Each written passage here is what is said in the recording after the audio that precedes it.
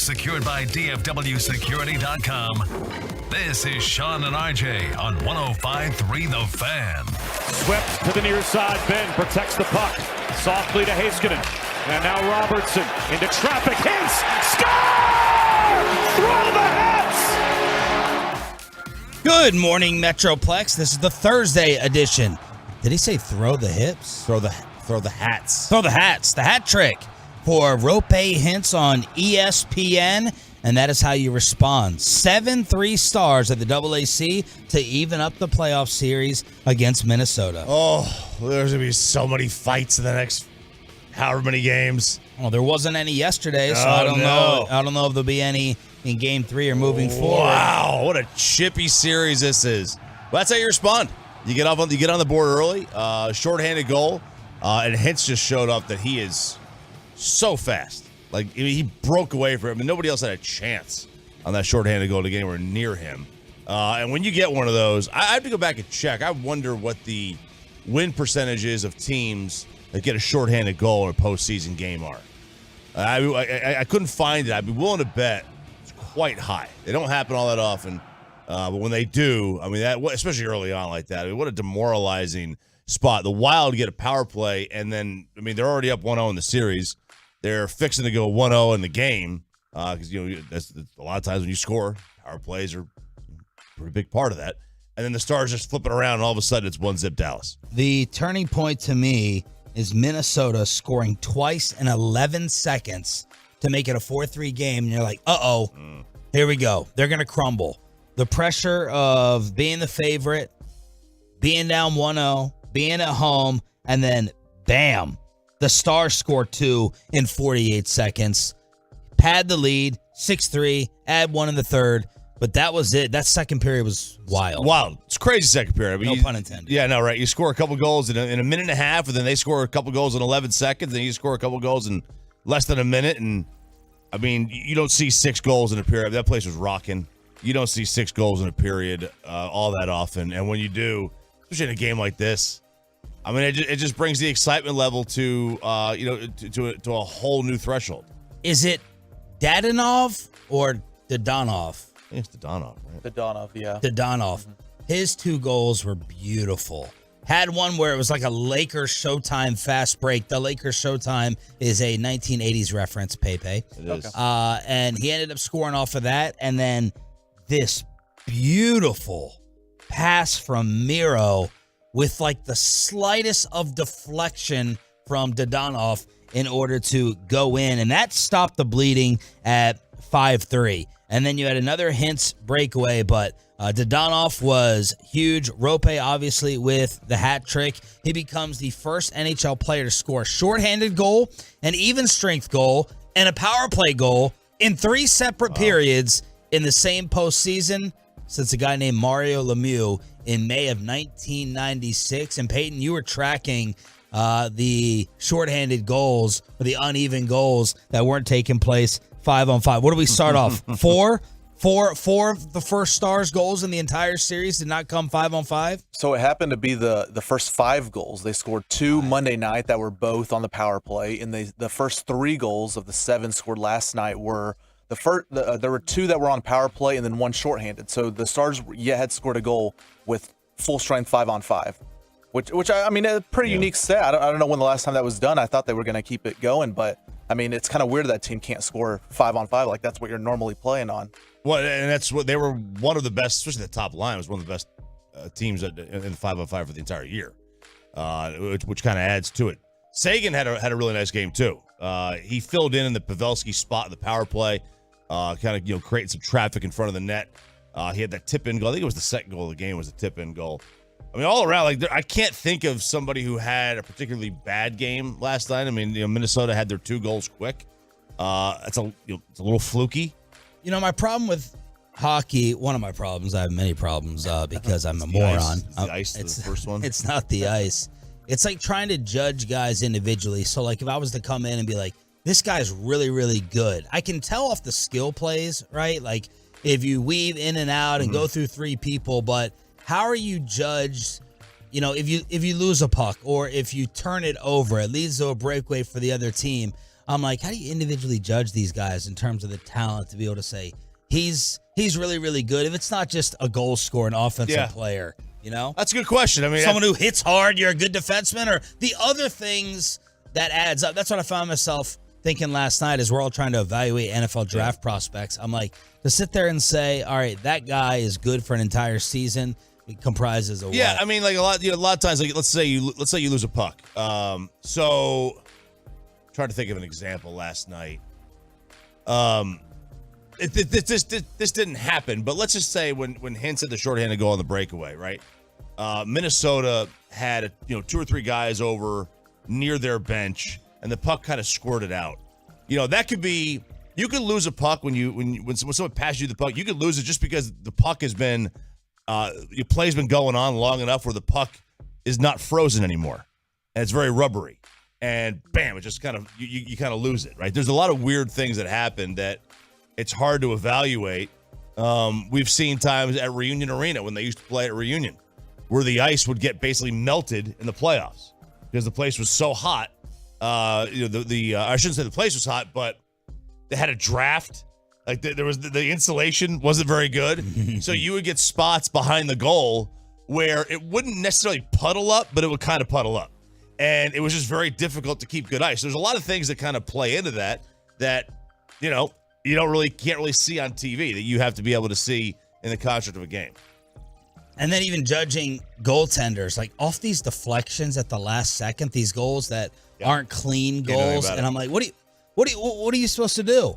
Like the Dodonov goal, like that was just beautiful. Like the misdirection, the deflection right in front of the net, the last second, a change of direction. Yeah. How am I supposed to judge whether you are, a really good goaltender or not? I mean, deflections, you really can't. There's not much you can do about it. Like it's the puck is coming at you 80 miles an hour or 100 miles an hour, and all of a sudden it gets deflected. It's now a changeup, and your body went left, and the puck now all of a sudden goes to the right. The goal that Otter gave up in the first period, it wasn't a great goal. It was one that he probably wants to have back a little bit, but they happen. Again, it was a deflection, but he left that side of the net open. Pete DeBoer on the breakout offense and Rope's hat trick.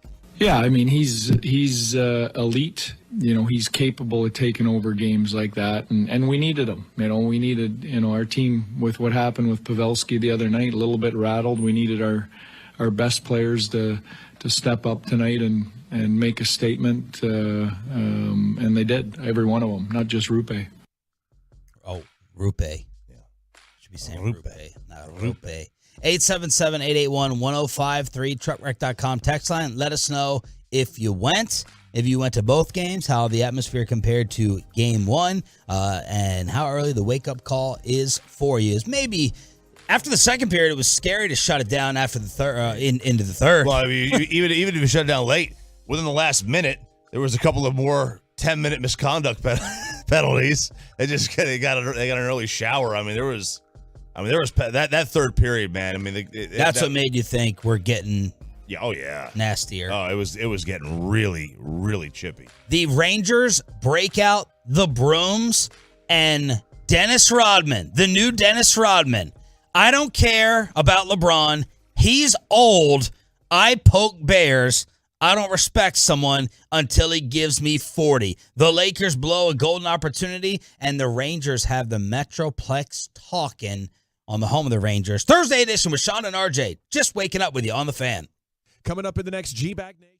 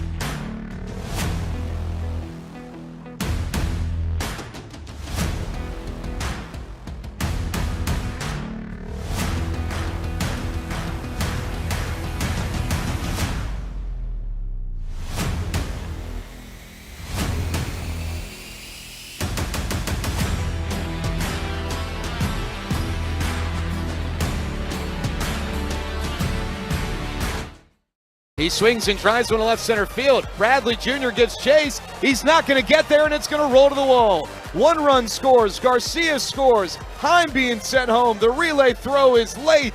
Heim scores standing up. It's a bases clearing double for Ezekiel Duran. And the Rangers' lead is up to 9-3, a 6-run advantage.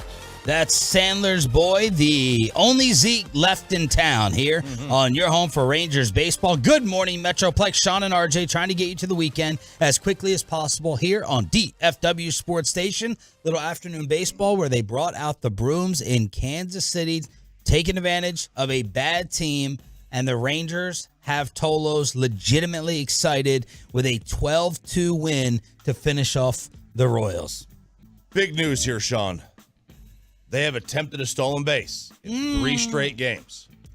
Okay. They were the last team in baseball to get the memo that the bags were bigger, that there's a pitch clock so you can kind of time things out. They're one of the worst stolen base teams in the league, or one of the least attempted stolen base teams in the league. But they attempted one and succeeded for the 2nd straight game in a row, but attempted one for the 3rd straight. Huge. Simeon and Tavares with 3-hit games. Jonah Heim with the 3-run homer. That made it 12-2. Adolis with 2 runs batted in. He's up to 19 RBI on the season. That's good for 4th in Major League Baseball. The young beast, Josh Young, with an 8-game hitting streak. During the 4-game winning streak, Rangers have outscored teams 37-6. It's pretty good. 20 for 38 with runners in scoring position over that span. But Marcus Simeon is on fire. Tavares at the bottom of the order was incredible. I will say this for the Royals, because we're probably not going to talk about him again this year to the Rangers play. Bobby Witt Jr. is worth the price of admission. My Lord. Fun. He's a good player. That kid is fun. He is electric. I kind of feel bad for him already, being from Colleyville and being stuck with that rotting organization. But the Rangers, they have as many 3-run homers as they do solo homers this year. This courtesy of Jared Sandler. Martin Perez's 34 straight starts of 5+ innings pitched, longest active streak in baseball. That streak is the longest in franchise history by a lefty and 4th longest overall, behind Nolan, Darvish, and Lance Lynn. So all things pointing up, despite Corey Seager being hurt, and Jacob deGrom missing his last start. Yeah, I mean, like the last half of his last start. But yeah, I mean, we thought when Seager went down that the offense may really struggle because he's overall their best position player, but it hasn't skipped a beat. Hasn't skipped a beat at all. And the best thing I loved about this game is that outside of Heim, which was at the very end, this was not a game where they had, a couple of walks and a 3-run bomb and then another home run. I mean, they just tallied hits together. Yeah. And they were raking the ball literally all over the ballpark from the absolute jump. For the first inning, this team was just lazy. They were making great contact. It seemed like every ball was being hit to like center field in this game. Up the middle. They beat down their pitcher. I felt bad for that young kid. Their outfielders have made some fantastic plays early on in the season. I'm talking about Kansas City. And then I believe it was yesterday. I'm starting to get foggy here with these 8:30 puck drops. It felt like the wind was playing a major role yesterday in the outfield. And one of the Royals misplayed a ball, and that young pitcher was just, are you kidding me? Yeah. I need some special plays out there. I need a break. But the wind seemed to be wreaking some havoc. Yeah, the wind was whipping a little bit, and that'll happen. And look, the Royals are just there's a lot of youth in that team. There's always a lot of youth in the Royals. Yeah. Except for the 2 years they went to the World Series. For the most part, there's always a lot of youth in that team. That's what they operate in the young the young age demographic with their team. They got some studs. Bobby Witt Jr., like you say, he's a stud. But for the most part, this is a team that's going to make some mistakes. They're not that good. Young players, good players, but not ready to compete. 877-881-1053. Your home of the first place Texas Rangers with a record of 12-6. They're 6-3 away from Arlington. Kansas City falls to 4-15. NBA playoff action. So you had Rangers in the afternoon, NBA playoffs And then Stars with the 7-3 win at night. The Lakers blow a golden opportunity. Grizzlies 103, Lakers 93, zeros on the clock. Streamers from the Raptors. We're tied at a game apiece. Let's head west. That's the call on Grizz Radio, and they controlled this game. They pretty much handled the Lakers without Ja Morant. Ja's over there on the sidelines, and the Grizzlies even things up. The entertaining aspect from this game, Dylan Brooks, RJ's boy, incensing some basketball fans, making other ones like me chuckle when he was asked about the interactions. We got some Lance Stevenson similarities. It looked like he was going to blow LeBron at any moment in his ear. Yeah, he did. And Dylan Brooks dropped an all-time line after the Grizzlies win. I don't care. He's old. You know what I mean? I was waiting for that. I was expecting him to do that game 4, game 5. He wanted to say something when I got my 4th foul. He should have been saying that earlier on. But, you know, I poke bears. I don't respect no one until they come and give me 40. I pride myself on, you know, what I do is defense and taking on any challenge that's on the board. He then added, RJ, he wished he had a chance to guard Miami or Cleveland LeBron. Quote, it would have been a harder task. Oh, I don't know about that. Jason Terry held him to 8 in a play, right? And 8 points LeBron had in that NBA Finals game. I hate this guy. This guy can't go away fast enough. And he is says, such a loser. And he says this in the post with these douchey glasses and this DB that could stand for something else. This huge DB chain hanging around. He just got this delivery. He's just got this too cool. Don't come up and talk to me. Don't look at me. Yeah. He's got that type of energy coming off of his glasses and his necklace. Like the man still put up 28 on you on 50% shooting. Like let's not sit here at Morton. Let's not act like you shut him down. All right, like come on. You didn't hold. Jason Terry did a better job on him. Jason Terry, JJ Barea helped out and did a better job on LeBron James. Like don't come. I'll tell you this though. Nobody would have said this about Jordan. Not a single player in the league would have said they don't respect Michael Jordan until he puts 40 on me. Well, I because don't know. if you did, the next game he's gonna do. What was the who was the player that David Aldridge talked about? Yeah, on the Wizards. At the time, the Bullets. Yeah. Dang. I don't know. I can't remember his name. But anyway, he goes out there. Jordan puts 50 on him the next day. Like that nobody would have said that to Well, Michael. LeBron's also 38. He's also 38. Better player than Michael was at 38. Michael was a jump shooter. He was retired, wasn't he? I don't know. Was he back with the Wizards at 40? He was back with the Wizards at 40, but I think he retired at 36, 37.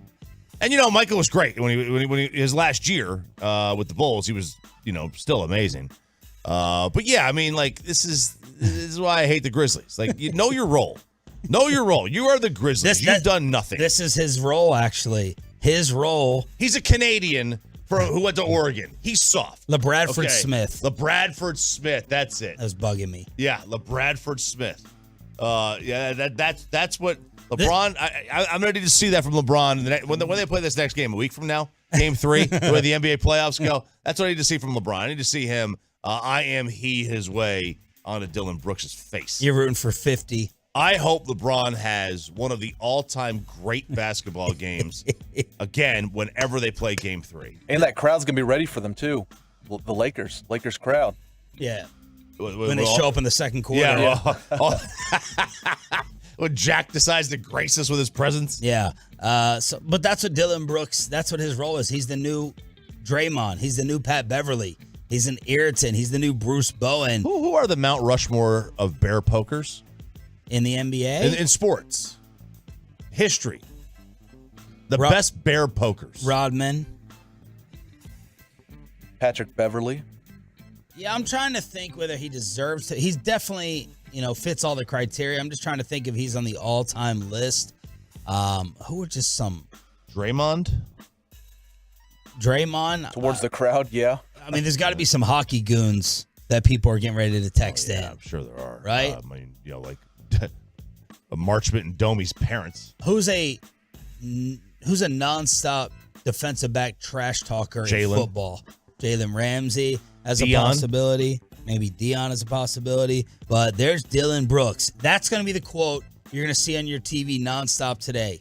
He's old. He just said it so flippantly, too. He's old. I poke bears. Another example why Vegas is always right.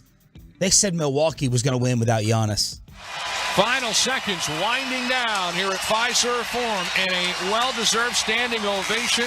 No Giannis, no problem tonight. The Bucks flex here in Game 2.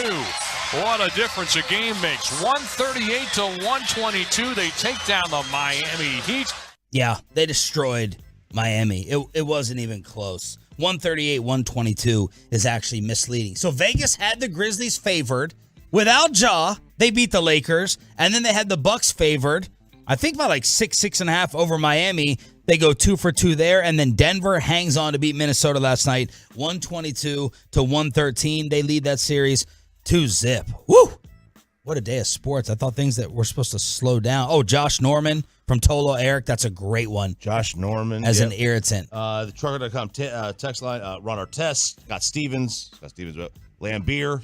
Yeah. Lambeer. Sean Avery. Lambier's up there. Bird. Bruce Bowen. Let's see. Ron Artest. Okay. Coming in. We writing down separately Meta World Peace and Ron Artest. I write Ron Artest. Gotta keep I don't believe that you get to change your name. You get one chance with me. It's like stadiums. You get one chance. Whatever it is when it opens, or at least when I was born, that's what it is. 877-881-1053. Back to the Stars, evening up the series, and we got rumors that Zach Wolchuk's best friend may be traded out of San Francisco. We also have a strip club report with Wolchuk and Brian Broaddus on the scene at Baby Dolls last night. Rangers sweep will steal KMC's top 3 game as well. We're just getting started. Glad you're waking up with a Snoop Dogg giveaway and whale alerts. Mike Florio at 8 o'clock. And Peyton got Mark DeRosa at 9:20 on your home of Rangers baseball. Don't go anywhere on the Fan.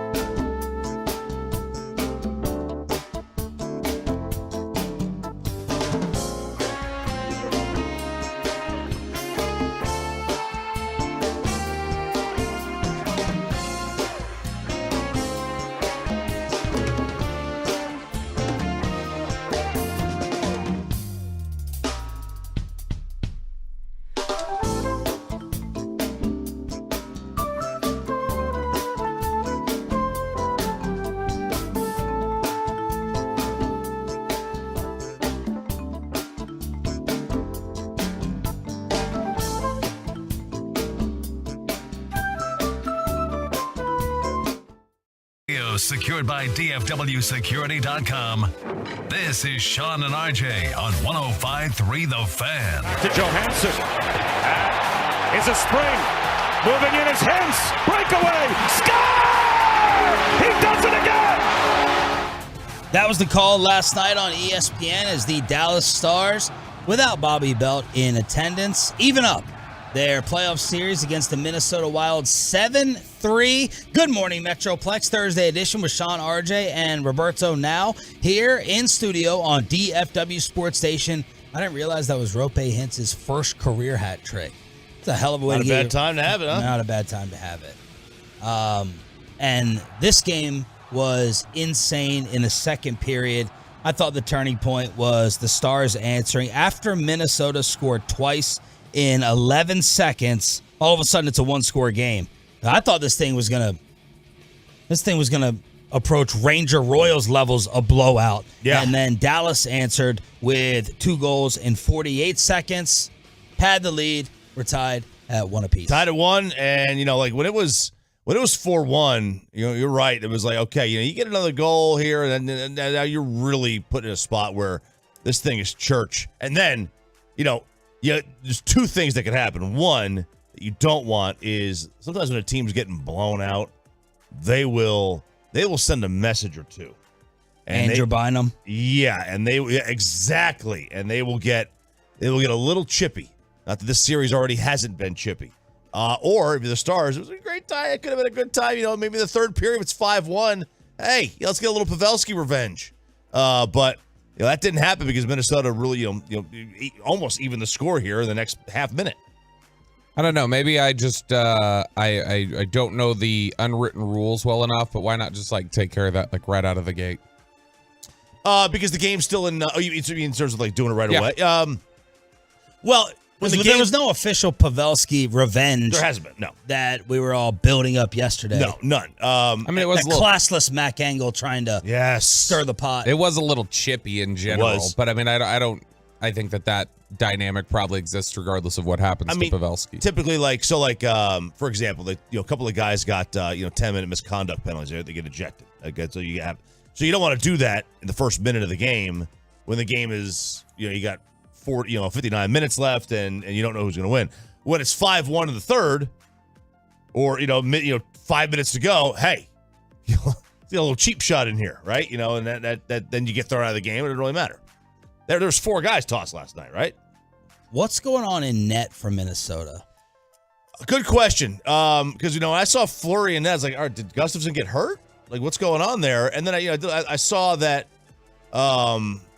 G-Bag had the Wild play-by-play guy on, and he kind of hinted that this could happen. It's a great question. Dean Evison told the broadcast group for a lot of the year, down the stretch in particular, that his plan was to use both guys because they'd done it all year and it worked. And in the NHL, typically you find that one guy, right? I mean, it's almost unheard of. I guess somebody mentioned that the Capitals, when they won the Cup in 2018, used both Braden Holtby and whoever the heck the backup or the 1B would have been at that time. We'll see, I guess, tomorrow. That'll be the first tell if the Wild have the stones to, even after a 52-save performance, flip the script and put in the soon-to-be Hall of Famer Marc-Andre Fleury.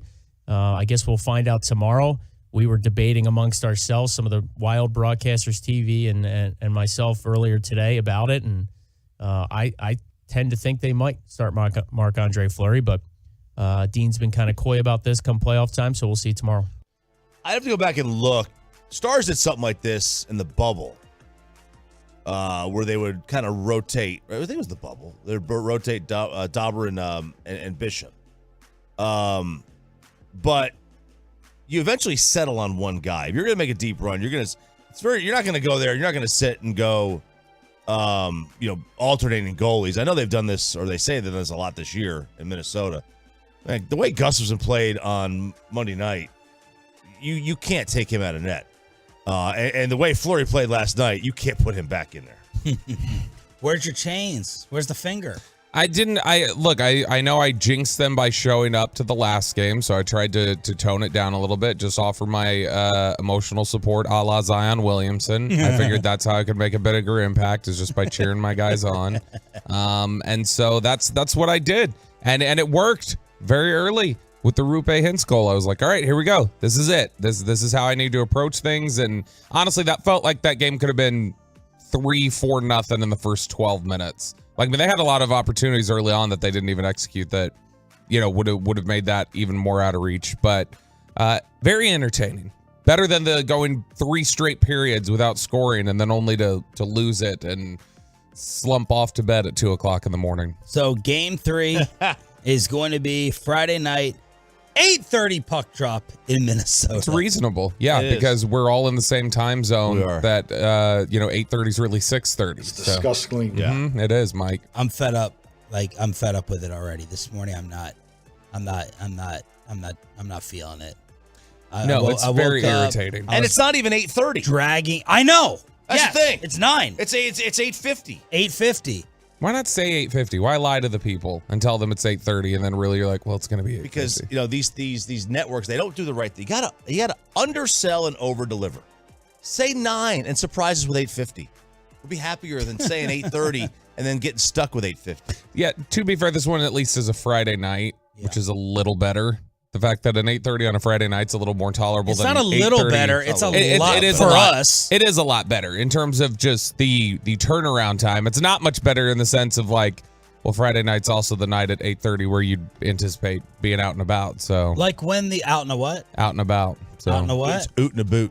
I thought you were a hockey guy now. Yeah, but I told you I've got to throttle it back a little. The hockey gods were not pleased with my my comfort level. Like, did the Mavs even start this late versus the Warriors and the Suns last year on the road? I don't feel like it was this late. Older. I was at one of the playoff games. It was an 8:30 start. Wow, what a flex! I know. Yeah, I mean, no, you were at, but when they played there is what I'm asking. When they played in Golden State, what time did that even start? These were the Central Time starts on the road last year against Phoenix and Golden State. 9 p.m., 9 p.m., 9 p.m., 7 p.m., and 8, and 8. And we're getting the 9 p.m. start while it's here. Yeah. Yeah, I know. And then that 9 p.m. is when it's played, in another time zone in California, in Arizona. I know. And that's the thing, the way hockey does their divisions and their playoff, like, it's not like when you have the West, just the Western Conference in the NBA, you could, in the first round, you're going to be playing maybe Sacramento or Phoenix or LA. In hockey, you've got, the Central's playing the Central here. Even though you're in the West, they'd break it up by divisions in the first round outside of one team. Stars could have played Seattle, which was a wild card team. But the way they do the playoffs in the first and second round, you're playing teams within your own division. Like if they win this series, they play Colorado or Seattle, or Seattle. But it's only mountain. We haven't even gotten to the Pacific time zone yet. 325, by the way, Chop says Bishop had a torn ACL in the bubble, tried to play, couldn't do it. It became the Dobby show. It was the previous year. I can't remember. But they did that 1 year in the postseason where they had them like both play, and then they eventually settled on the one. Like if you're up 3-0 or something, you want to rest something, then that's the one you do. But you don't do it when you're up 1-0. Right. I don't think that was. You're giving up. I thought that was a missed opportunity. Like if he played his game, the similar game he played in Game 1, I mean, who knows what happens last night? All right, let's go around the NFL. Zach Wolchuk's new best friend is apparently in 2 different cities when it comes to trade rumors. Minnesota and the armpit for Trey Lance. How about that, Bobby? Which rumor are you more interested in, or do you believe more? Is that why everybody's so confident Houston's not taking a quarterback at 2? Do they think Trey Lance is going to Houston? I mean, that would explain things away a little bit. Yeah. What would Houston have to give up? 12? Or would they just give up a second? So I'm not giving up 12. They have 2 and 12? Uh-huh. Mm-hmm. Yeah, they have No, 2 and 12. You're not getting a 12 for Trey Lance, in my opinion. It is crazy how the values plummet off of guys that we've barely seen. But, I mean, what are you getting for Zach Wilson? You're not getting a first. What are you getting for Trey Lance? I'm not giving up a first-round pick either. I mean, but like Carson Wentz went for an escalated first, like twice, didn't he? Wasn't 2 times like the deal for him was it could like elevate to a first-round pick? But what and it really is the reality of the NFL. Carson Wentz at least played and showed he had an MVP type season. And you'd think that the unknown wouldn't ding you this much with these young guys, but they haven't balled out, and they get the organizations get punished for it more when they try to deal them. Did Wentz Belichick at least put some on paper. Did Belichick ruin it by taking all of his backups that never saw the field and convincing people they could play, and then you trade them and go, oh, Jimmy sucks. Okay. I continue to be fascinated by Minnesota, though. Like, what are they doing? What are they doing here? And then there was a story that Dalvin Cook could be cut, just outright released. Yeah, because if they can't come to any sort of a contract agreement, if they can't find a trade partner, that he would just at that point potentially be let go, which he's still effective. He's not like at Zeke levels yet. And so, yeah, I mean, that's somebody I'd be interested to find out if he got on the open market, if the Cowboys would call on him. Rather him than wasting a first-round draft pick on somebody. I wouldn't be wasting if it was Bijan, but But I get Minnesota with Lance. You don't need him immediately. He's from there, I think. Is he? They don't need him immediately. Ask Wolchuk. So that helps. He is. He's from Minnesota. Yeah, they don't need him today. They can continue to start Cousins and then eventually move on to Lance. They'll get to see him in practice. You take a flyer on him, even though a high pick on a flyer. But it is when it's a quarterback, right? Houston, I don't get. You're going to have an opportunity to get Mr. Summer Commitment and CJ Stroud. You saw what I did there, right? I did. Yeah. Yep. You got to remember though, D'Amico Ryans came out of the San Francisco building. And who graded higher as a draft prospect, Trey Lance or CJ Stroud, Bobby? Just off of college. I would guess the NFL probably had Lance higher. I like Stroud more, but I would guess they have Lance higher, most of them. So the thing is, because Lance barely played in college.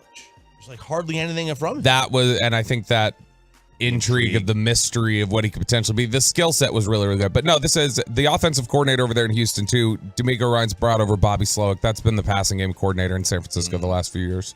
Meanwhile, RJ Choppy has a new favorite quarterback to root for in the NFL. Dak. After that's his old quarterback that he used to root for. He's got a new one that said he considered retirement after all of his concussions last year. Here's Tua. I considered it for a time, having sat down with my family, having sat down with my wife and having those kind of conversations. But it would be hard for me to walk away from this game with how old I am, with my son. I always dreamed of growing, playing as long as I could to where my son knew exactly what, he was watching his dad do. It's my health, it's my body. I feel like this is what's best for me and my family. So, I mean, I love the game of football.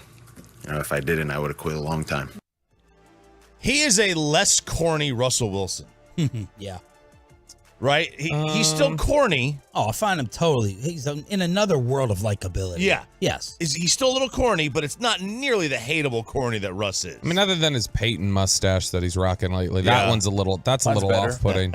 Yours is better. That's the distressing aspect. He comes across as genuine. He does. And look, I get it. Like, I can't imagine being a professional athlete with a young kid that you have late in life that you never will get to see you play.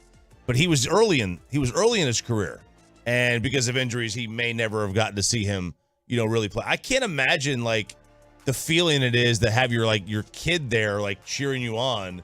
Like that's got to be awesome. How awful a PR nightmare would it have been for the NFL if DeMar Hamlin gets cleared? He says I'm not playing, and Tua Tagovailoa would have been like I'm out. I mean, they would have started taking some serious hits on the safety of the game again. Absolutely. Oh, you are 1,000% right. Rangers sweep. Bassick and Sandler almost fight. And the Possums, breaking news, look to be moving out of the American League West. That's next on the Home of the Rangers with Sean and RJ. Keep the volume turned up.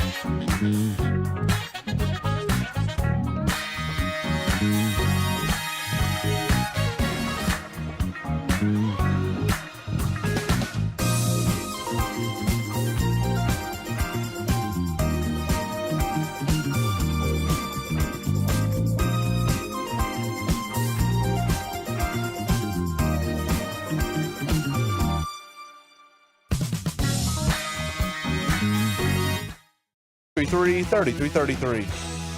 The 1-0 pitch is hit high and deep to center field. Bradley going back, still going back to the track. He leaps, it's gone.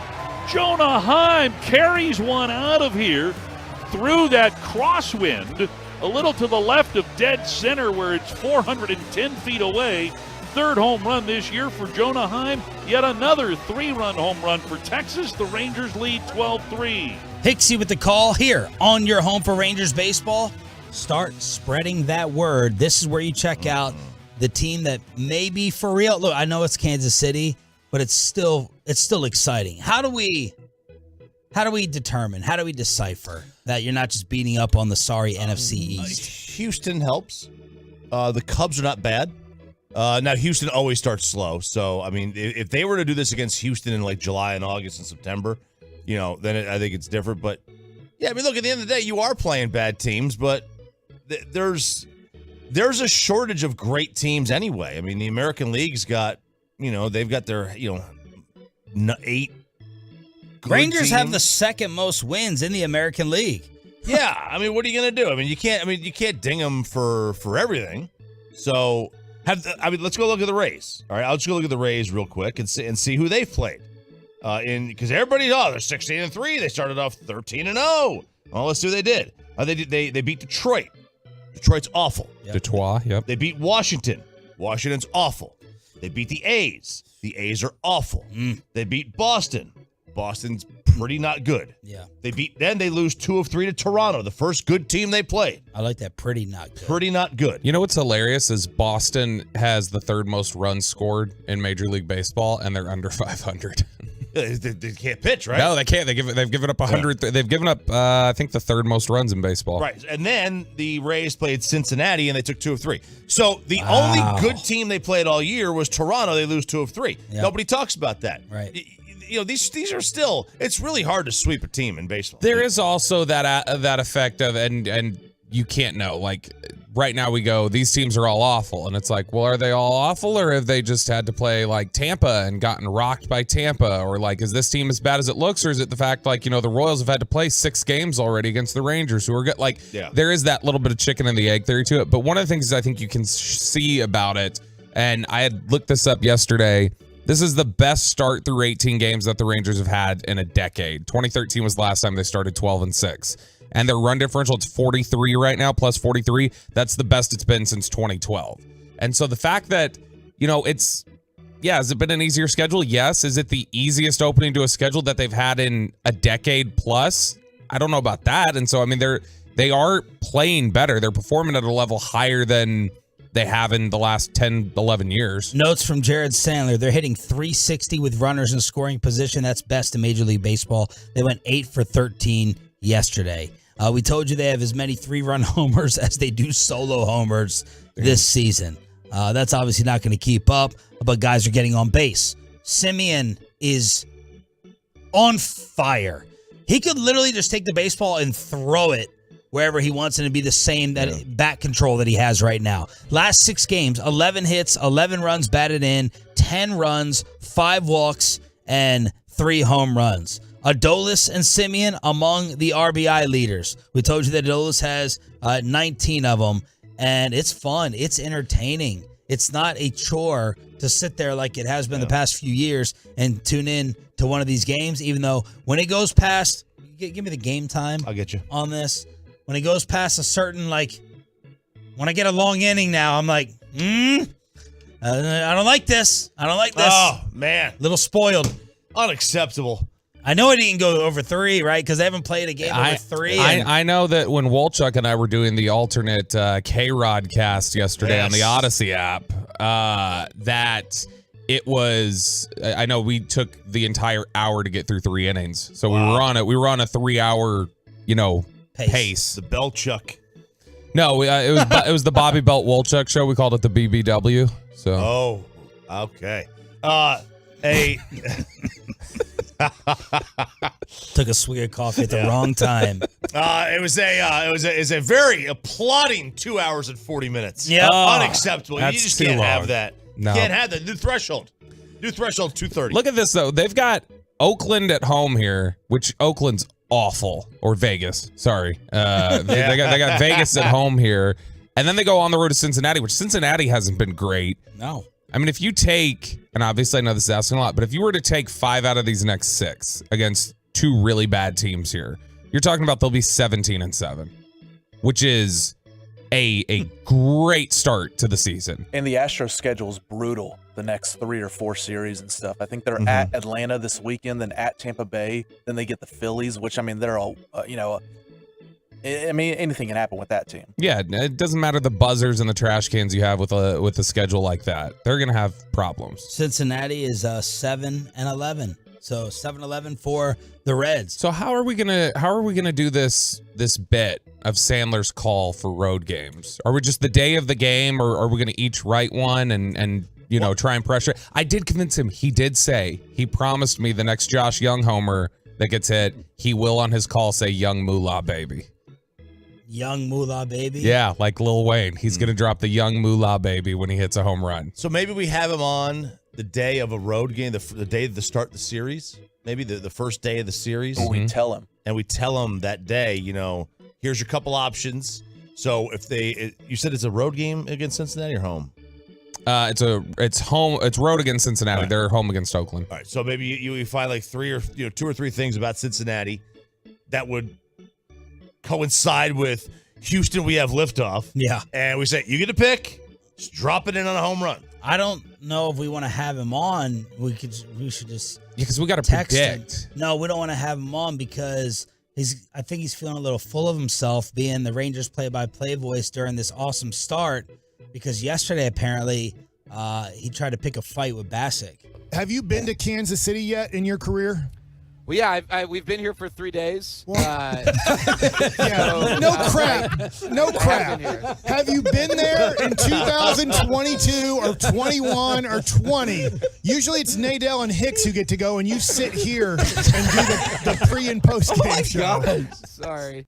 A little smart. Sorry. Wow. A little smart ass. Wow. So he's feeling himself. I don't Yeah, know he whether we is. want to have on the new Vince Scully around here. Sooner or later, he's not going to come on with us either. I'd love that. I love Like who? Like Eric. Oh, He don't wake up. He doesn't wake up for us. I love just sarcastic deadpan Jared. My favorite, the Nosebleeds used to play this drop all the time. And like I referenced it to Jared when we had him on a couple weeks ago, and he didn't get the reference at all. He called me. He's like, "Hey, was I missing the reference? What was that?" Which is he was on there talking to some guy who was being critical of the Rangers, and Sandler's response to the caller was just, "Where did you play Major League Baseball?" Yeah. Like, all right, if you know, where did you play Major League Baseball? Sorry. And so I love the just snippy Jared, and when you combine that with Bassick, who also no crap. I would love to hear them do a post game show together. So the Rangers are off today, and then it's going to be the Athletics tomorrow. And Choppy, we have a developing situation with Oakland. There is an agreement, a binding agreement, according to their president, a binding agreement that is going to move the Oakland A's from Oakland, Alameda, California, all the way down to beautiful, sunny Las Vegas, Nevada. And this is from the president, Dave Cavall. The A's signed a binding agreement to purchase land for a future ballpark in Vegas. We realize it's a difficult day for our Oakland fans and community. Now, reports say they're going to build it north of Allegiant Stadium, which is on the other side of the highway. I think it's a mistake. I thought they were going to build it at the Tropicana site right on the Strip. Man, you need a walk-up crowd. That's what you would have in Vegas. The whole point of that is to be able to walk, like the Golden Knights basically play. I think it's behind right behind New York. You could be in the casino. Oh, yeah. You can literally walk from the Strip to the arena. You're in the casino. You're playing blackjack at New York, or Mandalay or wherever, and you're like, oh, let's go catch a hockey game. Well, you're not going to cross, what is it, I-15? You're not going to cross the highway and walk. Flamingo and Cavall. So, yeah. So, like, I that would be a little bit of a mistake, I think. But they're out of options. They were never going to get a new park there. They tried for 20 years. They couldn't move to San Jose because the Giants own the territorial rights south of San Francisco. So baseball wouldn't allow them, or the Giants wouldn't allow them to move down there. They were stuck. They were stuck. They could have gone to Portland, but have you seen Portland lately? No. It's like a demilitarized zone. You're not going to go to Portland and play baseball. It was Vegas or continue to get 3,000 fans. Has a city ever taken two sports franchises from another city? Like, I got to imagine Oakland, like the people of Oakland must despise Vegas. Well, look, the last let's say the last 4 years, look what Oakland's lost. They lost the Warriors to San Fran, the Raiders to Vegas, and now they're going to lose the A's to Vegas. They have nothing. I mean, Oakland is, let's be honest, it's referred to as a dump. Yeah, it is, but out of all those, I still think the worst is moving the Raiders out a second time was awful. Because I think the Raiders fan base was great down there. Did you write that the Athletics had a crowd of 3,400? Their AAA team in Vegas had 10,000 or 11,000. Had 11,000. Yeah, they had a standing room only crowd. I think it's the Aviators, Las Vegas Aviators. They had a standing room only crowd of about 11,000. The A's had 3,400. And what was the Cleveland Tigers crowd? At first pitch, they changed their name again. Cleveland versus the Tigers. Oh, okay. I thought we had an issue with Guardians now. So I can't remember. I think this is on either Monday or Tuesday. At the start of the game, that was 35 degrees. So it was a day game, 35 degrees. Okay, but it was 163 people at the start of the game. If you count, somebody counted. Somebody counted the picture. And this was in what city? This is in Detroit. And if you count the ushers, it was 250. Someone counted the Someone ushers. counted all the people Damn. and the ushers, 163 people in the stands, 250 people total counting the ushers at first pitch. So they had to have lost money that day then, right? I mean, you're thinking lights and concessions and stuff. I mean, there's no way they made money that day. Well, it was a day game, so I don't know if they needed the lights. Yeah, maybe not. Although it was cloudy, so they may have had them on. Scoreboard lights. There's a 1,000% chance they lost money. And apparently the A's fans were planning a reverse boycott. They were going to reverse boycott to prove that there's A's fans out there, so they were going to pack the stadium. And it turns out like that actually might have worked because they would have lose the team anyway. They were going to show up actually against the Rays. And then the Possum, the Athletics Possum, apparently was living inside the walls. And it stopped the broadcast team, right? Did people not broadcasting in there? And now the Possum is maybe relocated? The Mets, they said the smell was so bad, the Mets could not stand it, which is surprising because the Mets are in Queens and they have rats the size of Possum there. It was using the visiting broadcast booth as a restroom. Yeah. And they would walk in and go, oh my gosh, you can't breathe in here. You can't breathe in here. So there's a Possum and it's all over the place, but you can't catch it. It's very hard to catch. It's going through a crack in the ceiling. So the A's have needed to move, and they want to move to Fremont. They want to move to San Jose. They want to move to Santa Clara, but the Giants won't allow them to move because they have the territorial rights. It's like it'd be like if a baseball team wanted to move here. Just call me in to take care of this Possum, as mine is now laid out. Did you take care of it? Someone did. Someone ran over in front of our gate. Yeah, and this one, I don't know. I guess this one took a plane ride with the Mets because it ended up at Dodger Stadium. The Dodgers had a possum running around the stadium with the Mets in town yesterday, and they were having to chase it down. What is it like with Brian Broaddus at the strip club? We have audio, and we need to address the rumor of Jane Slater replacing RJ Choppy on the morning show next. Let's get you over to the all.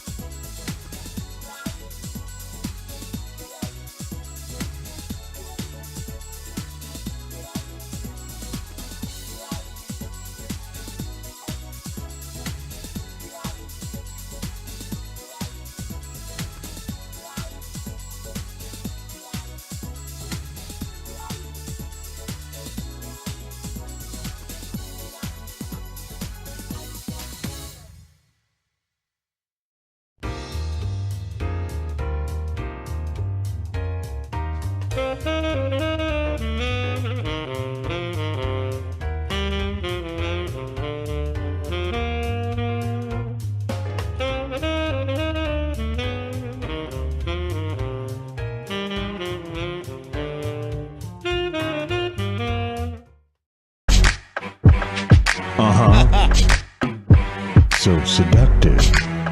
I'll take you to the candy shop. I'll let you lick the lollipop. Go ahead, girl, don't you stop.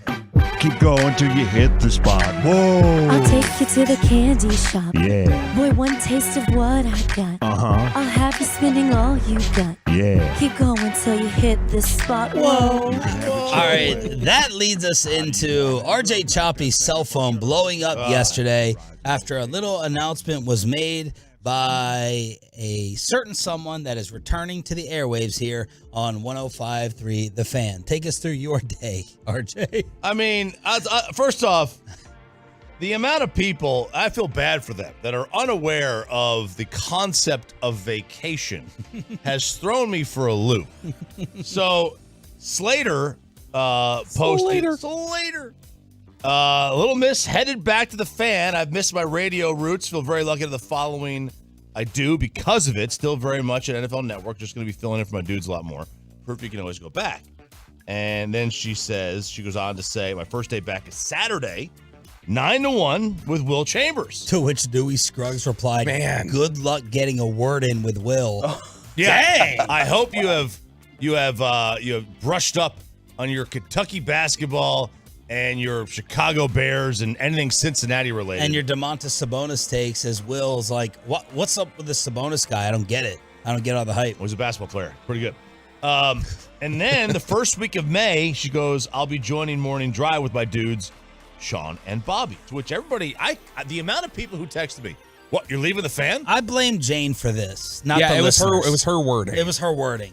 She should have said filling in or while RJ is out. Which she said it correctly on Instagram. On her Instagram thing, she said, while RJ Choppy's out, I'm going to be filling in. On Twitter, where Elon has limited what you can say, other than... I'm sorry, like, Elon is against censorship, sure? Unless you have the essay, like if you're one of those beta testers with the essay length, she cut it down and just said, I'll be with them. So, it's the first week of May. I'm going on vacation. Oh, where's the countdown clock? We Longer vacation than you think, Chop. I know, maybe it is. We are at 10 days, Sean. 10 days. Or I'll be at the airport in 10 days. Yeah. Right now I'll be at the airport. So Jane is going to be in all week long, and the bosses called me. They go, well, someone's got to be in at 5:30 with you. Jane. And I was like, okay. And they're like, you think it should be Jane or Bobby? Jane. And I was like, Bobby. What? Bobby has to be in at 5:30. I've got a contractual agreement that says 6, Sean. I can't be here. What do you think Jane's going to be like for a full week in the morning? I don't want to stretch that any more than we have to. Exactly. So I actually Never agree. struggle with anything premature. Yeah, this is one instance where I agree. I should be in at 5:30 just for our entire cohesion that week. Because Jane at 6 is going to take some time. Is she? So how early do you guys usually get started game day at the stadium? So we usually have to be there at 7. So she gets up at like 4:30. And it's like, that seems awfully early, doesn't it? Well, that's because Jane takes 2 hours to get ready to be on camera. Like most women probably do. Well, I mean, gosh, think about that. Think about how long it normally takes somebody to get ready, a lady friend to get ready just to know she's going out on the town. You then tell her we're going to put like a bunch of lights and you're going to be on national television. Think about how that just doubles probably the time to get ready. But she usually comes in, she's ready. But I would guess that knowing is she that a morning person or not? She did morning news. She's right on the radio for a while. She's morning, but she needs some time. That's why the fact that she gets in at 6, I would guess, knowing we have fan cam, she will get up at 4. And then she'll be 2 hours awake and she'll be fine. But if it was wake up and come in like I do, we would have problems. Well, you think she'll start to crash during a certain hour or time or a day? No, she started, and I know she never did this when she was here. I don't know if you guys were aware of this, but she just in the last year started drinking coffee for the first time in her life. Oh my. And so she has become addicted. That's what she does in the morning. She is just chugging coffee. So I think she should be good. It's fresh to her still. She's still getting used to the coffee high. Yeah. And so I think she should be good. So it'll be Jane Slater filling in for Choppy throughout the entire week. Or maybe we make her the new Derek Holland. And she's in Are we going to have her do chopping it up? The world is her oyster. It is. Slating it up. Slating it up. I was just thinking the same thing. Slating it up. Yep. We'll make her. Now, how is she going to be when we try to put her to work? prep emails, segment ideas, guest Oh, list. I think she's taking direction. I'm sure. I bet when she gets here, she will be. I'm sure you've experienced, and she owns up to this. I'm sure you've experienced the Alpha? the new task energy that Jane attacks things with. Yeah. And it's like, I'm sure she will come in here and be like, do you want me to call Roger Goodell? Do you want me to have Roger Goodell come on with us? Right. I'll get Sean Payton. You want to have Sean Payton on? Do you want to have Mike McCarthy on? Like, she will be. And then Thursday. Gung-ho. No. We got a week. She'll show up at 7. If it bled into week 2, it'd be like, what do you want me to do? I don't book guests. That's not what I'm asked to do. No bleeding over like that. All right, so it'll be Jane in 10 days, and Will Chambers and Jane this Saturday. Yes, That's the debut. And I already told Jane I'll be working till 11 on Saturday. When I get off, I think I'm gonna come over here and make sure, like, Will, you're not just beating her down with college basketball talk, right? And so I think I'm gonna come and also make sure that Will's not trying to score the digits. That's another thing I think we'll have to make sure doesn't happen. Did you see Will's new modeling photos that he posted? Yes. Yeah. Well, I thought he was in the hospital.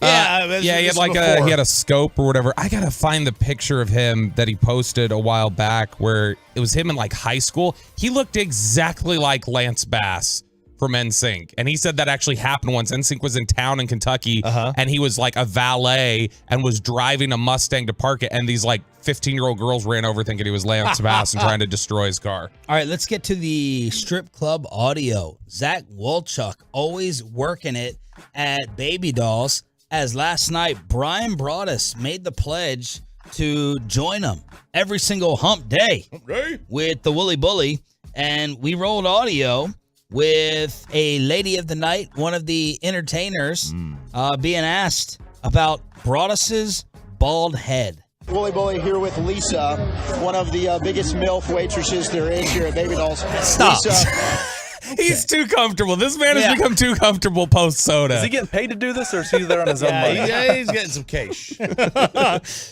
Is it good to be introduced as a MILF waitress? I don't know that anybody thinks. I don't think anybody would think MILF is an insult. The if you were a female and you got called very milfy or even very gilfy, unless she's you're like older, 28, then it's an insult. I mean, look, I think you'll hear the menthol cigarettes in her voice. She's probably a MILF. Wow. Hit it. Wooly Bully here with Lisa, one of the biggest MILF waitresses there is here at Baby Dolls.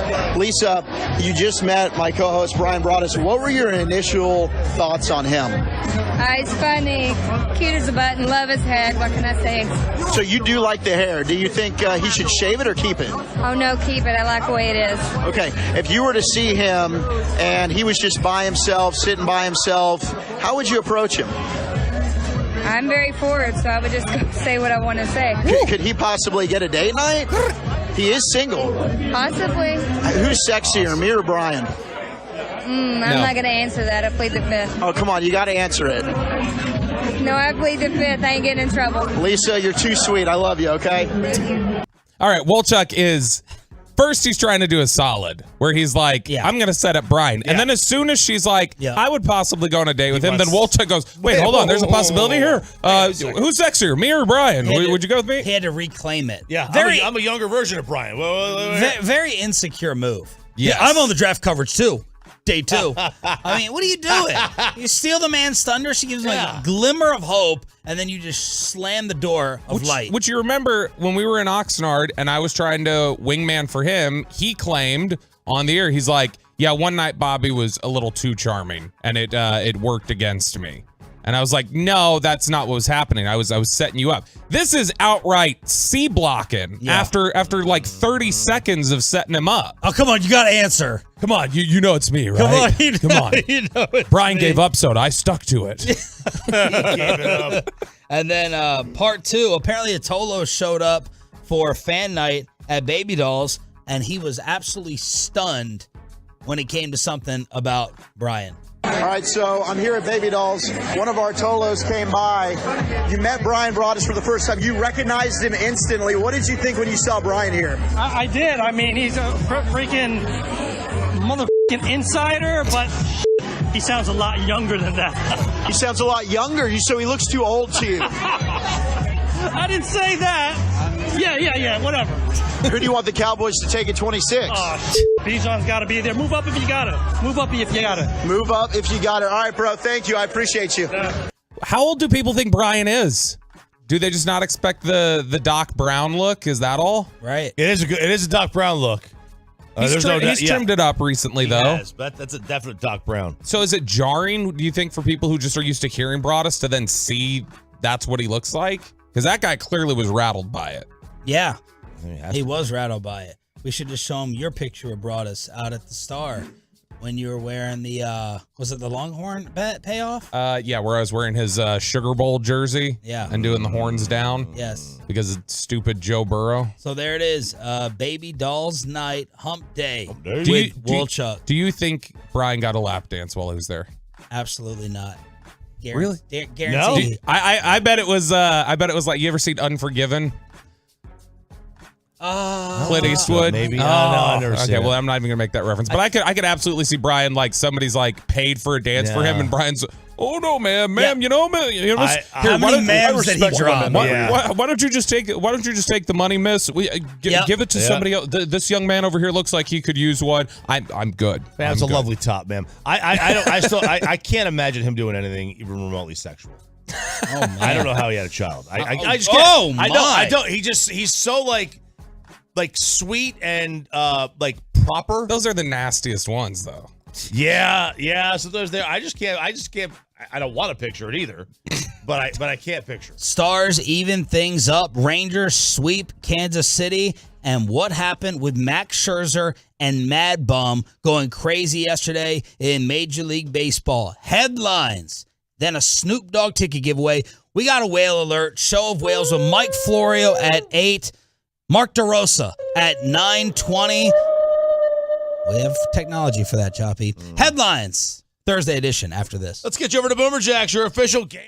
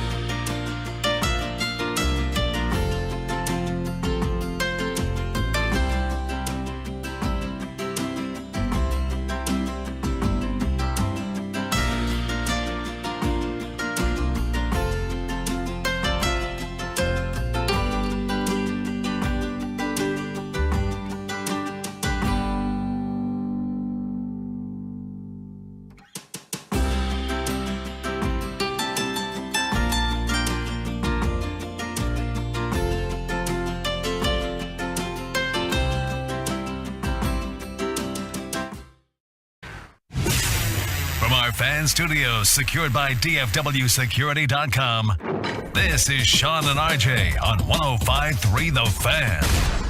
Swept to the near side. Ben protects the puck. Softly to Heiskanen. And now Robertson into traffic. Hintz! Score! Throw the hats! That was the call on ESPN, Throw the Hats, because Hintz is the first NHL player to score a shorthanded goal, an even strength goal, and a power play goal in 3 separate periods in the same postseason since Mario Lemieux in 1996. He has the hat trick, and the Dallas Stars survive a crazy second period to even up their series against the Wild 7-3. Good morning, Metroplex. Sean, RJ, and Bobby here on DFW Sports Station 105.3 The Fan. They adjusted. They came out fast. It was a glaring issue in Game 1, the slow start. The Stars have said, we're playing for Pavelski so he can return and join us. There was not retribution. There was not revenge early on. Derek Holland on KMC, who has been a diehard Stars fan, said, now's not the time. Next year, if he's still with the Wild, now you guys got me screwed up with Dumba. If he's still there, call him dumbass, then you can go ahead and fight. But the retribution did not take place last night. Big game from the Stars, young guys, and Minnesota was off of their game. Spittle texted us and said, the Stars are the better team, and they've proved it in these first 2 games, even though it's 1-1. That was a really exciting, entertaining game last night. It was, and one they really had to have. This is not, I mean, there's not a must-win. Technically, yes. But you can't go down 0-2 heading up to Minnesota. That was something that you could not do. And they came out firing. I mean, they came out fast early on. They obviously was great fortune to get the shorthanded goal.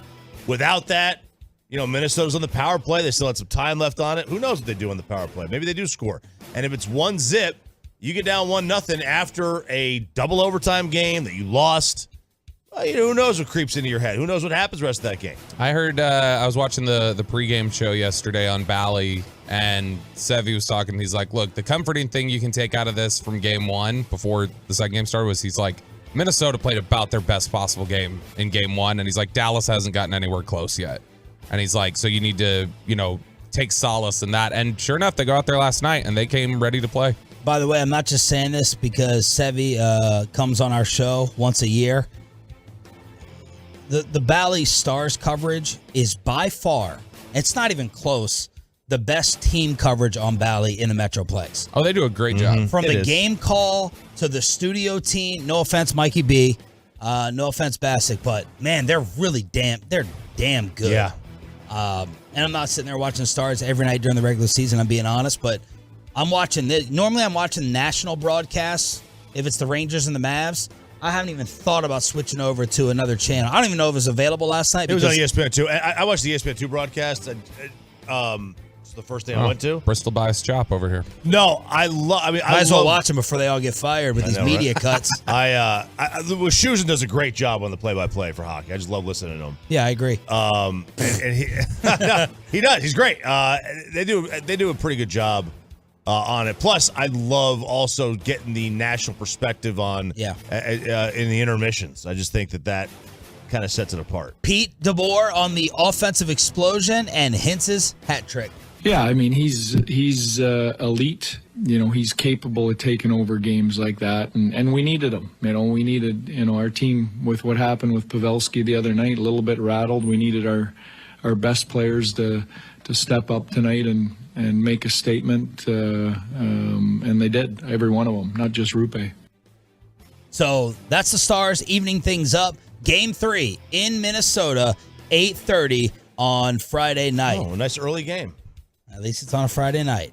The Lakers blew a golden opportunity to go up 2-0 in Memphis. They were missing Ja Morant. Instead, the Grizzlies, they pretty much controlled this game. They handled the Lakers, and they win by 10. So we're even at 1 apiece going back to L.A.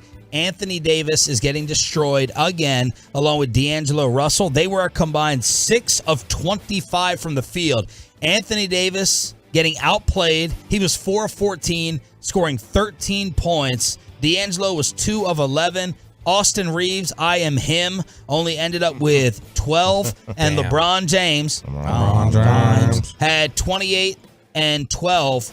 But Dylan Brooks, the new Dennis Rodman, who I've been touting and hyping up for weeks now, he was not impressed. Listen to what he said about LeBron after the Grizzlies win.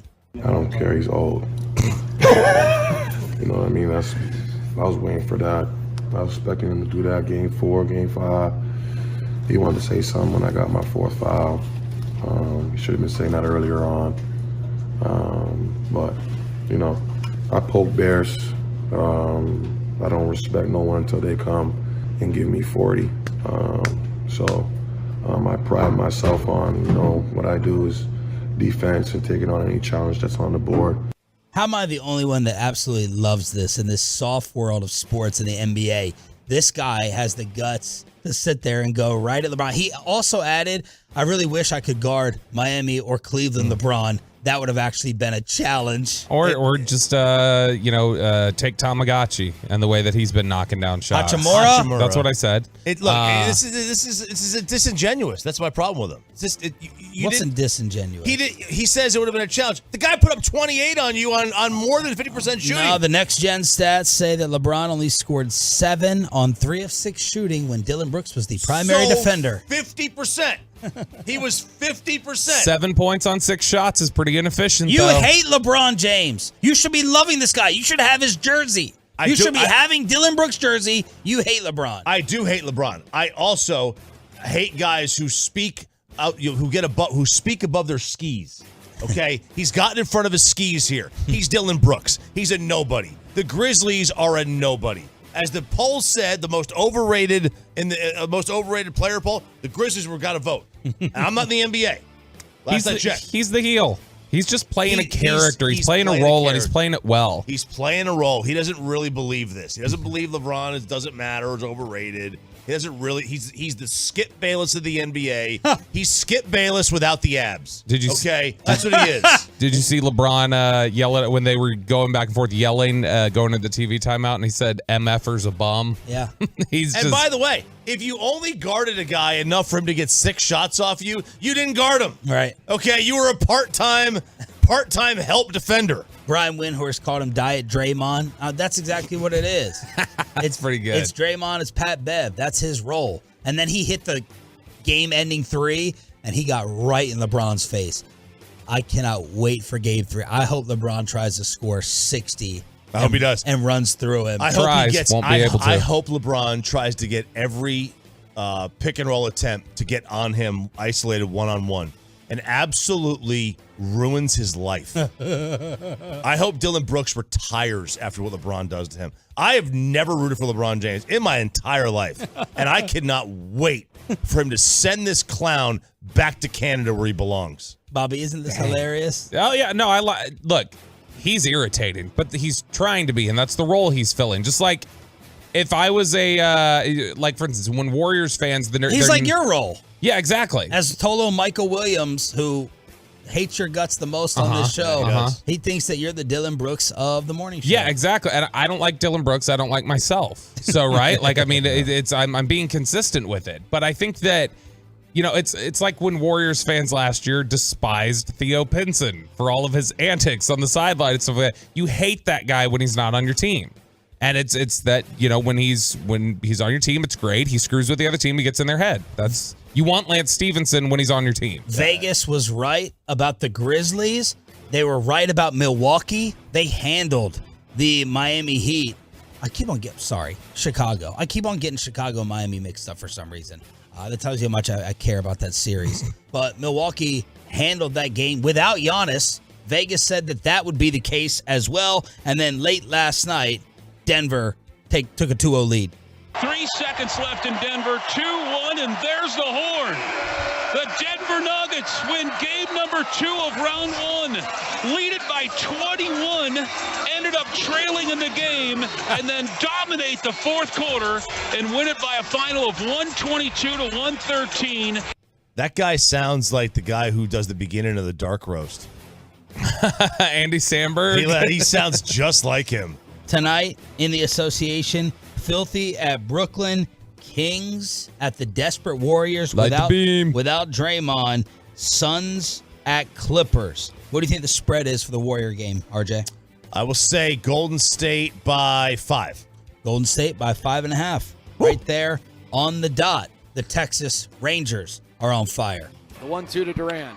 He swings and tries one to left center field. Bradley Jr. gives chase. He's not going to get there, and it's going to roll to the wall. 1 run scores. Garcia scores. Heim being sent home. The relay throw is late. Heim scores standing up. It's a bases clearing double for Ezekiel Duran. And the Rangers' lead is up to 9-3, a 6-run advantage. Sandman with the call right here. Afternoon baseball as the Rangers sweep the Royals. Texas has outscored opponents 37-6 during the current 4-game winning streak. They're hitting .526 with runners in scoring position. They've won a season high 4 in a row, their longest win streak since last May. 12-6 record, second best in the American League. And Martin Perez, I would not have thought this, even though he had a fantastic season last year. 34 straight starts of 5 or more innings pitched, the longest active streak in baseball. Woo! Fun time right now to be a Rangers Houston, fan. we have liftoff. Yes, we do. It's going to be great. He has done a really nice job pitching, just eating innings, really. Like, that's what you're looking for. If you don't have, especially if you're not the 1 or the 2, just get some innings, man. Eat them up. And he does. He does a really good job of it, and he keeps the team in the game. Which I think the bullpen now, after this weekend, they're again on like a 16-inning scoreless streak again. Bullpen's been so great this year for them. So now do we have to give Sandler a Possum or Vegas reference for the A's starting tomorrow? But it's a home game. I know. We're supposed to just be doing it for road games, but this is timely. It's newsworthy. As Oakland is moving to Vegas. When he hits home run, he needs to go, Viva Las Vegas! That one's out of here. Yeah, something like that. Yeah. It's a flush. It's 3 of a kind. Ace of spades. What about a Possum one? They're playing Possum because they're dead. So bad. Sean, that's because possums play dead. You get it, right? I get it. I mean, you didn't get it. You were scared to go out there and look at one. Yeah, so That's right. All right, so what happened yesterday with Scherzer? Okay, so he got booted. My favorite pitcher. He is. Okay. Yeah, so he got booted from the game. Well, first off, they still check your glove and your hand and your belt, your person when you come off the field. They had him change gloves. He changes his glove. He comes back, and now there's something on his hand. It appears to be a little sticky. And there was, I don't know, right? It was tape. What is it? Scherzer explained what was on his hand after the game. I said, I swear on my kid's life, I'm not using anything else. This is sweat and rosin, sweat and rosin. I keep saying it over and over, and they touch my hand, they say it's sticky. And I, yes, it is, because it's sweat and rosin. And they say it's too sticky. It's not, and they threw me out because of that. So Phil Cuzzy was the umpire. Phil Cuzzy's thrown, I think he's thrown the last 3 pitchers out of games for sticky substances. Like, he's the guy. They checked him like 3 or 4 times. They're like, change your glove. He did. Wash your hand. He cleaned it off with alcohol. Like, he went through 3 or 4 things. Yeah. So he got booted, and I guess there's a 10-game suspension that comes with this. He can appeal it too, but I mean, if they threw him out because of it, then. But he was swearing on his kids. He's like, I'm telling you, it's just rosin. Now, if you put. And you said you believed him. I do, because, like, look, there are enough things in the dugout of a baseball game that are good, that's going to be sticky. There's pine tar everywhere. There is sunscreen everywhere. Sunscreen and rosin mixed together creates a really, really, really sticky substance that you're just going to have happen. Like, I'm sorry if I'm a major league pitcher. This is a day game, right? If I'm wearing, and now it's, I know it's April, but yeah, we had a UV index of 9 the other day, Sean. I mean, you could have gotten toasted. A what? A UV index. It's very, very high. We could have gotten toasted over the weekend. I did. I got a little sunburn. But so you put sunscreen on, you throw some rosin on there, all of a sudden, I mean, you could barely, You'd be like you're like the Sticky Bandits in Home Alone 2. So The Wet Bandits. They were part 1. The Sticky Bandits part 2. Headlines on a Thursday with Sean, RJ, and Roberto trying to get you to your weekend as quickly as possible on your home of the Cowboys and Rangers. 105.3 The Fan. We have another Snoop Dogg ticket giveaway for you during the Expressway. Whale alert. Mike Florio at 8. Mark DeRosa at 9:20 from the MLB Network. And an NFL draft analyst says the Cowboys are absolutely obsessed with getting this done next Thursday. We'll tell you what it is and hook you up with Snoop after this.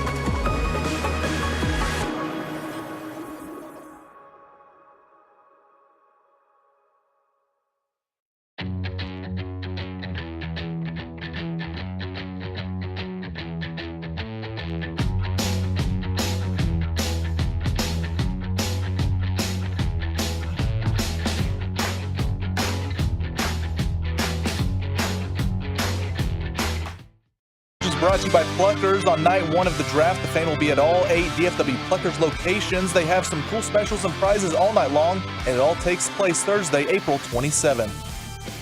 Thank you, Peyton. We got Ryan in the back. We're live on the Fan Cam, Twitch, and YouTube. This is Sean, RJ, and Bobby on your home of the Cowboys and Rangers, and we're exactly 1 week away from that draft coverage. And, of course, the rest of the crew is going to be at all those different Pluckers locations. We have a Snoop Dogg ticket giveaway to hook you up with. This is the Expressway. Every day at this time, commercials go out the window for 40 minutes. Mike Florio at 8 o'clock, ProFootballTalk.com, and Mark DeRosa from the MLB Network and the manager of the WBC that took over the sports world at 9:20. But yesterday, draft analyst Todd McShay was on the Dan Patrick Show, and he was talking about the Cowboys and their possible draft plan. Philadelphia doesn't take a running back in the top 10. They love taking offensive and defensive linemen, but that's the first spot where you can look and say, that might make some sense. I think he's just as talented, maybe a little bit more unique than Saquon Barkley, and Saquon was the number 2 overall pick. But you see the beating and the injuries that Saquon had, and you just wonder, is it worth it? So it may get down to like 18 to Detroit, 21 to the Chargers, with Austin Eckler having issues there. Yeah. And I still hold this out. Dallas is obsessed with getting a running back that can be their guy, be a compliment to Tony Pollard like they had with Zeke when Zeke was, more closer to his prime. Mike McCarthy was dying for a big power back like that, wants to run the football. They want to be a run-based team, and they would love to bring the Texas star into Dallas and make him the star of their offense. So Dallas is sitting at 26. It wouldn't shock me if they made a splash, jumped up into the teens ahead of teams like Detroit and the Chargers, and went and got Bijan maybe around like 14, 15, 16. Oh, gosh, I'm just praying for this to actually be true, to watch RJ Choppy's head explode. No, this man has a heart condition. That they not only, I said head, not heart, head explode, that they not only took Bijan, but they traded up to do it into the teens. I would leave the Star in Frisco and drive to your Pluckers location just to see the fallout. There would be a meltdown. If you have kids at the Pluckers location, people would leave. I would get on because I have the full autonomy stick of the PA system while I'm there. Oh, so I would be cursing up a storm. Drop it here. That's what we get. You'd be like the parent, that guy on the airplane going off on the screaming baby. Yeah, absolutely. Shut your kids up. Why are the Cowboys trading? Oh, that's what I'm saying. I've always said this. There's one position I would trade up for. That's quarterback. Other than that, I'm going to stay where I am. You want the good news or the bad news? I like dessert first. The good news is I really don't think they'd trade up. Okay. I don't think so. The bad news is if he's there at 26, Bijan Robinson's a Cowboy. That's happening. Like, if he's there, they are 100% taking him. So, I resign myself to that fact, by the way. I hate it, but I resign myself. I'm preparing myself for the worst. Well, McShay he dropped 2 words there: obsessed and dying for. So they're obsessed and dying for that running back fit, which makes you wonder why they franchised and are trying to get a long-term deal done with Tony Pollard. You got to invest as much as you can in that position, Sean. As much money as you can. So the over-under from Bet Online on where Bijan will be taken is set at, you want to guess it? Yes. 12.5. Too high. I would say 16.5. Too high. 19.5. 18.5. The over-under on where he's selected, 18.5. Ah, that's Tampa at 19. Ugh. Oh. I mean, look, we are talking about let's be real. We're trying to. We've wasted a lot of time on this topic. It's never going to happen. He's never going to fall to the Cowboys' range, right? I know he's a running back, but this isn't going to happen. We're doing it because of Longhorn Connection. Running back is a very polarizing lightning rod topic. That's why we're doing it. He's not going to fall to 26. It's more likely that he falls to 26 than it was heading into the 2020 draft that CD fell to 16, and that happened. So, I mean, it's more likely than that would have been. Okay. Yeah, look, this is A, recency bias. B, it's the local text, bias. Local bias too.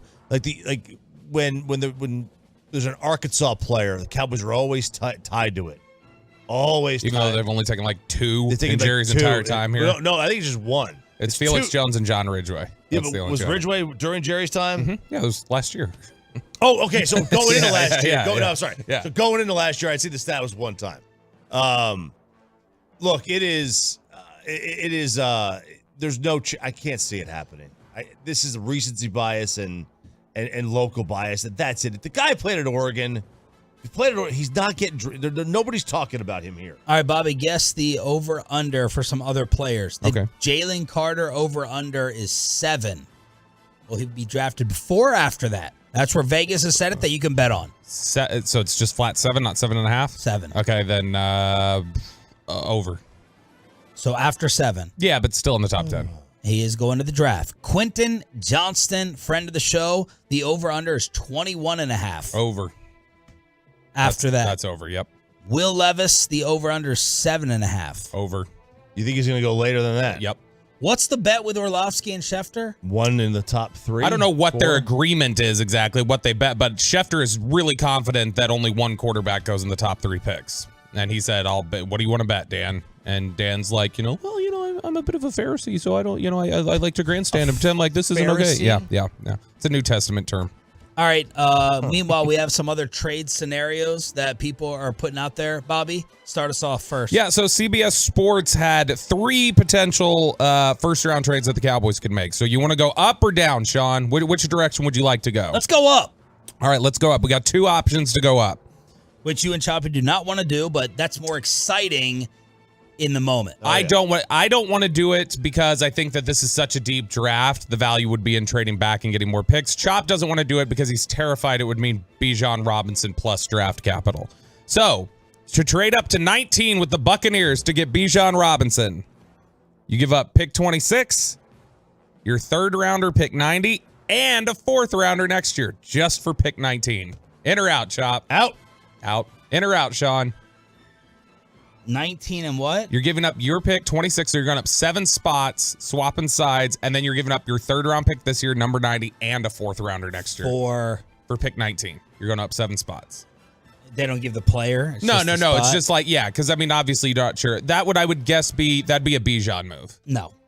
You're out. Okay. I mean, I would like them to give a player, like if it's the best corner, the best defensive end on the board, but they gave up Diggs, I would consider it. By the way, there's a growing buzz, which I think is really interesting. It was in McShay's mock yesterday. Miles Murphy, who for a long time has been considered like a top 10 defensive end from Clemson, he fell past the Cowboys pick in McShay and Kuiper's mock.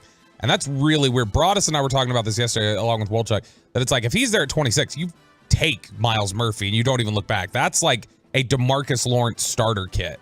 And so that'd be wild to me if you fell that far. Well, let's go up a little bit higher. Since you guys didn't want to do that, let's go up even higher and hear that you don't want to do it. Put some chips on the table. Give up next year's 1 too. No. This is you're giving up pick 26 to go up to pick 17 to the Steelers. So this could be a corner. You could go up, maybe Christian Gonzalez is there from Oregon, maybe Joey Porter Jr. is there, and then you're going up and say, let's solidify the corner spot. The Steelers would get 26, you get 17. They would also get your 3rd round pick, number 90.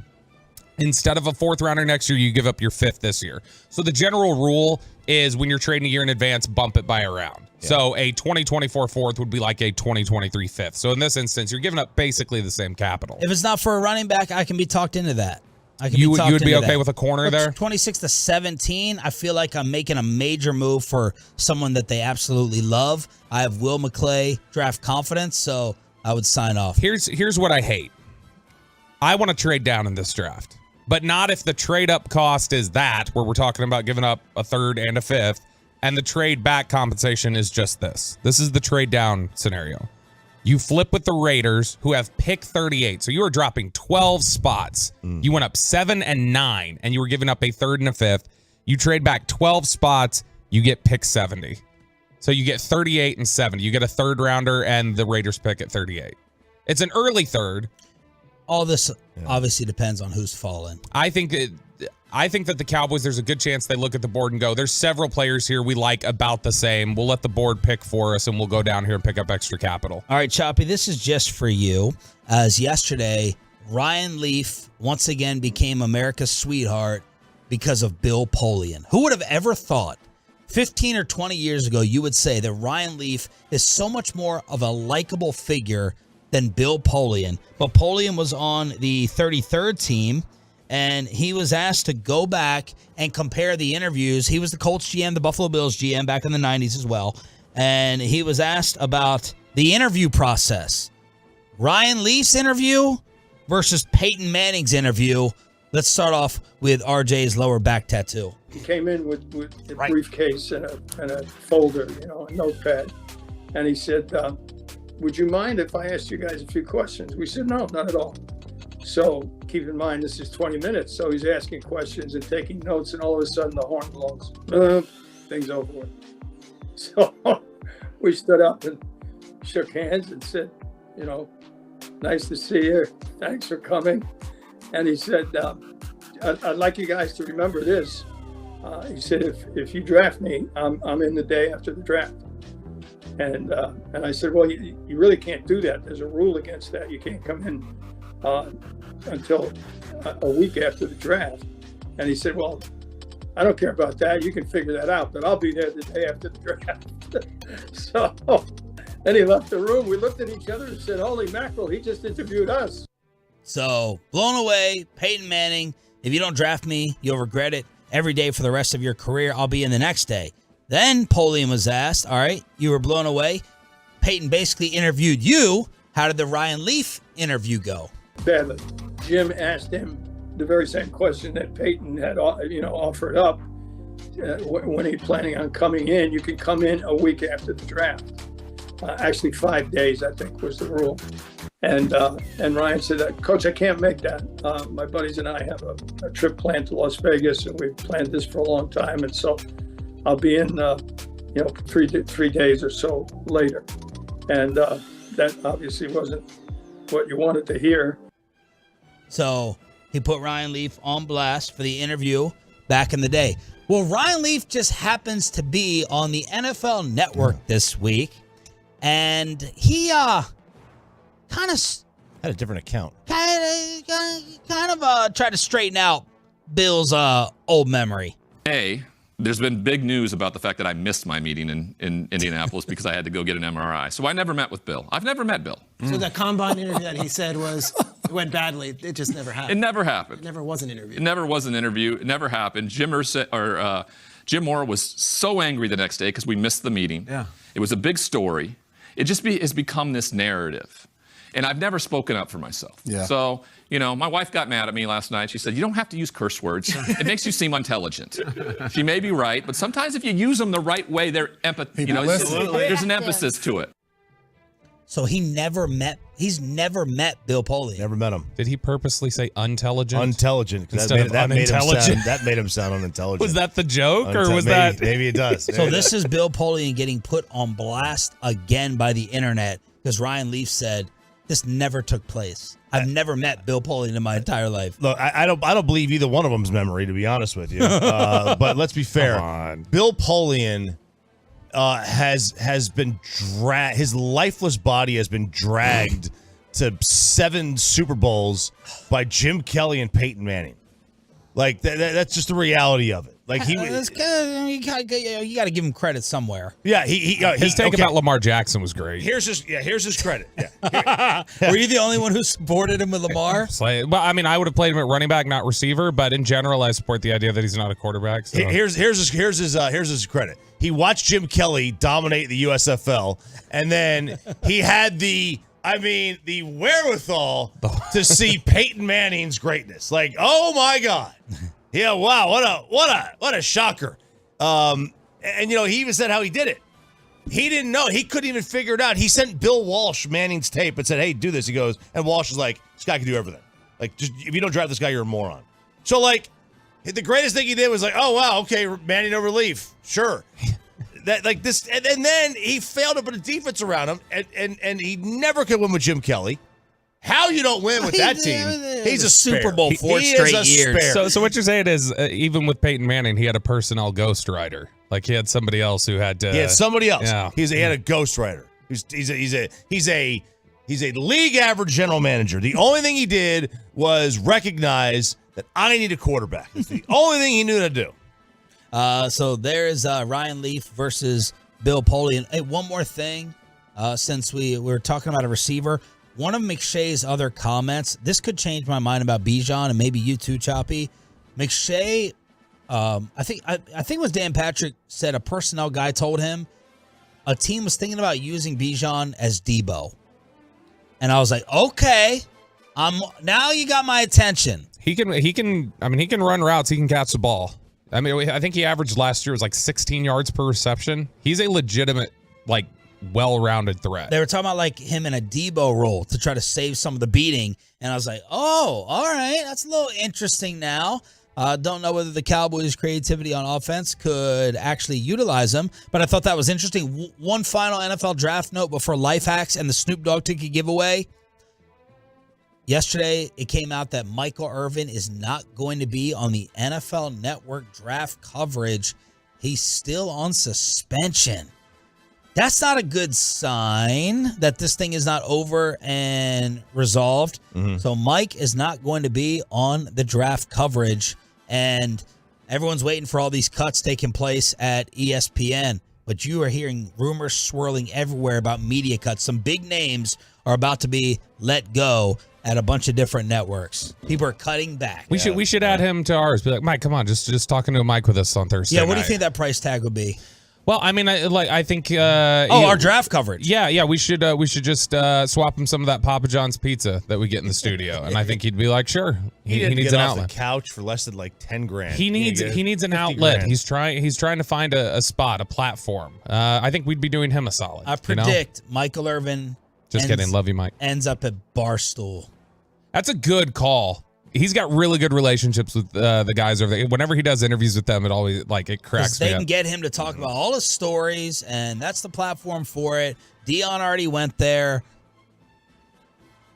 I'm going to guess Barstool. And I don't know what type of money FanDuel and everyone has still left to spend. Oh, That's the new money. FanDuel has more money than Barstool. DraftKings. I bet you FanDuel has more money than Barstool, ESPN, NFL Network, and Fox combined. Gambling money is different money. But Barstool's also got a sports book now. Yeah, and so now it's funny. Gambling money's on the level of the Saudi money. I remember when Caleb Presley last year interviewed Michael for his Sunday conversation from Barstool, and he sent Michael into an asthma attack laughing because he's like, Michael, did you ever, were you ever just in a game and you'd step back and you just kind of look at the crowd and go, man, I'm way too high right now. Michael just started dying laughing. That guy, that is must see the Sunday conversation. He is the most talented person at that organization. Yeah. He's so good. So Michael Irvin not on the NFL Network draft coverage starting next Thursday on this radio station. I don't even know if he's back from Brazil. I have no idea. He was out there with my buddy Igor Carvalho. That's his Igor Carvalho from Rockwall. He's a gymnast trainer. He's been training Michael for like 25 years. Let's hook you up right here for turning it on, leaving it on. Let's send you to Snoop.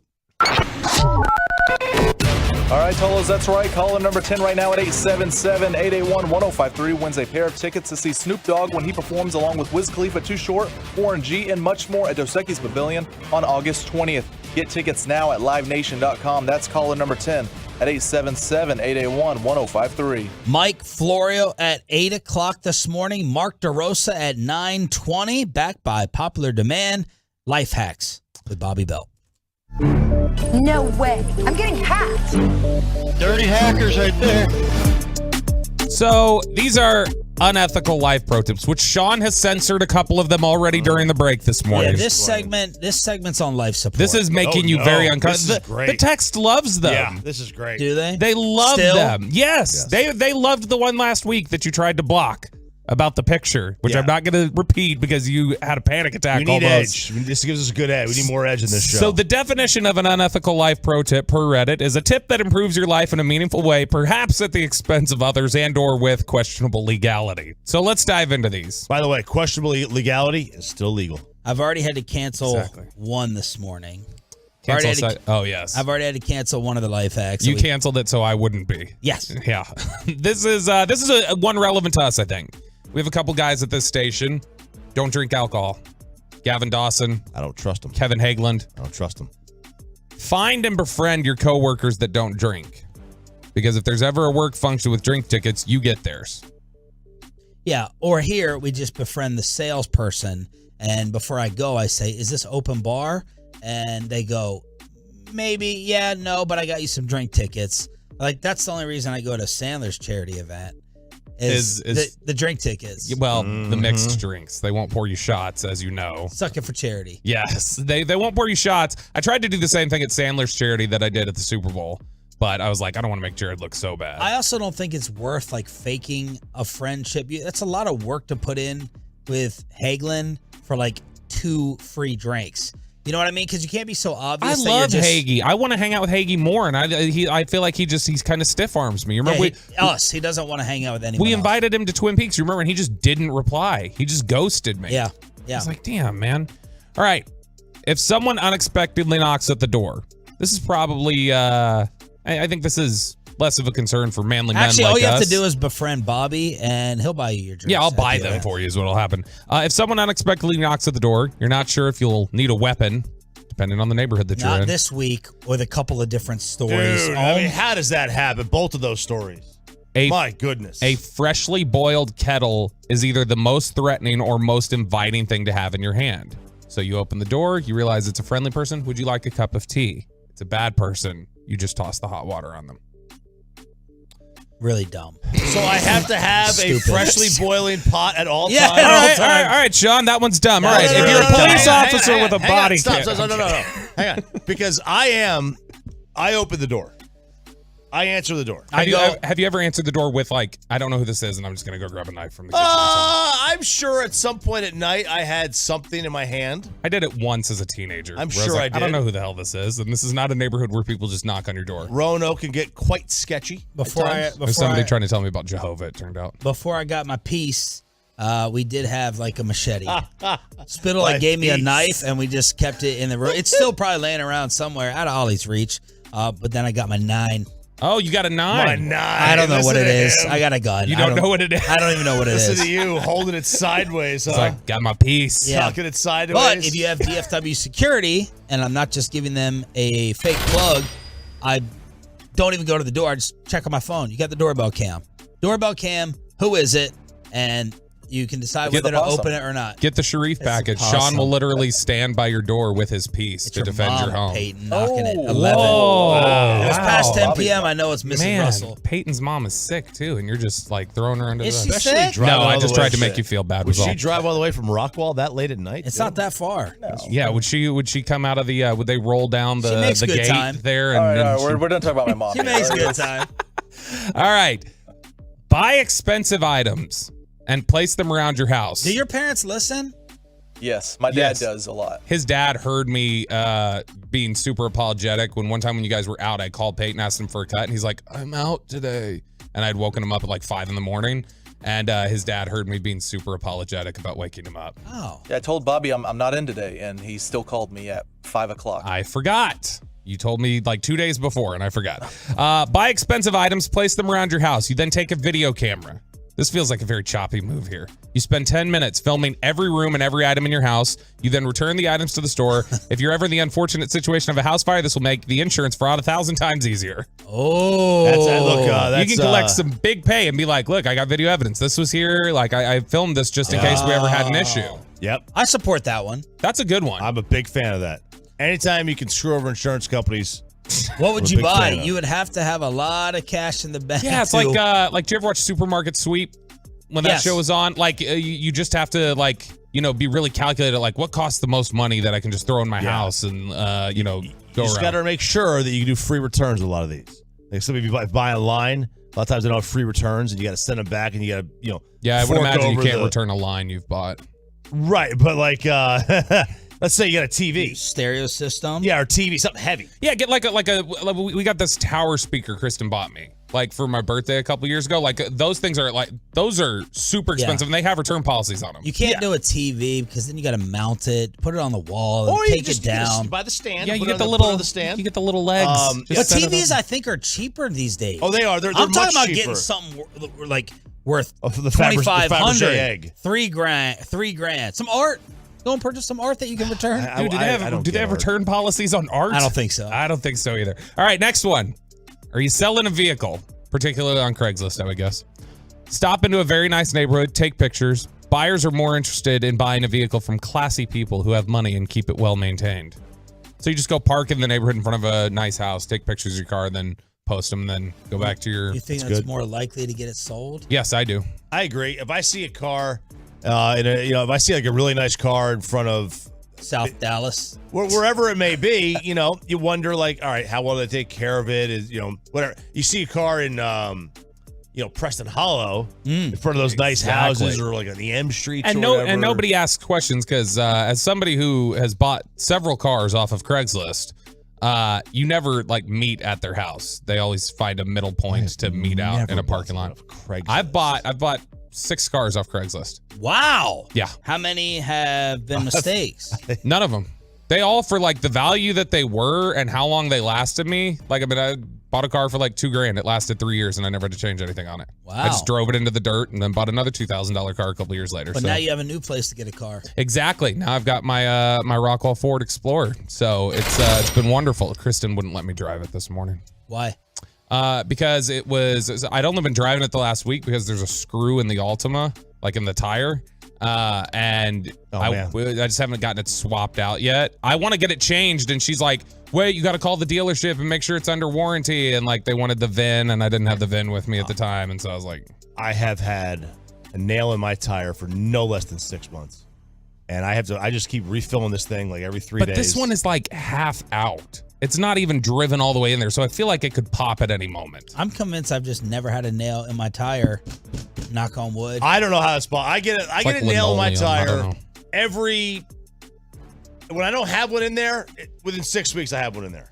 I'm constantly getting nails in my tires or screws. That's what happens when you live in a budding community like you do, Chop, where there's a lot of construction and things like that, I think. All right, if you're late for work, which I never am, always here, usually about 12 minutes early. If you're late for work, always ring in and exaggerate how late you'll be. That way you turn up earlier than expected.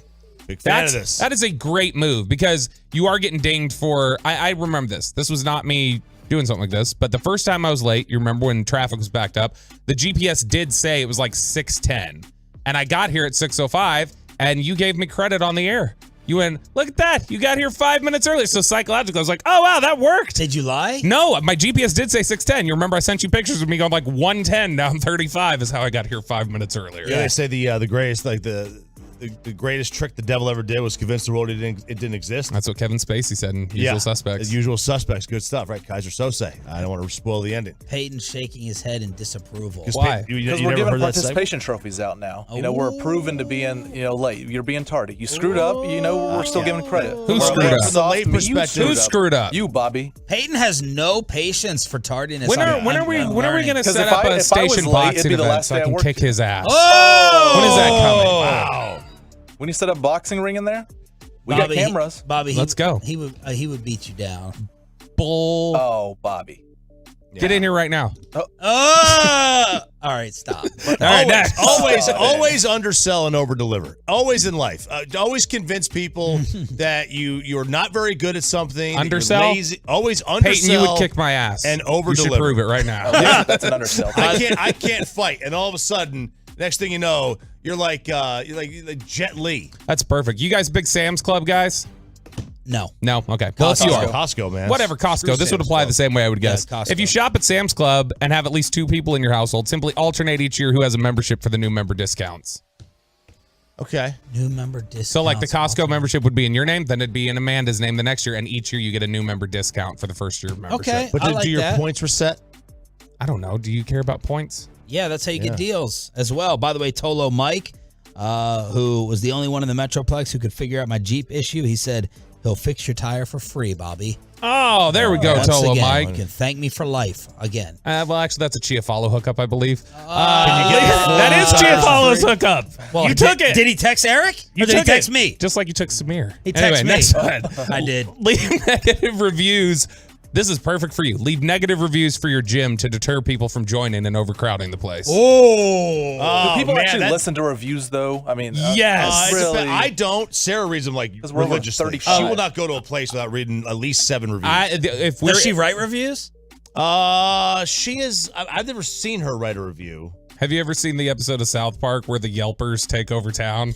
And it's like they leave Yelp and people become terrified of just regular citizens because they're like, sir, I review on Yelp. They're like, oh my gosh, okay, fine, here's your table. Yeah. Like that is, there it is. Kristen will, she doesn't write, but she will pull up, like if we're talking about gun somewhere, she's like, well, let me look. And she goes, oh, their reviews are, they got a 4.1 and they got a 4.5 over here. So it's just competitors lying on there, though. That's all it is. It's a lot. Yeah, It's not all it is. It's people with also like axes to grind and stuff. Yeah. People who love to nag and people who are miserable and also people with bad experiences.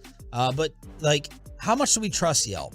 How much do we trust these review sites versus human nature? I mean, I guess for like, if I was buying something on Amazon, like let's say I was buying a dresser, and okay, at that point, I would want to see the reviews. Like, how does it hold up? What's the quality of it? And how many reviews do you need at minimum to put away? 2,000. I won't buy an item unless there's 2,000 reviews. What would be your gym Yelp review of complaint for yours to keep people out? Keep people out. My gym complaints. I mean, nobody re-racks their weights there. Okay. It's so frustrating. I thought you were saying the smell. Smell's fine. My now I go to 2 gyms now, John. Wow. I have a leg day gym. Why don't you use it? I do. Oh wow. It's a glute focused leg day. All right, a segment over. There we go. Life hacks every single Thursday with Roberto here on Sean and RJ. Is Aaron Rodgers finally going to get done? The draft rumors. Is the Commanders sale going to get done? And what are the Cowboys going to do after the Jalen Hurts deal? Mike Florio, ProFootballTalk.com. Whale Alert is next. Bud, what are you going to do?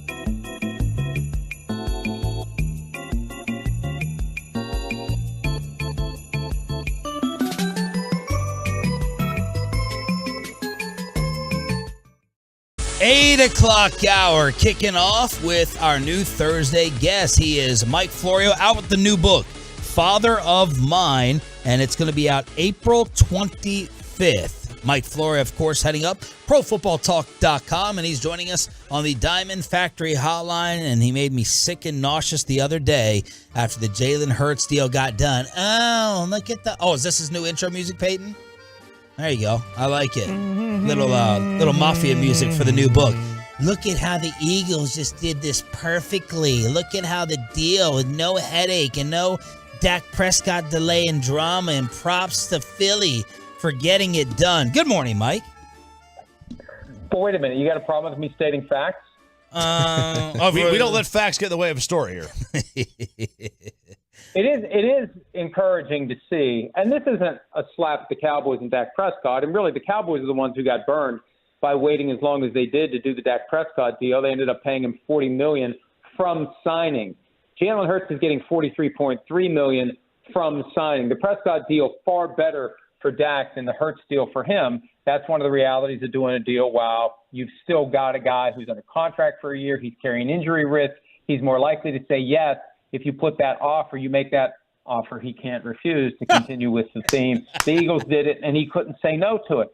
The bigger issue here is Lamar Jackson, because it just shows you that when team and player and agent are intent on getting something done, they can get it done in a way that creates minimal disruption, minimal distraction, minimal headache, and it keeps the team as a whole from not losing sight of the bigger goal of trying to win championships. So kudos to the Eagles for figuring it out. And we still haven't seen the final details yet, because the deal still hasn't been signed.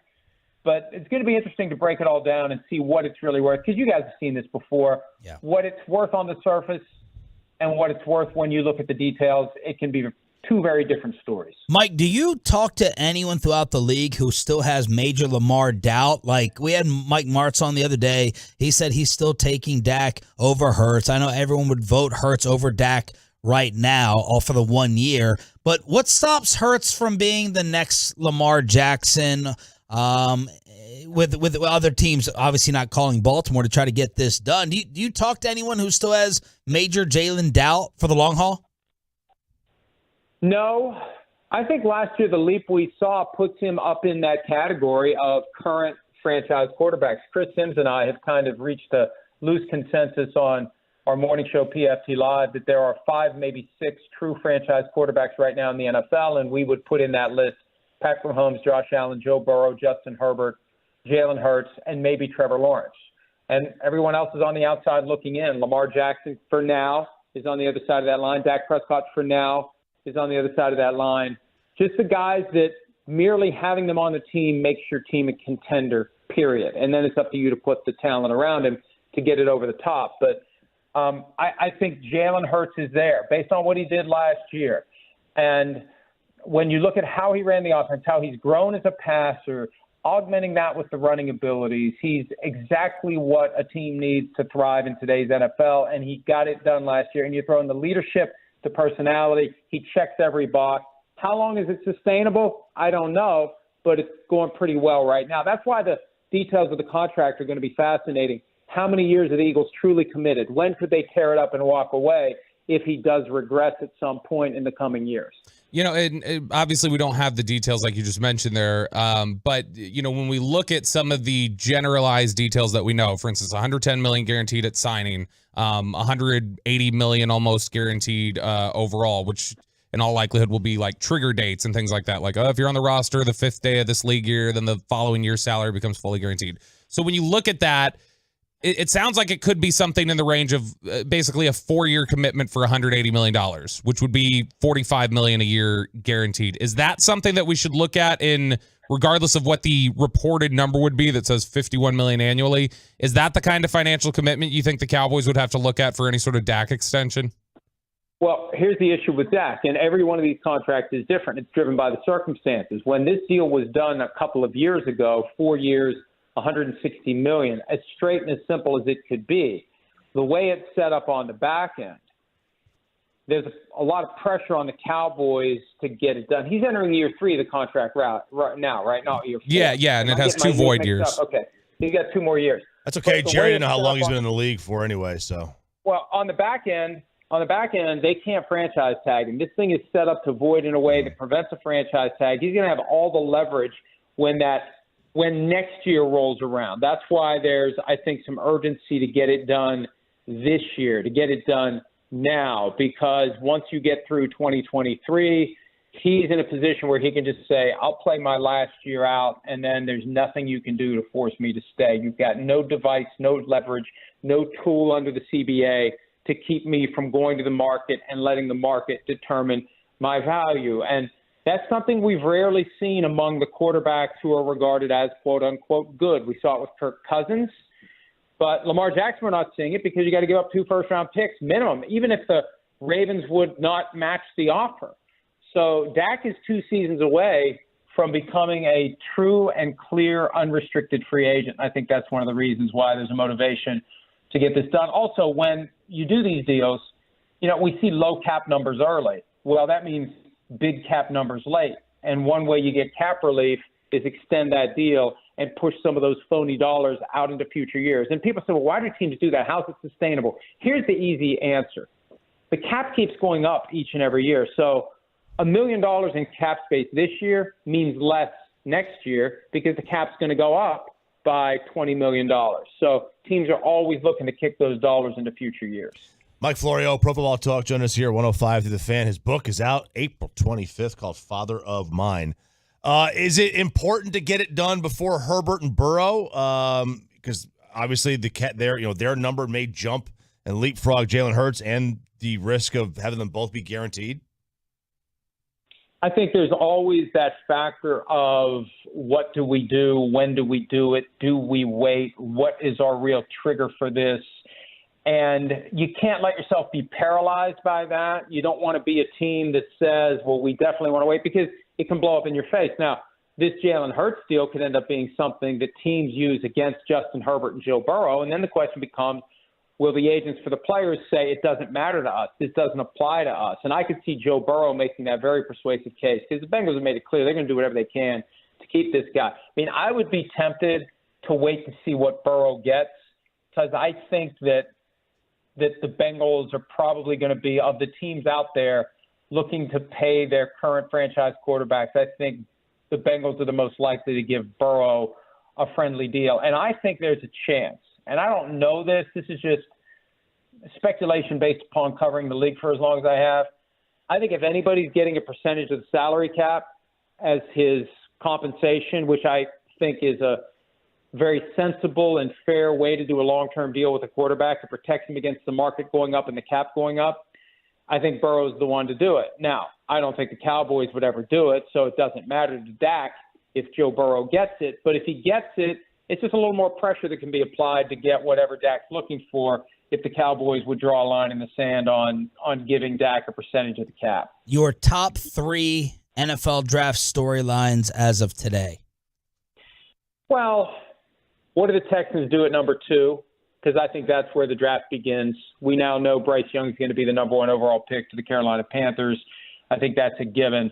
Do the Texans take a quarterback? Do they take an edge rusher? Do they trade down? And I think one of the factors we need to consider here is D'Amico Ryans, their head coach, comes from a team that has seen both ends of the quarterback spectrum the last 2 years. 2021, they give up 3 first rounds and a third-round pick to get Trey Lance. And what happens with that? Last year, the last pick in the draft, Brock Purdy. And what happens with that? I think Ryans probably would rather have a transformational pass rusher with the 2nd overall pick. Then Jalen Carter, where does he go? I think the window opens for him at number 5 with the Seahawks. Do they take him? Do they trade down? Does the team try to trade up to get him? And I really do believe his floor is 10. I don't think he'd be at the draft if his agent, Drew Rosenhaus, wasn't 100% sure that Carter is going to go by the time the Eagles pick at number 10. And then just where are the quarterbacks going to land? I feel like as we get closer to the draft, at one point it was like, hey, maybe the first 3 guys are quarterbacks this year. Now it's like, okay, it's Bryce Young, and then when C.J. Stroud go? Does he go 4 to the Colts, or is that Anthony Richardson? Where's Will Levis factor into this? How these quarterbacks play out beyond Bryce Young, it's become murkier as we've gotten closer to the draft. And, at one point I thought 4 would go top 10. Now, I don't know, maybe 2 will go top 10. Wow. Do you buy the idea that the Cowboys, and there's been some chatter about this, I know Todd McShay mentioned it yesterday, but do you buy the idea that the Cowboys could be so enamored with Bijan Robinson that they would go up for him? Well, remember when they were enamored with Darren McFadden, the Arkansas guy, and they got Felix Jones instead that year? They didn't move up. They resisted. Now, it would have been, I think, a pretty strong move because it was 4th overall where McFadden went to the Raiders. But remember how Jerry was so excited about getting the Arkansas great running back? And it was the year after Adrian Peterson, so there was even more of a premium. I think the reality with running backs, teams have learned when you take a running back in the top 10, it really is a major risk because of the injury-prone nature of the position, not the player, but the position. Giants took Saquon Barkley 2nd overall, had a great rookie year, and then what happens? Injuries start. Because of the position, you're in car crashes constantly. You'd rather invest that pick in a position where you've got a greater likelihood that the guy's going to be able to play. So it comes down to how far they'd have to go. And I think there are several teams out there, and I'm a firm believer, when the dust settles next Thursday night, whoever's gotten Bijan Robinson, we're going to look, if it's a playoff contender that gets Bijan Robinson, we're going to look and say, holy crap, that's a Super Bowl contender now. Woo! And I think the Cowboys, if they get him, would fall into that category. You look at other teams that can maybe get him. The Eagles are out there. Wouldn't you guys love that if the Eagles get him with Jalen Hurts? You know, if the Vikings would get in position to get him and then move on from Dalvin Cook, there are plenty of teams where you throw Bijan Robinson out of that offense. You know, people regard him as one of the top 3 players, regardless of position in this draft. It changes everything. And it'd be very fascinating to see how high the Cowboys would go and what they would give up to try to get him, because to the extent that they've got urgency to try to win a Super Bowl, that's the one guy I think that can make the biggest difference for them right away. Howie Roseman wouldn't be dumb enough to take a running back at 10. Well, he might. He might take him. I don't know.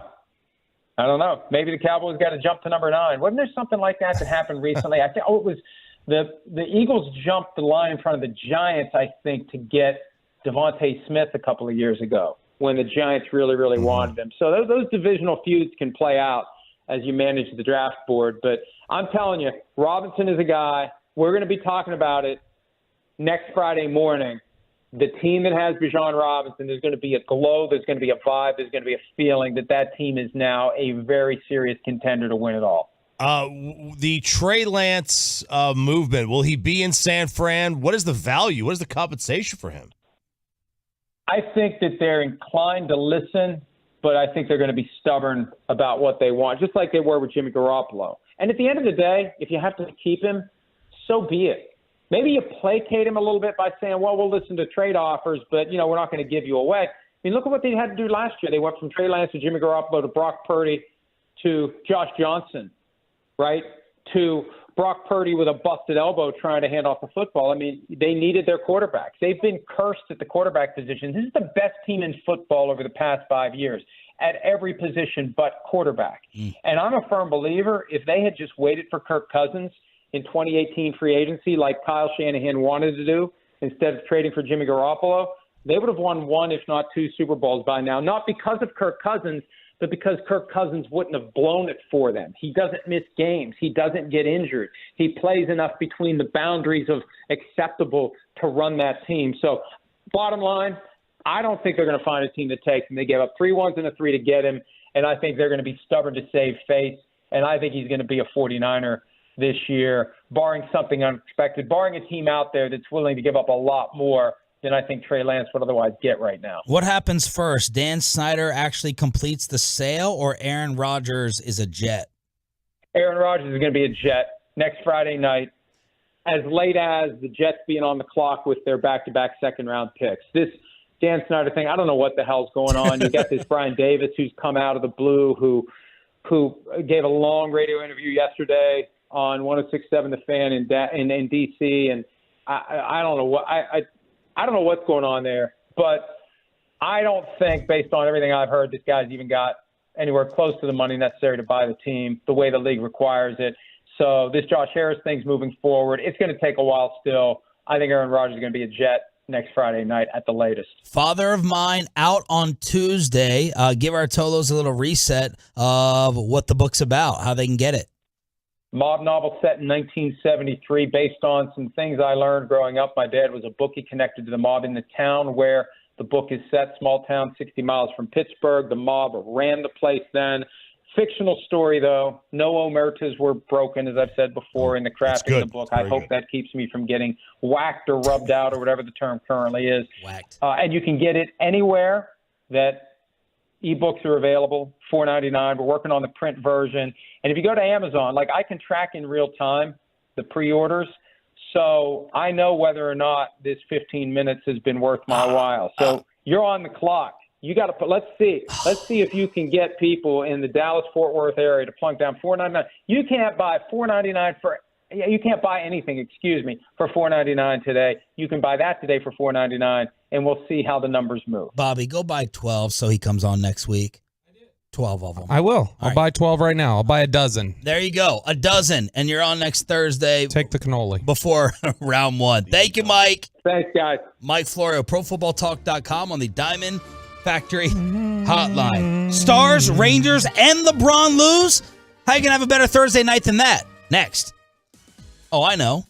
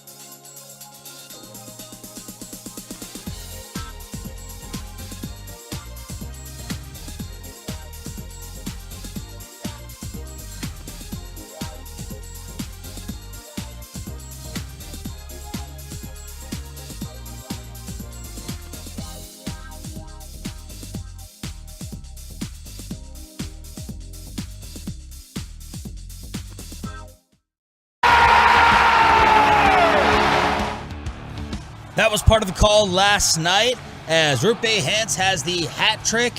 A wild second period, no pun intended. I was worried. I was like, here we go. They're going to blow this lead. Minnesota cuts it to 1 in 11 seconds, and then the Stars respond with 2 in 48 seconds. They even up the series at 1 apiece with a 7-3 win at the AAC. Good morning, Metroplex. Sean Shreve, RJ Choppy, and Bobby Belt here on 105.3 The Fan. Did I interrupt your Stars chant there? I was interrupting you with a Stars chant is what was happening. Oh, we didn't hear it. I was going, Dallas. I was doing along with the thing that Peyton was playing. Where is it, Peyton? They're doing the Pantera thing. Stars, Dallas. What's your Stars. hockey feel 2 playoff games in now? What have you said, I like this, or I've learned this, or I'm confused about this? I'm confused by a lot, and I like a lot. I like everything that's confusing me. It really is. I say this multiple times, not just after going, and it never sticks for the long term with me. I'm just being honest. It has all the makings of a sport you want to watch. It has all the ingredients. I'm trying to think of a dish that has all the ingredients. For some of our Hispanic tolos. The other day I made mole. Oh, gross. Why? I don't know. Never had it. The mole at Carte Blanche the other day was some of the best thing I've ever tasted. My dad said he had it in Panama once, and he said, never have this again. And I said, okay, I won't have it. Okay. I made a promise way to be a sheep, as usual. I made a promise to him. So there's it's a dying wish, Sean. There's way to remind me that my dad's dying. Top like a 5-year-old. I don't like that. Why not? My dad told me. Yeah. I don't know why. Never had it. How's your pops doing? I don't know. You can't really tell. I asked my mom because she goes over there every day, and she's like, "He's fine. I'm surprised he's awake." That's what she says. Oh, he's awake all day now. Yeah. Oh, that's wonderful, Mom. I'm sure he's loving life. Right. Just loving sitting there in a chair, not staring 1,000 yards out into space. Like I don't know. It's tough. When's the last time you've been over there? It's been too long. It's tough, man. It's tough. This time of year with baseball, I'm always on the go. It's just hard to get over there. I always say, I'm going to go today. I'm going to go today. I'm going to go this weekend, and I never do. Yeah, because you know it's going to be gut-wrenching when you're in there and when you walk out. So back to mole. Yeah, thanks for bringing it down, Sean. Yeah, man, it's my fault. Want to crack on my mom again? I was 16 years old, Sean. She couldn't breathe. You know what? I'm kidding. Go ahead. No. I'm tired of bearing all this responsibility all the time.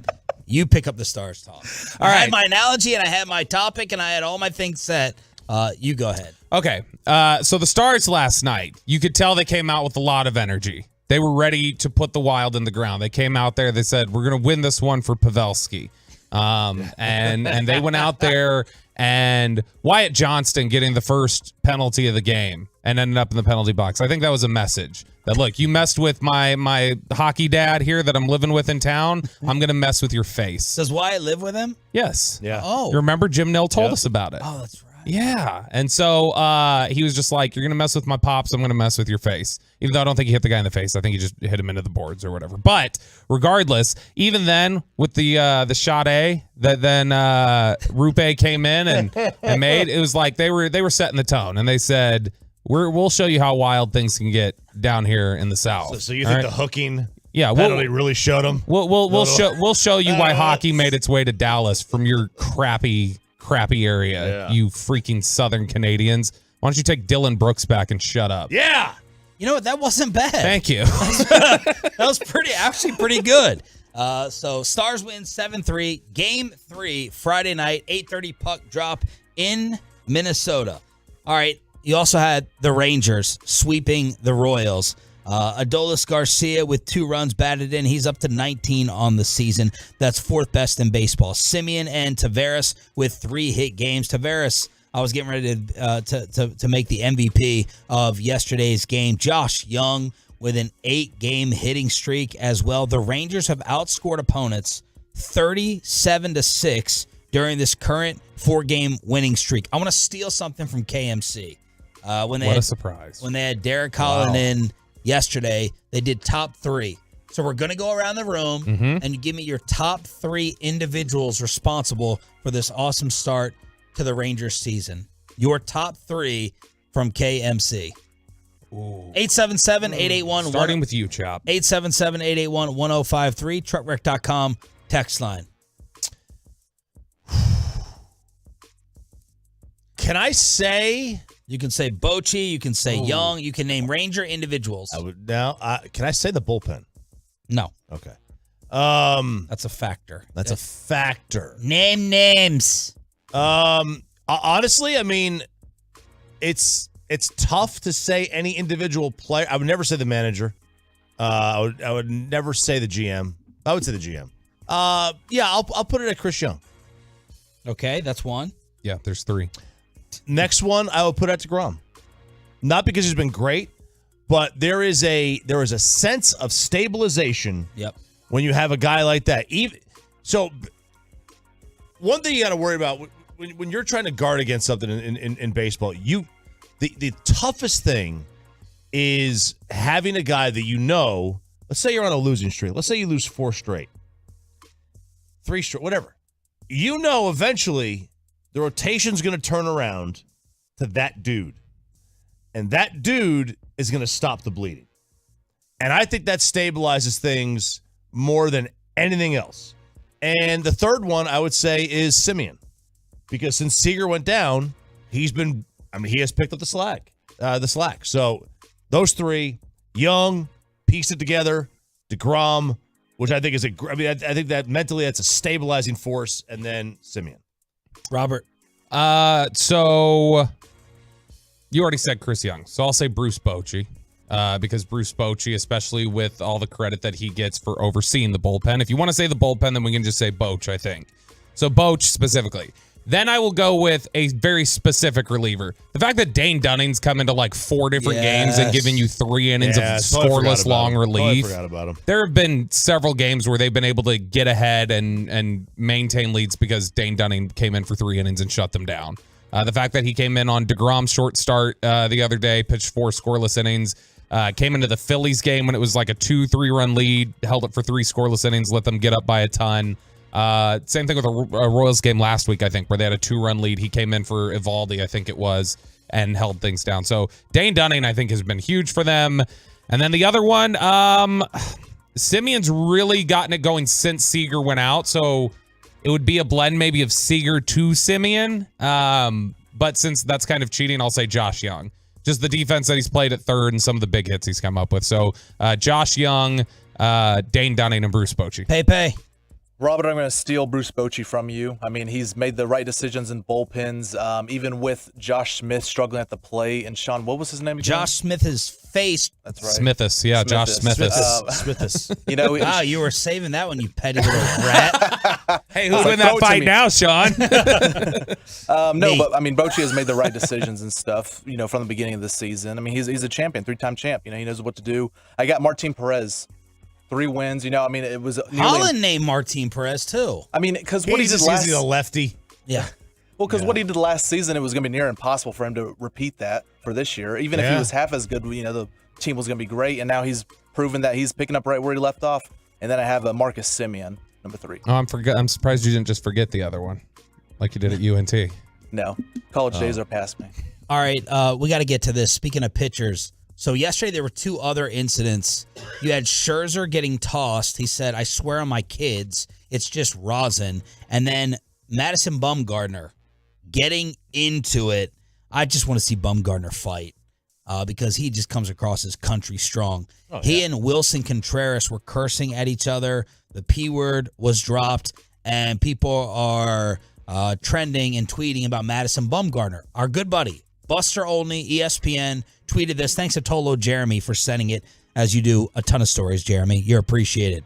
If the Diamondbacks do move on from Bumgarner and eat the rest of his contract, it would make sense that he would try to steer himself to the Rangers. There's a ton of trust shared with Bruce Bochy, built on 3 championships. Would this be something that interests you guys, picking up Madison Bumgarner? It's disgusting. Where he's not going in the rotation right now. Where's he going to go? That's the thing. I mean, I'd pick him up. Like, what are his numbers recently? The last, if you go back to 2020, so the last 3+ years, his ERA is 5.23. Oh, he's given up 19 earned runs in 16 innings this year.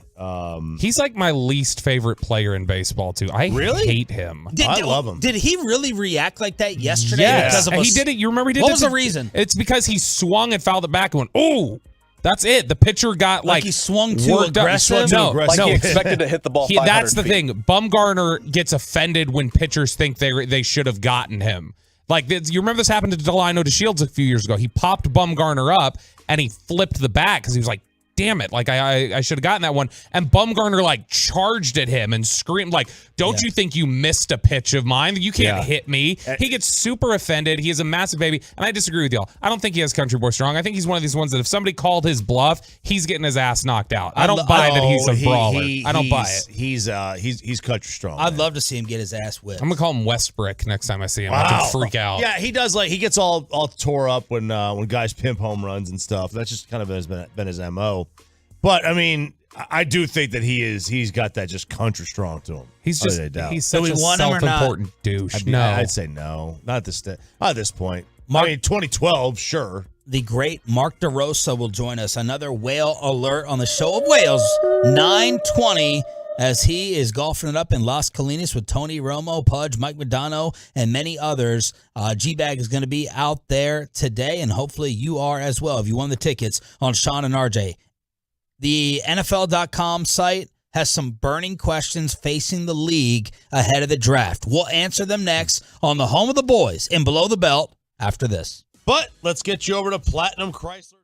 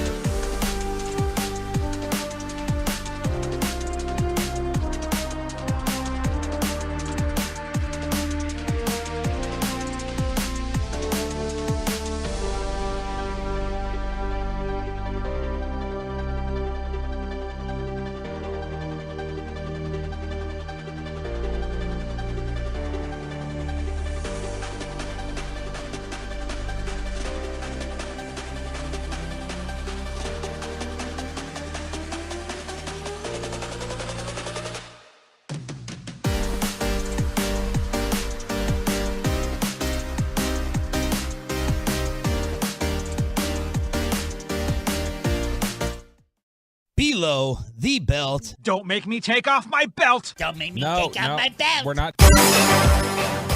All right, burning questions. Courtesy of, his name is Shine, right? Adam Shine. He's not like Joe Shane. I'm Shine. He's Every Adam road Shine. sport. Every road trip after we did a show, usually 2 hours earlier than Central Time, I have to get in the car, and Choppy has me listening to Chris Russo, Adam Shine, and I feel like there's someone else. Well, Clay Travis for a bit. That's garbage. I don't listen to Shine. But you do listen to Clay Travis? We listened. No. I'm saying when we were on the road, we did. Oh, yeah. On the road, it's easy because I have no idea what anything is on the road. I will listen to Russo, though. Will Kane hit me up yesterday, speaking of Clay Travis. Really? Yeah, I'm going to go on his podcast next week. Really? Yep. Whoa. Yeah. Okay. Will's a good dude. I like Will, actually. Troll? Fake troll? He likes to poke the bear a little bit, Dylan Brooks style, but he's like, I mean, anybody who gets to know him, he's a nice guy. He's a good dude. All right. Was the on-air stuff at ESPN like, oh, I got to be the Cowboy lover? And I think he listens to the station. He does listen. He listens to the morning show. He'll text it. He lives around here. Okay. So, I mean, he makes trips to New York, I think, to do Fox and Friends Did he weekend, make a mistake, you think, leaving ESPN? Like, I haven't heard. When is he on? He's on Fox and Friends weekend, and then he does some podcast stuff and stuff. But no, I think he's happy doing what he's doing now. All right, questions, burning questions ahead of the NFL draft. What did I say that's got you chuckling? I just love how trying to pin you down to ask whether it was a bit or something, and I don't think it was. You like him, so now you don't want to answer.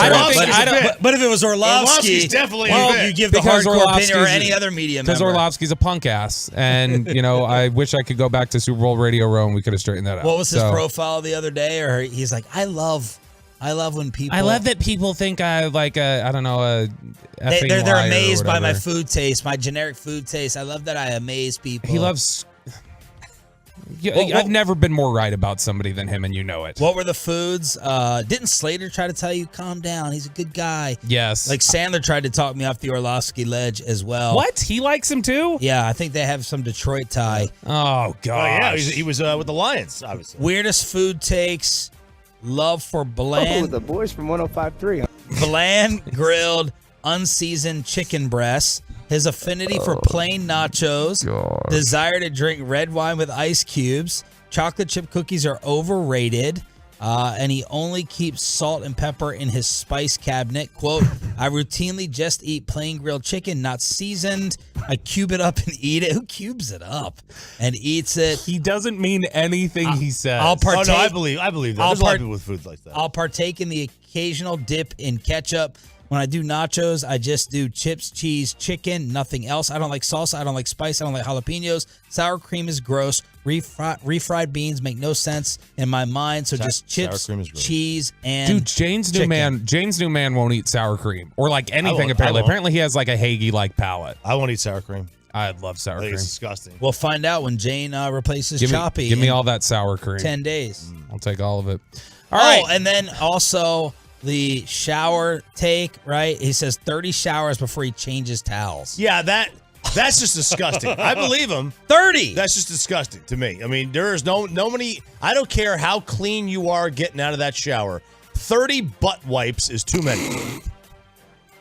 Getting all up in there to dry it off. That's just too many for you. No comment.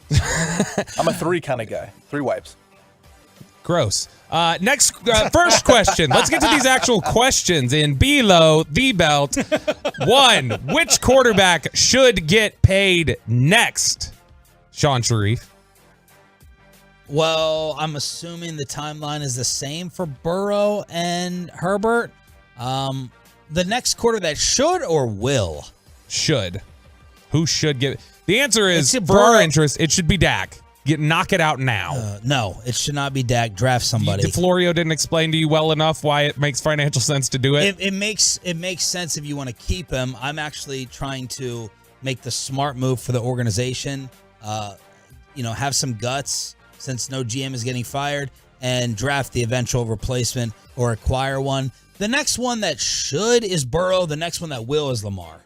Ooh, that's a gutsy call. What's gutsy about it? Because I think that there's going to get an extension done for one of these other quarterbacks. Like, I think we're going to dance with Lamar all the way into, like, July. Okay. So it should be Burrow. I think you're probably right. Yeah, it should be Burrow. I think it will be Burrow. Florio said an interesting thing, and Bobby, you agree with him on his Bijan take, so that means you also have to put you in a corner here. Oh, and you got to agree with him on this one. I mean, that doesn't mean that at all, but go ahead. If you have Burrow, Herb, the guys he said the top guys, the top quarterbacks. Yeah. If you have any of those 5 or 6, you're a Super Bowl contender every year, regardless of who you have around him. You just got to, now it's your job to put the pieces around him. And if you don't have one of those guys, you're on the outside looking in, and you got to build a good team. My goal is to get one of those guys.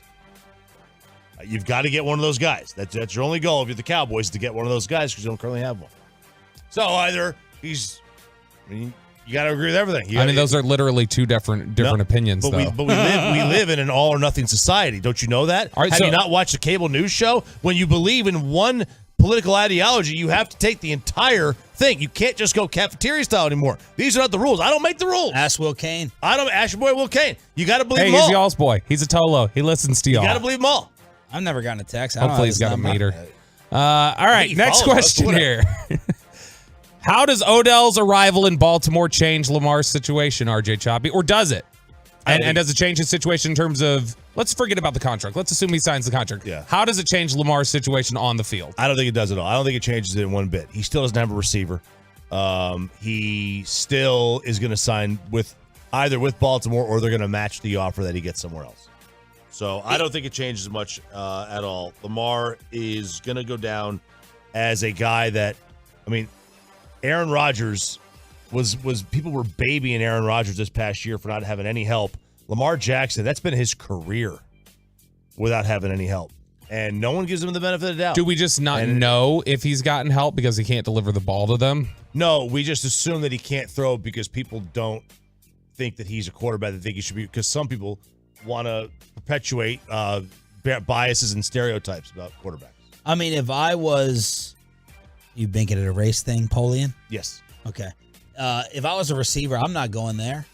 So, yeah, I partially blame the Ravens front office, and I partially blame Lamar because, why do I want to go be a receiver for that type of offense and a quarterback who's not necessarily known for throwing? If Lamar makes any decision based upon Odell Beckham signing, then he and his mom, they really are missing a few screws. They really are. What do you think has more impact on Lamar going back to Baltimore? The Hurts contract or Odell? Bobby, I'll ask you. Because the Hurts contract is like the sobering reality. Yeah. We're not getting the whole thing guaranteed, or he's out at the club with Odell and loves him. The Hurts contract, I think. Look, the Hurts contract, like we mentioned with Florio, I think that basically is $45 million fully guaranteed when you look at the deal. Even though it says 51 annually in 5 years, it to me looks like a 4-year, $45 million fully guaranteed deal, which is basically what Deshaun Watson got. So, but you call it a certain thing. That's why Lamar gets hung up on these dumb things, it seems like, where it's like, call it 52. You can get the same contract as Watson. It's just called something else for accounting reasons. Just let it be. It seems like a lack of nuance. Why haven't we heard one team? We haven't heard since this broke one team call about Lamar to the Ravens. That's shocking. That's collusion. Shocking. Collusion. Collusion. You can still call and try not to give him the Watson deal. Just kidding, NFL. Don't fire me. You know what I mean? Yeah. Like, that's crazy. That's crazy. No one has called. If Dak Prescott was having the same drama, and we were talking about where could he end up, the Ravens could trade him, and we didn't hear one team call. We wouldn't hear one team. Because I love the full turn you've made. I still love him. But I know, I can still love him as a player and think he's really, really good and deserving of being a quarterback, but he's just not elite, and he's never going to be elite, and that's okay. But once they put the tag on him, the other teams knew it was a minimum 2 first-round draft picks and the money. And that deterred a lot of people. Sean Sharif, what should the Aaron Rodgers trade compensation look like? Not what it will, but what should it look like? RJ's deal of you tie it to a third. You give up a second. You give him a 2 and then a 3 for every year he's on the roster on a escalator date. Like on the on the final 53? Every year that he's on the final 53 Sure. cut downs? Yeah. Or if the Jets make So they it would to the, IR him as a trick to keep the draft pick? And then put him You can't do if that. the Jets win the division or make it to the conference title game, some type of second and third round tie-in. Do you give a second that escalates to a first, or you think just a flat second with a contingent adding third? I'll give a second, and if you make the conference title game or the Super Bowl, you can make it a first. So that's you've got the same deal there, Chop. That's what you'd take? Probably, yeah. Okay, RJ Choppy. This is probably, we should ask Florio who has the leverage, but who's got the juice now? this is probably, Green Bay's holding out for the 1, and the Jets are like, no, we're not giving you the 1. Michael Lombardi believes that the Jets have the leverage. Some people think that the Packers have the leverage. Last one here, RJ Choppy. Mm-hmm. Which prospect, not quarterback, which prospect should the Panthers draft number 1 overall? It's going to be Bryce Young, but who should it be? Because I get the feeling you're an Anthony Richardson guy. No, he's a huge Bryce Young dude. I love Bryce Young. I think Bryce Young is... You think he's Drew Brees? I would say that is probably his comp. It's funny when John Beck was talking last week, he made a great point. With better mobility. He made a great point about Bryce Young that if you are a team that could contend right now, like if you're just talking about first year interest, we'll see how the long game plays out. But year 1, Bryce Young is ready to be a competent NFL quarterback now because of how advanced he is.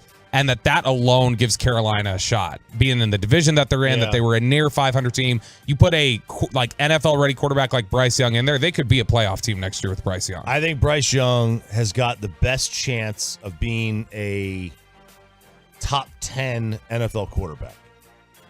I think Anthony Richardson has the best chance of being the best quarterback in the NFL. Who? I also think he has a chance of being the worst quarterback in the NFL. The worst in the NFL or the worst in the class? In the NFL. His comps are Mahomes and Jamarcus Russell. Those are his 2 comps. So because of the upside that I love, I'm all about upside at this position, I would take Anthony Richardson number 1. Sean, you got one? I don't like Bryce Young. Too small? Everyone, too small. I haven't looked at CJ Stroud enough. I like Houston talking about getting Trey Lance instead of drafting CJ Stroud's one. off my board. Off your board? Off my board. Oh, wow. Even at You flagged him? 26? His name's in red? Off my board. Why? Because he looks like Tyga? He doesn't teen enough? No. He no-showed the Manning Passing Academy. He just blew him off. Oh, and you know what? This is a Rocky Top thing. No. This was actually taught. I can't remember who posted this. No, I know who I'm out on with the quarterback. Who was the Manning kiss of death on? Will Levis. I'm out on Will Levis, too. Yeah. So Manning endorsed him. Manning endorsed Will Levis. Gave him the Adam Gase sign of approval. Anytime Manning endorses somebody, that person immediately fails at what they do. So I'm out on Will Levis. And I'm out on CJ Stroud because he blew off. He was supposed to be a counselor at the Manning Passing Academy, and he blew him off. And that is like, it's Brady Quinn. He goes, that is like you do not blow off that family. They are like the royalty, the mob. You do not blow them off. And that's a red flag. So CJ Stroud, off my board. Will Levis, even though you're my teen brother, off the board. Stars even it up for Pavelski, and you have to pick one. Are you rooting for my Grizzlies now or RJ's Lakers after last night? Final hour, Mark DeRosa at 9:20. KMC is also out at DeRosa's golf event in Las Colinas. Final hour, Thursday edition after this. Well, let's get you healthy, boys and girls.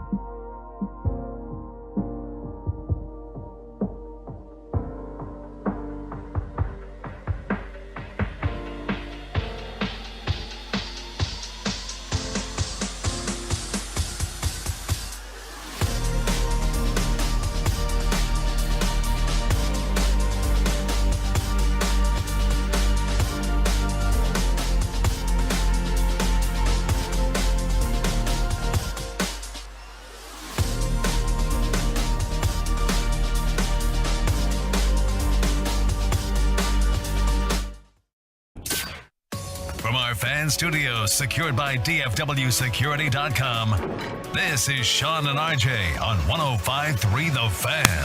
Grizzlies 103, Lakers 93, zeros on the clock. Streamers from the rafters. We're tied at a game apiece. Let's head west. Final hour, fist pump time on the Fan Cam, Twitch, and YouTube. Peyton is getting it in the studio. We got Ryan in the back. Choppy, Bobby, I'm Sean Sharif. Mark DeRosa, Whale Alert. Zero is going to join us at 9:20. He's an electric guest. He is at the golf event where KMC and G-Bag are at today. Las Colinas Country Club. And props to the individual who's gotten us all these guests from this tournament. Coming up big time with Mark DeRosa and Pudge and Mike Madonna. Who else have we had? Smoltz. With Smoltz. Smoltzy, Thielen at Super Bowl Radio Row. It was great. Yes. So, slew of folks. Mark DeRosa talking about your Texas Rangers at 9:20. We're going to talk about the Stars evening up the series here in just a few minutes, but you have to pick one, please, on the truckwreck.com text line at 877-881-1053. Charles Barkley said last night I was going to tell him about the Lakers if they were actually for real. If you don't go into Memphis and step on their throats without Ja Morant, you're frauds. I still believe more so that the Lakers are fraudulent.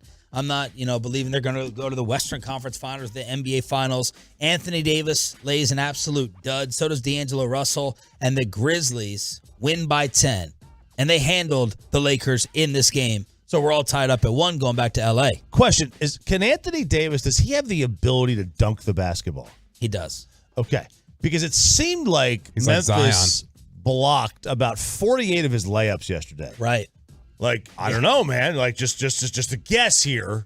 But maybe jump, 2 inches higher and dunk the ball. You're 7 feet tall. You stand up, you're like halfway up the net. Is it a bad stat to say Anthony Davis? Like, it's a good stat, but it's also an awful one to say Anthony Davis had more blocks than he did made shots.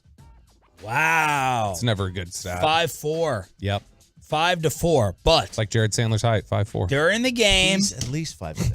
During the game, the new Rodman the bad boy of the NBA, Dylan Brooks, was pulling a Lance Stevenson, basically all up in LeBron's face, getting ready to blow in his ear. But afterwards, Dylan Brooks, with an all-time quote, asked about the king. I don't care. He's old. You know what I mean? I was waiting for that. I was expecting him to do that game 4, game 5. He wanted to say something when I got my 4th foul. He should have been saying that earlier on. But, you know, I poke bears. I don't respect no one until they come and give me 40. I pride myself on, you know, what I do is defense and taking on any challenge that's on the board. That's your boy. That's your boy, Dylan Brooks, right there. He then went on to say, I really wish this was Cleveland or Miami, LeBron. That would actually be a challenge. You want him here, don't you? You would love him here. No. Look, man, people are scared and soft in sports today. They're scared and soft in sports media, on radio shows, but especially the athletes amongst each other. This guy's going for it. Yes, he's irritating. Bro, you not gangster. Yes, he is Diet Draymond. Yes, he's Pat Beverly. This man has the guts and the balls to go after LeBron James and everybody else. I know Choppy hates it that he hasn't earned it. He hasn't done anything. The Grizzlies haven't done anything. I respect if you sit there like Jalen Ramsey, Tyreek Hill. I love that they go at each other. It's so rare. Giannis is not going to go train with LeBron in the offseason. It's not patty cake. It's not kiss the ring of everyone. The Memphis Grizzlies and Dylan Brooks, they're going right at your throat. They don't care who you are. It's so entertaining. Listen, so let me tell you the real about Dylan Brooks, okay? One guy makes news and one guy is news. And LeBron is news and Dylan Brooks makes news. All right, He's he knows old news. You know, okay, in 20 years, in 100 years, people are going to remember the name LeBron James. He is like Achilles. They're going to remember his name. And you know who Dylan Brooks is going to be? He's going to be the other guy. Who shot him? Was it Paris? Was it Hector? We don't even know because he doesn't matter because they lost the war. And Dylan Brooks is going to lose the war of life. And LeBron James won the war of life. You remember Brutus and Caesar. Yeah. And Dylan Brooks said all this too with, he's got such like a villainous face too. He's got a villainous look. He doesn't matter. He wore these glasses. Those glasses were cool. I'll give him that. He wore a DB chain that could stand for something else. And he just says it so matter-of-factly. I'm trying to think of things that have been said towards legends that were this insulting. Like lines directed at the greats of all time like this, except for boxing. Everyone's going to trash talk in boxing. What's the worst thing someone said about Michael? The biggest insult towards Tiger. This might go on the Mount Rushmore. Nobody ever said Tiger's overrated. Nobody ever said LeBron is over. Nobody ever said that. Like no one right now would be like Tiger. I don't care. He's old. I don't respect Tiger. He's old. I don't respect Michael. Nobody ever said that. Nobody would say that. They would say that they said it to LeBron, and now it's on LeBron's hand. It's time for him to come in there with an "I am he." You know what? This is a great point, actually. I know. I think this is part of the factor, the immeasurable factor when we talk about the Michael LeBron difference is that even the biggest trash talkers in the world, we're scared to say stuff to Michael because they're like, he'll tap into something. Yeah. Like others seem to think I can get to LeBron if I do this. And I like that. Nobody seems to be afraid of him leveling up by messing with him. Whereas like Jordan, it was historic where it's like, do not talk to him. Don't give him anything to create anything in his head that could cause him to level up. We don't need that. It is easier also to talk when LeBron's 38 versus 28. No one was saying this stuff when he was 28, 29, 30, 31. And it ain't, look, maybe man. maybe Paul Pierce, he would, when they were playing each other in the East. Look, man, you're a part-time defender on him, okay? 3 of 6. Hey, he held him to 3 of 6 shooting. He took 6 shots against you. No. Not he took 6 shots. You can't view it that way. He only got off 6 shots, Chop, is how you got to look at it. It's called ball denial. Look it up. Yeah, he took 6 shots against you, champ. All right? You're a part-time defender. Let's see, He turned that man into Austin You're Reeves. a 7th-inning reliever. He's Dorian Finney-Smith. You're a pinch runner in He's the Mike 8th. Venafro. That's what you are. Like, you're an irrelevant you're irrelevant. And in the grand scheme of life, in 5 years, no one will remember your name. 5 years. I'm not even going to give you 20. I was saying 5 years. We remember Pat Beverly. He's trying to be Pat Bev. Okay, I We mean, remember Lance Stevenson. That's the only way he's going to be known. Maybe it is the only way he's going to be known. And I'm sure, Dylan Brooks is going to do. He's going to have a podcast. It's going to be called "I'm a Canadian Who Played in the NBA." We got to Poke the bear. We got to poke the bear on Odyssey. We got to chill a little bit on Nobody the pokes Pat bears. Bev comparisons though, because Dylan Brooks is actually like a 20-point per game scorer. Like he actually puts up numbers. He's 20? actually he's a good player. I don't know how that's possible. The Memphis as a team only scores 36 a night. Like I mean, you look over it in 2020, 2021, he was 17 points per game.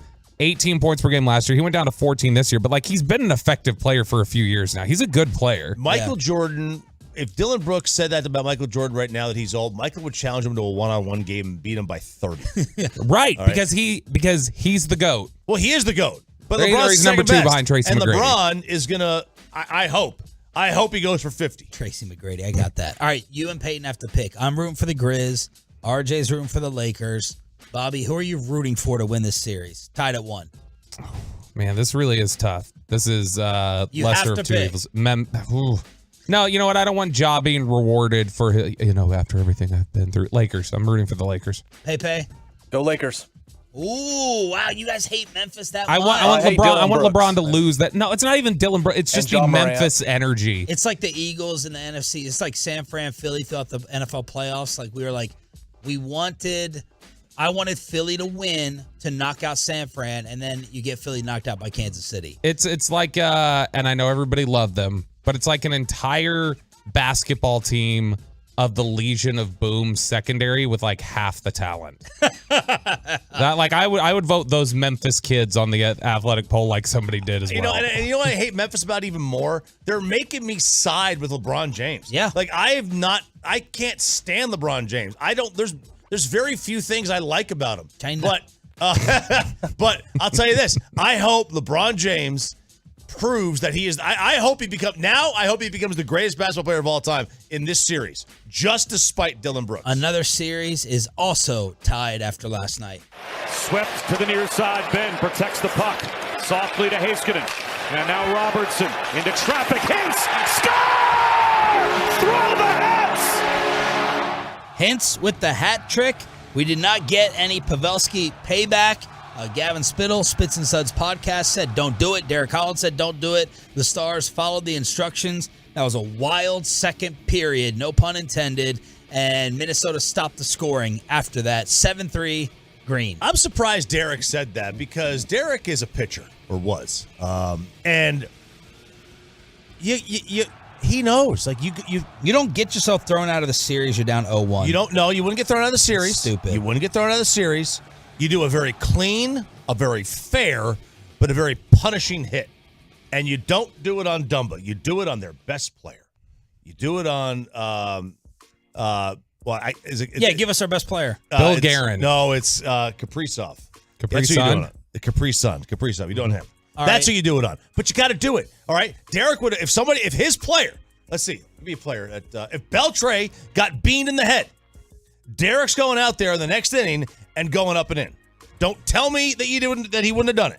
And he can't tell me he wouldn't have done it either. No, he's told us he would. What is this other hockey audio? Is this an assistant coach off the Devils? Andrew Burnett? Yeah, you found this yesterday, right? This was the Devils. But he's not their head coach. No, he's an assistant coach. And this is a traffic stop, and I use air quotes on Back that in because- February, but it just came out yesterday. DUI audio that Peyton cut up. And nope, never came to a complete stop. The closest he came was a vehicle linked past. All right, pull him over. And your driver's license? That's mine, yeah. Hey, sir, have you had anything to drink tonight? I had a beer, yeah. How many beers? 2 beers. What kind? What? I had a Mexican lager, 234. It's called Mexican Lager 234. 234. And you came from the 234 room. Yes, and then we went to Cajuna's, had a beer. Yeah, Bud Light. Is it directly in front of it? Directly in front, feet straight. All right, I'm going to call my lawyer. No. Yeah, no. sir. Don't walk off. Don't touch me. You f***ing fight me, and you're gonna f***ing regret it. Okay. Put your hands behind your back, sir. Put your hands behind your back. Behind your back. Stay right here. I'll walk out. Right there, sir. Put your hands behind your back and don't f***ing move. Do you understand me? There we go. We're really doing this. Adult male 15 signal 1. We're really doing this. Yes, sir. Yeah. I'm just trying to go home like I a know. block away. No. How do your chest feel, sir? And whatever. Reach the car, sir. There you go. Sure. Up against it. Stop moving around, Sure. okay? Frightening. Like, I coached the Florida Panthers. Sorry? The Florida Panthers, I was coaching. Yeah. Yeah, you don't care. No. No disrespect, but no. That sounds like a cartoon character. Sir, how many beers did you have? Yes. Where did you come from? I thought the guy was from Canada. Just thinking that he's so polite. 4 different things. The voice that suddenly got harsh. He said he drank a Bud Light. That probably got him put in handcuffs. Yeah. A non-hockey fan. For those that say stop talking about the Stars. And then the name drop of the. You don't band. care that I coached the Florida Panthers? Nope, don't. Nope. You're right. Don't care. Don't care. Are you on the Marlins or not? All right, let's crosstalk at 9:40. KMC is at this golf event where we're going to visit and connect with the former Texas Ranger. He's on MLB Network, and he is the manager of Team USA. Mark DeRosa on the home of the Rangers. Next.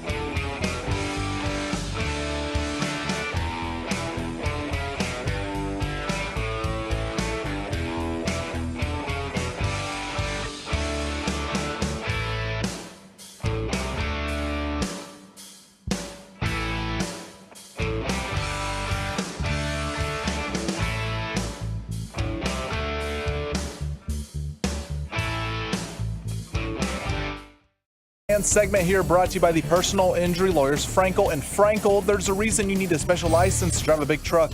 So companies that hire drivers and put them in a big truck should be held accountable for what happens when one hurts you. Frankly, you need Frankel and Frankel. Visit truckwreck.com or call them 214-333-3333. The 1-0 pitch is hit high and deep to center field. Bradley going back, still going back to the track. He leaps, it's gone! Jonah Heim carries one out of here through that crosswind, a little to the left of dead center where it's 410 feet away. Third home run this year for Jonah Heim. Yet another 3-run home run for Texas. The Rangers lead 12-3. Hixie with the call as part of the sweep of Kansas City on your home for Rangers baseball. We'll crosstalk with KMC at 9:40. They and G-Bag are out at the special golf event today. Yep, the Invited Celebrity Classic. And joining us now from there, when the list came out of guests, we're like, let's get him. Get him. Got to get him at some point. Let's go and try to get him on the Diamond Factory hotline. Former Ranger, MLB Network, and manager of Team USA, Mark DeRosa on 105.3 The Fan. What's up, man? How are you? I'm doing great, guys. It's actually good to be back here. I landed yesterday driving to the hotel. I was like, man, I enjoyed my time in Texas. I missed it. What were your hot spots? You remember any? Where did you frequent? You know, my first year I came over here, I didn't know much. I rented a house with my wife and kids in Las Colinas, and we kind of stayed over in this area by where the Invited Celebrity Classic is taking place. So, and then my second year I stayed over in Euless. I rented a house down the road from Mikey Young so we could hang out. So I got tight with him, and then he ends up coming in. Fast forward, he ended up being one of the coaches with me on the Team USA. So, yeah, I always enjoyed playing here. I felt like it jump-started my career when I got here, so I have fond memories. Mark, when do you think we can say that the Rangers are for real? They're for real. They're for real. Bruce Bochy makes them for real. Their pitching staff makes them for real. Marcus Semien makes them for real.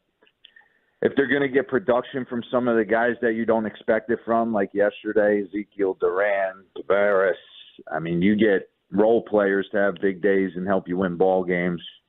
I mean, certainly the goal will be how do you keep this pitching staff healthy the whole time? John Gray, DeGrom, both down for we'll see how long. Maybe DeGrom won't be, but I just think Boch brings them significant credibility. I think they got great players. The biggest thing will be, can they pitch for 162? You know, I know you were your former teammate here in Texas, Chris Young, who you guys were on the team together in 2005. What do you think about the job he's done and just the philosophy he's taken to sort of their organizational approach at pitching and just like, hey, you got to have 9 to 10 starters in your system that you believe can step in and spot start because there are going to be injuries? Yeah, I mean, I trust CY. He's been down this road before. I think more for me, he's been given in the last 2 years a chance to really spend some money. Mm-hmm. And you can tell by the guys he's brought in, he believes in, obviously, top frontline starting pitching. But the Marcus Semiens of the world, the Corey Seagers of the world, I mean, especially with Marcus Semien, I think a little bit more. He wanted to create, like, bring in a culture guy, bring in a guy that's going to play every day, kind of get back to, like, those Mikey Young days when you punched the clock. I know, you look back at those teams, we always finished around 500 because maybe our pitching was a little thin in those moments. Like, you walked in that clubhouse, Mikey forced you to play every day. Like, that's who he was. And I feel like Semien kind of carries that cachet with him. Got to get Corey back in there as well. So, no, CY knows what he's doing. He's been around it. And obviously he's going to value pitching because at the end of the day, not only is that what he did, but I think every player realizes that, yeah, you got to catch the ball, you got to get some knocks, but you'll only go as far as the guys on the mound will bring you. Does it make it more, I don't want to say relaxing, but easier for a team, even if you're struggling, the offense is struggling, knowing that, 4 days from now, DeGrom's on the mound again? Absolutely. That's win day. And you guys got a couple of them. So that's the big thing for me. It's like, when Evaldi's, it's all health related. I hate to say that, but Jacob deGrom's the best pitcher in the world. Went out there. I'm a huge Nate Eovaldi guy. I think Nate Eovaldi has shown he can pitch in the biggest games that MLB has to offer and succeed in them. So he's not going to shy away for the big moment. So you get to a division series with the Texas Rangers, and you got to face deGrom, Eovaldi, John Gray. That's a lot to take in from an opposition. So again, I just think that it's two different seasons. It's a grinder to get in, and then who's lined up sprint wise. So I think Texas kind of has both avenues. They have the ability to win the marathon, and in a tight sprint, I think they have certainly guys who can change the score and some guys who can get outs on the mound. Mark DeRosa here on 105.3 The Fan. Why do you think more people weren't interested in Bochy? Because Bochy wasn't interested in most people. That's what I would say to that. Boch wasn't coming out. There was no way. Even if he was itching to do it, I don't think he just would have just done it for any situation.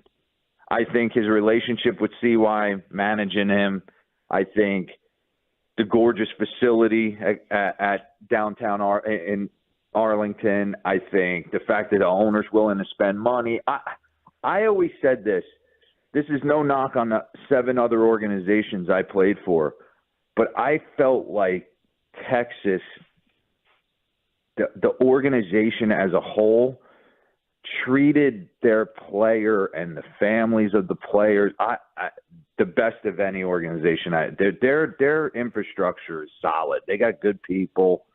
Once they got Boch in town, he probably was like, all right, I got to do this. Mark DeRosa joins here 105 through The Fan. He's playing the Invited Celebrity Classic at Las Colinas Country Club this weekend. So you played for him. What is different about him than other managers?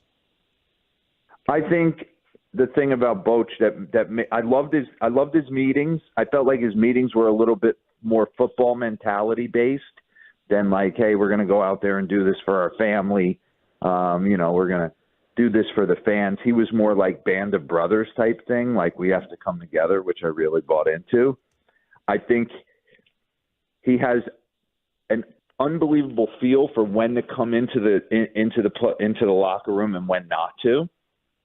I think has the unbelievable feel for when you're out on the field as a player, you're kind of managing the game with the manager. So you're kind of like, okay, we should have this guy up in the bullpen. We should be probably doing X, Y, Z. He does all those things. He literally, like, you can close your eyes and be like, all right, Brock Burke's coming in. All right, this guy's coming in, whoever it may be. And you're usually spot on with him. So he just gets the guys to completely buy in, manages the bullpen in perfection, keeps everybody just honest. I felt like he kept everyone honest. He yelled at you when you needed it, and he built you up when you needed it. So, Mark, I consider you 50% responsible. I was one of these fading baseball fans, and I consider you 50% responsible for a resurgence, a perfect storm that has kind of reignited me, being excited for Ranger baseball every single day. The first was the WBC, and then you have the rule changes. Have you felt like kind of a baseball rebirth? Is your job a lot more fun with the speed and the pace of these games and the changes that have taken place? And then the follow-up and the second question is, was the WBC the highlight of your baseball career, or that was still something on the field? Oh, wow. That's good. Because you got the WBC, the WBC basically reinvigorated. You guys had a 90% increase that you were responsible for on a certain network. 90%, like, it took over. I mean, we were following it every single day, and we never gave that type of coverage in the past. Crowds. I agree. In 2009, when I played in it as a player, I didn't have any idea. I was like, all right, this is cool. Strap USA across our chest. I get a chance to take BP with Derek Jeter and David Wright for 3 weeks. It's going to be amazing. Now it's like, whoa. These guys are showing up. The game against Venezuela, Japan, these felt like massive playoff games. So, I mean, For me personally, it was one of the biggest honors of my life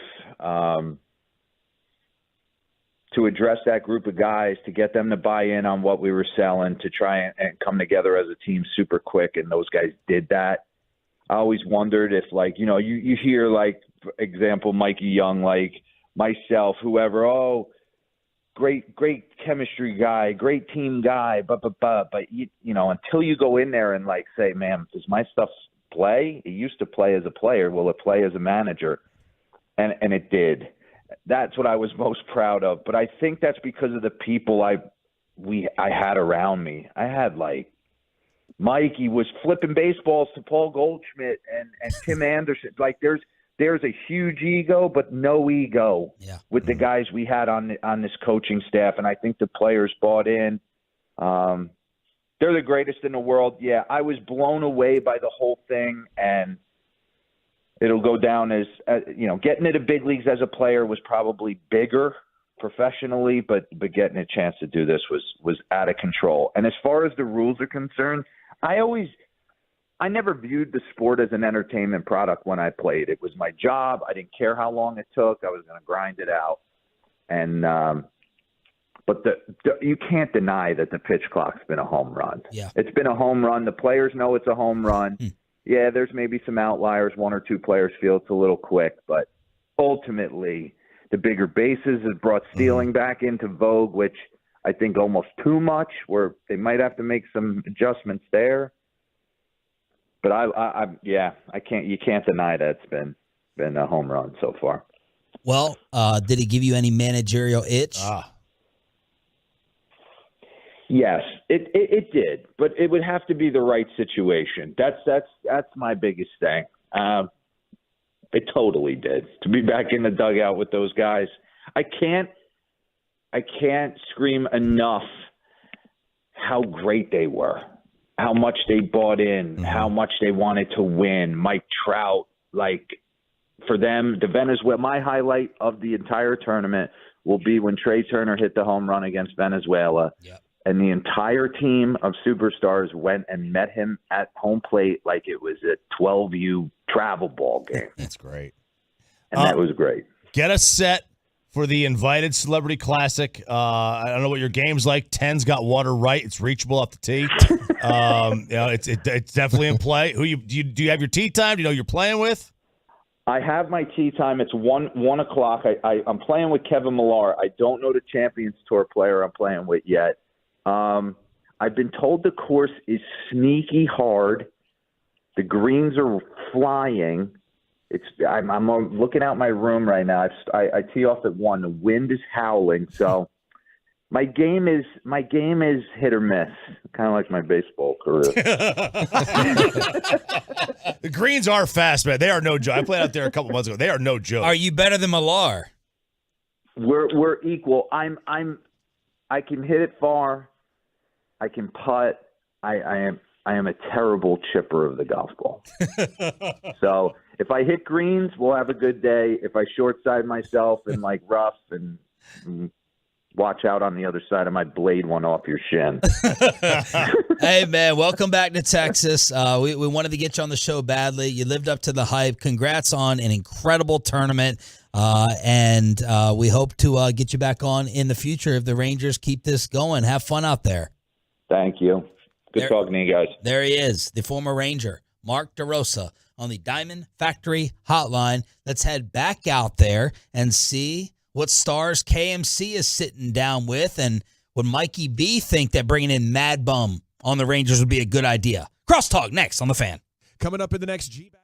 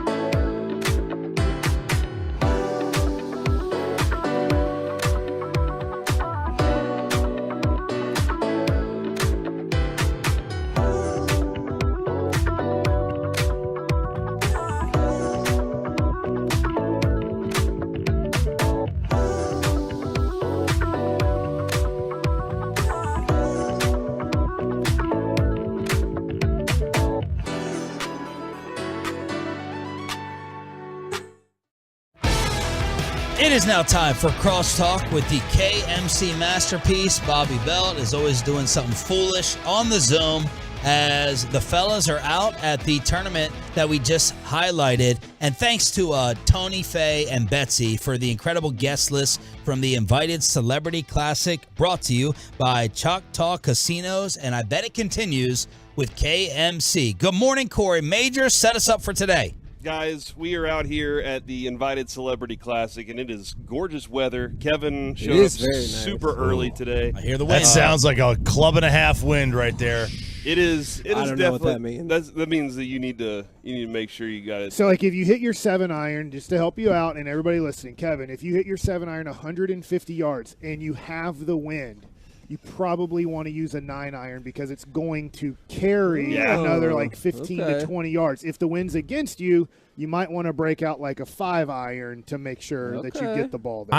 I might, hearing that wind, I might shoot 82 on this course if I was out there today. You get the wind at your back the first like 9 holes on that place. Chop, the other day I'm playing with Derek Holland, and I broke out a 3-wood on a par 3. Bet you did. And still didn't get it there. And I bet everybody after I hit it, it was like 5 yards short. And everybody's like, the wind was blowing into our face about 40 miles an hour. And I was like, hey, I get that you guys are strong and everything. You're not getting a 7-iron here. And they all ended up 30 to 50 yards short of the hole. Because it's like this man thing of like, no, I can't break out like a utility wood here or a 3-wood on a par 3. And I'm like, dude, the wind is blowing 40 miles an hour in our face right now. There's nothing we can do about it except grab a wood here and go after it. You want you want a life hack, a little golf life hack? Grab a wood when it's blowing in your face. In a headwind, club up more and swing easy. You want less spin on the ball in a headwind.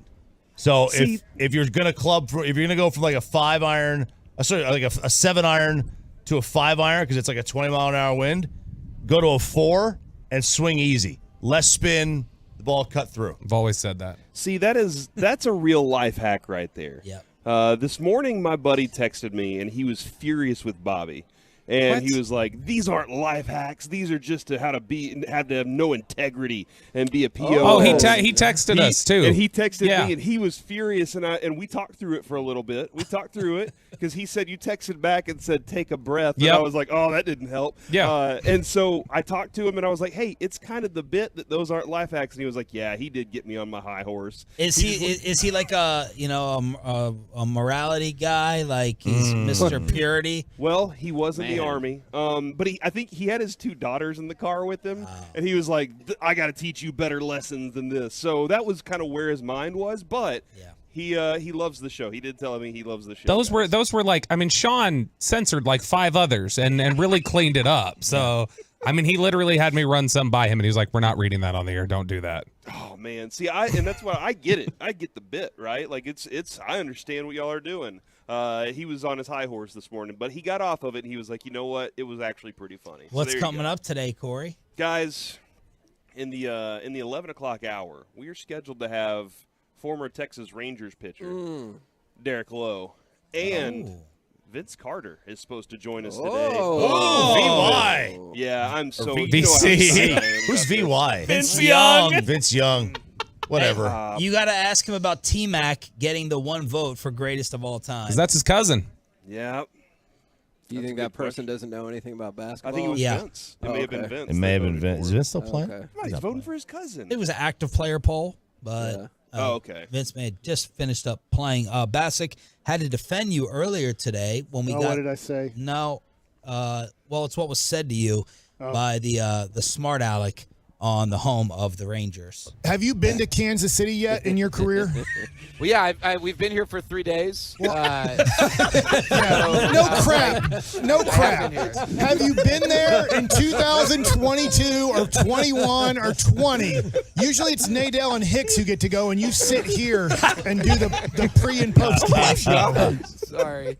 Mike, you should have put him more in his place by saying you sit here where you belong and you just chart the games with your balls and strikes. You should have put him more in his pre and post place. I wanted to have just a couple minute discussion on Kansas City barbecue if he got to try it out. What does he think of a stadium? Kauffman Stadium is super old yet still super beautiful, and he did bring that up, but I was just trying to set him up as maybe he's been there before. I don't know his whole fill-in career for Eric Nadel and Matt Hicks. Hagelin's having some attack over here. What's going on? Because I coughed twice. Did you cough on air? Went into the You have shirt, allergies? Is the wind? It's the wind. sneeze. Hey, shout out Q39 is great Kansas City barbecue though. Q39 I've is heard about that. fantastic. Kevin, why are you so grouchy? I mean, that was just a stupid question. Oh, are you having some sort of attack? Yeah, I coughed twice. Get over it. Don't you? Whoa! Here we go. Wow. Someone's a big man when they're separated by a county. Yeah. Wow. He said he was at a 4 this morning. We Now were you guys expecting are more like turning a it up. 10. So now are we up at a 6 yet, or is that a 7? What are you thinking? Nah, I'm fine. I can answer dumb questions. Oh my God. Oh. Sean, you thought you had a beef with old Corey over there. It's Kevy that wants a piece. I know, the old leg wrestling champ over here. That's right. And Sean tried to cheat on that. When we leg wrestled, he grabbed the side of our broadcasting table. I thought that you had, When we arm wrestled, he punched my arm. I thought Bastick said that you had you were a nonstop sneezer or something. Yeah. That is true. Well, Okay, but so I was Bastick referencing also a life habit of he yours. speaks in hyperbole. If I sneeze twice in a span of 5 hours, he'll be like, "Oh my God, you sneeze all the time." You do sneeze all the time. You do sneeze all the time. Twice in the See? span of 5 hours. I brought it up. That's why I brought it up. But go ahead. He's mad because I told him wear a collared shirt today, and he refused to. But you were wrong about that. Are you wearing one, Mike? Yes, I'm wearing a collared shirt. Okay. Look at that. Look okay. at that. Underneath the jacket. I like it. Yeah, All and I right, have a golf jacket on too. So- I respect golf courses. I do not. Mike, 2 other baseball storylines yesterday with pitchers. Yeah. Do you believe Scherzer and Mad Bum was involved in an incident? And Buster Olney said if they indeed get rid of him in Arizona, maybe Bumgarner comes here to reunite with Bochy. Thoughts on both? Watching Mad Bum pitch last year, and I watched him pitch opening day, it doesn't look like he has much left. So if he were to come to Texas, I just don't see how he breaks into this rotation. And so that being said, I don't know how you use him because I don't want to use him right now in the 6th through 9th inning if you have a lead. So now you're asking him to be a long reliever. Is he better than Cole Reagans? Cole Reagans throws the ball in the upper 90s and has had some success. So I'm not opposed to bringing him in here, but do you bring him in? I don't think he wants to go to not Oklahoma City, to Round Rock and just wait for an injury to happen. And then the Max Scherzer thing, I think this. He said he used alcohol to get the stickiness off, but everybody knows that like sunscreen has like alcohol in it, and I'm not 100% sure, but it's going to activate the rosin even more. So I don't think he did anything what you'd consider illegal. I don't think he went in and put on the illegal substance, but I do think that he was possibly using rosin to its fullest advantage, which isn't, I guess, illegal unless the one umpire determines that is illegal. So It's the same guy though, cuz he has done this 3 times. He's 3 for 3, and in the 2 years that nothing is happening to anybody, he's the one guy who's a big stickler on the sticky stuff on the fingers. Now, would you agree that Madison Bumgarner was being a massive baby though yesterday with Wilson Contreras? Yes, I think Madison Bumgarner, especially at this point in his career, gets very angry or frustrated with things. Like Hagelin? Because, hey, Kevy's the best, man. This guy. Good one, Potsy. Didn't see that one coming from a mile away. I said, good one, Potsy. I didn't see that one coming from a mile away. Potsy! If you're going to throw up 50 Styles insults, that's how I'm going to respond. Come on, Anson Williams. Jeez. What is happening right now, Kevin? I'm fine. Woosah. I've never seen him this angry. You just gotta. What is it? What is Seinfeld? What is it? Serenity Now. Serenity Now. Serenity Now. I forget what, Sean. I'm so scared right now, Kevin, that he's doing. We're talking about collared shirts. We're talking about collared shirt. Yeah, Mad Bum and Wilson Contreras and being a baby. I have this background for Mad Bum because this is as close as he's ever going to get to the Hall of Fame. Is this thing behind me? Wow. You think he's pitching his way out of it? I think he was never in it, but I don't think he was ever in it either. I think he's a really good pitcher that will get a few votes, but not a Hall of Fame pitcher. But I think as he's gotten older and less effective, he gets more frustrated with things. Does that make sense? Yeah, no, it makes sense. Now, on the Hall of Fame talk, I was talking about this with Chop. I think it was during a break. I don't think we said it on the air. Are his credentials similar to Oral Hershiser? Where he had like a 3-4 run where he was dominant and he's a postseason legend, but it's just not enough of a career. That might be a good comparison. I haven't really looked at stats and everything, but that's a good comparison. Bumgarner or Pettit? Without the juicing. Oh man, I mean, you can't separate them.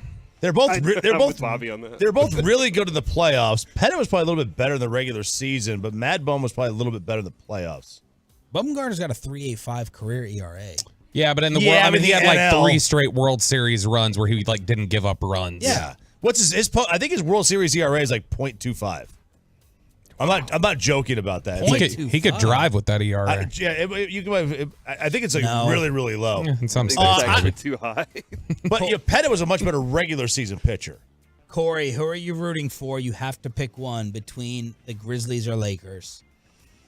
Oh man, gotta hate Dylan Brooks, right? I love him.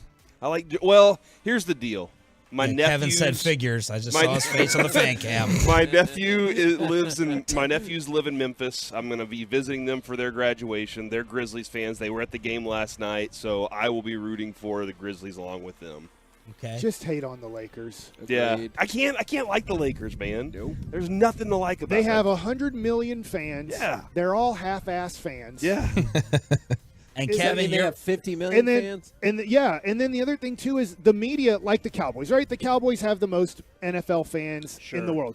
But the media that's national doesn't openly root for the Cowboys. Yes, they cover them more than any team, but they don't go, man, I really hope the Cowboys win. I want them to win. I'm rooting for the Cowboys.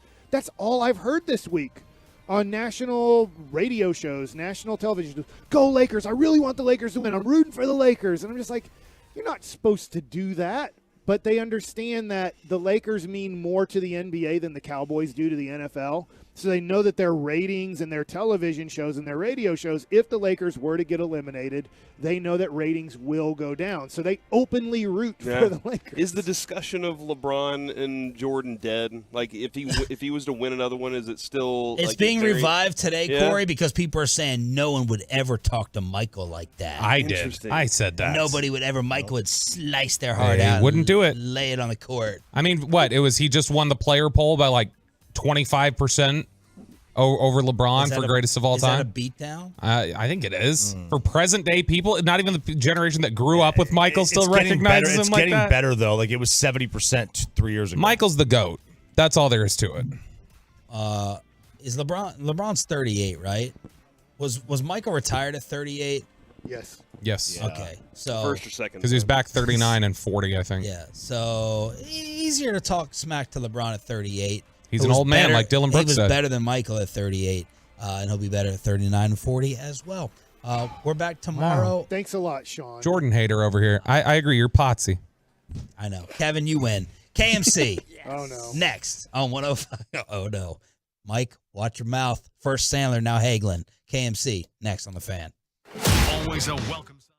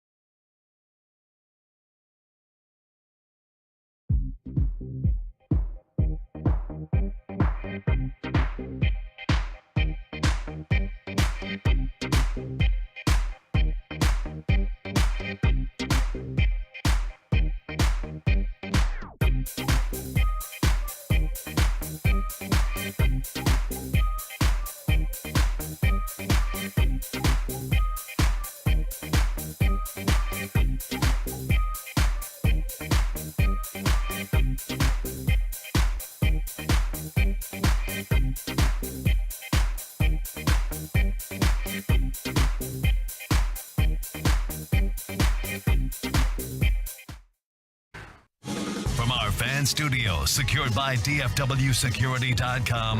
It's the KNC Masterpiece on 105.3 The Fan. KNC Masterpiece right here on 105.3 The Fan for the 972 LOL. It's okay. I love you, Kevy. I promise I'm not looking to be in a bad mood or anything like that today. We are live at the Las Colinas Country Club in Irving. Thank you to the lovely presenting sponsors of Choctaw for helping us get here. Do you want into my car? Do you want to have an off-air discussion about your beef with Sean? Is that more of an No! off-air thing? What happened? Because that was kind of it was Man. awkward that you I put should've- Mike and I in that position. You know what? That's fair. I should have told you.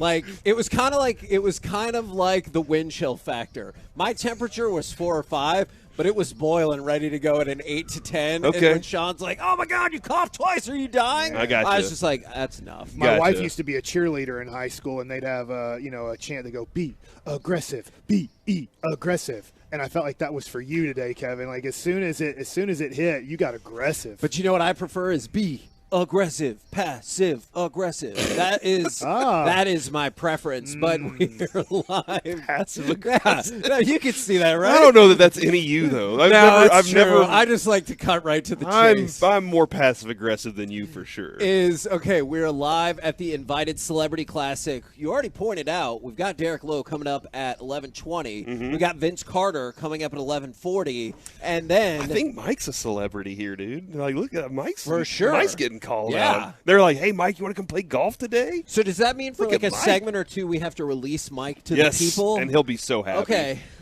But then he's going to leave to go golf. Yeah. Like, if we let him go at 10:40, There's no way we're all of gonna a sudden see him he's again. going to be like, So- "Hey, guys, I'm on the third tee." I'm going to tell you what, this is awesome, just but snorted. I'm not the biggest fan of tournaments like this. Oh my gosh. I love being here. I love everybody here. But when you're playing golf and sometimes you don't play your ball. Now you do in this one, but sometimes when you're like asked to do things like this, you don't play your ball, and then the course is pretty jam-packed, obviously, with stuff like this. So I do like playing more. My favorite golf is honestly playing all by myself. I think most people would disagree with that. I love it. It's But glorious. when you play by yourself, you're on your own pace. If you know that you're getting backed up a little bit, you can play 2 balls on that hole just to like, hey, I have a ball that I'll count as my score, another ball where I kind of practice and Does and that keep alternate playing. depending on how the shot goes? Absolutely. I know you're probably Yes. what? It Yes. 100% it can, but I'm trying to get a handicap. Yeah. Okay, and what that means is I'm trying to know when people are like, what's your handicap? I don't know. Like I'm a bogey golfer is pretty much. And that's how many shots over par you are? Like, Yeah, if so it does. Well, not handicap gets all confusing, but like my handicap, according to this app that I'm on when I keep my real score, is about a 12 to 13. It's like a 12.7. Okay. I'm like which, a 36. which gives me a better idea. That's on bad, like, That's very bad. so when yeah. somebody asks me now, I can say, look, I've only been in this app for about 7 rounds, but it says that I'm around a 12-13 handicap. Mike, that's pretty impressive, dude. Here's the thing, though. Mike's sitting there. He's like, you don't get to play your own ball. So he would be mad at Emmett Smith. He'd be like, I got to go play Emmett's ball right now. Man, It just makes it sometimes when somebody you might hits be a- the rushing leader, if but you somebody- sure blew that one. If somebody hits a ball 310 yards off the tee box in the fairway, my ball's worthless. I'm not going to beat that. So now there's a little bit of lack of focus and concentration that I know we're not playing my ball. Mm-hmm. I'm just going to hit the ball. It's like, yeah, it's practice, but it doesn't really count. So once you know in your brain it doesn't count, it's tough to then have the concentration and focus to put a good shot out there. So I don't mean this as a slam. Like, I'm legitimately saying, but like if you were a higher level golfer, you'd probably be pretty like locked in because you're like, well, this shot's going to be the also, shot. yeah, because you're probably playing 80% of the balls that you hit. now. I want to surprise Mike today with something.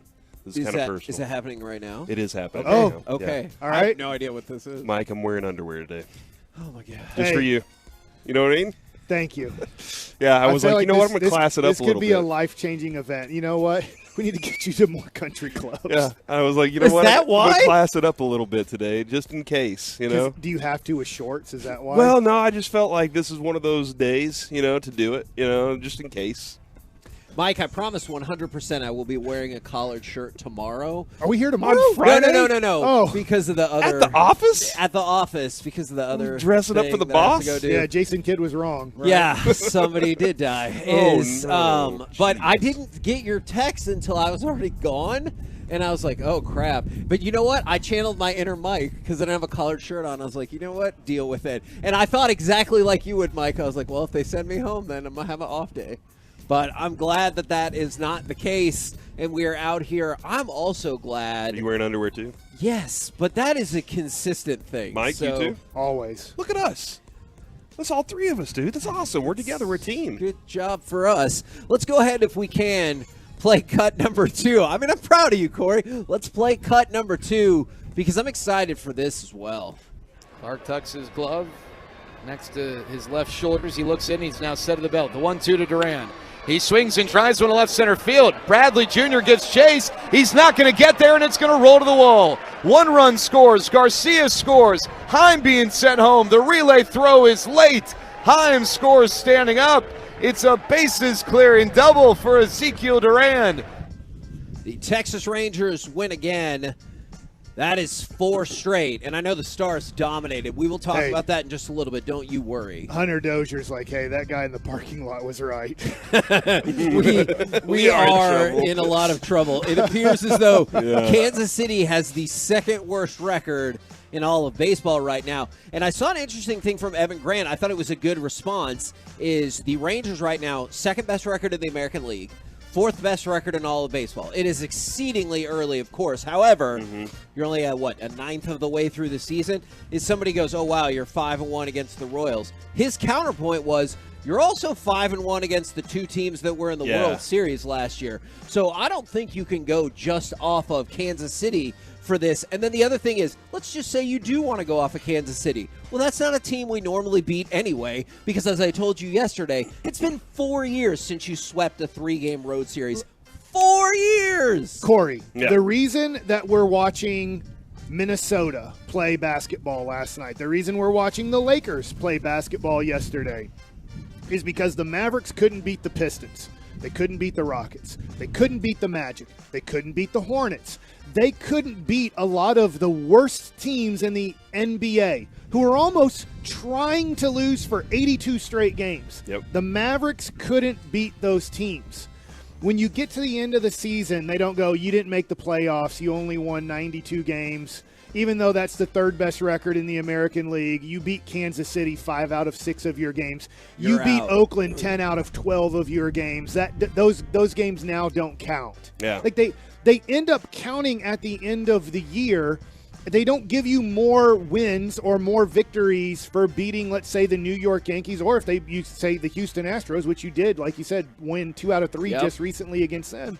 You have to beat the bad teams. The only way to make the playoffs, for the most part, is at the end of the year, usually the teams that make the playoffs, you look at their record against the bad teams, and they won a lot of games against bad teams. And then they played around 500 baseball or 500 basketball against the good teams. And then they're in the playoffs. So I get the argument. I get the whole Tampa Bay going 13-0 against a somewhat soft schedule to start the year. But that's what you have to do. If there's a chance to make the playoffs for the Rangers or for Tampa Bay or for whoever, at the end of the year, they destroyed Kansas City. They destroyed Oakland. They really beat up on Detroit. Yeah, and that's one of those, like, a lot of coaches will tell you, we treat them all the same. The players will tell you we treat them all the same. Sure. But throughout the season, the lower end teams, that's how you rack up a record.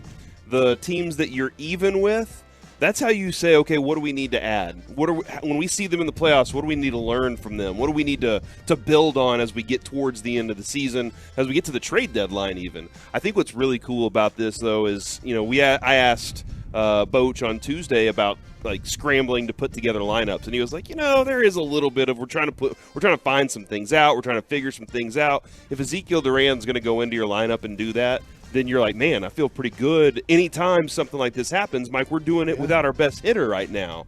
And then when Leody Taveras comes up and does what he did last night, they're gaining confidence too. And now these guys are playing at a level of this is how we expect to play. We expect to demolish bad teams and compete with the good teams. And this is where experience comes in as a manager, and I have zero experience of it. But watching guys like, let's say, Buck Showalter, and I'll get to that when we get into baseball nuggets, the way he handled the Max Scherzer situation.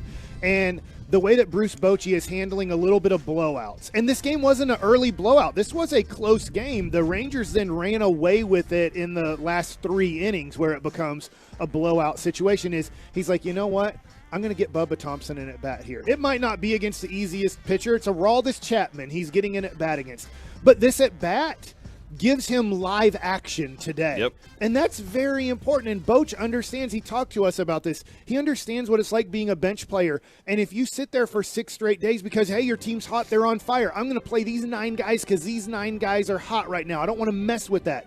But when I get the opportunity to give this guy an at-bat, now next week when this team eventually gets cold, which offenses always get cold and hot, Bubba got some at-bats through this time. Instead of just sitting on the bench, I gave him some at-bats. It might not be against the easiest of pitchers, but he will be more ready to play when I have to start him in left field or center field than, hey, sorry, we were hot for 8 days, so I didn't play anybody but these 9 guys. Now, I really love this question because I just looked it up, and it's astonishing. We're 18 games into the year, right? And the Rangers have 12 wins. From the 6-8-2, how late in the year last year was it before we had that many wins? Last year, it took to the 28th game. The year before that, 28th game. The year before that, 31st game before you got 12 wins. Here you are in game 18. You have the second best run differential in Major League Baseball. You have the second biggest division lead in Major League Baseball. Still have 6 losses, though. That's fair. I'm just bringing it up because Mike's right. There's going to be a point in the season where it's going to be exceedingly frustrating for a variety of reasons. And it's just amazing that this Rangers team that for the last 3 years have gotten off to awful starts has done so well to kick off the season. I know for the fans this is huge because this feels a little bit 2010-like. Now, I'm not saying the Rangers are going to make it to the World Series, but 2010, we didn't have huge expectations on that team, but they kept winning some late-inning ball games, and there were some heroic things that happened, and then they obviously made a huge trade for Cliff Lee. But for this organization, not only for the fans, but for the players in the organization, for Chris Young, who's somewhat of a new general manager, Bochy coming in. If this team right now was, let's just say, 8-10, there would be a little bit of like, oh, here we go again. Yep. Yeah. And it would, even from the players, you'd be like, well, maybe we're not as good as maybe we thought we were coming out of spring training. Maybe adding all these pitchers, like we're better, but we're not really good. Right now, the confidence in that clubhouse is big. They believe right now going into every game that they have a good chance to win, and they're going to figure out a way to win. That's big. Right now, Kansas City, now I know they didn't add any talent to their team in the offseason. They feel like they're going to lose. Going into a game, when they get to the 5th or 6th inning right now, they're like, all right, hey, let's fight the negative feeling of something's going to go wrong, whether we make a defensive mistake, a pitcher comes in and can't get anybody out, whether we go 0 for 6 in our next 6 at-bats with 5 Ks. Like, that's a feeling that you have to fight the negative feeling when you get off to a slow start, and you want to ride that positive feeling when you get off to a good start. Yeah, he's absolutely right, man. That they believe they can beat any team right now, and that they belong where they are. And that's a big, like when we talk with Derek about his talking doctor. Sure, I believe it's Cockstein, right? Yes. Whenever that's one of his big factors in talking when he was with the Mavericks was in the moment where you are, that's where you belong. And when you start believing that you belong there, you're doing the right things. Now, just a little side note, it's kind of with the Rangers, and it's based around the City Connect thing, did you see that they did have to drop, or they did go ahead and drop the actor Jonathan Majors from their campaign that was supposed to kick off on Friday? So Jonathan Majors, who you might know from Creed 3, obviously he was just in Quantum Mania, he is facing a variety of charges, and he was going to be in an ad campaign that was launching this week because the City Connect jerseys, obviously they came out this week, and they're going to be in them tomorrow, and so he was part of that ad campaign, and they had to go ahead and scrub him out.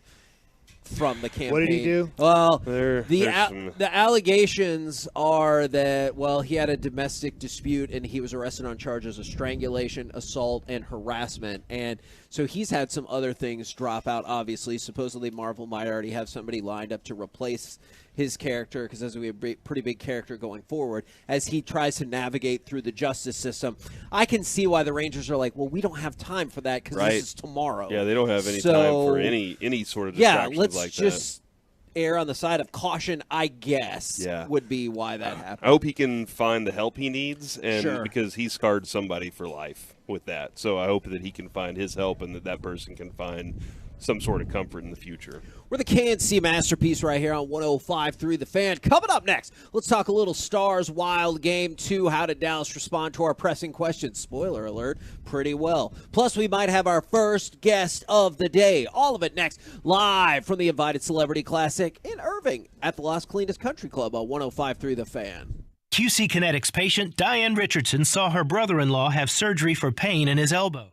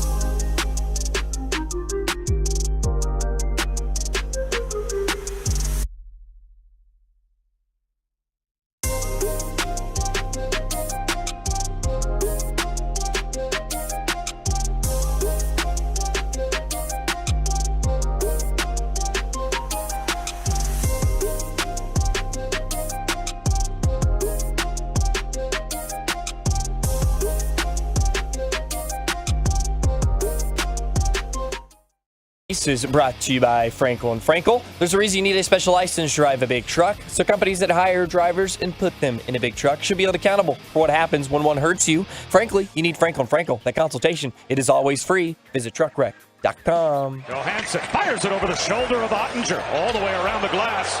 And that springs Dodonov, who moves in. Dodonov to Ben, the trailer. Johnston, score on the rebound, Dodonov! And it's 4-1 Dallas!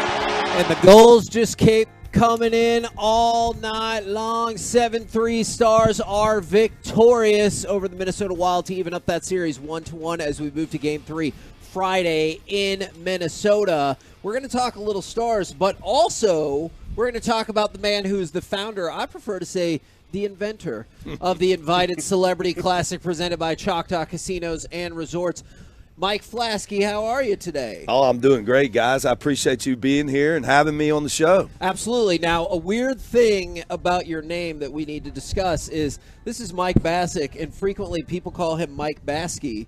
And so if you're Mike Flasky, that's kind of throwing me off. So if we get the last name wrong, please bear with us. Well, it's not a problem, but he's a cool guy already then. Thanks for giving me that name. That's a good point. Yeah, Jerry Jones gave me that name. Hey, Baskey. All right, so how did this tournament come together? And this is only the second year, right? Yeah. And if it's only the second year, how do you have so many impressive celebrities? Because we got Derek Lowe coming on. We might have Reggie Bush. We're going to have Vince Carter. I know Emmitt Smith, Larry the Cable Guy, Greg Maddux, on and on and on and on. How did you get that list in year 2? Well, my day job actually is the CEO, or was the CEO, of a large resort company called Diamond Resorts. Okay. And back in 2013, I started an event in Orlando that has now become the LPGA's Tournament of Champions. Oh. And that event is called the Hilton Grand Vacations Tournament of Champions now. Okay. And it has 50 celebrities paired with the world's best female golfers. So I sit on the board for Invited, and they asked me if I could recreate for them something along the lines of what I did in Orlando. And so we basically, to simplify it, took the LPGA out and plugged in the PGA Tour champions. And I'm very blessed to have a deep, long relationship with these celebrities because of years of basically doing what we said we were going to do. And Sure. They love the golf, and they love to compete, and they love to be side by side with these professionals. So they come out. I mean, we had 100 on a waiting list that couldn't get in here. We only had 40 spots. So it's wildly popular among the celebs. Who's the best celebrity that you had to cut? I'm just kidding. I like that question. You're going to get me in trouble, man. It's like, I love Cobra Kai. Sorry, Ralph Macchio, you're out. Is the golf course the place for business or fun? Which one's more important? Which one gets done more on the golf course? Well, I mean, I think that, there's a lot of business on a day-to-day basis that gets, done on the golf course. This is a competitive, proper tournament. There's $2.5 million in prize money at stake. All right. The celebrities are competing for $500,000 in their own group against the 40 of them. But for the fans and for TV, we pair them with the professionals who are playing for $2 million, right? So you kind of get the dynamic of having the pros and the celebrities together for the fans, but they have their own separate competition. So there's not a lot of fun out there after we get to Sunday. Gotcha. There'll be a ton of fun on Friday and on Saturday, but everybody kind of gets those blinders on Sunday. Who's the most fun guy or girl that you've gone out and played golf with, that you just have a blast playing golf with? Not the best golfer, but the most fun. It's a great question. Larry the Cable Guy. Yeah.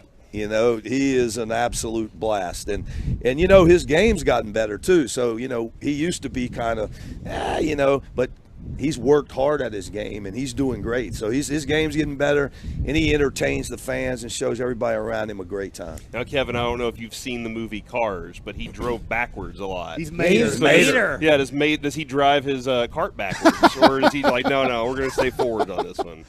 I feel like you'd have to go forward, but then again, I could see how the gallery and the audience and everything would take some enjoyment out of that. And trust me, we now have 4 nieces and nephews between 1 and 6. Oh, so you've seen all the Cars. Gotcha. I a million times. Do you ever, I'm guessing not, because this is also a business venture, but do you ever get starstruck? Like, does somebody come up and you're like, holy cow, that's so-and-so?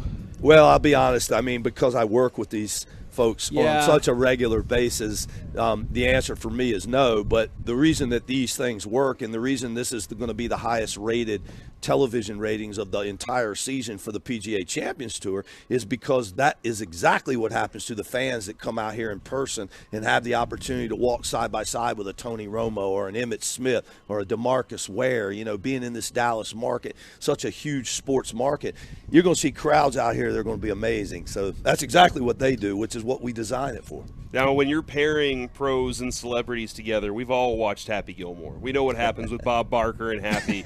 Are you thinking, man, he's not going to go well with this guy? How do you pair those guys together? You know what we do, and what we do, the PGA Tour gives us the professional pairings, and then we drop in the celebrities every day, and we'll pair the celebrities by score as it relates to day 2 and day 3, but in the first day, we try to do TV stuff and, things that we think have a storyline and resonate. For example, tomorrow in the round 1, we're going to recreate the 20-year reunion of Annika Sorenstam and Dean Wilson, which was an idea because it happened right here in this Dallas market at Colonial when she broke the barrier and became the first female to ever play a PGA Tour event. So you probably saw the host of media that was over there, interviewing them as they just did their media, and it's going to be really cool for the fans to get to see that. So, how excited are you, or I don't know if this is your space as well as we talk about golf, is we played the highlight. The Stars dominated last night. Are you a big hockey fan? Are you following the Stars playoff journey? Well, I actually am following it because I'm in Dallas, and it's such a proper, hockey town, but I can't say I was a baseball player, played in college, played a little bit of minor league ball, and so my world is baseball, but I love Jeremy Roenick, I love Mike Modano, I love Justin Williamson. These guys support my events, so I've become a hockey fan. Were you a big Barry Bonds fan? Maybe baseball when it comes to baseball? Let me tell you something. I got the ultimate respect for the way that man could hit a baseball. Yeah. I mean, So you can say what you want about performance-enhancing drugs, but you still have to square that thing up. And when somebody's throwing 95, 96, he was so good that he was only going to get one pitch to hit an entire at-bat, and he could square it up. Hats off to that dude. When you're throwing 85, 86, he gets you really good. Yeah, 85, 86. I feel like you're speaking from experience. Mike threw the record-breaking home run ball to Barry Bonds, we always give him a hard time. But he was in the pros, baby. He did it. Yeah, he knows what I'm talking about. Yeah, I met Barry afterwards, and he's like, man, hey, thanks for challenging me. You're a really good pitcher. You're going to pitch in the big leagues for a long time. And that was my last year in the major leagues. Hey, look, Buck. So he wasn't a good scout. my buddy Buck Showalter, if I'm not mistaken, he walked Barry with the bases loaded. Oh, yeah? Yes. You remember? That is true. That is true. The decision. Well, we appreciate you swinging by, and obviously since you have great relationships with everyone, if you could pass along a good word for us and the show after us and just keep sending the guests on over here, that'd be fantastic. We'll absolutely do it. It means a lot to have you guys here. I know this Dallas market, you guys are the #1 show out there. That's right. We'll make sure that we get them over here for you. It's great for them to have their brand in this mega market. So thank you guys for having me. Absolutely. Thanks There time, you go, right here on 105.3 The Fan. As does he need luck? Everybody He's needs running luck the today, thing. man. Yeah, okay. no, I mean, everything goes well. All right. Hey, wish good luck to everybody, man. Okay. Well, thank you very much, and good luck to Mike Flasky. Thank you, Mike. As I said, the inventor of the Invited Celebrity Classic presented by Can Choctaw he put that on his resume Casinos now? and Resorts. Also Absolutely. inventor. Absolutely, he can. Great. Now, we had a lot of questions for the Stars yesterday and how they would respond. I'm going to start with the most basic one. And, guys, I feel like we can all agree this was a resounding yes. Do the Stars adequately help Jake Ottinger? Well, they scored 7 goals. Mm-hmm. And did that help him, though? Because they also still gave up some opportunities where they were like, he was like, hey, man, what's going on here? I'm not going to say that Ottinger is blame-free because when you score 2 goals in the span of 11 seconds, which is the fastest 2 goals in Minnesota Wild history, that at least some blame goes on your netminder. But luckily, I always wonder if, like, you get a little bit more complacent, like you have a 4-1 lead. You're like, ha-ha, we're good to go. I can play a 4-overtime game and still wouldn't give up that many goals. But, yeah, so I'm not telling you that Ottinger was at his absolute best with that little run right there, but it was a dominating performance for the Stars yesterday. I will say this. You know, we've had the discussion, and Derek pointed out yesterday to Mike, because I loved Mike's approach is, hey, go level whoever whatever it is, just level a guy. And, Spittle comes in and he's like, look, it'll be more likely that they'll request a fight next year. Right. And Derek talked about that too yesterday.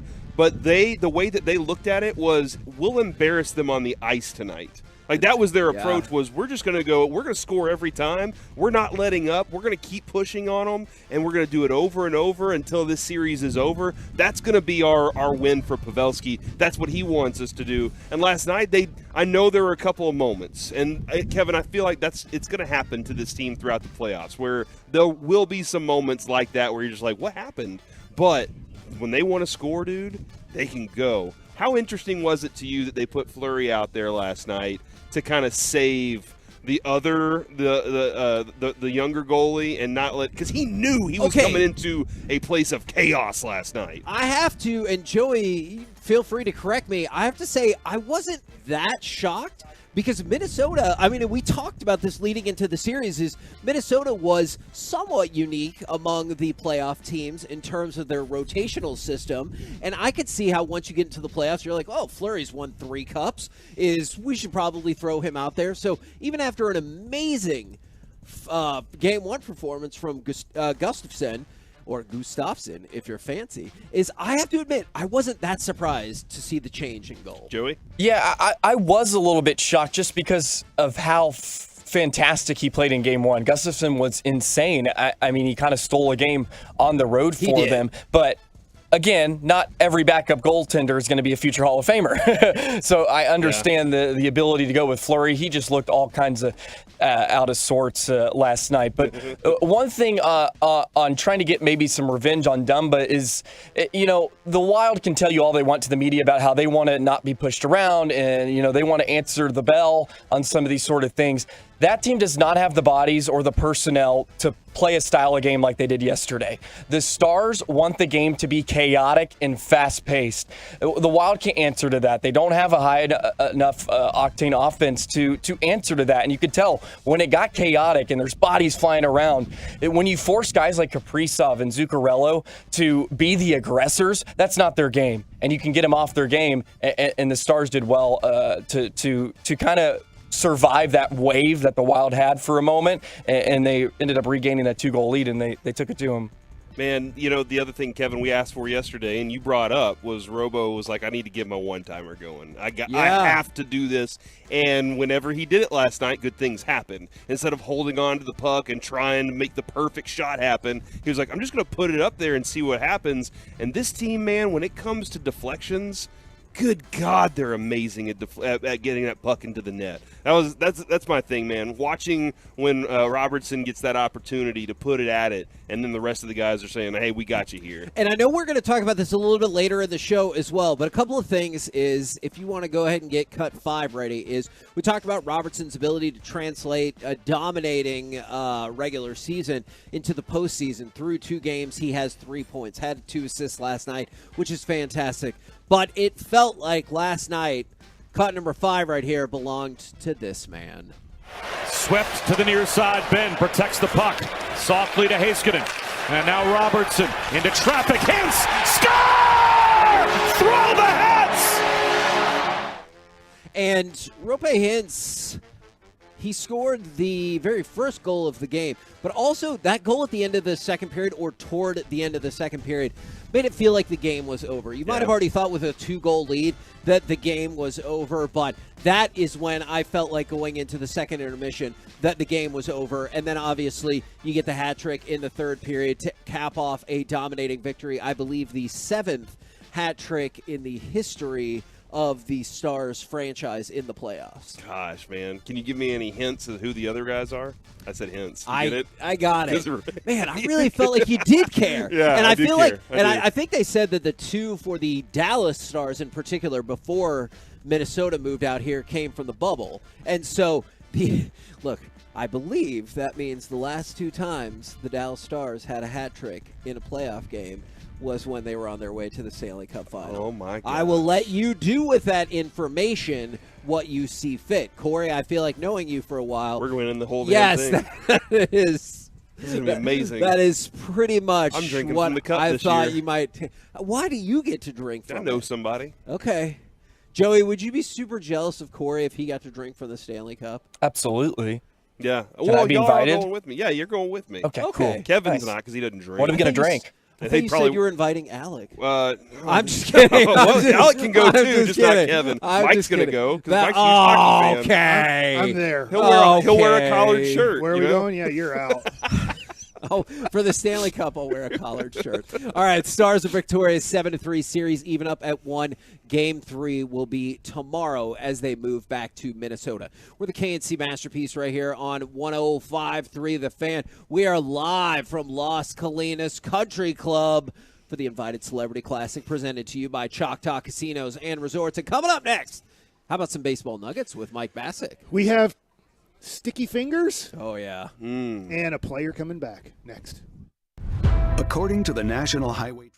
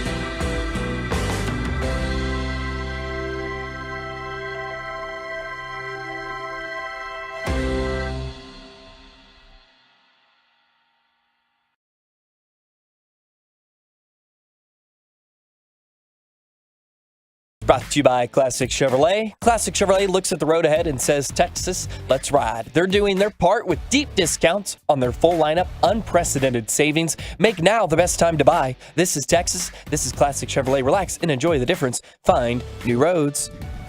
KNC Masterpiece right here on 105 through the Fan. We're live at the Las Colinas Country Club in Irving, and it's time for some baseball nuggets with Mike Bassett. All right, so if you're not totaling, we started off the show with the Rangers sweep. Even though Bruce Bochy doesn't use that term, we can as radio broadcasters. The Rangers swept the Kansas City Royals. They're 12-6. They're in first place. They are offensively crushing it to start the season. How impressive is that to y'all, given, especially in the last 7 games, we were really concerned of Corey Seager had started off on a freaking tear, and once you lose him, you're like, what are we going to do? Somebody on the fan text, Mike, said that we scored 12 runs all of last year. Or 2 times. 2 times last year. I'm sorry. No wonder our record was so terrible. 12 runs, How did we win so many games? 2 times last year, and we've already done it multiple times this season. So, I didn't expect to be a clubbing team like this. I really didn't. I expected there to be closer games, but they've faced some pitching that's a little easier to hit. And there'll be lulls, right? I mean, you go through, as Bruce Bochy's even said, I'd like for us to be a little bit more consistent in our scoring and not go through 0-1 run in Chicago and then all of a sudden explode for 12 runs a game here in Kansas City for the most part. I know they did win a closer game, one of the other ones. But it's been really fun watching the Texas Rangers. But I've also had, guys, a lot of fun tuning into MLB Network or ESPN if there's a game on, and watching Major League Baseball or Fox Sports 1, which I know a lot of people don't get that channel, but you're flipping channels and you see a Major League Baseball game on, and it's not because they eliminated the sticky fingers, okay? So if you weren't paying attention to baseball yesterday or don't pay attention to baseball, Max Scherzer got ejected from the game for having fingers that were too sticky. And so they made him earlier in the game go wash his hands because they felt like his fingers were too sticky. And they said, hey, when you come back, we're going to recheck you. And then we're going to check you more during this game. We're going to check you every inning. So he knew he was now going to be checked a lot during this game. And he came back from the clubhouse, dugout, and they were like, all right, you're good enough to pitch. We deem that your fingers are less sticky than they were, and you can pitch with your fingers being this sticky, but not stickier than this. Why are you making that face, Kevin? Well, I saw his post game. He was furious on the field, and he was furious afterwards. Well, he thought everything was cool because he went in and washed his fingers off with alcohol. Unfortunately, alcohol is going to activate rosin more. So you think that could actually be advantageous? And then I know the guy who threw him out said this is the 3rd year they've been doing it. He said it was the worst they had seen of anybody so far. Now, he is the only guy in the last 2 years to eject players from sticky fingers. So do you think that guy's oversensitive? Or Yes, I do. Is he the only one who's ascribing by the way it was described? He's like, you guys are doing it wrong. Here's where I want to get to this is with Max Scherzer and in general sticky fingers. I get that spider tack is kind of the one that most players were using. Obviously, they could use a mixture of sunscreen and rosin. There's different ways that guys were getting very tacky, sticky fingers to get better spin rates on the ball, to possibly locate the ball, but whatever it was. But when they took away the spider tack, we did not see really any type of offense generated because of that.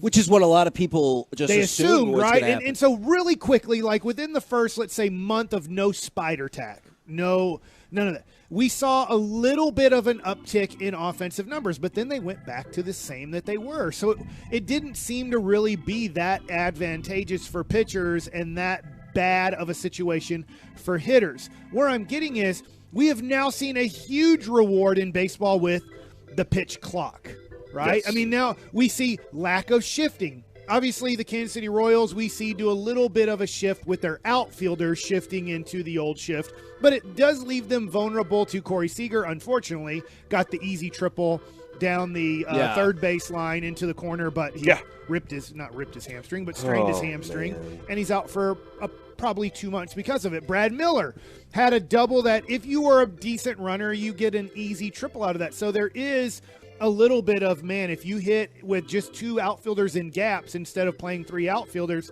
there is something there. So the sticky finger thing, and I was wondering about this earlier in the year, it really didn't add any offense to the game.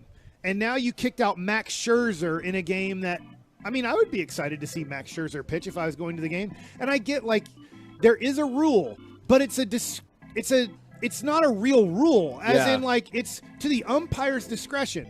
And it seems like out of, I don't know, the 100 umpires in Major League Baseball approximately, there is one umpire that does have a more strict rule on sticky fingers than the other umpires do, which then makes it very tough on pitchers. I guess you're going to have to know, I'm sorry I'm forgetting the umpire's name, but you're going to have to know that umpire is umping, and I need to watch how sticky my fingers are when he's an umpire that's going to possibly check fingers today. I mean, that seems logical, right? Because now I've already heard, and I realize it's just this one time, but now I've already heard people are like, do you think Max Scherzer has been doing this for a long time? And blah, blah, that's blah. my first question. And you just don't want to have to deal with that, right? And by the way, it's Phil Cousy, it looks like. You. Yes. Crew Chief Dan Bellino. But that's my first question, Mike, is to question all of the guys that get in this situation their entire careers now. And well, he's everything. Also facing a 10-game suspension because of it. So now he's going to have to appeal a 10-game suspension going, guys, I mean, here's the deal. You can either believe him or not believe him. There's no way to know. He swore on his kid's life. Right? I believe it's that. kind of yes, he did. I heard that. Right. If we bring up something, you can either believe us or not believe us. I'm not part of the Texas Rangers or Dallas Mavericks or Dallas Cowboys or Dallas Stars. So if I hear something and then I give it to the audience, you can either believe me or not believe me. I'm not on the Dallas Mavericks or I'm not on the Texas Rangers. So that's always tough to be like, you need to prove it or you're lying. It's like, well, I can't prove it for one, or I can ruin people's lives by just saying where you get it from. Yeah. Or you can say, I just don't believe your source, or I don't believe what you're saying, or I do believe what you're saying. That's always the tough thing in Max Scherzer. You can either say, no, he went back and he got spider tack and he was using an illegal substance, or you can say, no, I believe him. I believe he was using rosin, but for some reason, Phil Cousy, the umpire was just saying that, hey, I just believe this is too much rosin on your fingers. This is too much sweat and rosin for you to be a legal pitcher today. But we haven't seen a big difference in offense with this whole checking of the fingers. Now we have that they've taken the shift away. We have, because the pitchers are having to pitch at such a fast pace that it's tough to – I need to stall this game. I am getting hit. I'm not throwing good pitches. I need to take a 30-second break behind the mound to really regather my thoughts. What am I doing mechanically? What am I doing mentally to possibly not be executing my pitches? You're not allowed to do that anymore, which can make a big inning happen. Have we seen – I know we haven't – you say we haven't seen a big change in offense. Have we seen much change in strikeouts? Like, does that, because I would say, I would presume that maybe we can keep an eye on that, because not necessarily the philosophy changing, but if guys don't have as much break, if guys don't have as much grip on the ball, then maybe that lends itself to more ground outs, more pop outs in those situations. That's interesting. I haven't gone back and looked at that same section for statistical strikeout data, but I think that's a good question. It was one of those things where it seemed like they presented a lot of the sticky finger numbers like the first 3 weeks of it. Yeah. And look, there's a difference. Look at this. There's a 4% batting average increase. And then we flattened out. And then we're not going to mention this because it really didn't change much. Do you think there's any chance then that you might see that with the shift? Like you saw the impact early and then it will flatten out? No, I do think that it'll help because there's two. I'm watching a lot of baseball and there are ground balls that I'm like, that's not a hit. Yeah. Like that's a hit now.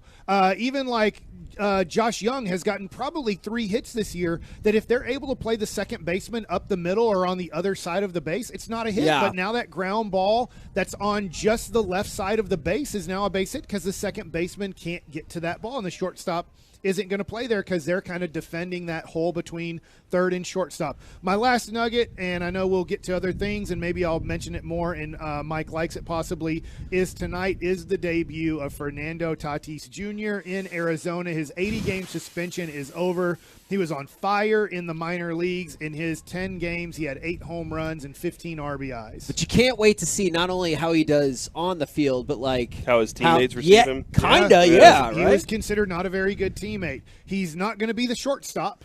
They obviously signed Alexander Bogaerts. They have the kid, I say kid, young man, Kim, who also is a very good defensive shortstop, the best defensive shortstop out of the 3 guys. So it'll be interesting to see how he plays every day in the outfield and then what he can do offensively. And then I'm interested, if he tears it up, will it be held against him in MVP voting? I know we will have to wait. Yeah. I'm still going to say Could they yes. have an MVP that was suspended? But it was only for 15 games. I totally right, for this hear you, year. but the optics of, well, he missed the first 15 games due to PED suspension and then won an MVP. I that think it feels will be held bad. against him by enough people. Yes, I do right? too. I think some people would vote for him and some people wouldn't. And if some people won't vote for you because of that, you won't win it. We're the KNC Masterpiece right here on 105 through the Fan. We are live at the Invited Celebrity Classic presented by Choctaw Casinos and Resorts in Irving. And coming up next, Corey, you liked the segment last time. We brought it back. NFL, Would You Rather? Oh, let's do it. We'll do that next right here on the Fan.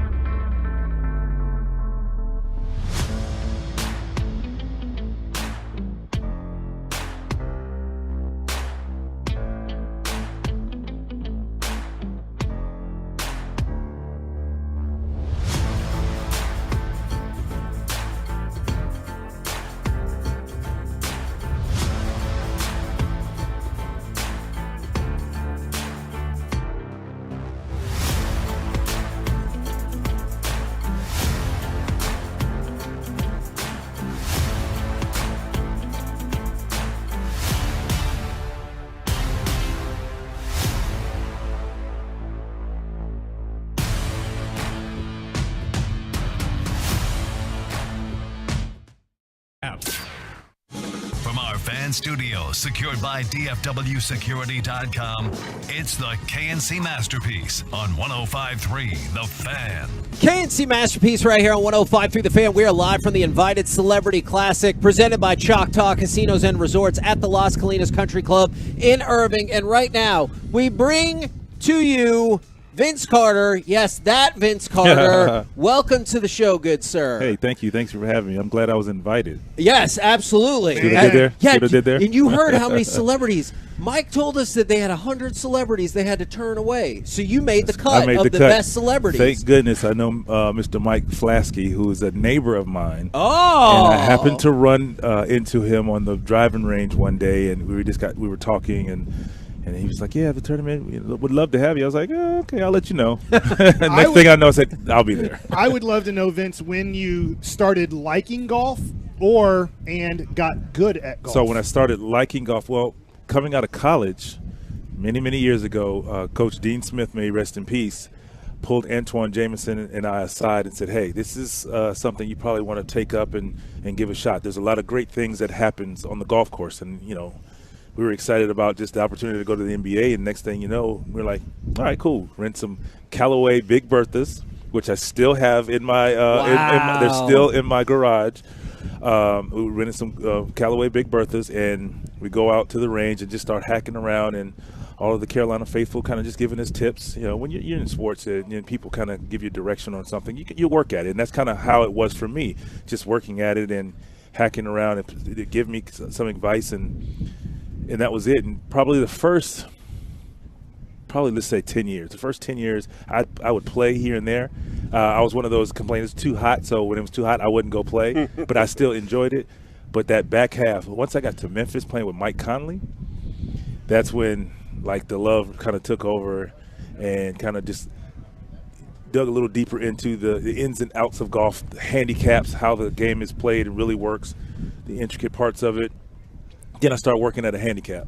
Yeah. And then that's when it kind of got to be obsessive. Mike Conley seems ambidextrous. Is he ambidextrous golfer too? He's a lefty golfer, righty putter, I think. What? Yeah, I think that's kind of like his game. Yeah, exactly. Yeah, I mean that's how he is. He's weird. Wow, that's wild. Now I know we got a lot of basketball stuff we can ask you about, but when you walk by the TV there, it seemed like you were a little concerned the wind might blow it down. Let me ask you a question. I'm gonna tell you okay, why. I'm gonna explain why real quick. I'm here for it. So I had a restaurant at home, and we had an outside patio, and it tends to get windy. So little random things like this, I tend to pay attention to, oh man, that could fall and hurt somebody. Do you think it's rational then? My wife says it's not rational, that sometimes if our fan over our bed ever moves, it doesn't move a lot, but if we ever turn it up on max and it moves, I'm like, what if it falls down? Do you think it will chop us up in the middle of the night?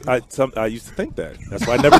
that's why I never would turn it on high, just in case. Especially when it starts to. You never know.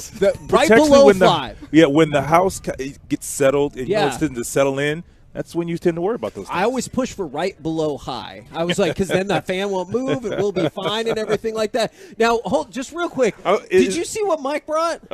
Mike, of course Mike brought that. I'm assuming this is for our charitable event that we do every year. My possibility. I don't know if that's for our charitable event or that's a personal thing or not. Oh, man. Maybe if we put Mike on the spot, he'll be like, no, it's definitely for our charity event at Thanksgiving. But yeah, as soon as you were walking over, he goes, check this out. And, I had no idea that he was that prepared. I had hair back then. Is it too early to end this conversation to tell you that he's a big Duke fan? Is that way no, it's too okay. early? It's okay. I have friends that went to Duke. Grant Hill being one of them. So, he's delightful. It's a shame that they just canceled the Final Four last year, right? It was weird. I was really looking forward to that Duke and North Carolina game. I don't know what happened. That's what happened? I didn't watch it. They just canceled the whole thing. I didn't watch it. Was really shocking. How big of a smile did you have on your which game? I'm sure that you love Coach K. The game where you person. retired Coach K from Cameron and beat him. The game where you beat us in the Final Four for the first time ever. So I played golf with this guy who was a Carolina. He's a diehard, and he gives me this golf ball. And I was like, okay, thanks. But he said, no, look at it. And I look at it, and it has both games, the Duke-Carolina game at Cameron and So I'm golfing with Grant one day. We're on the thing. I'm putting, and I accidentally put the ball over to him. I was like, "Yeah." I said, "My bad." I said, "Yeah, hold that for me real quick." And I guess he looks at it. He's like, and it was the funniest thing ever. And yeah, I should take a picture of that. I have a feeling he said not suitable for radio words, perhaps in that Somewhat. moment. Yeah. Somewhat. Now we have a friend, Jesse Holly, who joins us frequently. He's a great guy and played at UNC. He always tells us the run. Whenever it was just like guys would just show back up and play. Yes. And he would tell us stories about the run, and I was always, it's like, it sounds like all-stars just showing back up at UNC and playing. What was like? Is that what your memories of it were? For sure. For me, particularly being in college, my first year, I just talked about this on my podcast with Antoine Jameson about our freshman year. We're playing pickup, that same pickup that Jesse's talking about, and MJ walks in. You know, sometimes Brad Doherty, like these guys were still playing. Yeah, sure. So they're still like, you know, do you freak out, out, or do you like, I got to show them what's As up? a freshman, I mean, it's a little bit of both. It's like, all right, I want to show these guys that you'll see me soon, and that was the case. When I would come back here and there, I didn't get to come back as much. Being in Canada, I mean, but when I would come back, that's not true. I was there early in my career. As I got a little older, I was like, all right, guys, I can't play as much. And now I was like, yeah, pick up a basketball. What is that? But it was the runs were very good. Because think about the guys at that time coming out. So Stackhouse, Wallace, Jameson, myself. And then you go back, so with Worthy would come. Yeah. You get I mean, the list goes on. You know those guys. Yeah. I'm sure you're very familiar with. Yeah, very George much Lynch. so. Very much so. But I don't know if a lot of people know, Jeff Capel. Yes. Would come over and play pickup. So some of the Duke guys would come over and play pickup. I mean, where are you going to find better competition? And you'll never, but it was never filmed. So for good reason. Social media wasn't a thing at the time. So it would be, I think Duke Carolina fans would be shocked to see it because of when that rivalry comes around. There's so much hate, if you would. Yeah. But they do. Ricky Price back in the day. I've named some names. Woj didn't come around. Wojciechowski. I don't. That wasn't a good idea, but he slapped the floor. Yeah, we didn't want any of that.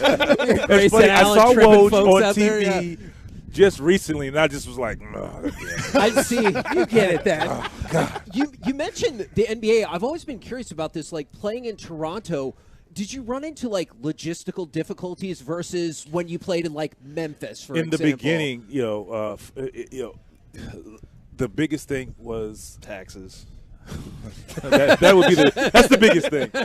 But more so like simple, like we didn't have direct TV or just like you couldn't watch the dish. Yeah. It wasn't a thing, there. So we were really pushing with the NBA, like David Stern, like this is the best kept secret, but give us Americans or people in general access, and it didn't cross over at the time. So that was a huge thing. So it's just like, if you weren't into hockey or curling, sure, that's kind of what you had. I mean, Yeah. TSN, you had to wait till the obviously like the cycle. Yeah. It was more hockey, curling, baseball based than basketball because we were just on the rise. Yeah.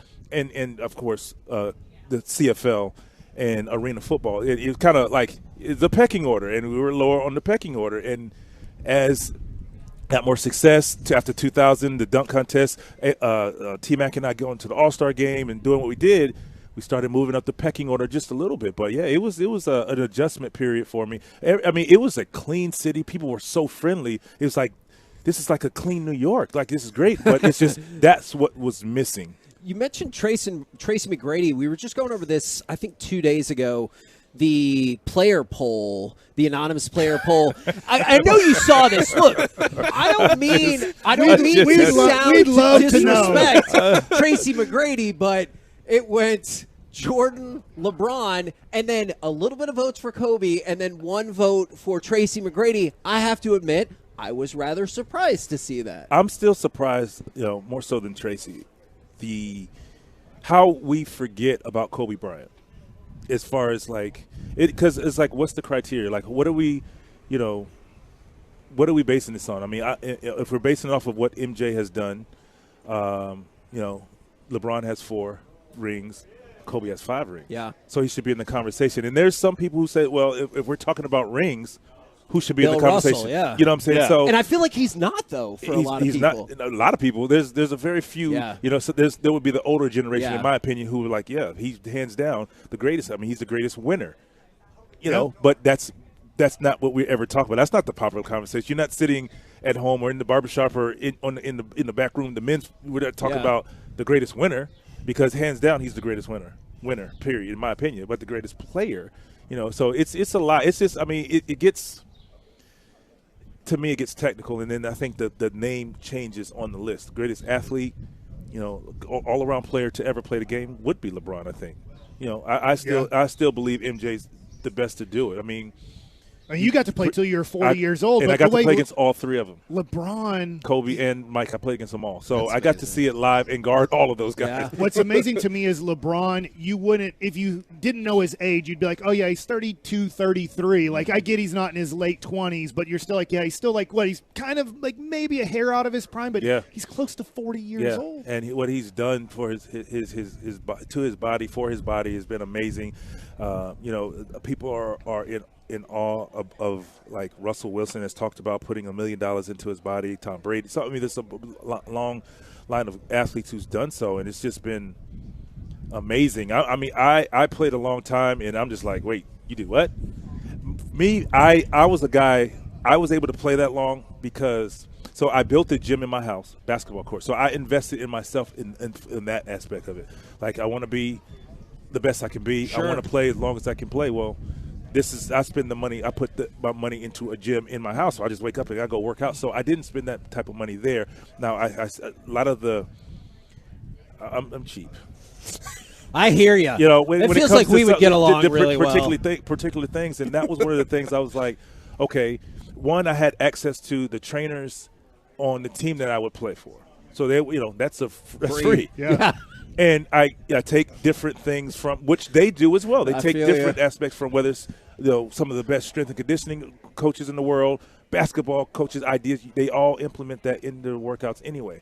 So I utilize that and trust and believe in that. And then once I got older, I'd been around 15 to 18 to 20 years. I was like, damn, if I don't know what to do now, then I don't need to be in this business anymore. So that's where it comes. But I mean, I get that. And nowadays with more technology, I get spending $1 million because you want to stick around. So obviously our two guys, Dirk, who changed his habits as he got into his mid-20s and was able to play till he was 40. And he changed again like when we played in his mid-30s. Like he had to change because he wasn't the fastest. Most athletic, wasn't very fast, didn't jump very high, but at the same time he was like well conditioned. So now we have Luka, who's 24 years old. He's unbelievable, right? We always have to say he's unbelievable, but there's times his conditioning, at times obviously his maturity with the referees is in question here. And so we're wondering, at 25 years old, it seems like Joel Embiid took a very mature step in his career. And now Luka's 24, going to be 25 during the season next year. Do you feel like Luka can or will take that body maturity step, the on the court maturity step? I'm going to say he can. Will he? We'll see. But I think, and the reason I say he can, he's proven that to us on his approach this year, this summer, playing all year, getting his body in shape, and having a great year. They didn't have a great season, but they had a great year for him. And I think people were more impressed and encouraged by the approach that he's taken. It's your willingness to dedicate yourself to that. That people always ask me, well, how did you do it? How were you able to play? It's like it was my willingness to do whatever it took to last that long. And it doesn't sound sexy. It's like, oh, okay, cool. But like, if you have it's like, and you see people walk away like, oh shoot, that didn't, like, I can't go, like, I could go tell my 8-year-old kid that, but they're like, all right, what does that mean? But if I had a laundry list of 12 things that I needed to do every practice or game, I stuck to it.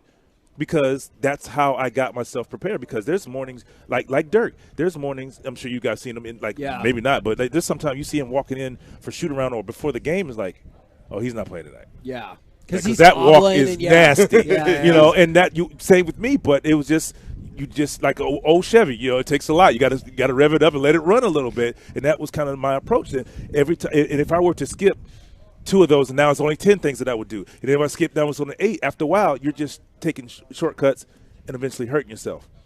So I think Luka, can do it. It's just, is he willing to dedicate him? Because he's so gifted, and basketball is the number one. Like, I work on my game, I want to be the best player, but that, once guys start hitting that mid-20s, maybe later closer to the 30s, it starts to click in more because your body starts to change. Is Kid the guy for Luka to I think get the best out of him? Because he's done it. He played 18 years or whatever, 19 years, however long. He's played with Dirk. He's seen guys that has done it. So it's just young guy's willingness to listen and trust in what they're hearing. Because I'm the old guy that played. I was 43 in a locker room with guys who are 18, 19, 20 years old who are superstars making millions, have the keys to organizations.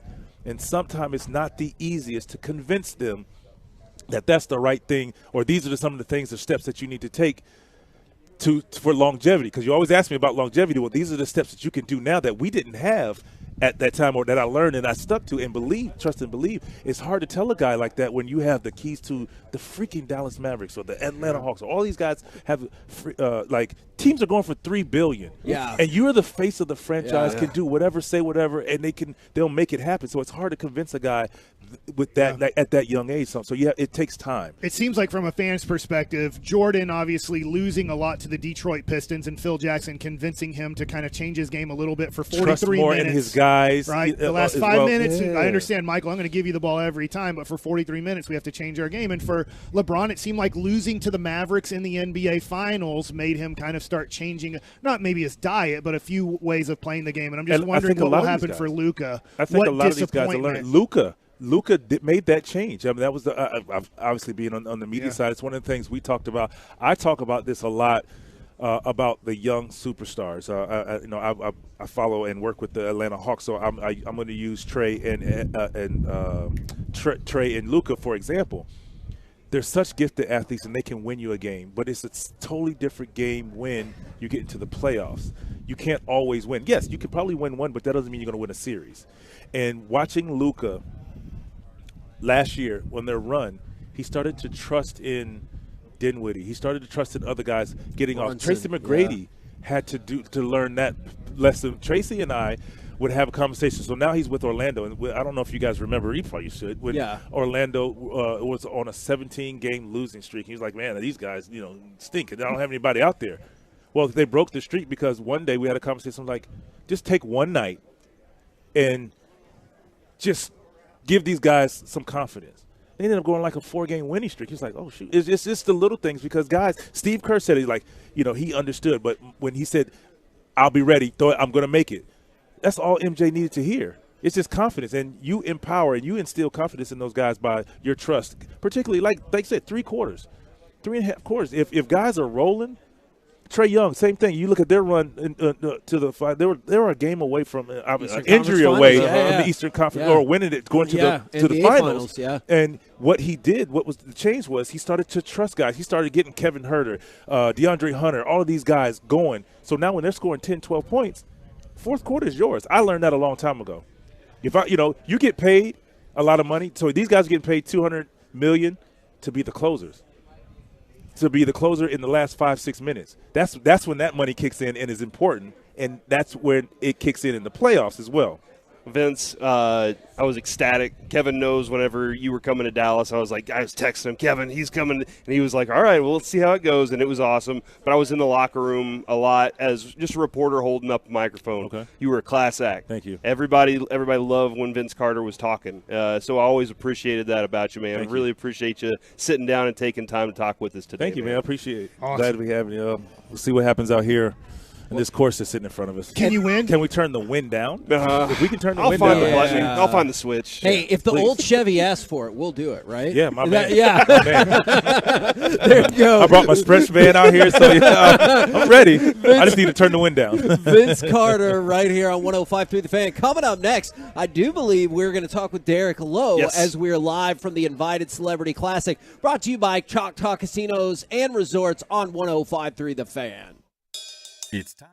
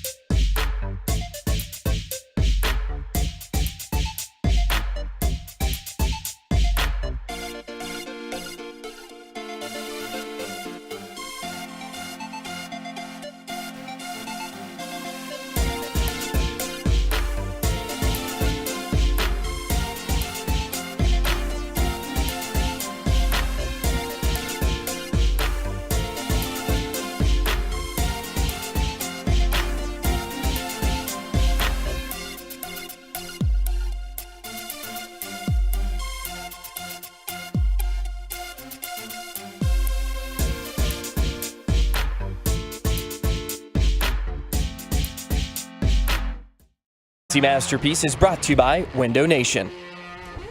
KNC Masterpiece back here on 105.3 The Fan. We're live from the Invited Celebrity Classic at the Las Colinas Country Club in Irving. Of course, brought to you by Choctaw Casinos and Resorts. And right now, we bring to you, we're just going to go ahead and claim you. I hope that's okay. Former Texas Ranger. Yeah, I really Derek helped him. Lowe. Yeah. I mean, I feel like we really helped cap off the resume and everything like that. Yep. Now, the first thing I got to know, because I heard the very beginning of the conversation, didn't catch all of it. Mike, did Derek, in fact, strike you out? Yes, he did. I will always remember this strikeout because it was way outside in LA. This was before Questec. Son of a gun. And it was the third out of the inning. I was like, but you did strike me out another time, too, on a sinker that I swung at. And I'm like, I don't know how anybody hits this thing. So, not that I was a good major league hitter, but I got to face Derek twice. Somehow we faced each other in 07 in Washington and in LA. Yeah. And you won both of those games. So thanks for the congratulations. plug. I appreciate it. See, we're here. Former Texas Ranger, strikeout of our co-host. Yeah. We're here for it. Now, I've always been curious about this. I know the path to get to the majors can vary wildly on a number of factors, but we talked about this with Mike in the past. I'm curious, in your trek to the majors, was there a time when you're like, oh, I got this. This is going to be easy. And then was there a time where you're like, I'm not going to make it? Yeah, I was. My big break came in the year was going to pass me, but I was in Jacksonville Suns in AA, and our pitching coach Jeff Andrews, and I went to him one day. I said, Jeff, how do I distinguish myself from everyone else? Because we all four seams. And he said, have you ever thrown a two-seamer before? I said, I've never even heard of it.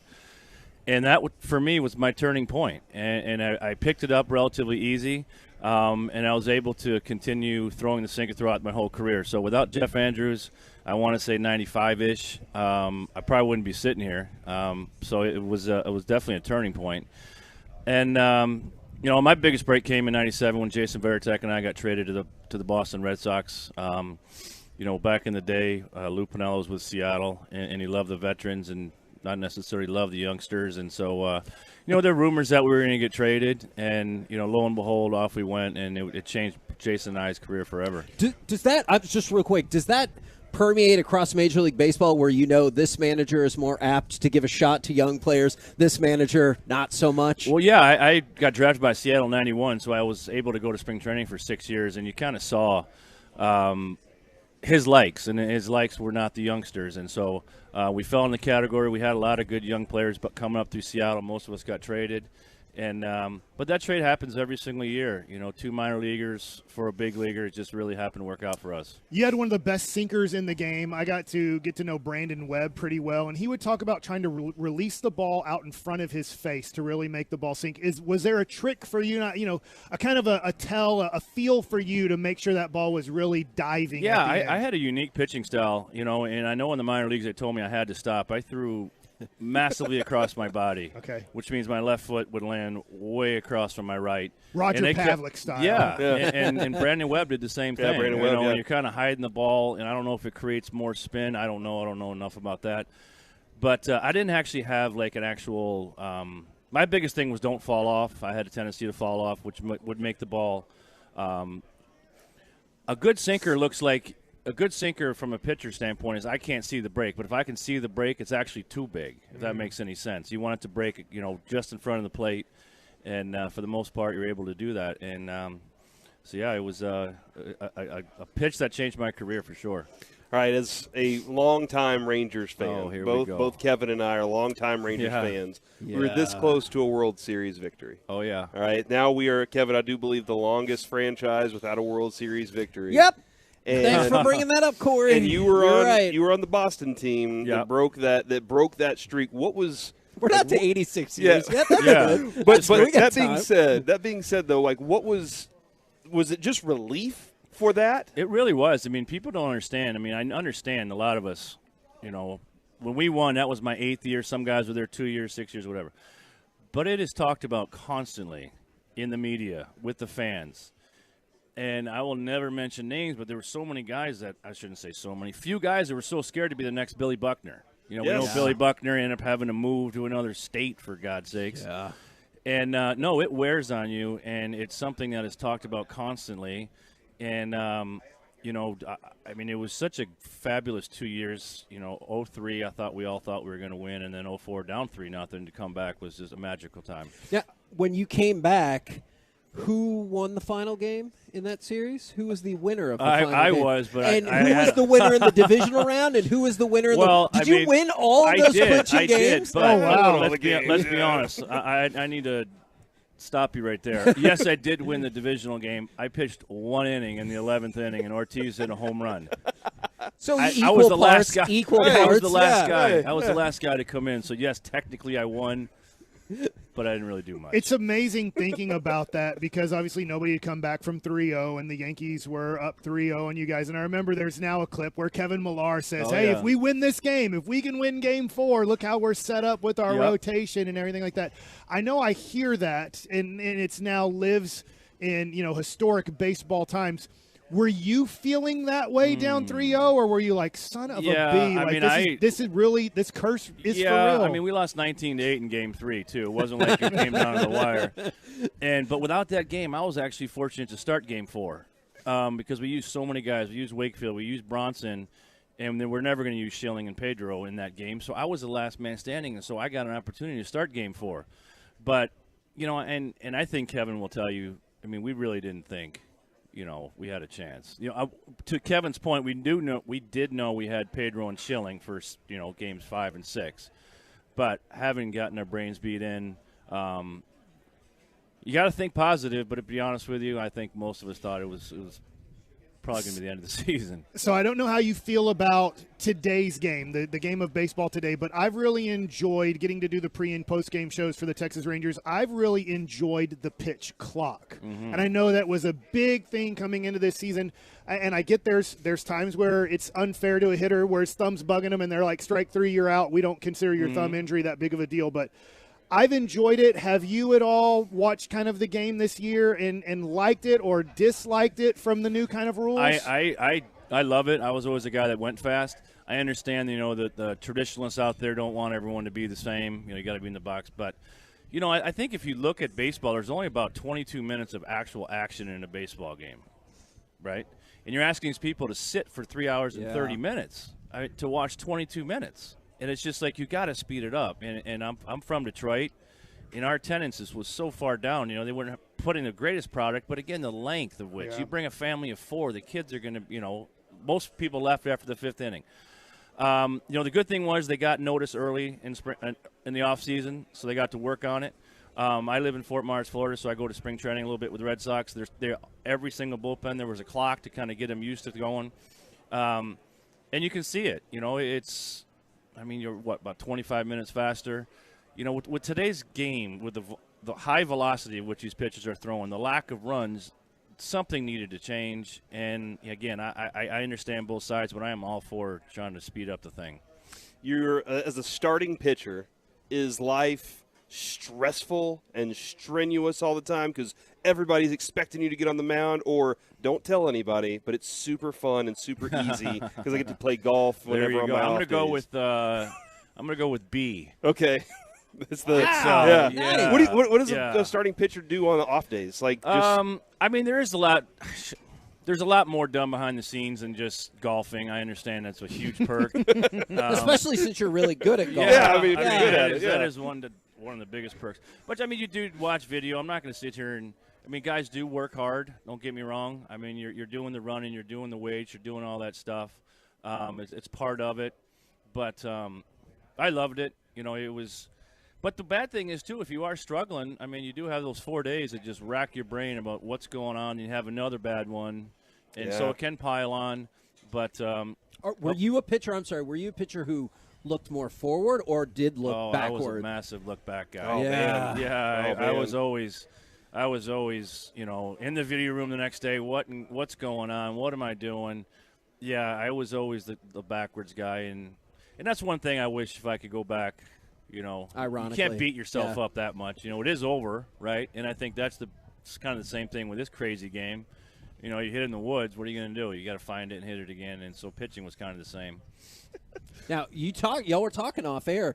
You are a scratch golfer, correct? Yeah. Does that mean you're ready to dominate this thing? No, I was. I think I was I think 4th year last year. Oh, wow.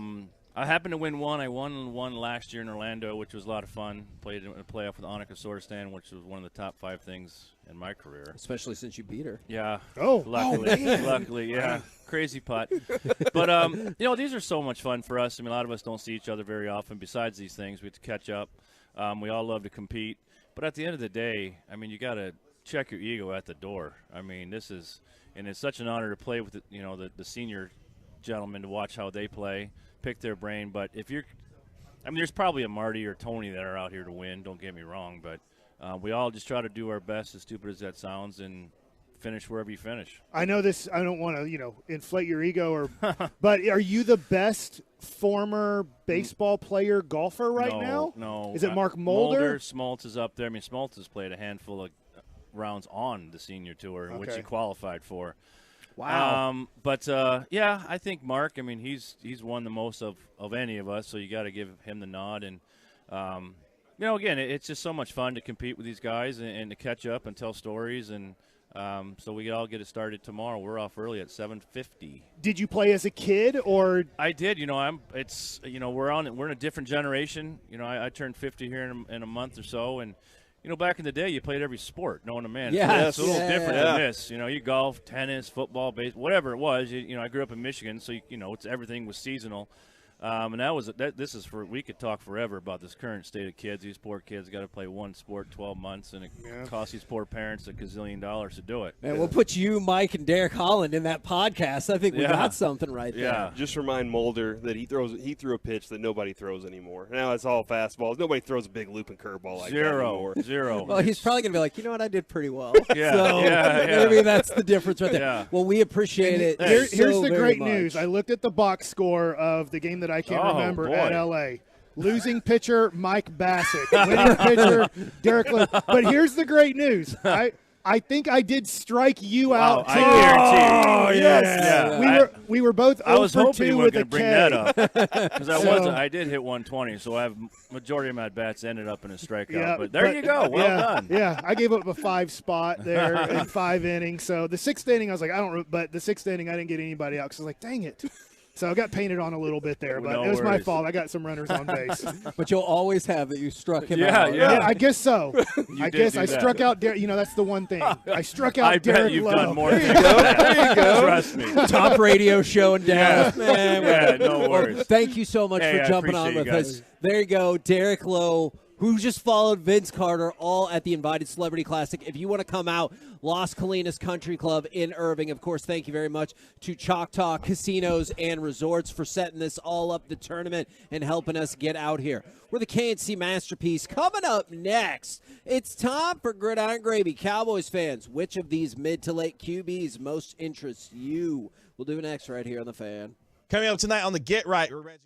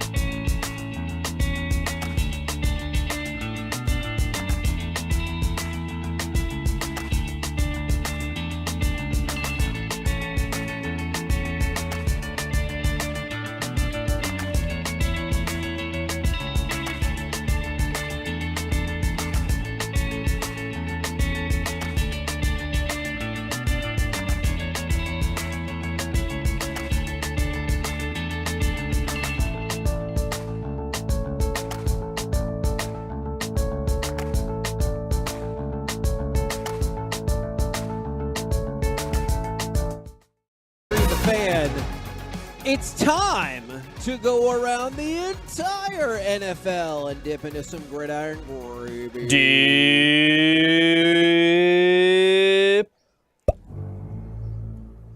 Biscuits. Was that mic off biscuits at first? Yeah, there? biscuits are awesome, but they're disgusting, you know? Yeah, I hear you. My first. We're the first show to ever have biscuits in DFW, aren't we? That's a good point. Yep. Or, even if we weren't, we could just pretend we were and try to brainwash everybody. Yeah.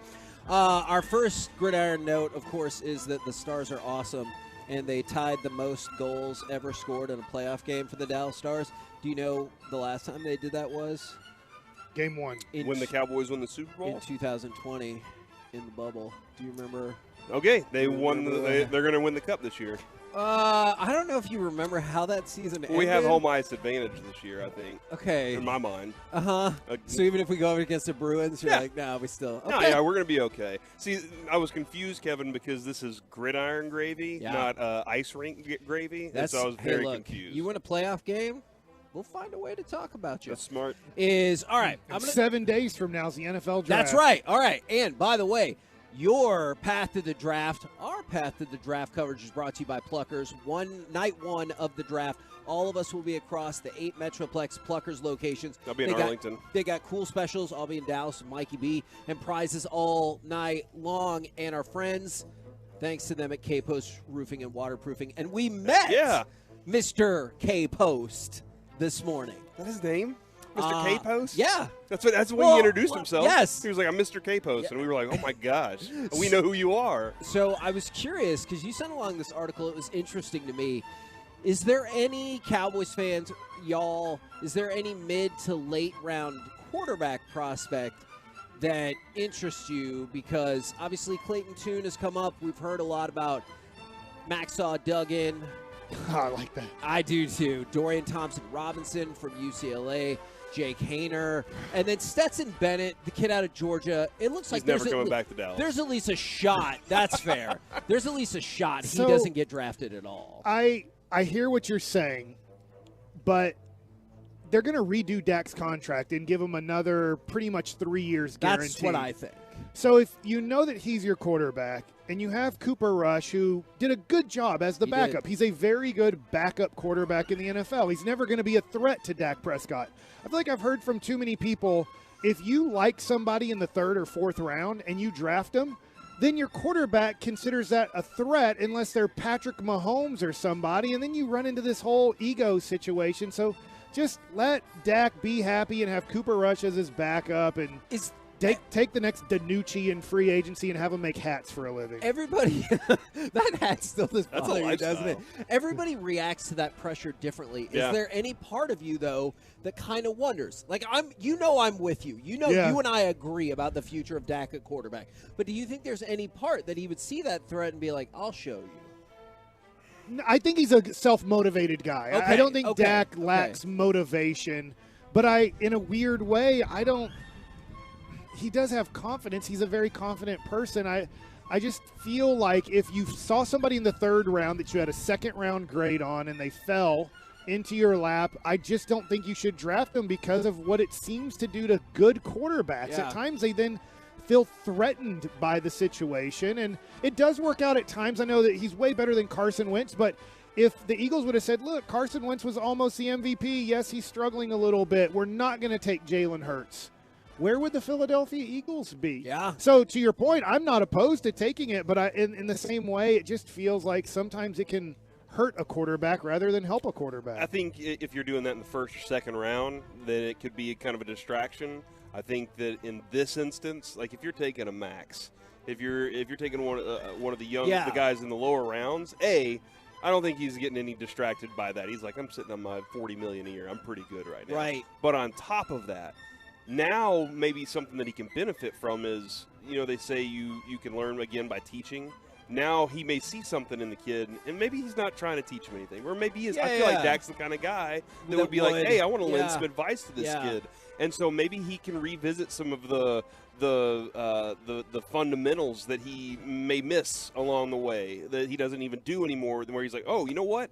I should add that back to my resume of what I used to do. I should add those things. But more than anything for the organization, Kevin, like this is an opportunity to develop, show you can develop something, have a guy who can be a future backup, or he could be a tradable commodity at some point. And I think that's what a lot of people key in on is the tradable commodity part. And now somebody asks, are you sure we should extend him? I want to point out, I don't think, Mike, for you or I, this is a value judgment kind of thing. I think it's, you look at how they restructured Dak's contract, I just, to my core, believe that they will re-sign him. I'm not saying that's a travesty or that's the greatest idea ever. I'm just telling you that's what financially they have to do. Yes, they literally just have to do. Just about. Or you tank a year. Yes, pretty much. So I don't oppose this, though. It looks like Shane Buechele, as of now, is going to be the backup quarterback for Kansas City. I don't think so. Oh, you don't think he is? It's somebody else? Because they just brought in. Oh, I'm sorry. I must have missed this. Yeah, then. sorry. Because they had Chad Henne last year as the backup. But they just brought in somebody else that I was assuming it was to be the backup. I'm drawing a blank. It's a backup guy. Who is it, Joey? Did you say it? Blaine Gabbert. Blaine. Okay. Okay.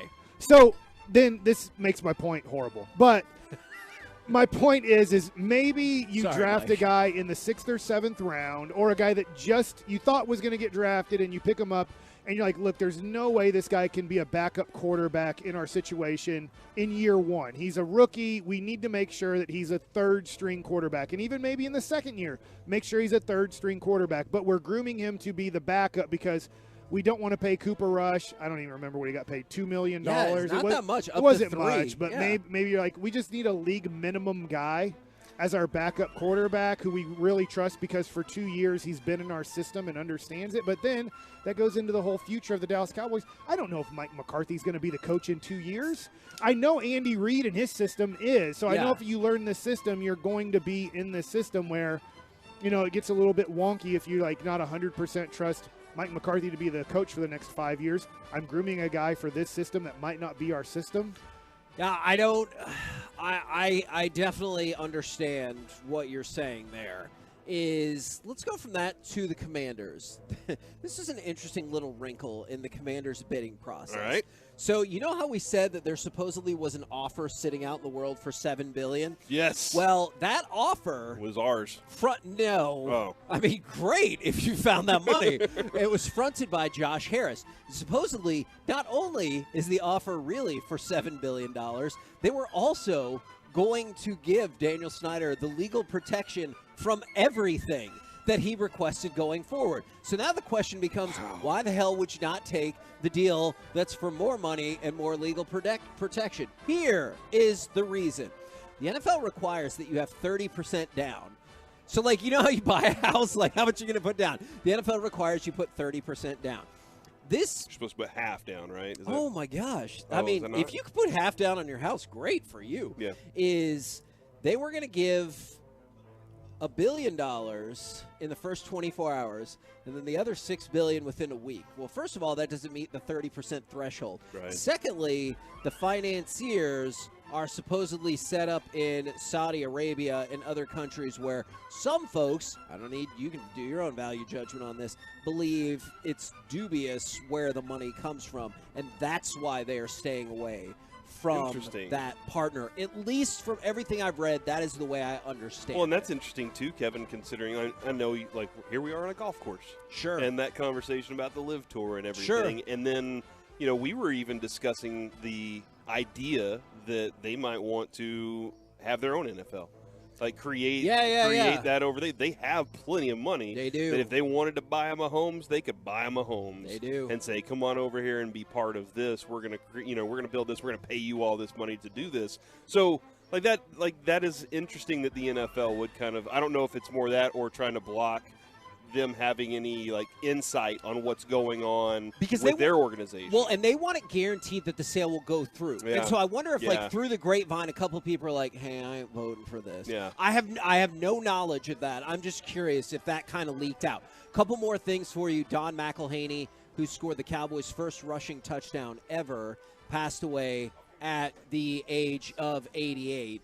And then David Moore had a story up yesterday that Michael Irvin remains suspended by the NFL Network, and he will not participate in their draft coverage. Kevin. What? Sitting right across from us is. Did you just notice that? She cut her sandwich diagonally. Annika Sorenstam. She cut her sandwich diagonally. And like that just proves my point that all the greats cut their sandwiches diagonally, or their was burgers. it a sandwich or a burger? Well, it looks like a round sandwich. Okay. Well, it doesn't matter then. You just spin the plate. It's all diagonal. It's all no. You have to. It's a special way that you cut it. Just trust me, man. We might be able to convince her to just come on over to talk about sandwich cuts among golf and other stuff like that. Oh, we might actually be able to convince. Did you cut your sandwich diagonally? Yes, she did. Yes. Oh my gosh. Yes. All the greats cut their sandwiches diagonally. So my argument that I this can for just years. turn the plate and now it's a straight cut again will not against hold. it. Okay, well, you know what? What have I achieved in the world of golf? Nothing. So checkmate. Yes. You know what? You've won this round, Corey. Thank you. I will be Thank back you. around for another attempt. See, these are the things. Would I have thought that stupid sandwich thing would have come up? Nope. With one it of the makes greatest sense because golfers of all time. if you cut it diagonally twice, it makes a triangle. Take a headset. Oh my She's gosh. coming over. Oh my Jeez. gosh. I just want to This is point really out happening she right now. volunteered to walk over here. One of the greatest golfers of all time. This is gonna Help be her out, embarrassing. DJs. All right, here we go. This is awesome. Microphone. Check. There we There go. Okay, do we have her? see. We've got her on. We're ready to go. All right. Annika, welcome fly. to the show. Thank you for listening to our nonsense and coming over. I know we are very loud. No, it was quite entertaining during my lunch here, but I just wanted to clarify the cutting of the sandwich. Yes. You know. So I'm married to an American. In America, you measure once and you cut twice. Mm-hmm. And Sweden, we measure twice and we cut once. That's a smart way to that's do an it. America burn Yeah. right there. Yeah, I that's a feel smart way, like though. Yeah. That's a good approach. I feel like that was an America It's burn. okay. I'm perfectly Okay. all right with that. And do you also agree that when you cut it diagonally, it provides more sandwich and better Yes, flavor? totally. Thank you. That's what we do here in Texas. Yes. But it's a circle. How does that? Don't worry about that Okay, right now. I'm Don't not. worry I'm not about gonna. that. I'm not gonna win this one. All right. I feel like we have to ask at least one quick golf question. How excited are you for this event?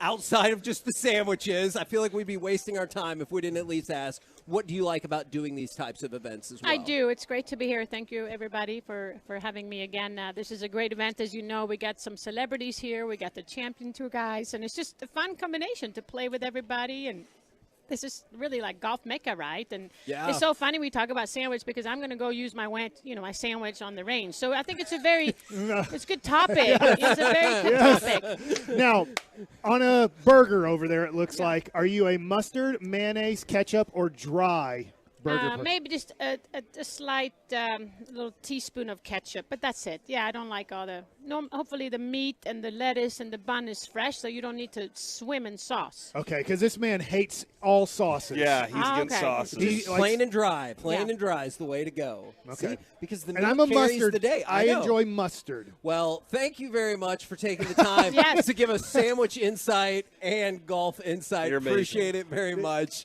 That So awesome. is wild right Now there. you know every time you cut a sandwich diagonally, you're thinking, I'm cutting it just like Anna Sorenstam did. Annika Sorenstam. Yes, thank you Thank you very, so very much. much for swinging by. Yeah, You nev- and keep plugging along. It's fun to listen to. Okay, hold on. Yeah, there we go. Do That's you- our tease Do you right like there. more serious interviews or more things like this? That are Your fun. thoughts? Yeah, this is good. A little different. Yeah. Yeah, I'm not really used to talking so much about my lunch, but to be continued. Yes. That feels like a great plug for our show. KNC, I'm not so used to talking about my lunch. Well, That's my very wife fair. sometimes asks when I'm eating lunch. Thank I'll you. say, "Hey, You're what's good. what's Thank for you. dinner?" Oh, And yeah? she's like, "Can't you just enjoy lunch right now without worrying about what's for dinner later?" You never quite know what's going to happen. You're so happy right now. That's so great.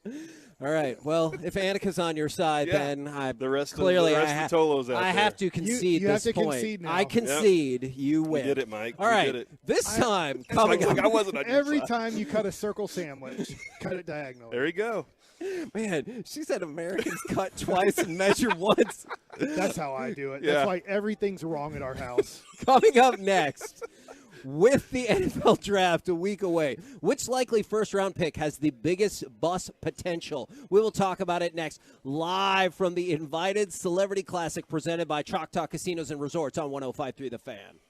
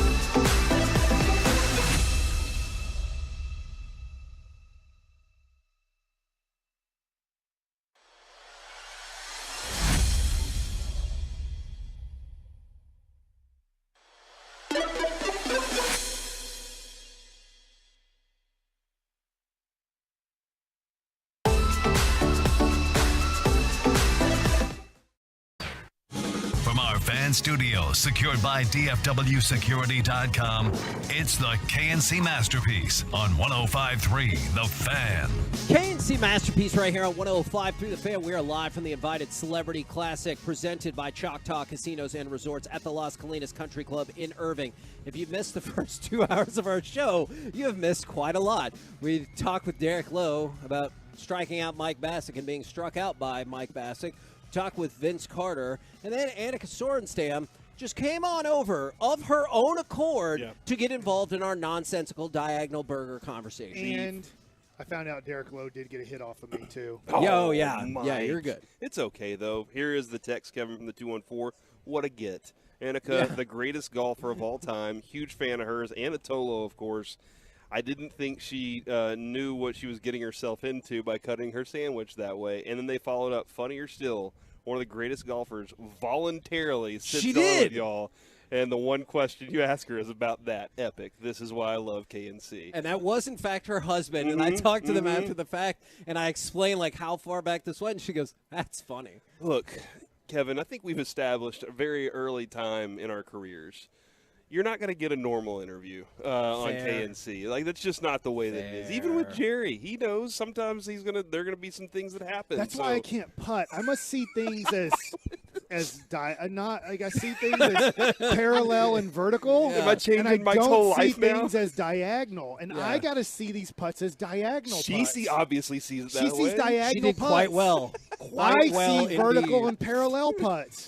You know how I know she's awesome at golfing? Because I knew instantaneously who she was. That's the same thing I think about country music. If I know who you are, you're very, very popular. Well, and that was like the interesting thing earlier, because you saw her on the stairs walking by, because they're presenting some really cool stuff out here. Yeah. There's some really awesome stuff going on, and this is the 20-year anniversary of her at the Colonial with Dean Willis, and they were talking about that earlier.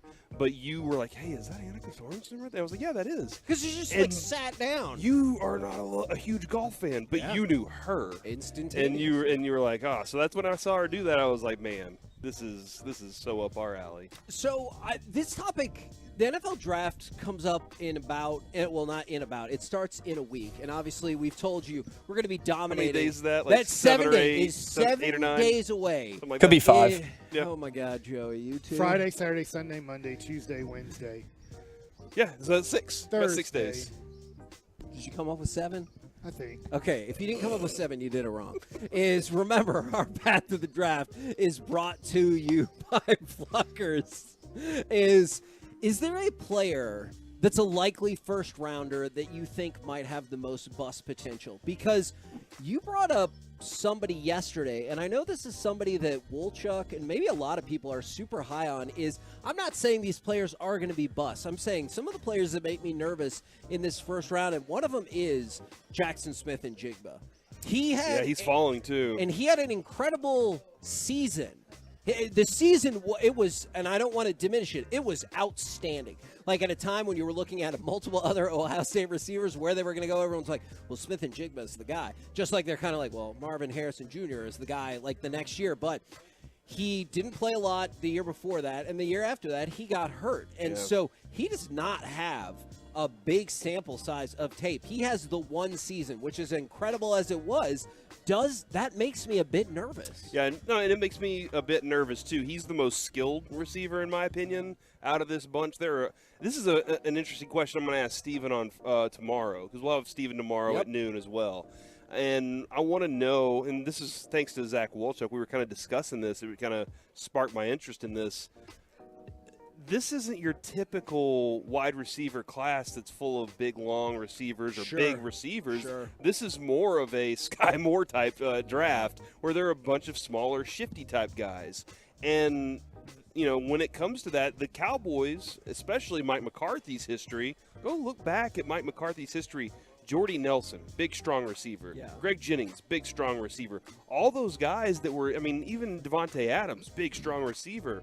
That's what they like. So is that kind of in their is that in their wheelhouse where you look at this and go, man, a lot of slight guys here? his injury history does kind of scare people away a little bit because of the soft tissue stuff, more of that. But when it comes to like the hands and the skill set that goes along with it, he is the best. For me, Kevin, the bust, I think, is already kind of, you've seen it start, and this is where I'm going to go with, is the Jalen Carter thing.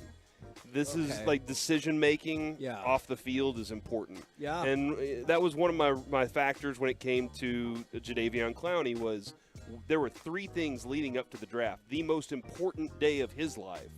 3 things that he did that he just made clumsy decisions going into it. And I was like, it's not a character flaw. But you got to be smart enough to make the right decisions for your future and your team and those things. And I was like, I just have some questions about his work ethic. And he's never lived up to what he was supposed to be. And that was owning the state of Michigan after that one hit. Yeah, no, I definitely understand. And I think Carter's one of my 3 as well. And I think he might be player 1 on Broadus's board, if I heard that correctly. But I know Smith and Jigba's stat line from last year caught your eye. Yeah, 5 catches for 43 yards. Is because he got hurt. And so that's the thing. It's like going back to a couple of years ago, obviously didn't play. And then he had his incredible year in 21. And then this past year in 22, he got hurt. And so there's just not a lot of like college sample size. Not all his fault or anything like that, but there's not a huge college sample size. Is there anyone? I like what you guys are saying because the Jalen Carter thing, which you have to worry about, is if you're kind of a knucklehead and then you give a person $10 million. Yes. What are they going to do with? What's their motivation? Vince Carter was talking about that this morning. You've given somebody the keys to the franchise, and how are they going to represent you? So that one worries me. The other one that I think a lot of people talk about is the athleticism of Anthony Richardson. I remember Chuck Cooperstein coming on with G-Bag Nation. He's a huge Florida fan, watches all their games, and he pretty much said he had a game early in the year that he was great, and besides that, if you watch all the other games, you'd be confused why anybody would have his accuracy is confounding. So that's the one guy you go, hey, I get the talent's there, but you have a lot of development to do. And so I would say those are probably the ones you named, and Anthony Richardson, probably the 3 biggest bust guys that are for sure first-round picks, and probably the wide receiver, Smith. Jackson Smith. He could fall to the Cowboys. I don't think he will. But the other 2 guys are probably going to go in the top 10, which puts even more pressure on them to perform, because you take a top 10 pick, you feel like you're getting a 5-time All-Pro, 10-time Pro Bowler. Yeah. That's what you feel like when you're picking in the top 10 of the NFL draft. And I understand that. And it's interesting to go along with Anthony Richardson, who we've talked about this. There are several scouts who think he is QB1 on the board because he has the most tools of the bunch. Yeah, his escapability and the ability to be a runner also in addition to it. But my thing with that, Kevin, is always going to be they don't want to run forever. Like the quarterbacks want to at some point want to say, you know what, that hurts when I get hit. Just by real quick, linebackers. I wanted to throw Will Levis potentially in that category because Peyton Manning says he sees the comparisons with Matthew Stafford. He gets it, and he likes Will Levis. I think Eli does as well when they were doing their show and everything. But I think Will Levis is somebody that folks might throw in that category too. This is me doing very little research, but listening to 105.3 The Fan a lot. It sounds like the Cowboys are looking forward to possibly taking Darnell Washington with the 26th pick in the NFL draft. That's a bad value. What I don't get is 28 receptions for 454 yards and 2 touchdowns. That doesn't make sense to me. That you would take a guy at 26, and I hear the blocking, and then I heard that they talk about he's a red zone threat.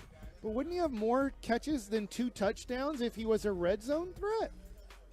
I'm going off of not watching this guy play 1 second of football. I'm going off of it sounds like the Cowboys would be very excited to draft Darnell Washington at 26 if he's there, and I'm not going to be opposed to that because they've been so good at drafting in the first round. But it doesn't make sense when I look at the numbers. You're going to draft a guy that's going to get 2 catches a game and 2 touchdowns in the season? I think, and you can correct me if you think I'm off base about this, Corey, I think Darnell Washington physical freak is okay, there you go. Is your Anthony Richardson for tight ends, right? Like it's like the dude who never worked out from Alabama who went to Tampa Bay. Well, and you know who I thought of as Marty B. Is somebody who everyone didn't it feel like Steven was kind of comparing them yes, a little bit? a little bit, and like somebody who physically looks like they should be not only tight end 1, but like one of the elite tight ends in the league. And I think it's tough to like get away from that, even if you didn't have the college production, which I totally hear what you're saying because you're right about that. I think they look at the physicalness as like was 6'7", 265-ish, and they're like, this is the dude who can be the modern tight end, who can be the red zone threat. I know we don't have the numbers for it, but that's what we see. Yeah, 6'6.5", 264. Okay, that sure, and that makes sense. And obviously, like in this mock draft, they have the Cowboys taking Dalton Kincaid from Utah.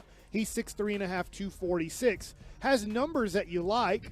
70 receptions, 890 yards, 8 touchdowns, 12.7 yards per catch. But it sounds like the Cowboys aren't interested so much in that. Yeah.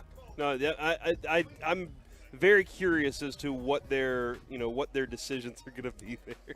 Sorry. Did you get because you saw Alphonse Rivera? This is a distracting day. Yeah. This is a very distracting day because there's so many cool people around today. But sorry. First of all, you're 100% right about that. But I think your point is spot on, is maybe that people think, and it depends on like what you're looking for, big and small picture, right? Is do you take somebody in Dalton Kincaid that you can like see the production, or Michael Mayer, and you can see the production and be like, we can plug him in straight away, and I think he can pick up for Schultz, or however you want to describe it. Or do you want somebody that you're like, maybe eventually he could be Travis Kelce light, or however you want to describe it. It's just going to take a minute longer. Can I ask you guys this question? And maybe this is a better question for somebody who's really studying the draft, like Brian Wolchuk and Broaddus. Yeah, and I'm not.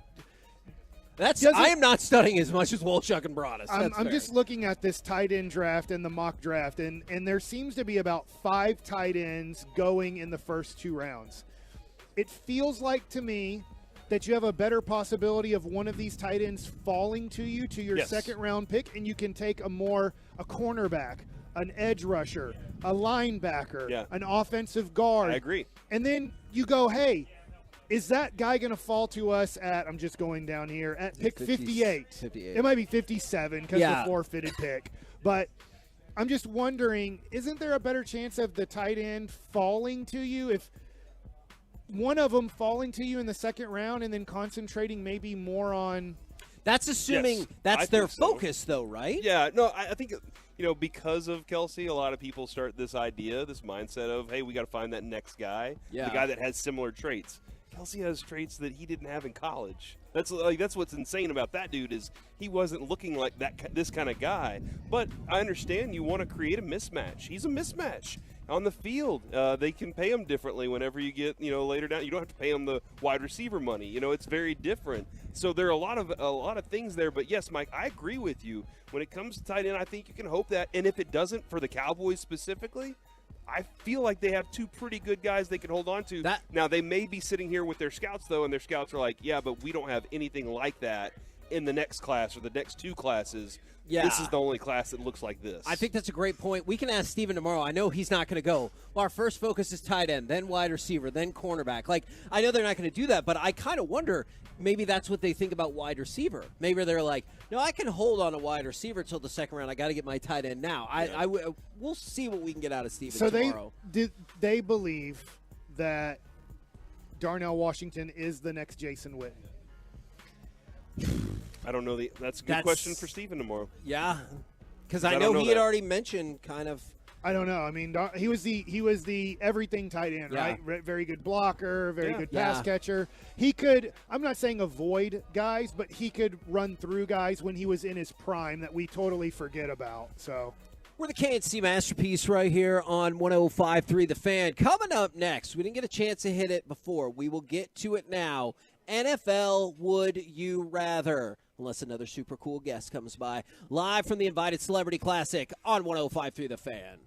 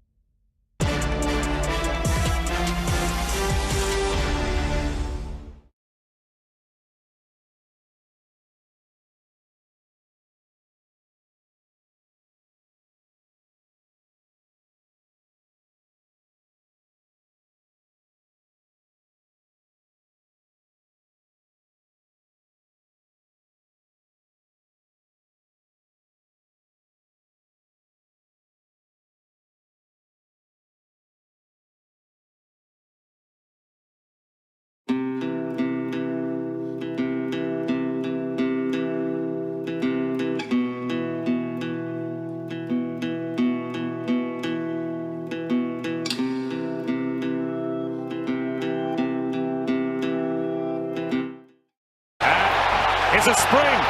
Moving in is Hentz. Breakaway. Score! He does it again! KNC Masterpiece back here on 105.3 The Fan, where, in case you didn't know, first of all, why not? Secondly, the Dallas Stars pummeled the Minnesota Wild yesterday, 7-3, in a score that I believe none of us predicted.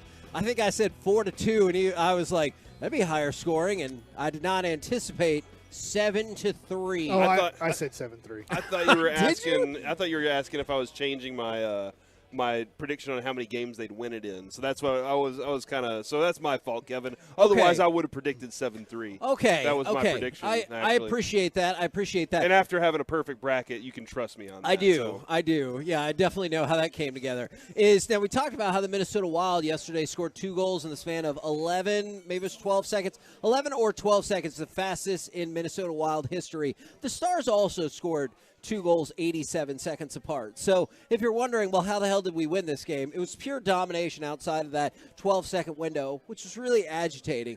But other than that, because it went from 4-1 to 4-3 in the span of 12 seconds, you're like, what the hell just happened? That second period was chaos. It's like the end of season 1 of Ted Lasso. You know what I'm saying. I haven't gotten there yet. I haven't refigured. I can't remember, Kevin. Okay. I'm sorry. They I'll lost. have to get there. Oh, no. But, it was chaos, and that's the best way to describe it. I want to give a lot of credit to the fans in that arena last night. It was rocking. That place literally sounded like it was going to blow a lid off. And Jamie Benn was a huge part of that because whenever a captain does stuff the way he does last night, he was playing. I've always say this. When you watch him play and he's playing like last night, he looks bigger. He looks like he takes up more space on the ice than anybody else. I don't think anybody wanted a piece of Jamie Benn last night, knowing what he was ready to do if it came down to it. So it was a great electric environment. But that second period last night, man, was just absolutely insane. I did get a little nervous after they scored the 2 goals. And it was 4-3. I was did like, too. But I felt pretty confident that they were going to be able to put something back together. I didn't expect them to really roll out 3 more after that. But Kevin, there was one point late in the third period where I tweeted out. I said, "All right, now let's go ahead and tuck this one into bed." And then immediately Hentz scores his goal, and I was like, "All right, there you go. That's going to do. I'm good now." Okay, I knew right then. I was like, "We could just pack this up now." I had a quick question, Joey. I wanted to kick around with you, if we can. I know Minnesota they want to be physical, and I understand that, and I know the Stars don't want to go physical for physical, but considering what happened on the power play in Game 1 and now in Game 2, if you're a Wild player, aren't you kind of terrified of committing a penalty? Absolutely. I mean, they need to be way more disciplined. I mean, the Stars just seem to win a face-off, move it to, wing, left or right, and then get a puck on net and score.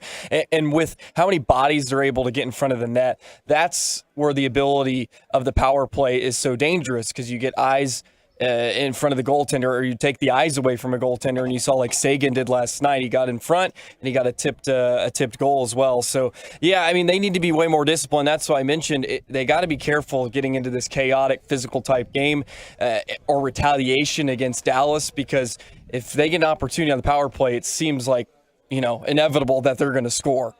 Did they seem last night, though, like they were cognizant of not getting into that physical altercation? For me, I don't think so. I thought that Jamie Benn was putting some hits on people. Yeah. Like they were putting some, but it also felt like they were pretty controlled in that we're not going to get into the mind game that they're trying to get us into right now. That's what I was gathering was they wanted to make clear you're not going to draw us off sides, but we are going to try to make sure that if you're up against the glass, we're keeping you there. Yeah, I mean, I think it was pretty physical, but I'm interested to see what the whistles look like in Minnesota because, I mean, you're looking at an astonishing amount of special teams goals for the Stars already, and I wonder if they're like, hey, if it's a tight whistle, like, you need to adjust accordingly. Yeah. All right. NFL, would you rather? Let's ready do for it. Let's do All it. right. Now, in this, there's only 2 options. You have to go one way or the other. We'll start with this. We talked about Trey Lance yesterday. Would you rather? You're starting your football team, or I'm not saying you have to have a quarterback this second. Would you rather have Trey Lance or a late first-round pick? Not for the Cowboys, just football in general. I will lean towards Trey Lance if my medical team says he looks like healthy. He looks perfectly healthy. Everything's ready to go. If he gets hurt, it'd just be like anybody else getting hurt. I would lean towards that rather than, because I'm assuming Hendon Hooker then comes into play. I would rather have Trey Lance maybe than Hendon Hooker, but I think that it's a great question. I don't think this is an easy answer, honestly. Will you re-ask part of the question? Because I heard it, but I want to confirm something. Did you say any first-round pick? No, late first-round Late first-round pick. Did you say another late first-round pick or just a first? Just a first. Okay. I would say Trey because the quarterback position is valuable. Okay. And again, this goes to the same thing with if I turn Maxaw into something special as a developmental guy, and maybe he has to play a few games, he wins them, and now people are like, whoa, hold on, is this dude? He's just a winner. Then I can trade it for some picks later. And Trey Lance at this point still a first round commodity and at a very valuable position. So I would rather have that. I like having my first-round pick, though, for the Cowboys specifically. Here's a couple things that I understand siding with Kevin on probably taking the late first-round pick over Trey Lance. Trey Lance is going into his third year and has done pretty much nothing in the NFL. Yeah. Yep. That means if he shows promise, but not pay. Right, you're already into the fourth year with the fifth-year team option. You're picking that up, but now all of a sudden – I might have to make a decision on a quarterback I'm not sure about, and let's look at the market. It's going to be $250 million I'm going to have to commit if I see a lot of good things but not a lot of great results. That's just the way the quarterback market is. And if I were to take a quarterback late in the first round, I have a 5-year process on him or a 4-year process. With Trey Lance, I'm only going to have about a 1 to max 2-year type of, all right, am I going to give him $250 to $300 million now, or do I have to go on to another quarterback? Now, this might be my favorite question. I thought about this a lot, and I have a variation if y'all are like, this is easy. Would you rather have the number 1 overall pick or the first 5 picks of the second round? Man, I guess the numbers equate almost. If I need a quarterback, sure. If I am desperate for a quarterback, I want the number 1 pick. You're Minnesota. You can have all the role players in the world. If I'm Minnesota, that's a great. That's because I have a quarterback. I know he's solid. He's not great. I would lean towards. Because don't you think 5 second-round picks? That's potentially a lot more than role players. Potentially. Yeah. No. I'm with you. I'm not disagreeing with you on that. If you're Minnesota, I guess you'd go, I'll take 5 second-round picks. If I'm Indianapolis, if I'm Houston, if I'm Carolina, if I'm these teams desperate for a franchise-changing quarterback, I have to take the number 1 overall pick if there's a quarterback worthy of that pick. Now think about this too, Mike. You're the Cowboys. You're the Kansas City Chiefs. You don't have room for 5 second-round picks. The first 5 second-round picks, like it feels like I would rather have the first 5 though. Because here's the deal, I will now look at the rest of my roster and say, okay, I'm pretty strong in a lot of spots for a long time.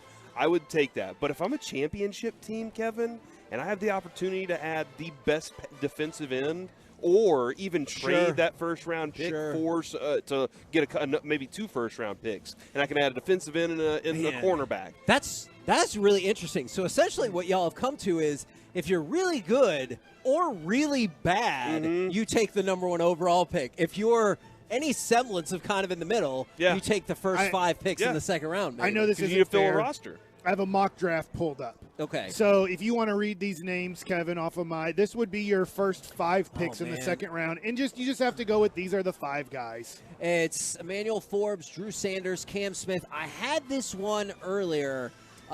It's Adetomiwa Ademore. I had that earlier. I forgot the exact pronunciation. And then Will McDonald. So you're talking about 2 edges, 2 cornerbacks, and a linebacker. So potentially like half of your I'm not saying all of them are going to start. Right. But if you're looking to reload at a plethora of positions, this would be the way to do it. And I was just really fascinated. Like, for example, in Kuiper's, he goes tackle, defensive end, wide receiver. That's Quentin Johnston.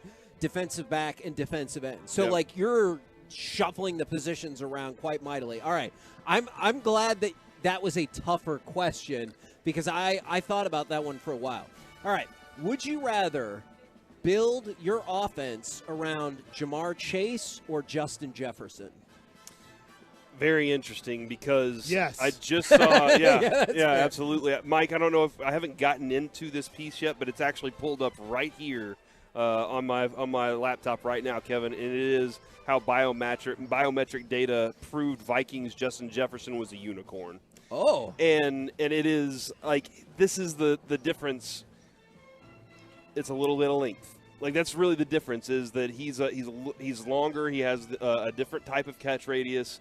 I think Jamar Chase is a phenomenal receiver, but I would go with Justin Jefferson because I think he can do everything. I think they're both unbelievably great. For sure. 2 of the top 5 wide receivers in the NFL.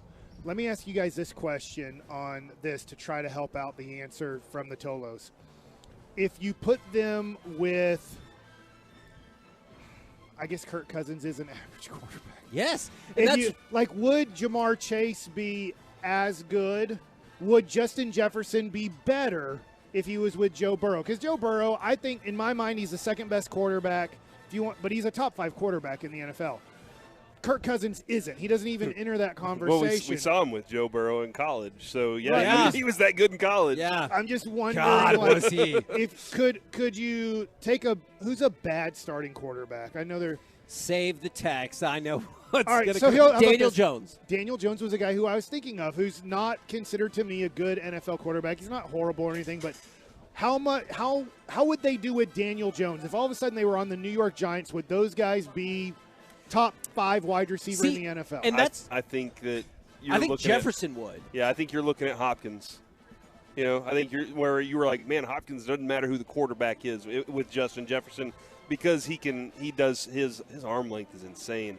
But I don't know about Jamar Chase. He and Joe Burrow definitely have a connection, an understanding of what they're trying to accomplish. And Burrow, smartly said, I have to throw better. I have to throw stronger. I need a better, stronger throwing mechanics because I know Jamar Chase can get open, and I just need maybe a couple more inches over the top of a cornerback. So I think that Jamar Chase has the skill set to be anything, but Justin Jefferson, for me, has a slight edge still, no matter who the quarterback is. Do you think those are the best 2 wide receivers in the game today? I think I might. And that's tough just because I think Cooper Kupp is still in that discussion, but he is like a good little bit older than them. Yeah. And plus he had just gotten hurt. I thought those 2 were equivalent Adams is still because of the age. And that's well, true. And I was thinking Tyreek Hill. And I could see that, but then Tyreek Hill is just like, I'm going to retire in 3 years. So Jalen Waddles. I picked those 2. See, and I've put them a cut above Waddle, even though I think Waddle is excellent. Man, I'll tell you this, Kevin. Watching Miami this year, I had some interest because I had Hill on my fantasy team, which I never did, and I had a couple of their running backs as well. So I was watching him, and I was so caught off guard by how many strong catches he would make in traffic, and then how he would get out of traffic and take off running. I just was in awe of Jalen Waddle this year, very much in awe of what he was doing. Well, then a quick mini one, if I can, based on that. Especially since Tyreek Hill was so productive as well, and he was just as productive as well. So when you talk about how fun that Miami offense was at times last year, I know it's his decision alone. Would you rather Tua have retired, or are you glad he's still playing? Because he talked about that yesterday, and he said, we can play the audio if you want. It's a little long. I don't want to cut into Mike likes it. He said he absolutely thought about retiring. Because I have to admit, I'm a little scared. I hope he does great, but I'm a little scared about him getting just smashed into the turf again. I'm glad he's not, and I know this is tough. I'm glad he's not quitting. Okay. Let's see if I can handle it. I'm going to have to make a major adjustment in my game. One, he talked about his rookie year not really studying very hard. Now it looked like after about 5 or 6 games, he was a good quarterback in the NFL, but his neck couldn't handle the falls that happen in the NFL, so his head would jerk back and hit the ground really hard, and it would concuss him. So now he's working very hard on trying to correct that. I think he can be a top 10 quarterback in the NFL. I do too, especially with those weapons. If he figures out how to protect his head. And really, it's just falling. It's not that he's getting hit in the head. It's that his head hits the ground. Snaps back. Yeah. Yeah, no, So I'm glad he's trying. I agree with Mike, and here's one of the other reasons. Like, dude, you spent your whole life trying to be this. Yeah. And we that's talk about true. Mike. Like, people will give Mike a hard time about his career, but that dude made it. All right, and he was going to try everything he could to make sure he squeezed whatever he could out of it to be in it. So, if you still want to pursue something like that, I want people to continue to pursue those things. And I'm not. It's his health that he gets to deal with. Yeah. You know, so for me, I want him to continue trying to be that. I'm going to bring this up to Derek Holland and remind me if I forget this. What would Derek Holland do if he had to throw in a major league game throwing 79 to 83 on a fastball? Because against the Arizona Diamondbacks, that's what I was throwing one game because my arm was sore. Oh, really? Oh, man. And you were like, man, I guess I got to pitch today, huh?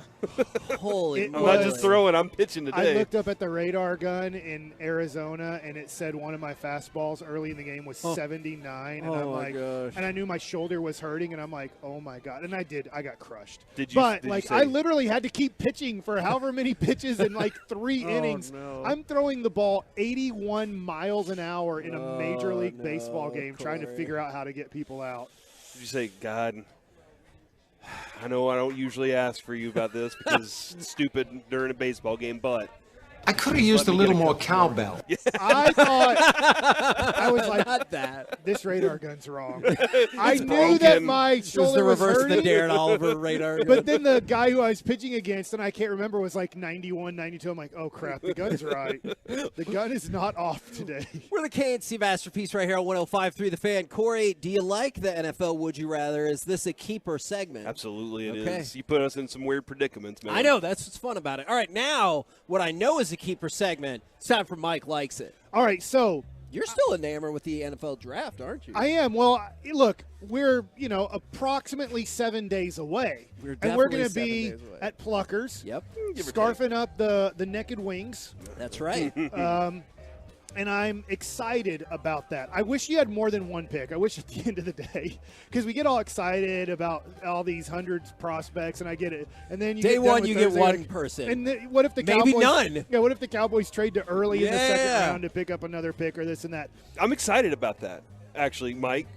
Honestly, like the build up to it, I'm already excited for the build up to Yeah. it. Then they trade, and I'm like, dang it, I wanted somebody, but then I'm like, but I got 2 picks tomorrow. Yeah. Plus, so I do get excited about it. I hear where you're going though. All right, so I'm going to talk a little bit of NBA playoffs. Corey, thank you for sending that article on NBA season ratings. Yes. And so to go over it from what I read this morning about it is the ratings were down or bad, if you want to say, in the regular season. But I thought the article was very good because it talks about, look, it's tough to compare the Michael Jordan era or a lot of eras before we had YouTube and Netflix and all of these things. We've lost, I think it said there was usually 113 million viewers of kind of cable television, and we're down to just under 70 million viewers of it. So when you start looking at the overall numbers, it's very tough to get back to the 90s of watching basketball because you've already cut the product in half by half of the people cutting the cord or not really watching cable television anymore and just watching kind of YouTube and Netflix and stuff like that. So I found it interesting on, yes, the numbers are down in the NBA, and they were down, but the numbers have gone up in the playoffs. I wonder as the playoffs continue, because like last night was a bad night of basketball for the most part, right? Yeah. I agree. Like you had the Minnesota, they did come back. Denver ended up winning. That was your late night game. Is interesting. Milwaukee without Giannis just won whipped by their 100. butt, yeah. And it makes you go into the Memphis without Ja Morant. First of all, gosh, does that team play well without Ja Morant? Second of all, it almost is like scripted, and I know it's not. The NBA is not fixed for the most part. It was fixed completely for Dwayne Wade in 2006. But for the most part, it's not fixed. Is that if the home team loses game one in the NBA, and maybe I just don't know hockey well enough, maybe this is where Slim Scotty can talk about this. It's like I think people will argue that home ice advantage is far diminished compared to home court advantage. But doesn't it feel like if you are the home team, whether it was the Phoenix Suns, the Memphis Grizzlies, the Milwaukee Bucks, the Cleveland Cavaliers, if you lose game one, you almost blow out the team in game two. It's for some reason the team that won on the road almost is like, all right, let's just half-ass it. And they just get their butts kicked all the time. So last night and the last few nights, I feel like the NBA, if you know the NBA, it's almost scripted in if you lose the first game at home, no matter how hurt you are, Ja Morant out, Giannis out, you're going to win game two because you have home court and you're desperate, and the other team doesn't see the value of going all out in game two. Yeah, that is an interesting approach to that, and that's kind of why I brought that up specifically with last night's game against Stars. Not that Fleury isn't the kind of guy that could do it. Sure. But it felt like more that the coach was thinking, this is a young guy, and I want to put the veteran in. This is a hornet's nest that he was going into last night. That arena was insane. It was. And you don't want the Stars to come out flying at him, and then all of a sudden he's down 3-0, and now he lost his head for the rest of the series. So they said, we'll sacrifice Fleury here, and we'll deal with that. Which, if that's the case, you would think that Fleury would be able to bounce back significantly easier now than Gustafsson. Yeah, but Gustafsson, he goes back home now where he has his support there, and he has the rest of the series to take this. With basketball, it's a little bit different because you're not concerned about a young player's head. But there does seem to be, Mike. I agree with Mike. There seems to be this, hey, we stole one. That's what we were supposed to do. We're good. And I hear what you're saying. I feel like I would think the exact opposite. I would too. I would go into game two and be like, let's cut their throat now. Like, metaphorically speaking, of course, in basketball terminology. Let's end this. But here's where's Vince Carter? Let's bring him. Well, he would end it. Well, I'll find him. But here's the thing about that: if you do that, Kevin, I don't know. If you do that, they look at you what you did. You went and threw everything out there. Now they make an adjustment for the rest of the series because you showed your cards too early. You let them push everything they got back at you. You take that adjustment and you go home and you say, okay, here's how they're going to attack us whenever we get back to our house. Let's try and win two here. We're going to block them. So that's the way that I think that most NBA guys are thinking is we're going to see what their adjustment is after the first game. All right, so you would think that Kevin Durant, Devin Booker, Chris Paul, Kawhi Leonard, series tied up at 1, game tonight. To get into, I still call it the Fabulous Forum, even though I know they don't play there anymore. It's not even the Staples Center, whatever the crap they call it. Crypto.com arena. Tonight, you can go see that game in L.A. for $45. What? So for $45, you can go see Phoenix and L.A. play. It's not going to be a good seat, but you can get in for $45. Wow. Now, the next game in L.A. will be the L.A. Lakers. The LA Lakers game 3 is $204 to get into that game. So literally the same arena, some really great basketball. But more than 4-1. Yes. So if you want to know the Clippers versus the Lakers in LA, $45 to go to game 3 tonight. $205 to go to game 3 if it's the Lakers playing. Jeez. I just find that's wild. Amazing to me how it's the same product. Great product. Phoenix and Clippers is a great game to go see. Yes. So, anyways. if Kawhi decides to show up, of course. All right, so. Even better. Oh, it's the playoffs, yeah. My next topic is baseball, and it's a little bit baseball cards, but also the history of baseball versus the history of basketball, and especially quarterbacking in football. I saw a guy, it's a sports card investor guy. He makes a lot of money putting out YouTube clips, and he has a website and a great app and all these things.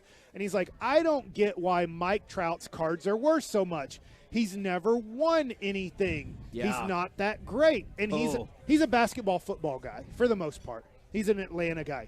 And I'm like, dude, Ken Griffey Jr. never played one World Series game. In fact, he never really even got close. And we're all in our 40s. Ken Griffey Jr. was, for the most part, the best player of our era because it really is Barry Bonds. But it's a weird thing with Barry Bonds, obviously, when he was the best. But it's almost like we push him to the side and, like, try to forget him. Yeah. But it's like Interesting. Ken Griffey Jr. never did anything. He was popular. And you know what? 600 and something home runs and almost 3,000 hits. And, like, that's Mike Trout. Yeah. Mike Trout can't help his situation, except he doesn't want to leave that situation. And Ken Griffey Jr. desperately wanted to play for the Cincinnati Reds, his dad's team, his childhood team. He loves Seattle, but he's like, no, if I want to play for the Cincinnati Reds. So he went to a team that almost he knew wasn't going to be that special, but he wanted to play for that team. So in a weird way, Griffey Jr. and Mike Trout have this similar personality in that, yes, I want to win, but I'm not going to just go somewhere just to win. And I'm like, in baseball, it doesn't matter if you win. Do you think Dirk would have ever gone anywhere else, really? He said he would have. He said if 2011 wouldn't have happened, if they would have lost, and 2 or 3 years later they would have been He would have tried to get a ring. He would have said, like, I probably need to go somewhere else because we're not really trying to win here anymore. Yeah, and that is like, I do wonder if they're always telling Mike Trout, hey, we are trying, we're just not good at it. You know, like kind of the way it is with Luka right now. But like I do wonder where Mike Trout, if it's loyalty for him or if it's just he's comfortable in his situation. But you're right, though. He doesn't have to win to be the best because baseball is not a team sport as much as it is an individual sport. Today, who's here? Your favorite player? Greg Maddux. Greg Maddux is here. Greg Maddux has one World Series championship. Now, he pitched in quite a few World Series, but we don't look at who's the greatest pitcher of all time. Well, we don't go, well, it's Whitey Ford. I'm assuming Whitey Ford probably has the most World Series rings for pitchers. Yogi Berra has 10 championships. And I had to ask that question, right? Like, we didn't immediately go, well, obviously it's Yogi Berra, the way you say, obviously it's Bill Russell, or it's Tom Brady. Like, it just feels different. You're right about that. It is Whitey Ford. Yeah, I'm just assuming because right then the Yankees were winning all the championships. But Hank Aaron, we don't look at Hank Aaron and go, not that great. Willie Mays, not that great. Like, baseball's different. Basketball, yes, we 100% look at, as Vince Carter brought up, we do look at the championships. We look at a lot of other things. But, man, if you want to be a top 10 player in the history of the game, you better have at least 2, and that's probably not enough. You need to have Larry Bird's 3 to be in the conversation for top 10 player all time in basketball. And then if it's football, it's only for one position. Right, just quarterback. Like, that's... We might have DeMarcus Ware on in a second. He did get his one with Denver. Yeah. But defensive ends, it does not matter if you have a championship. Talk about Barry Sanders. I know they got to a NFC championship Walter game. was at the end of his career for Peyton. Yeah. Tim Brown's here. And Tim Brown lacks that, doesn't he? He went to a Super Bowl with Oakland, but they didn't win. But it's not held against you the same. But again, like you still look at him as one of the greatest receivers. You know, you look at where he was because he was that guy that he could do his thing. So that's an interesting approach with all those different sports. I think it's weird when people who don't really follow baseball then want to equate baseball to football and basketball and championships. It's like, dude, if you follow baseball, we don't care if you win a World Series or not. It's nice, but it makes no difference on your legacy for the most part. Man, that is very interesting. We're the KNC Masterpiece right here on 105.3 The Fan. Coming up next, it's time for the C Block starring Corey Majors. Why didn't you throw your hat last night during the hat trick next to the fan? The Rangers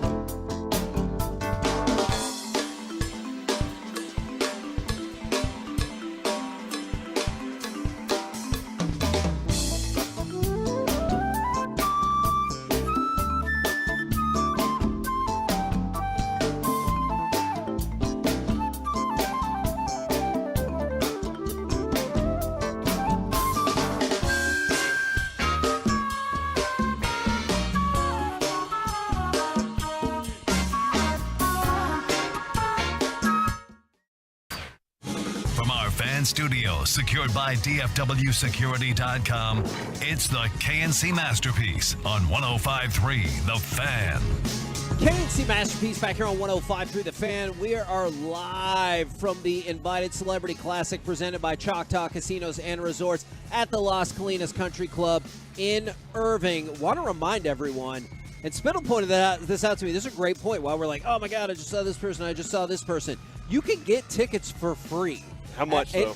But they are free at InvitedCelebrityClassic.com if you want to walk the grounds, do the things and everything. I can't guarantee that Annika Sorenstam will come up to you to talk about hamburgers. Right. I can't guarantee she won't. Right. No, that's a fact because she did with us earlier, which is still amazing. Surreal? Would you say surreal? Yes, I'm having a surreal moment with that today because I just didn't expect that to happen. But, man, that was I'm not sure, Mike. Can you help me out with this? Tell me. Is there a little delay going on? There might be. Obviously, we see blue skies, but if you I can see the rain. Yeah. If you walk out right behind us, the clubhouse, it's really gray, and there is a light rain right now. And I don't know. This right now is the lightest of greens. Gotcha. Okay. Rain. Okay. But I don't know. They must be feeling Hold on. Let me see your DJ. Darker green might be coming in soon. Yeah, there's a radar. So very small right now, light green around us. Maybe a green comes in, but we don't have any yellow, orange, or red rain, it looks like. And so that's a positive. Yeah. Right. Yeah. So now it's time. Although I It'd feel make like it a lot easier to understand if the rain came down red and you're like, we're in a bad storm. If you saw purple rain, you're like, we need to get the hell out of here unless Prince is here. No, I'm with you. Although I feel like we already started it. Yeah. It's time for the C Block starring Corey Majors. hit the music, Joey. Oh, crap. We still haven't done that yet. All right. What do you mean we? Yeah, You're not the producer. That's right, Joey. Joey's the producer some of the time. So last night during the Stars game, where they won 7-3, as I would have predicted, and y'all can trust me on that because of my bracket. I will trust you on that. We had a hat trick, fellas. Did you see the cool way he did the hat trick too? Which one? Rope. Because there were 3 goals. So okay.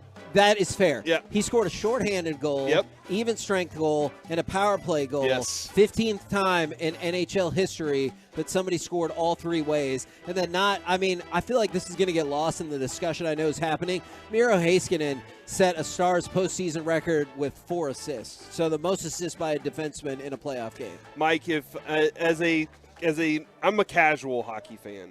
You are not a hockey fan. But you will watch some hockey. I'm not a hockey fan in this. I think it's a beautiful, great game to watch when I do. I just don't have the time. Gotcha.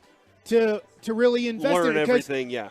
When it was 94, 93, was that the first year yes. of the Stars? Yeah. So I'm a freshman, sophomore in high school, never watched a second of hockey in my life, and I just never got engaged with it. And so it's tough. Then I went on and played baseball, and you just I don't know, For me, growing up, it was Cowboys, Mavericks, and Rangers. And so it just was never for me to, invest the time to really get to know the players, to get to know the strategies. And I understand how great of a game it is. I love that they all play. There's not load management in hockey. Yes. You go to a hockey game, the hockey players are going to play. They're gladiators, man. The one thing I was trying to point out to Mike, though, is while you're watching, and Joey might be able to elaborate even more on this, but keep an eye on the way that Heiskanen will start pushing towards and then drop the puck back to Hintz. And then because what Hintz does so well is he gets through and over the line.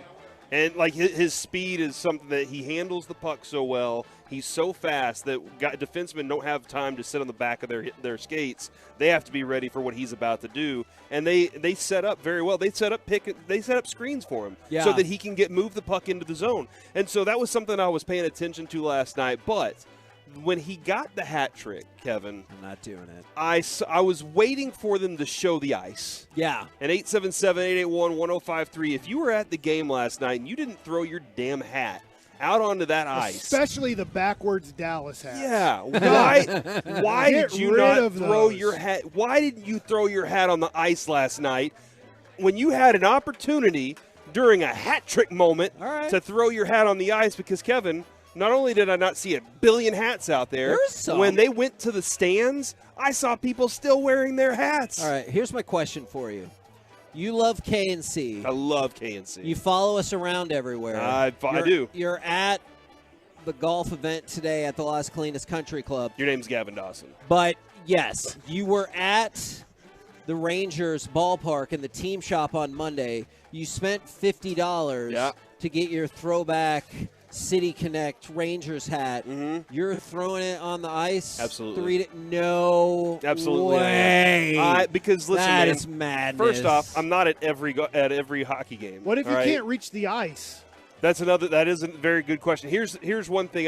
Behind the net, there is net that goes all the way up. It's kind of tough to get it over the top. Yeah, but if you're in an angle that you can get it on the ice, you got to do it. Even that $50 hat? Even the $50 hat. How many times are you going to get the opportunity to throw something on the ice for one and not get arrested for it? Bring an octopus.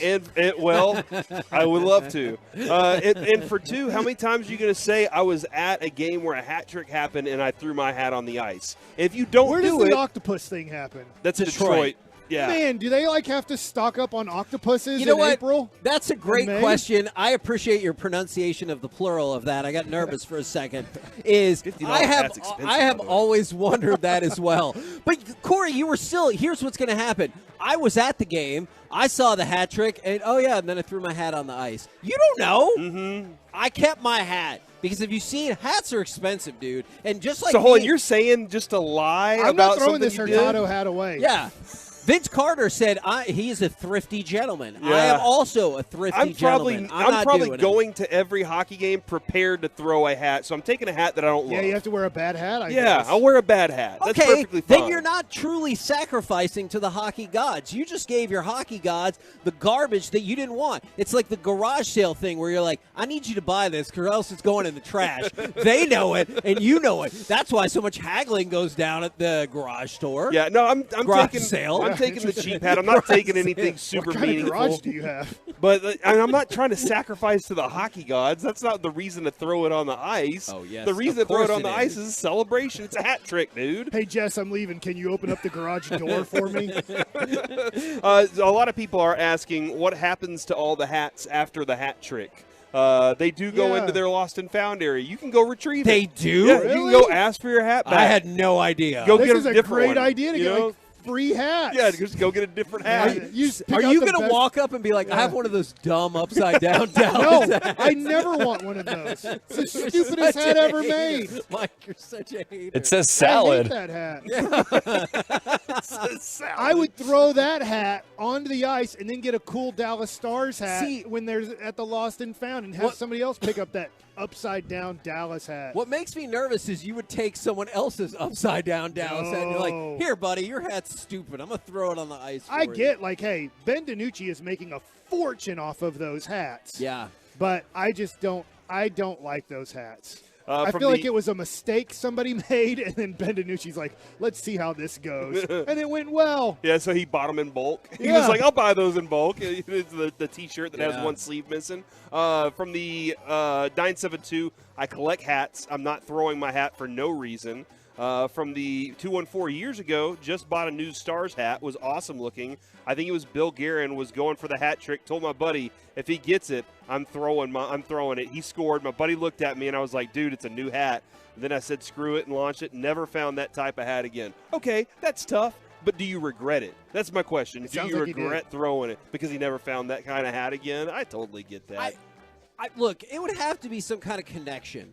Like Jason Robertson would have to skate by, and he looks at me and he's like, makes a hat throwing gesture, and I'm like, well, if Robo says go, I might as well. Or, Yeah. I would need that kind of thing. Otherwise, I don't think I'm doing it if it's a hat. You can hold a press conference and then blame the dad for losing that. It is the. Did You you, know throw what I'm your? saying, Dawson? Mark Did you Cuban. throw your hat at your graduation? Yes. You know what's funny about that? They said not to because you could kill somebody. On the wrapper that it came, or like the little bag it came in, it said, warning, this hat has sharp corners and it could cause eye damage. Yeah. That means not only has it happened so much that they had to put a warning on the bag. All right. So, and I also They understand should make this hat too. trick hats. From the 214, I get free hats at work. I'm throwing it. From the 214, no regrets. It was a hat trick. I had to do it. So the guy that said he never found the hat again, no regrets. He wanted to. He wanted to be part of that celebration because, again, you don't get to celebrate like that all the time. It might be a once-in-a-lifetime thing. It is very rare, especially in the playoffs. I'm just saying I'm not taking that from that person. You asked me, and I'm telling you why I'm not throwing it. Yeah, I would definitely be throwing the hat. If it's a Velcro back hat, sure, I'll throw it. Yeah, but no, okay. Oh, the Velcro. You're not a huge fan of the Velcro back hats. I get it. The other thing I wanted to get to here in the C block, and we could probably definitely talk more about this with G-Bag coming up here in Crosstalk. Zach Wolchuk isn't here today. Why? Well, today's 420. And I thought it was because of the strip club last night. No, well, that's a possibility too. Or gentleman's club. But he said that it's not because of the date specifically. He said that he has a doctor's appointment, a yearly physical today. And so my opinion on this is that's kind of a morning thing whenever you work late afternoons. You know, yeah, like that they feels didn't like, have any appointment yeah, before it 2 feels o'clock like you could or get 1 this thing o'clock? knocked out really early. Mike even goes to the dentist before our show sometimes. I do, honestly. Yeah, I try to get I've the been 8 to a.m. the appointment. I've been to the doctor before our show. Yeah. I usually I'm real weird about all that stuff with all that, but I just was like, I don't know, man. Shouldn't he be here for this kind of thing? Because like this is a doctor's appointment, dude. You can reschedule that pretty easy. I actually rescheduled my physical this morning online. I went online and just set up the reschedule part of it. Do you think he's embarrassed just like that? Like Marcus Allen is next to us right Yes. now. If is he just like Zach going to say, "Oh, what's your name, Marcus"? Oh, hey, Oh, Marcus. yeah, that's I used to probably- play football. Oh, So are did you ya? a golfer? Yeah. Do you live in the area, or did you come from out of town, Marcus? Yeah, that could be a valid point. You know, Larry the Cable Guy is sitting over there. And as a matter of fact, it looks as if sitting down with us right now, it is DeMarcus Ware. And I think that Zach Wolchuk would probably be a little caught off guard, be like, I'm not really sure after the whole Trey Lance incident. Let's tell him that story real Yeah, quick. that's a great story, First of all, actually. thank you very much for Hello. popping Oh, on the there show. we go. Gotcha. There we go. Hall Now- of Famer. Oh, that's right, a Hall of Ooh, Famer. I like it, baby. Good, huh? One of Good, our good. hosts for the next show ran into this problem. Has this ever happened where somebody didn't know who you were whatsoever? He sat down with Trey Lance, didn't know who he was, and said, "Hey, what's your name?" "Oh, it's Trey." "Oh, great. Where do you live? What do you do?" And he said, "Oh, I'm in football." "Oh, really? What do you do in football?" And it kept going. Trey Lance definitely hung him out to dry because he goes, "Oh, yeah, around the Bay Area." And he goes, "Oh, really?" And then he found out, he goes, "Oh, yeah, my name's Trey Lance." You know what's so crazy? A couple days ago, I came in here and I checked in. And you know I'm on the cover of Avid Golfer. And it's right there. And I checked in, I said, DeMarcus Ware. Yeah. Right? Yeah. So, and he says, "You know what? You look just like the famous guy, DeMarcus Ware." And I said, "You know what?" I said, he's a really good player. He made the Hall of Fame this year. And, when someone acts silly, you just egg it on. You just keep going and keep going. I said, "You know what? You should tell the guy to sign this photo." When he comes in, the magazine is right here. My face is right here. And he looked at me like, Because and that it's right there on your realization desk. is washing over them. "Cool. I'll sign it for you." And here you go. Wow. So you approve of what Trey Lance Oh, did. yeah, for sure. How close are you to being the greatest former Cowboys golfer? Is that Tony Romo I by got far? that's Tony. That's Tony. Like, I can you got a compete with long him? way. No, I got a long way to go. I mean, he's like probably 10 strokes. What about Emmett? No, I might can play with him. Okay. I might can play with him. Emmett actually beat me last time playing against him. He's a really good player, man, and every year is always improvement, so it's good. Seems like Emmett would be the kind of guy, though, that's like, all right, he's beating me. Hey, here's some more tequila. It seems like he's that kind of guy. And that's Romo's that way, too. Romo's going to give you 2 before you tee off. Do you ever do the fake shot then, so you can stay focused? You're like, oh yeah, and just kind of dump it behind your shoulder. No, so I'm you going to can- drink it. Okay, No, all right. I'm not going to just pour the water out. If you give it to him, it's going down. We were asking Vince Carter earlier how he got into golf, and he talked about Dean Smith, his college coach, told him this is something you wanted to kind of learn because of what happens on the golf course. How did you pick up golf? You know what? I went to a couple of tournaments, and I played really, really bad. I first got invited to Tahoe probably about 5 or 6 years ago, and I played really bad. And I'm like, man, you're better than this. And I started getting to a point where it started getting really serious, practicing every day, and been improving ever since.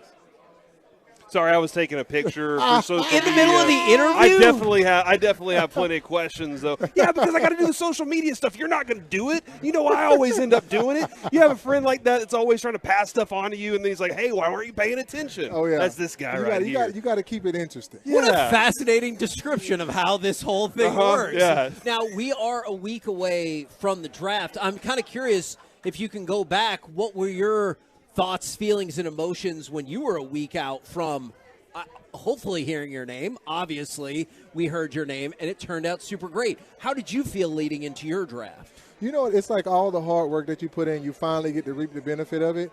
For me, I started off being a 7th-round draft pick, and then, you know, after Combine, I went to a 1st-round draft pick. So I knew it was either going to be Dallas or San Diego. So it's one of those things. It's exciting because not only does your life change, but the family changes as well. You said it's going to be either Dallas or San Diego, and I totally hear why. But do you ever wonder if teams make, like, multiple promises, and you're like, that's what they said, but we'll see? Yes. A lot of teams, Atlanta, Green Bay, Philly, they were like, hey, we're going to draft you if you're on the board. Okay. That's where they're going to cut you off and say, if you're on the board. Yeah. But half of the time, if you know, like, you're going between 11 and 12 and they're 20, you know you're not going to see them anyway. So you're like, all right, well, we got to go this way. We found this really interesting in the new NBA collective bargaining agreement. If you do not go to their combine, you cannot be drafted. You're out of the draft if you do not go to the combine. But okay, if you don't get invited and you are an awesome player, hear me out. You don't. If you don't get invited, it's per invitation. If you are invited and don't go, if you're not invited, you're free and clear and still draftable. Oh yeah, you're going to the combine. Yeah. Oh yeah. I feel you. Do you think the NFL should put that in, that you have to go to the combine if you're invited? I think that no matter what, if you get invited to the combine, you need to go to the combine, and you have to go to the combine. I'm not going to sit here and say you got to do all the drills, but you need to show me something. Tell me why. Then. Like, so it's character. Okay. If I'm gonna give you an invitation to where all the best are, because there's a lot of guys that like me that got invited to the combine late that wished I got that opportunity, but you're gonna sit right here and wash it away because I'm that big name. I don't have to show you. No. This game is about performance, and you need to always show me what you can do no matter what. What are you thinking about the stability of this Cowboys team right now? Back-to-back 12-win seasons. Like, that's something that we just haven't seen in a while around here. Like, do you use it all Mike McCarthy's fingerprints on this team right now? What are you looking at and thinking, man, this is why they're so successful? I think it's going to be a good move because the team has matured where they need to mature to now, and now the coach can take it over and say, hey, now let me put my blueprint on it. Let me add a little bit more structure to the defense with Quinn. Let me add a little bit more structure to the offense. Let Dak do what he needs to do. So I just can't wait to see where they're going to draft at. I wanted. I know where you were going. I was going to say, I'm so glad that you said that. Do you find yourself doing your own breakdown where you're like, tight end? What are we doing taking a tight end at 26? Because that's what a lot of fans have gotten frustrated because it looks like that could be the case. How do you go into the draft, like breaking it down for the Cowboys? I would trade up. I got what I need on defense. You're going to get a couple guys in the draft, but I got to go get a home run hitter. It's not going to be a tight end. To be honest with you, I feel like it needs to be like a running back, like somebody that's real solid. I'm talking about a bruiser. Maybe they know the state already. Yes. Exactly. I see where we're going with this. Somebody that when Dak plays well or when the running back plays well, Dak plays well. We need that. I understand Pollard is great, but I don't know how he's going to come back. And so hopefully he comes back off the injury 100%. We have him, but you still got to have that one where you give him that football. Let me strap up my mouthpiece. and he's a bruiser. I got to make sure I'm ready for that game. I'd love to know your thoughts on Micah Parsons because you're a little bit undersized for rushing the quarterback. He comes out as a linebacker. They use him a lot more in his second year as a defensive end. He talked about his body wearing down at the end of the year. What can Micah Parsons do this offseason if he's asked to kind of rush the passer 75, 80% of the time to make sure in December that his body still feels as good as it can feel in an NFL season? Talking to a lot of the guys like Micah in the offseason, I tell him you need to learn new positions. As a pass rusher, when it's pass rush time, when it's your go time, you need to learn a little bit of the tackle position. You need to learn DeMarcus Lawrence's position because now you can go left, right, you can go middle, and you can rush the passer. They know you coming anyways, but come from a different position to where now you're on a running back. You're on a tight end. I had to learn that when with Wade. Instead of going against a tackle and a tight end that's chipping you majority of the time on the right-hand side, that's how they're going to do it. But you learn other positions, and you go from there. Learn how to play on the other side because they fan that way, but you're still getting a one-on-one. Man, that's expertise. That's right a hell of an there answer from a right Hall there. of Famer. Have you ever been in the Hall of Fame, Kevin? Someday. One day? Someday. One day we're hoping You see to. how much he's enjoying this Now- interview. Radio Hall of Fame, here we come. I was watching MLB game the other day, and I can't remember who was saying this, but they said there's still different tables at the Baseball Hall of Fame. So when Hank Aaron was alive, Hank Aaron would invite over Ken Griffey Jr. There's Hall of Fame, and then there's Hall of Fame. I know this is going to be your first time and all that great stuff. Do you hear that too? That there's almost like Hall of Fame, and then there's Hall of Fame with NFL guys. Yeah, there is. I mean, for me, just knowing and being up there for a couple weeks ago, having to play and everything, and getting welcomed by a lot of the guys, is different. And when you go into that room, and yes, it's the Hall of Fame, and you see the building, you see all the history, but it's different when you walk into that room and you see 70 gold jackets or 100 gold jackets. You're like, holy shit. Yeah. Dump. Yep, it's time to move in a little bit. There's just a little more But rain. it's amazing, and there's no other feeling about it. That's the Hall of Fame of the Hall of Fame.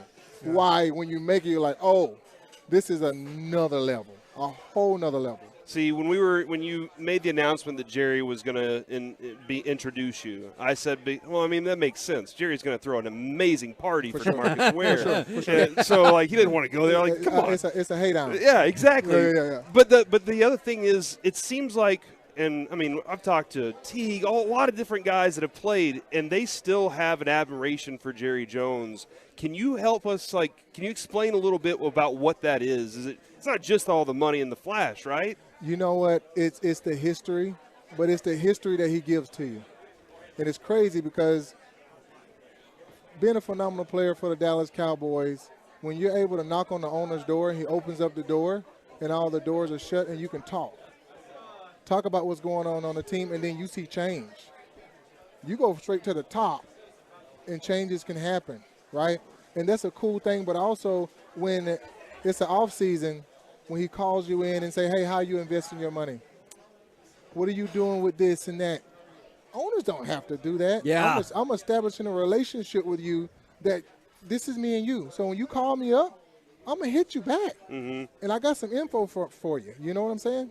So – Man, outstanding stuff. Working through the rain right there. Yeah. Hall of Famer DeMarcus Ware. Thank you so much for jumping on with us. Thank you guys for inviting me on, man. Absolutely, Y'all man. take care. We're the KNC Masterpiece right here on 105.3 The Fan. Like I said, you never know who's just going to show up at the Invited Celebrity Classic presented by Choctaw Casinos and Resorts. Coming up next, I think we'll do a little mini My Buddy's an Idiot. Thank you. Next right here on The Fan. Nate Noon here.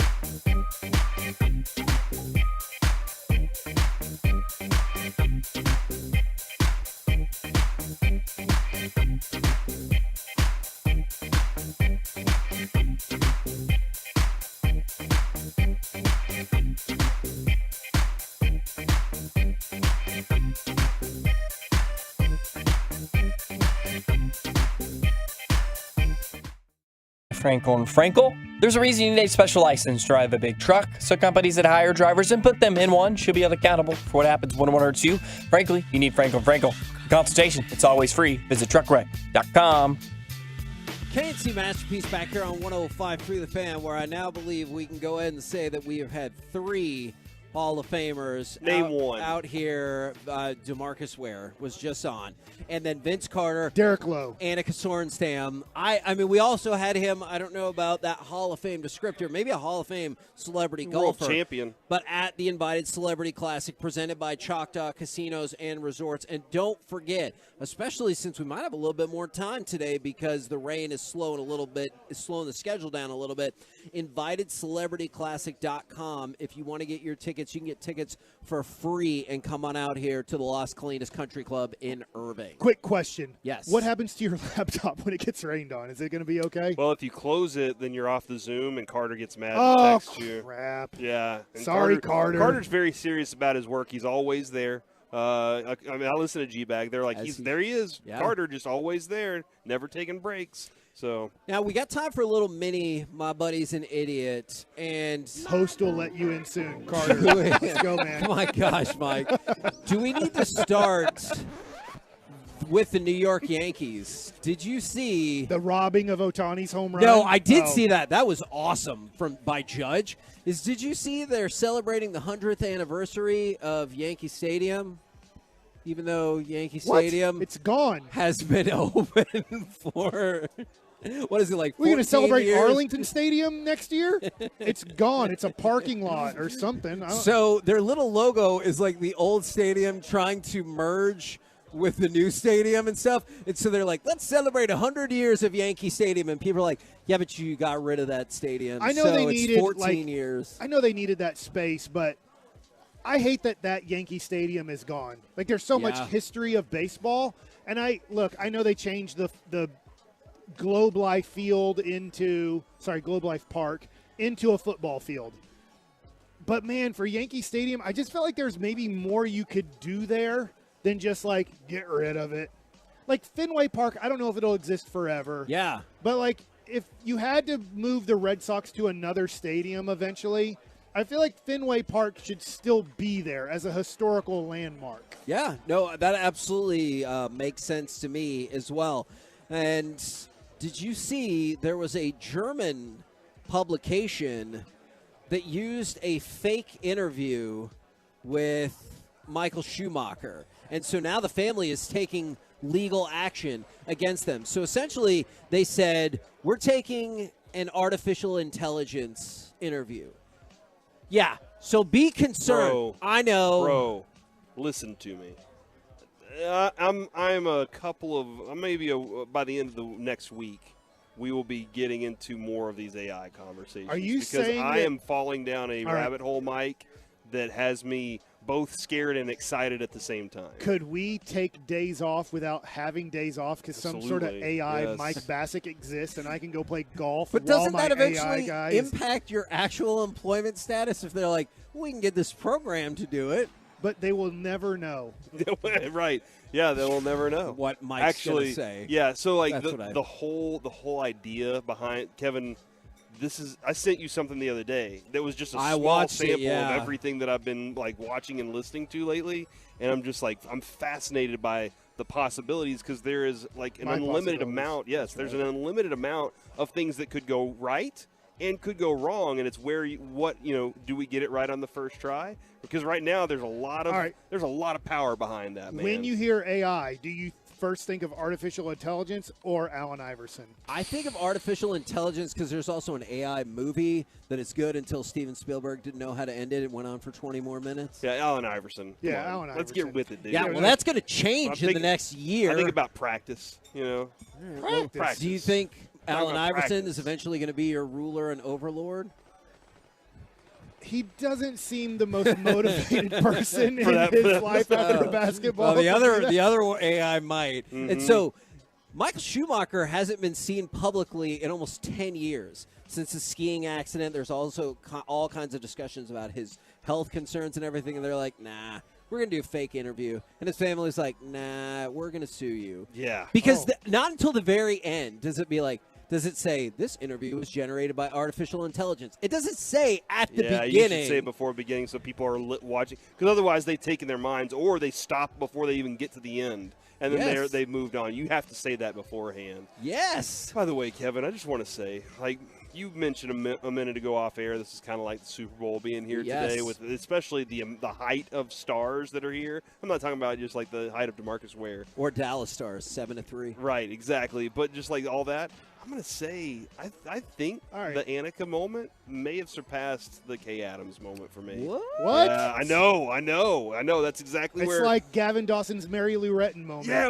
well, not in that manner. It just it surpassed it in that she was in on our bit so quickly, and it's like, come on, that is awesome right there. So I'm just letting you know, today's been great. I got to sit next to Vince Carter and DeMarcus Ware, and I understand big hands.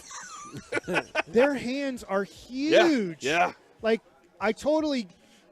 I wonder what you can do as a pass rusher if you have our hands. I like wear, I'm borderline XL, like, Titleist glove. Okay, like, all right. I'm like, XL glove, it fits. Yeah. I could squeeze into a large. Like, I don't know what they do in golf. Like, I don't.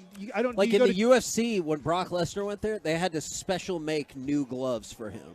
Yeah. Like, when you go to like fist bump him, it's like I'm hitting a refrigerator I mean, right now. Broadus would probably know this. Like, if you shake somebody's hand who's a pass rusher and it's a normal size hand, you're never getting to the quarterback in the NFL. That's a good question. We can ask him that and ask where exactly is Wolchuk the day after Yeah, that's a good his question. excursion with Broadus. He's and texting me, so I don't know. I'm not sure he's doing this. I'm at the thing. doctor. You're not supposed to use your phone at the doctor, man. Come on. Coming up next, let's chit-chat with those fellas from the G-Bag Nation who, guess what, will also be doing their show at the Invited Celebrity Classic presented by Choctaw Casinos and Resorts. We'll do that next right here on The Fan.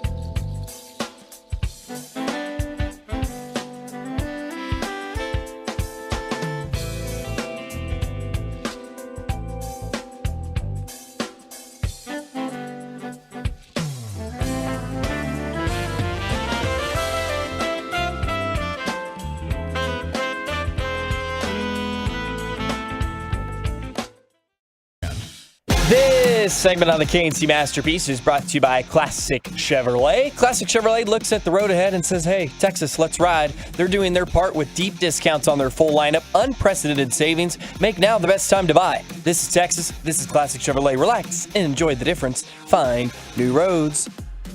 KNC Masterpiece back here on 105.3 The Fan. We are live at the Las Colinas Country Club in Irving for the Invited Celebrity Classic presented by Choctaw Casinos and Resorts. We're about to wrap up our show, but fear not. The G-Bag Nation will be here as well doing their show. So right now, courtesy of D&M Leasing, it's time for our chit-chat with the fellas from the G-Bag Nation. Gentlemen, how is you today?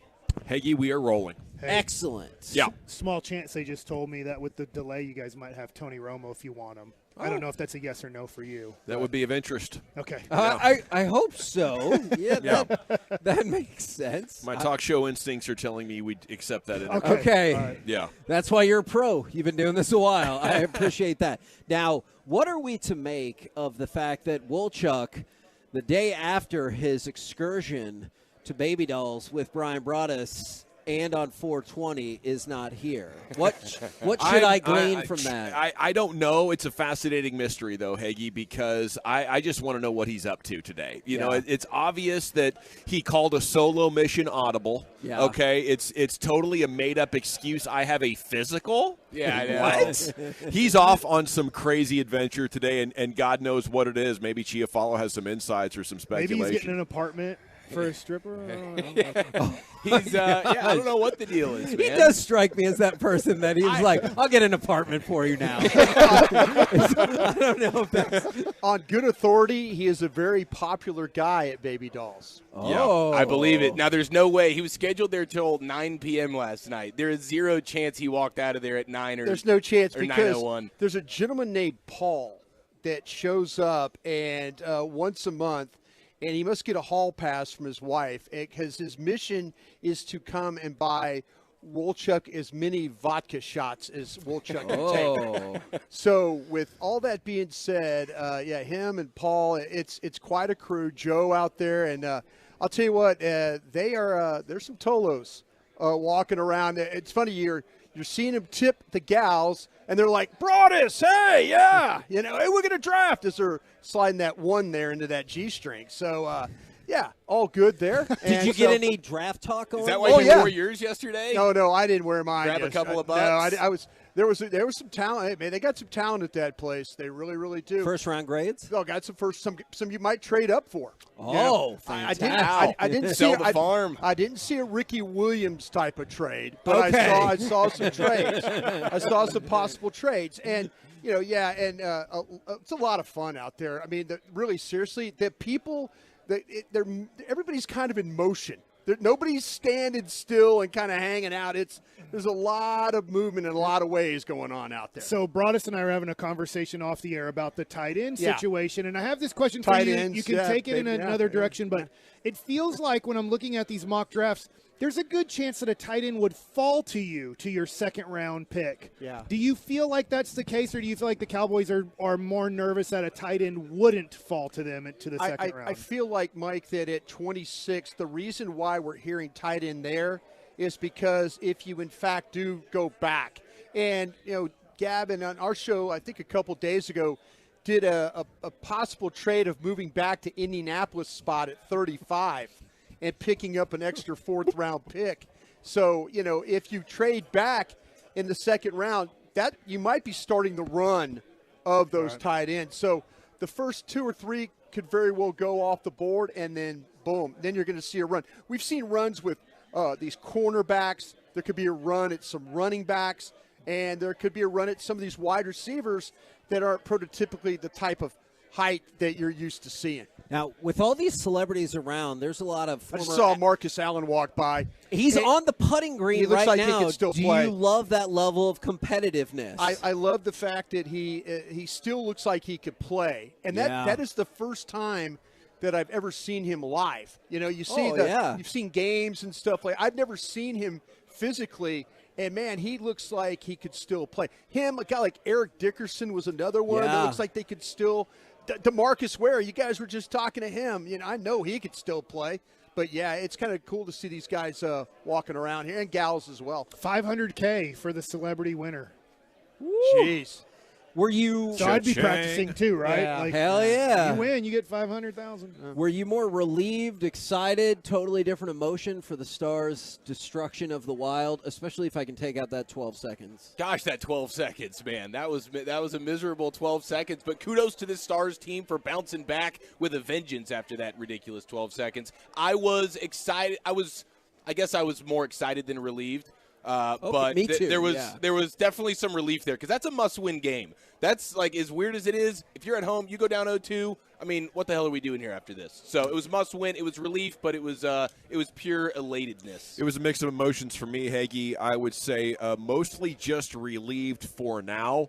Can't get excited until you go win on their ice now. Okay. And erase the stain of a home defeat there on your ice. That's fair. It was a very stoic throwing of the hat onto the ice for Dawson last night. I feel like it was very NBA-ish in that so you watch the NBA playoffs, it feels like it's a script for our whole lives, Dawson, that if you lose the first game at home, you get to win the next game by 20 points. Like, for some reason, no matter even without your star. Desperate team theory. There he is. Desperate Right team on time. theory. It works every time. Any sporting event you want to be a part of, if you get a bad loss day 1, day 2, you are going to come out and hammer whoever you play. Especially if you're the home team in the NBA playoffs. Yeah. I think it's desperate team theory on steroids. Now, speaking of a home team in the NBA playoffs, do you think it's soft that Golden State has reminded all Kings fans that cowbells and the like are not allowed in their arena?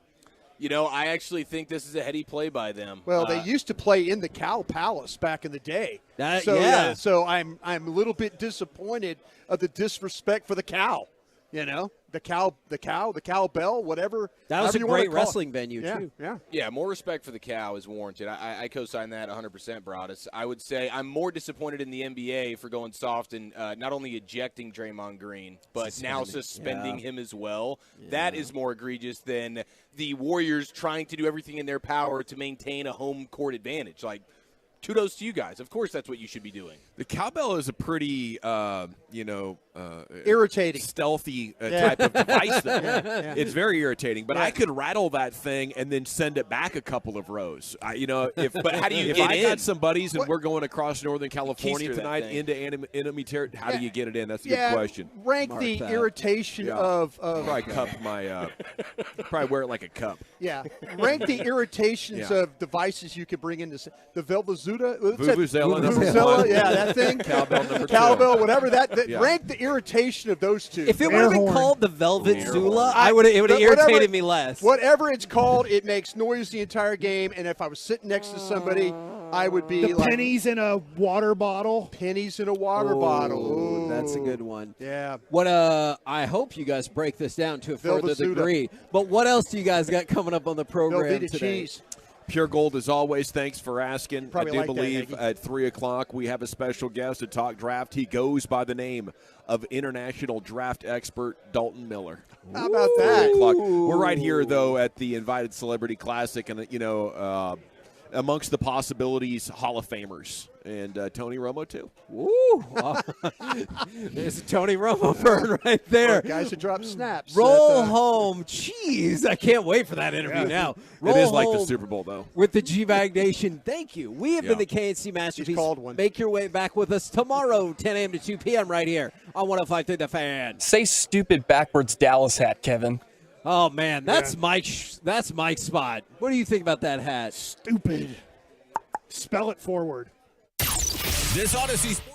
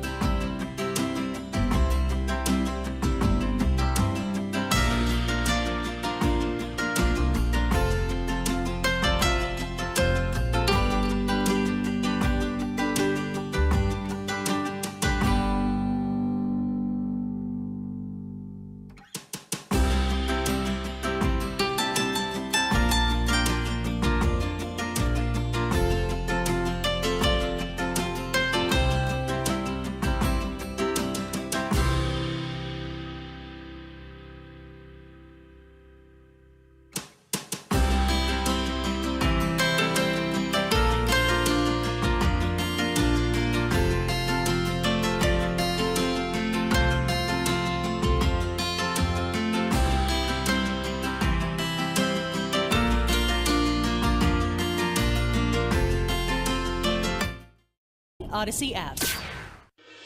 From our fan studio, secured by DFWsecurity.com, you're rolling with the G-Bag Nation on 105.3 The Fan. Welcome to the Nation. Here we go, hour one of the G-Bag Nation on 105.3 The Fan. Hope you're having an outstanding day as we are live here at the Invited Celebrity Classic, little golf event happening here at the Las Colinas Country Club, and it's swanky. You know, we're right off the 18th green. We're up here on a big deck patio with the bar behind us. All sorts of celebrities and media members having themselves a time, and we're here to, you know, talk sports and do stuff with you over the next 5 hours. Full show today, guys. Hell yeah. We got the stamina for all 5 hours. Brought us a little bit sluggish after his late night at the Dolls, but he's ready to rock and roll. Nothing gets him fired up like being surrounded by a bunch of A-listers. Oh, man. This is me right here. This is you. Very bougie kind of, you know, people wearing pleated slacks and stuff like that. Yeah. So, yeah, I'm into this stuff going on. But, hey, real quick, thank the folks at Baby Dolls last night. A lot of guys, I was talking to people about the draft. Joe, all the things. It just, we go from one event to another. Really, really do appreciate the opportunity we get to do things like this. Either go to a Baby Dolls or go to a big-time golf tournament and hang out with the fans. Well, and I think what else we found out is you probably need to be there tomorrow night for Game 3 as well, Brian. Because, yeah, I was. How about that, huh? It really worked out for us. Yeah. It seems that you at Baby Dolls is our winning configuration. So, you know what? Sorry, bro. It's going to work out. I'll tell you what. I'll make the sacrifice. There you go. If I have to make the sacrifice in order for us to play really good hockey, I'm all for that. For sure. Okay, and it was really good hockey. A glorious second period. Even after they shook you a little bit, you let the Wild think they were in this thing. Bam!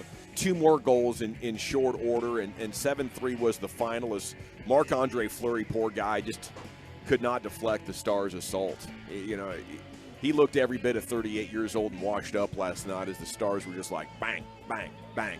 How about this? And now the series is tied 1-1. But like I said in Crosstalk, guys, it's not time to get excited till you come home and reclaim home ice advantage. You know what I'm saying? Are you with me on that? No, I am with you. I can't help but get giddy in these moments, but I don't have the not Josh Giddy, but just my own personal giddy. You know what I'm saying?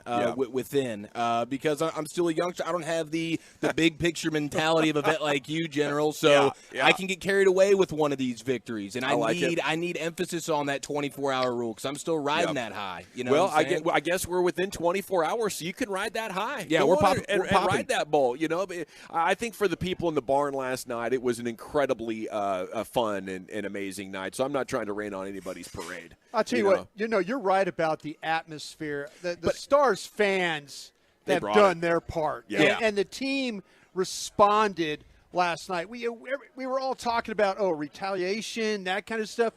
I thought the Stars played that game really, really well last night. And we even brought it up. Hey, get off to a great start. Boy, did they ever. That's what I'm saying. You get off, and the thing that the Wild has to be absolutely terrified of is if these games are going to be called tight and they're going to have guys in the penalty box, and the way that the Stars play on special teams, even got a shorty last night. They're one of the better teams. The Wild is one of the best teams in the league when it comes to those short angle. Dallas gave them a little bit of their own medicine last night. So, this is the type of hockey that we expect from the Dallas Stars, and they've played particularly well out on the road. So, I really wouldn't be overly concerned if you're a Stars fan going up and playing in Minneapolis. But every team, every fan base this time of year, Dawson, needs a cool, calm, collected, level-headed, even keel kind of leader. To keep the troops with the sole focus in mind. So we appreciate having you on our side. I think that's real key. Managing the success and the emotions of a series, and I would imagine Peter DeBoer is pretty good at it, but he has not won the big one. So we'll see if he is battle-tested himself and wise enough to guide this team to the appropriate mindset and an emotional fire that they need to have to go up there and at least win one of them. Hopefully, too. How about the hat trick from Rupe Hintz, though? Elite. Stars tie their franchise record for most goals in a postseason game. I love this team because they can get it done on both ends. Maybe you wish they were a little bit more physical, but hey, this team definitely has championship makeup. And I'll tell you what, with Game 3 tomorrow night in Minnesota, I agree with Majors that whatever hat you have, you got to let it go. You know, you could do a fundraiser on Facebook. You can do a GoFundMe if you need $50. Maybe it's a $150 hat. I don't care. You get a playoff hat trick, you got to fling that thing onto the ice. I was totally with Majors on that, and kind of disappointed in Hagee and Mike, to be honest with you. Yeah.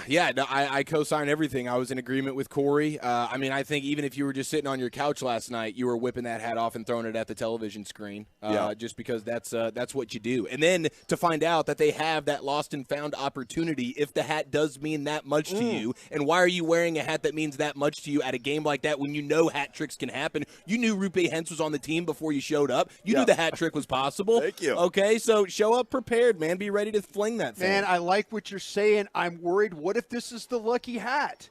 What if this is the hat you didn't wear in Game 1 because you forgot it, and then now you put it back on in Game 2, and now you're flinging it on the ice. They're collecting it. They're giving the hats away. You know what? I mean, think now lucky hat is in a bin somewhere. Damn you for making a good point right now, Broadus. I don't want to speak out of turn here, Broadus, and that is a good question. You know, I'm certainly no hockey expert, but I've been to a game or two, and I get the feeling that hockey fan is sharp enough that they wouldn't make a lucky hat rule along with a hat trick rule. Those two things can't coexist. The hats are exempt from any sort of what is that called? Superstition. Maybe, but you can't cross streams. Yeah. Okay, maybe you don't have the sweater game. Maybe you don't have it where you're rotating sweaters and, that kind of thing. But you got a hat. One hat has been consistent. I just don't know. I don't know if I could just, in good conscience, throw lucky hat onto the ice when I know I might need it in Game 3. Where was your backup hat? I'm just asking for a little situational awareness. You can snap that thing onto your belt loop or something. I'll tell you what. That's a good look, too. You know what? The Mavs gave away hats the game I went to. They had like the City Dallas hat. They gave them away. Now, if they're hockey would be smart to give you a hat to throw. Sure they would. You have a lucky hat. Maybe like true. Gavin's talking about. You got it hooked on your belt. And you're like, okay, cool. We'll call it Rupe Hintz night. Yeah, everybody gets baby. a free hat just in case. That's right. We got Marcus Semien bobblehead City Connect night at Globe Life Field on Friday night tomorrow as we welcome the Oakland A's, a.k.a. the Las Vegas A's, into town.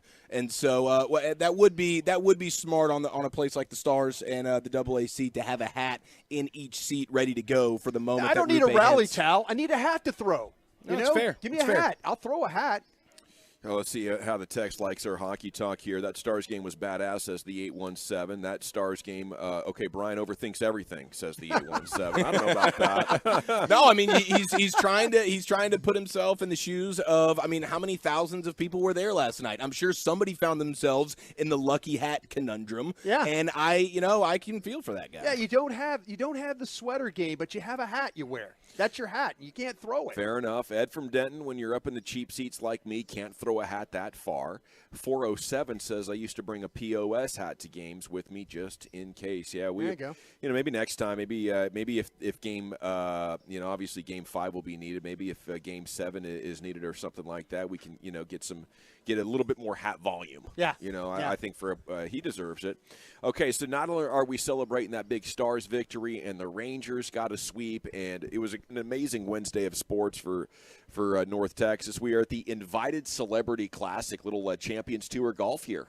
I suppose Tiger Woods will be sauntering through these parts before too long at a Champions Tour, in an upcoming year as soon as he gets that ankle right, Brian? Oh, absolutely. And I came in, of course, went to the wrong area, had to walk all the way up the 9th fairway. It was a nice walk. I needed to do it, but kind of came around the corner, ran into Justin Leonard, who's on the Golf Channel. He's a guy my age, University of Texas guy. Cool. Signing a few autographs for folks, so it's nice to see a guy that, maybe he's won major championship. Maybe his most famous, time was in the Ryder Cup, that mammoth putt that he made to secure the victory for him in, I believe, in '99 there. So, it was incredible to see guys like that. Childhood heroes out here. Yeah. I think for a lot of people now out here on the Champions Tour. What do you got to be, 45 to get in that thing? I think it's 50. 50 I think years 50's old? now. Yeah, 50's the number. Well, it used to be. I'm acting like I know, but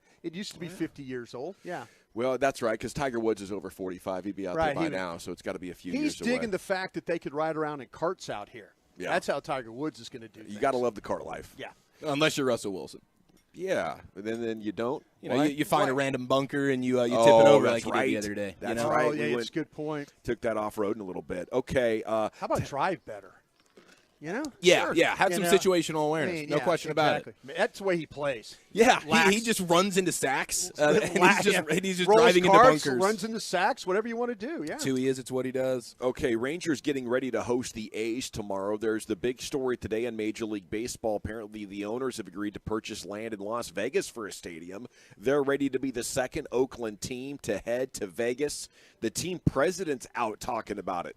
Says Oakland's been a great home, but it's time, and you really can't disagree. They've had 20 years we've been knowing that stadium's a really bad one. Yeah. And now you have the opportunity, to move somewhere that's going to build you something nice. It's really a no-brainer.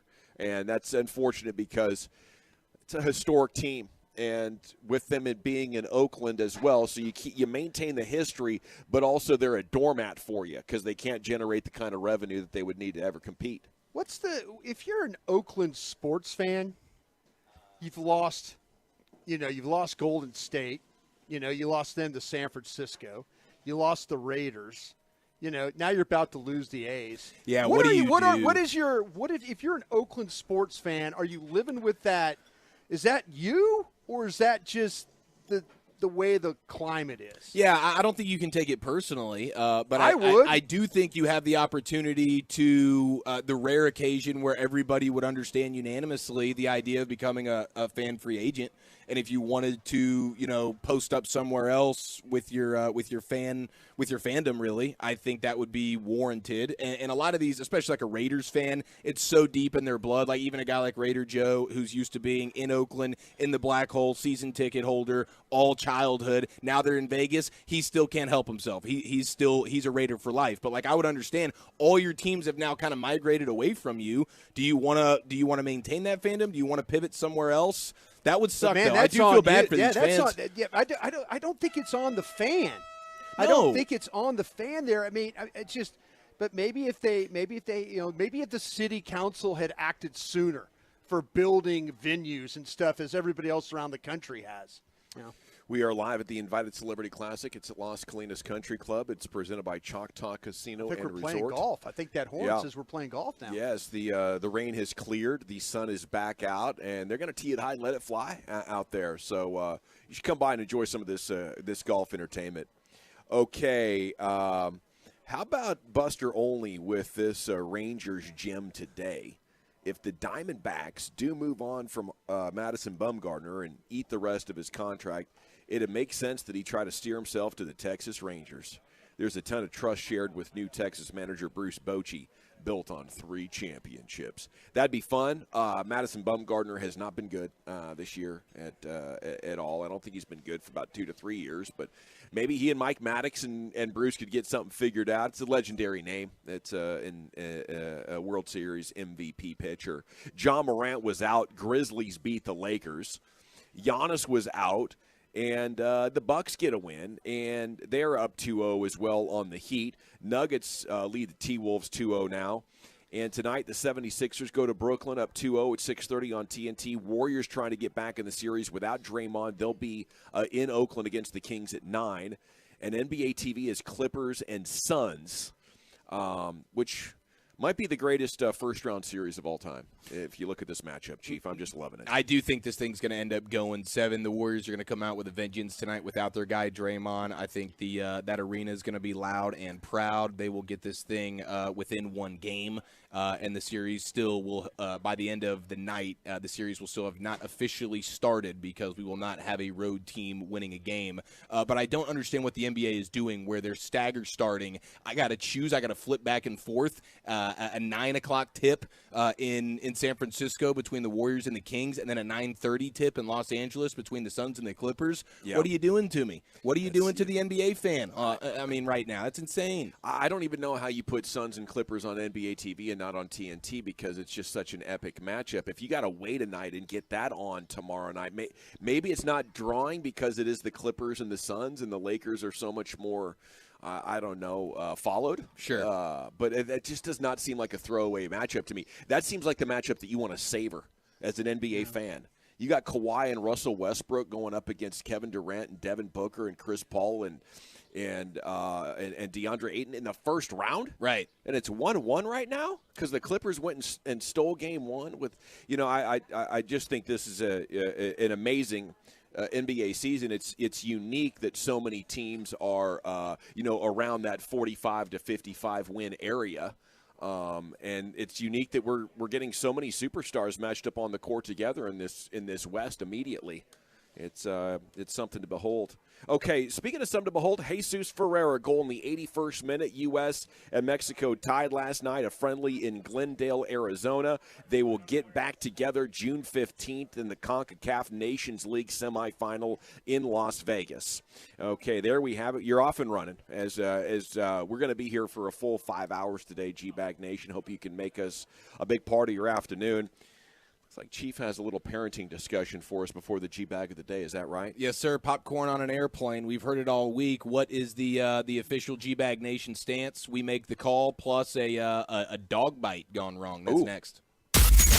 Be a part of the show. Text us on the truckwreck.com.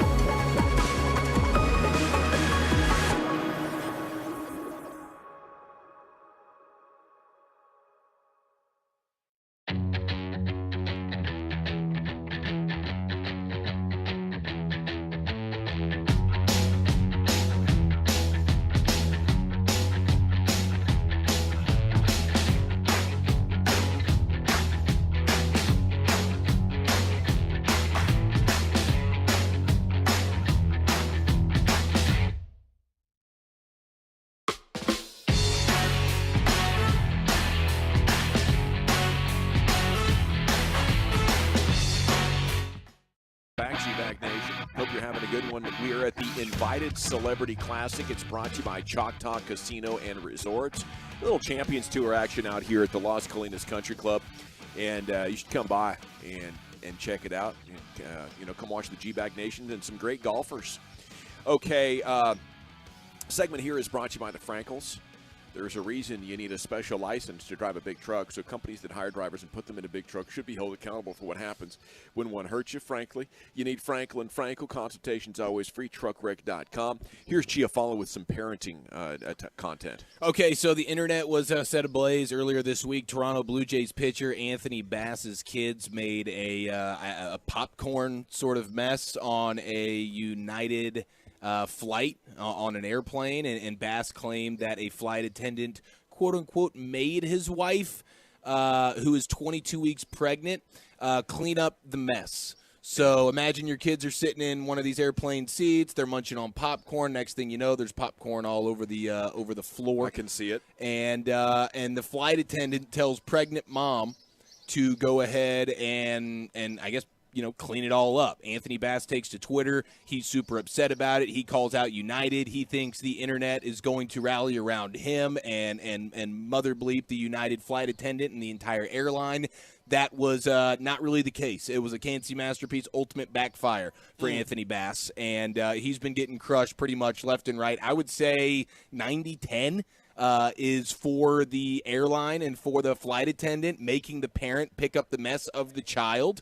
Now, the one caveat that I have discovered is the popcorn was given to the kids by the plane. It wasn't like the kids walked onto the plane with the popcorn. Yeah. The airplane gave the kids the popcorn. So how pregnant is she? I think she's I guess 5.5 months or so, 22 weeks. Significantly pregnant. So, I mean, pregnant enough to look at her and say, oh, she's pregnant. Yeah, right? she can't be getting down on her hands and knees in between aisles and picking up popcorn kind of pregnant. Maybe you could get the kids to do it. Yeah. Sure, it's a 5-year-old and like a 2 or 3-year-old, I believe. 5-year-old can like handle up on that. Yeah, how about help your sister out there and pick up the popcorn off the ground, please? Or, how about maybe I'm different about this. I think with Bennett, I used to we'd go to Mexican food places, with chips, and Bennett liked the chips. And so, you kind of break them up and stuff, but you made sure as he's eating them, they're not falling all over the ground. Maybe a little parent responsibility of observation. The 5-year-old was playing video games.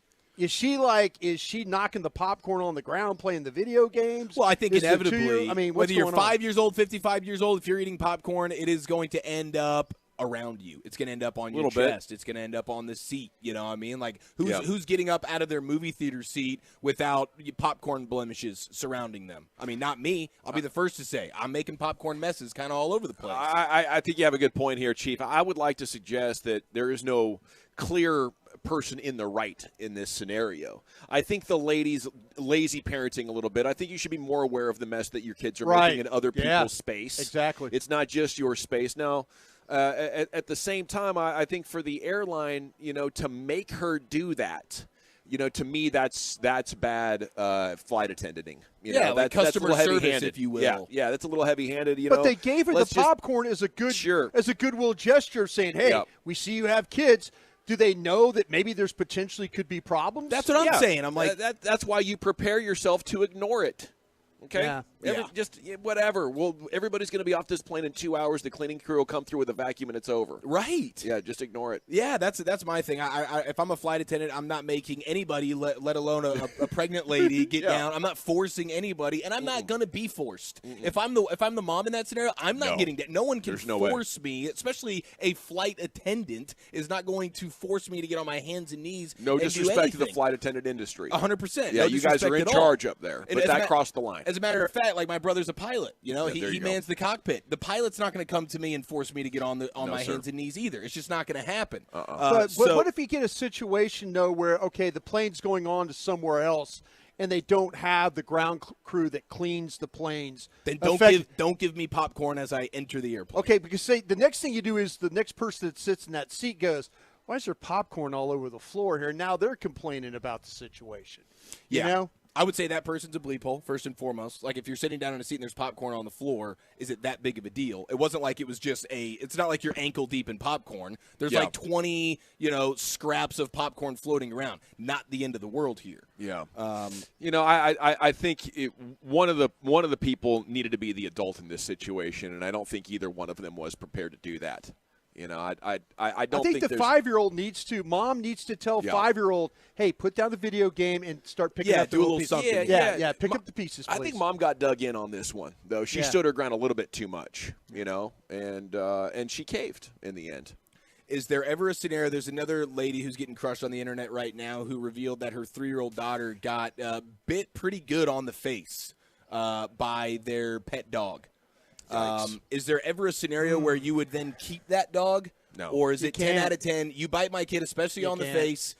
We have to get rid of the dog in one form or another. She decided to retain the dog, and she's getting crushed for it. And I think that's fair. I don't think you can keep that dog. There's no way you can keep that dog. I used to play basketball with this guy, and he was amazing, right? But his kid would come out and run around, and I thought, just a normal kid that might be struggling to speak a little bit, common. But he told me his German Shepherd got him on the forehead in the lobotomy spot and punched it through, and it like turned off all of the kids.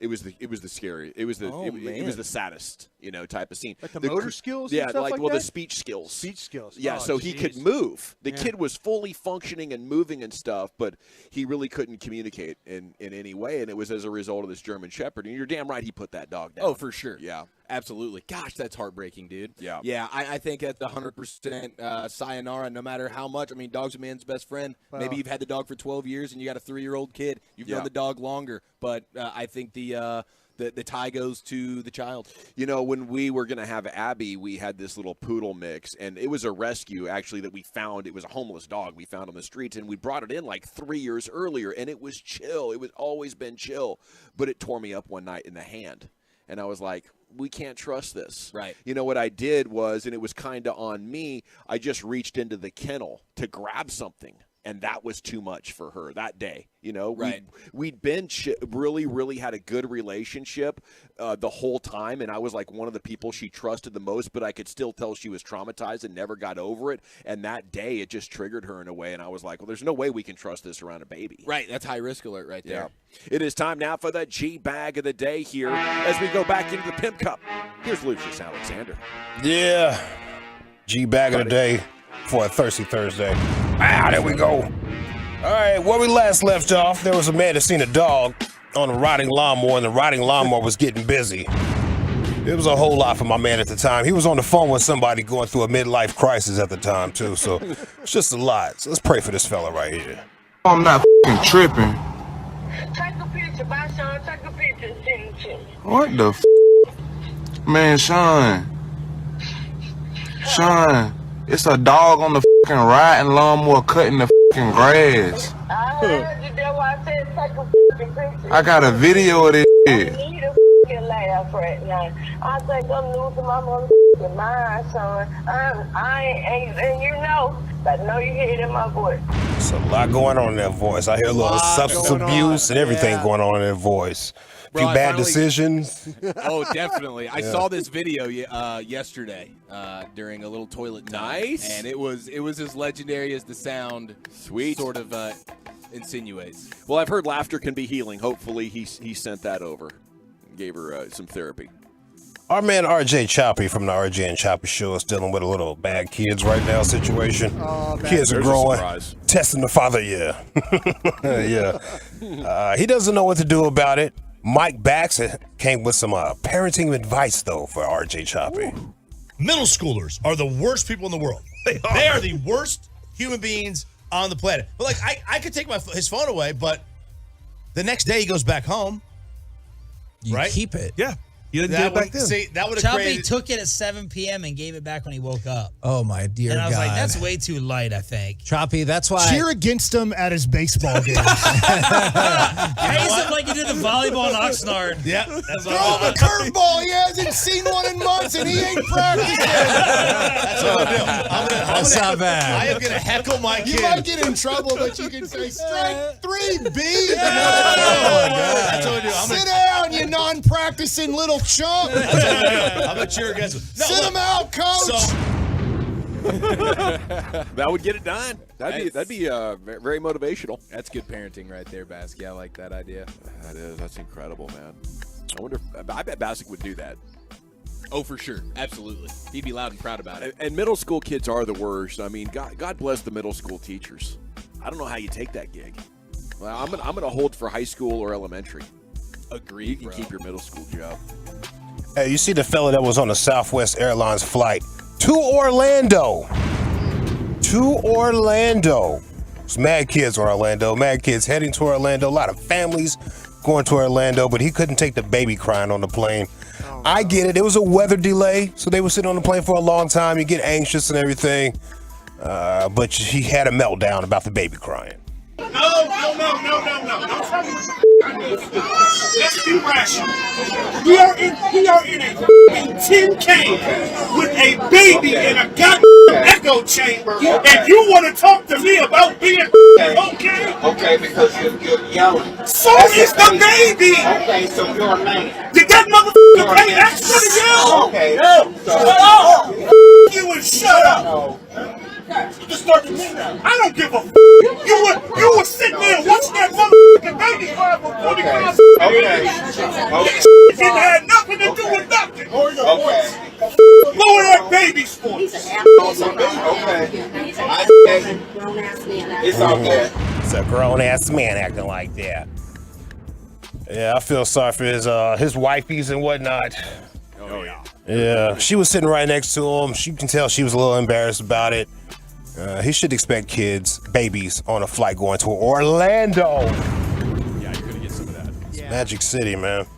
It's not ideal. You can't melt down as a result of a baby crying on a flight, though. That's a reflection on you. That's a you problem. It is so tough, though. There is nothing worse than the unrelenting wailing of like an infant or a child like that cannot be stopped. I have been like, it's blood boiling anger levels that I've had to over the last 3 years of parenthood try to woo-saw my way through. It is a challenge, but don't you just... When it's your baby? Yeah, even when it's your... it's terrifying when it's your baby. kid. Now the onus is on you, Yes. but it's just like the aggravation of the unrelenting crying baby is as bad as it gets and will test your patience unlike anything else. But I don't know what you're supposed to do there. Is the parent supposed to take whiskey the in the baby bottle. off the plane? A little whiskey in the bottle's not bad, but doesn't everybody bring headphones on a plane? Don't you just turn the volume up on the headphones and hope to God you can drown it out? I think that's the best strategy. I think Those that's the best thing noise-canceling things are the best investment you can make. I think that's for travel. I didn't know if Bassick could be challenged after playing cut too, but that guy was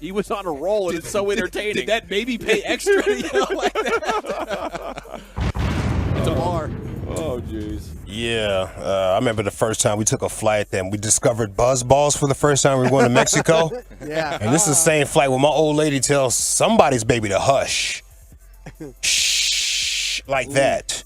Oh, and not only did she tell him to hush, she said, "Hey, hush your baby." I was like, damn, bro. See, I might do like a sneak hush. I'm not with her. I got seated next to her. I might do like a covert hush where they couldn't tell where it came from. You know, I'd just be bending down like I'm in my backpack and just fire out a hush. Oh, yeah, she stood There's no on way it. I'd stand up and be like, yeah, stood that's on me. it. Oh, yeah, no, she I'm the stood on it, shusher. bro. She stood on it. Shh. And she even told me, would our baby be sounding like that on the plane? I was like, oh, you got a point. You got a point. You got a point. Yeah, we mobilize real quick when the baby starts acting up. It's easier with just one, Chief. You're going to have to trust me on that. Yeah, I guarantee it. You believe both. Yesterday was a church day. Babies are in the church too, by the way. They need to be saved and sanctified and filled with the Holy Ghost, but they cannot disrupt the pastor. Parents, control your kids. Give them something to eat. I don't want to hear all of that while I'm preaching. Give them something to eat. I got applesauce back there. Y'all get some applesauce for those babies. I don't want to hear all that while I'm preaching. I need to focus. Somebody say amen. Amen. I like the way he handled that. Yeah, he handled it. Yeah. And you can't forget, I got a combo pack for the church situation right here. Yeah. Everybody needs a blessing. Everybody. That needs to be our motto. That needs to be our motto. Bring your hose to church. There's hose in this house. There is hose. Oh, I'm sorry. But anyway. Hose in the house. Everybody needs it, man. Everybody does need a blessing. Everybody need it. Hey, Jesus hung around with the thieves, hoes, and all that other stuff. That's who needs a blessing. Went to the people that needed the help the most. Yep. That's right. So bring them. I like it, Lucius. That's a church combo platter, baby disrupting the pastor, and an invitation for all hoes to go to that house of worship. We got fell on a Southwest Airlines flight to Orlando, couldn't take the baby crying. Bassick with parenting advice for RJ Choppy, or our two-time G-Bag of the Day champion, dog riding a ratting lawnmower, mowing the grass. It's tough. I guess I'm gonna go with Mike Bassick here, Chief. How about you? Yeah, I think I got to do the same thing. Shout out to Lucius for the Taylor Alderdice, by the way. Salute to you. This is the jam right here. Yeah, this whole the last 8 minutes or so has just been nothing but bangers. Nice. I'm gonna go with Baskey myself. Lucius? Hey, you know that man yelling at that baby on a plane? If that baby was like a UFC's son, a UFC champion when they were traveling and had their kid up there and the baby was crying, he wouldn't be yelling like that, bro. No way. He'd be real nice. Hey, do you want me to rock them for you? Oh. I'm pretty good with babies, man. Yeah, that's a reflection on that baby's dad right there, that he was not very intimidating.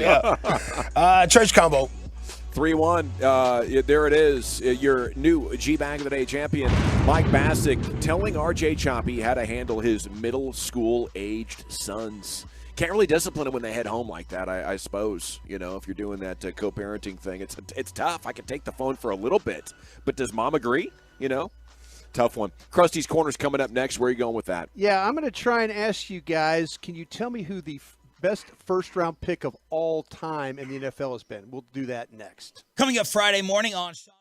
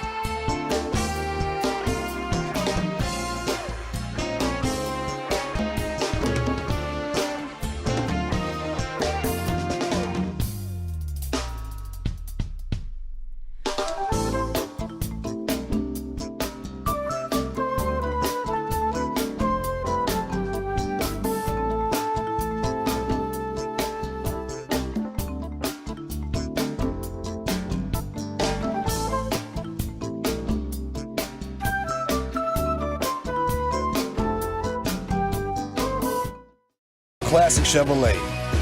Welcome back, G-Bag Nation. Here we are at the Invited Celebrity Classic, brought to you by Choctaw Casino and Resorts. We're just off the 18th green. You should come on out here and watch some great golf and enjoy the afternoon. It's a great atmosphere out here in Las Colinas at the Country Club. Time now for Brian Broaddus in Krusty's Corner. Here he is, king of the Krusties. Broaddus. Thank you very much, General. Appreciate that. We were talking about pets earlier, and Bennett, and I was telling you guys that Bennett got a dog. He went in while he was in Austin and got a rescue dog. Well, he found out that the dog is really, really sick. And I'm sorry. And so he had to put her down today. And as a parent, you don't know what to say. You know, I mean, you could tell it was in his heart to go get a rescue dog. And, and for the few weeks that he had Kodak, that dog, he was sending me videos how happy she was and all that, and to be with him. But he had a veterinarian visit, and the doctor told him that the Kodak wasn't going to be well, or was not going to make it any long term. So they had to make a determination there and move on. So that's the tough thing about being a parent too, that you're trying to teach your kids responsibility, and his responsibility was to that dog. I was kind of skeptical because I'm like, son, you're in college, you've got all these things you're trying to do, and he goes, Dad, I'm going to take care of this dog. And he did. And So you're not skeptical of his story at all? No, I'm not skeptical. How much he get you for? What for the dog downing? The dog, he didn't. Really? He did it all. Wow. He did it all. And he didn't ask me for any of it. But yeah, I was going to go visit with him on Sunday. Yeah. And I was looking forward to bringing Kodak some treats and stuff like that. And he called me this morning and told me what was the situation, and after he visited with the vet and stuff. But that's the tough thing. That's the tough thing, dealing with you're trying to help your kids along in life, and he was trying to do the right thing. Yeah. That's great. Get a rescue dog, and it's tough. You hate to see your kids suffer for anything, and I feel for you on that. Now, I will let you know I am an experienced, a dog burial service guy. Yeah.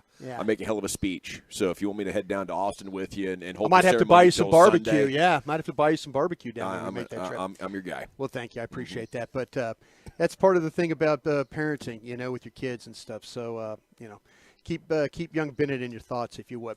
All right, I teased about all-time great picks, and I'm talking about first-round picks in the history of the National Football League, and this comes from the Yard Barker, and they went through each individual team's best all-time pick, and the Dallas Cowboys have a tremendous history of number one overall picks. 1961 with Bob Lilly, 1974 with Too Tall Jones, Randy White in 75, Tony Dorsett in 77, Michael Irvin in 88, Troy Aikman in 89, DeMarcus Ware, who we had on the station earlier, Zach Martin, Tyron Smith. They have a great history of first-round picks.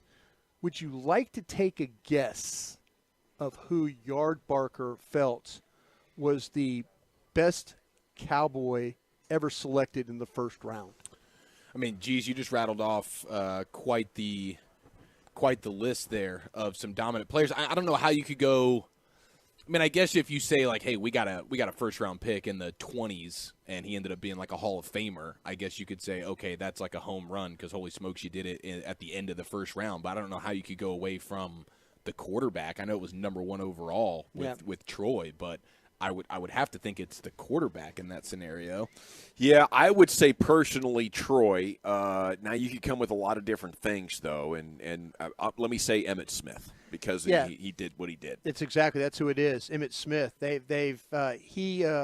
He was selected 17th overall in 1990. 3 Super Bowls with the franchise. He also won the league MVP in '93, and he was all-time leading rushing champion too. So I can't argue with that. I totally get that. But okay, of all the guys I named, you mentioned you're talking about the quarterback. You talking about the quarterback as well. I kind of lean towards the quarterbacks as well in these scenarios. So I would say back Troy then, Aikman. I think back then we need to consider how much more important running back was. Right. Sure. The quarterback position was a lot less protected. Mm-hmm. Interceptions were higher. And because of those two things, the running game was a lot more important. So I don't really have a problem with them taking Emmitt Smith. I think, as you look forward, though, there would be like pass rushing positions and, wide receivers like Dez Bryant that I would, I would take before any running back in the history of the first round. And picks. you mentioned Dez Bryant. That was an outstanding pick as well. All right. With that being said, I took a list of the 32, the all-time greats. And what I did, I was trying to focus you guys on the best pick of all time. But I took out the guys that you haven't seen play. Now, I'll mention those guys because I've seen guys like Bruce Smith play with Buffalo, Walter Payton with Chicago, Barry Sanders with the Lions, Dan Marino, Lawrence Taylor, Jerry Rice. If you ask me those guys, I would have Lawrence Taylor 1, Jerry Rice 2, Dan Marino 3, Barry Sanders 4, Walter Payton 5, and Bruce Smith 6. That's how. So to my book, the all-time greatest pick ever in the first round would be Lawrence Taylor by the New York Giants in 1981. You're taking LT over Jerry Rice? I'm taking him over at Jerry Rice. Didn't that man have like a 1,000-yard season at age 39 or 40 or something? It's ridiculous. It was the one. Like all those 6 guys. Bruce Smith to me was the last one of those guys that seen. Now there's guys like Anthony Munoz and others like that I didn't include in this list, but I just picked the 6 best that I thought. And I told you I could argue with me about Jerry Rice, and it would be difficult for me not to sit there and say, oh no, you're wrong. But that was tough. That was a tough one for me. I think Lawrence Taylor changed the way that football is played, and he won 2 Super Bowls, right? Yeah. He was. I don't know how that would work today. Like I don't know if you draft LT today with all of the extra stuff that's coming along with it. The baggage or yes. okay. He couldn't be LT today. The cocaine. Yeah. He couldn't be the whirlwind that he was off the field and just showing up and kicking ass and taking names. The cocaine giant. Parcells put up with that. I mean, that just shows you because Parcells working with him. Parcells was a big, hey, I don't want problems off the field guy. That guy was problems off the field, and that's how great of a player he was to the point that a Hall of Fame coach is like, I'll do whatever I have to do to keep him on the field. Yeah. Kind of a thing. He's next level. There's no argument there, but yes, 2002, 40 years old, Oakland Raiders, Jerry Rice. 1,211 yards, 7 touchdowns. Yeah, I think the greatest first-round pick of all time, though, is probably John Elway or Peyton Manning. The teams just let him down that they went to. Okay, that's a good point. Okay, I'm going to try now. I'm going to give you these guys of eras of players that you've seen. Yeah, that you have. That's what I'm going off. Really good handle of players.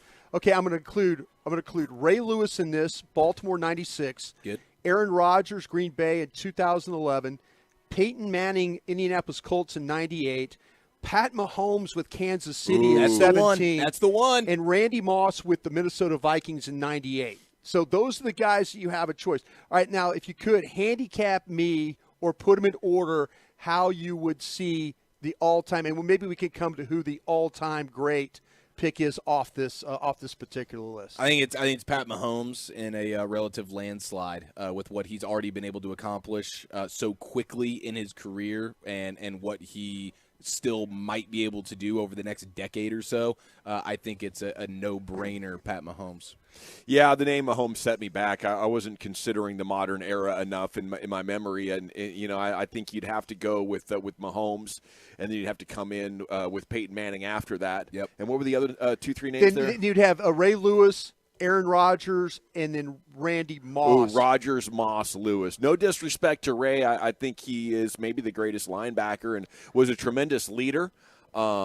But, it's different. And maybe I should be giving him more credit because they won too. And the second one, he was hurt all year. They're an afterthought. He gets healthy barely with a bursted biceps and leads them to another Super Bowl. Yeah. But you made me stack him. I'm a Ray Lewis guy. I'm a Ray Lewis guy on that one. And wasn't he the Super Bowl MVP? Yeah. In the Giants Super Bowl? That one they just destroyed the Giants. But Pat Mahomes, maybe the all-time greatest pick then? I believe so, yes. For NFL history. Well, there you have it, boys. Pat Appreciate Mahomes. you. There it is, Krusty's Corner every afternoon, 2:40 here in the G-Bag Nation, unless the Rangers are dominating, as they were yesterday. And, of course, we thank you so much, although you're getting the great benefit of listening to the Rangers when we're supposed to be on the air. You know, trust me, we wish we could be on for 5 hours every day. But we can't always, and when the Rangers are kicking butt, we know you love it. We also know you love bet payoffs, and we got one for you tomorrow. We have decided the Breakfast of Champions, a 31-year-old box of Wheaties with no sugar. No sugar? No sugar tomorrow. Whole milk, right? Can I get some whole milk at least? Thank you very much. whole milk's some good. whole milk. We can get some whole milk. Maybe some sour whole milk would be good, too, with that. No, we're not going to do I think sour I got milk. a couple month-old whole milk floating around the fridge. The fun is underway tomorrow at 2:20 here in the G-Bag Nation. A breakfast-sized bowl of Correct. Wheaties with an appropriate amount of milk, the Breakfast of Champions. Dalton Miller, international draft expert, joins you next year. We'll be talking Cowboys draft. Our path to the draft is brought to you by Pluckers, and we're back on the Fan. We have you covered.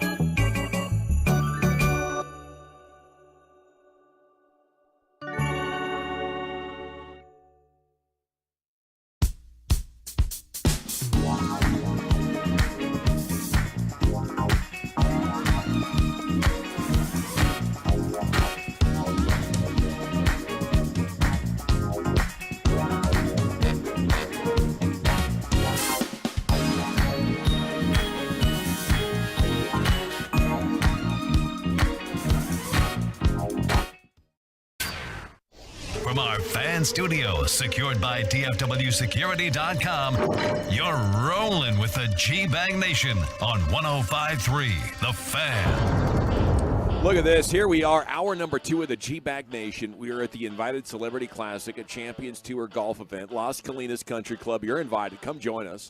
It's brought to you here. This tournament is presented by Choctaw Casino and Resort, and we are now 1 week from the NFL Draft.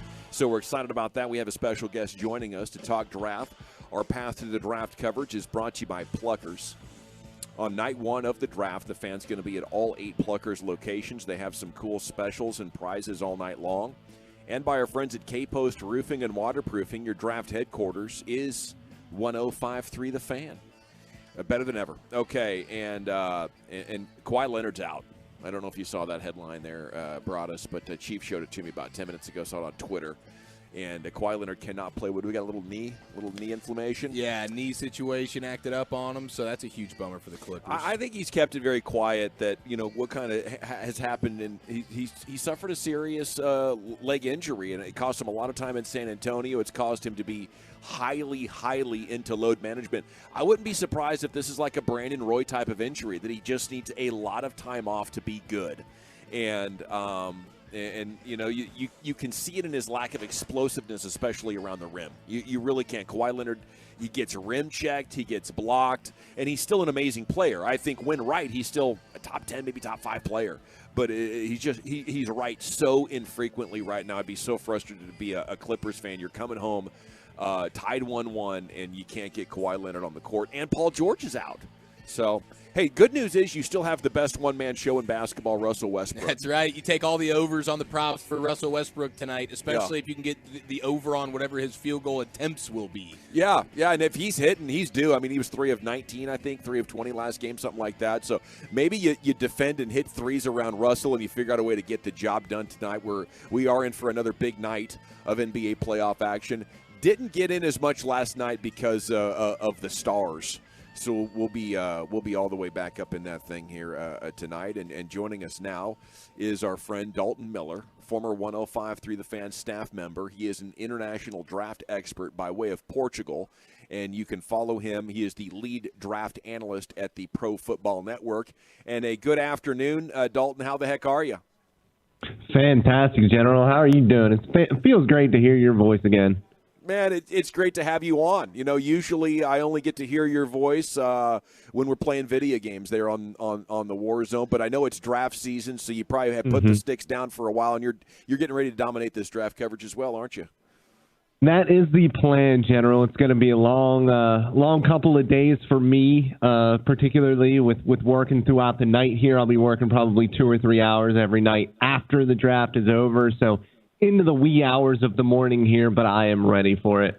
Yeah, and, no doubt that draft night one, the sun's going to be coming up in Portugal as you're going to be giving the analysis to your followers. Now, I know you're a big Cowboys fan, and I want to put down your objective reporter lens for just a second and tell me what would make you ecstatic if the Cowboys do at 26 a week from tonight. Ecstatic. I love Mozzie Smith, the defensive tackle from Michigan, and I know that he has some consistency issues, and he really needs to figure a couple of things out.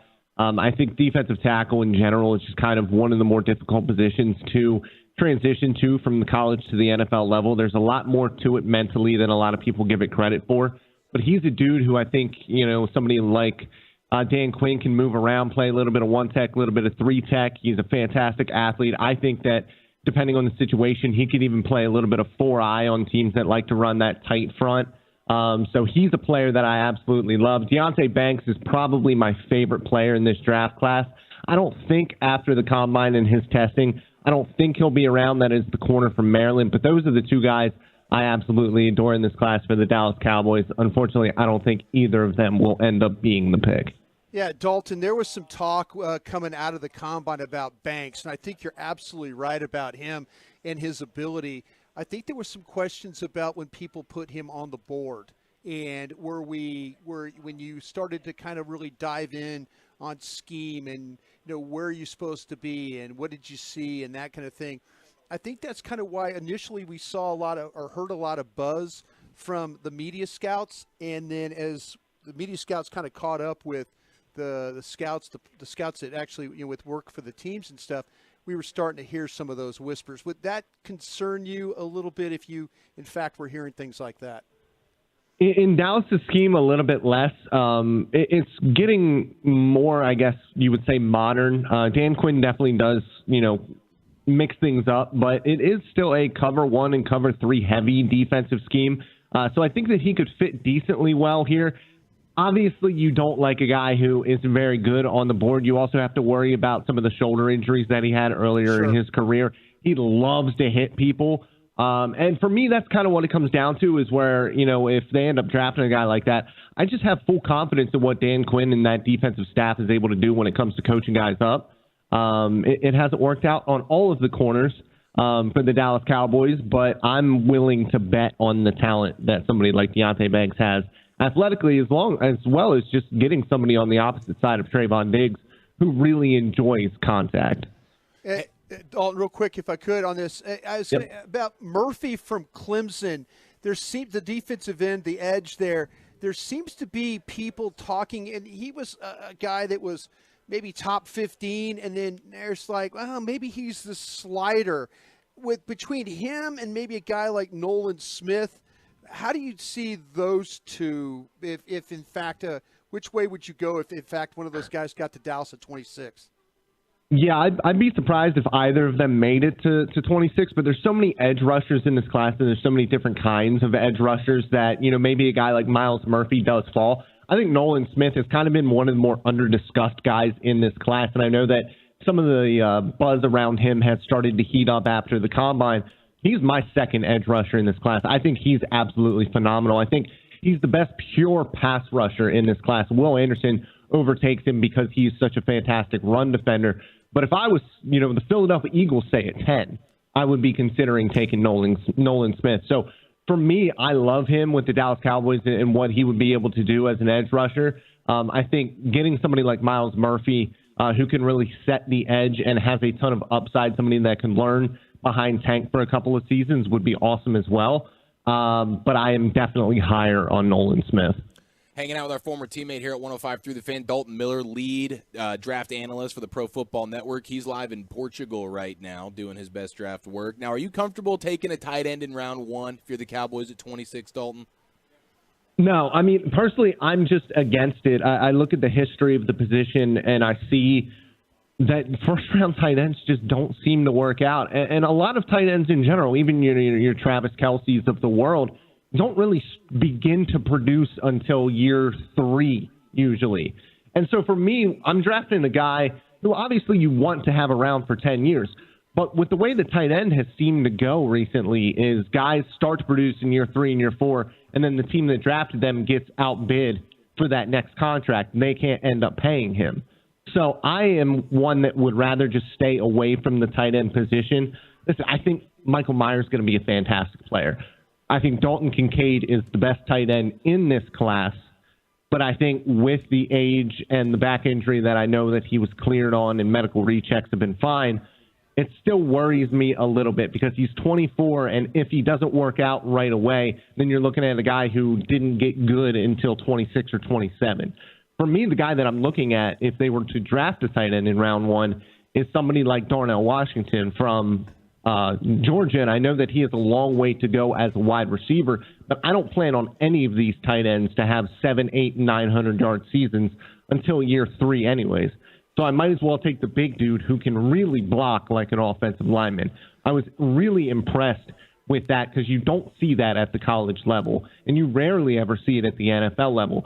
I think that he has some things that he can work on as a blocker, but the physicality is there, and the technical ability, particularly as a pass protector, is what I enjoyed from Washington the most.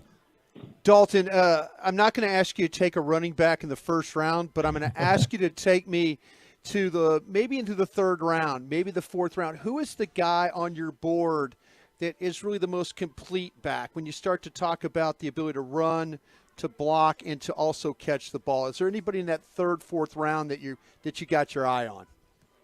Yeah, I mean, it's probably a pretty popular name being in Texas, and he didn't get a lot of play at the University of Texas, but I really like Roschon Johnson I think the Dallas Cowboys are going to really like Kendre Miller as well. I think that those guys are good. You know, when it comes to all-around backs, it's tough because a lot of guys at the college level, they just don't get the opportunity to catch a ton of passes.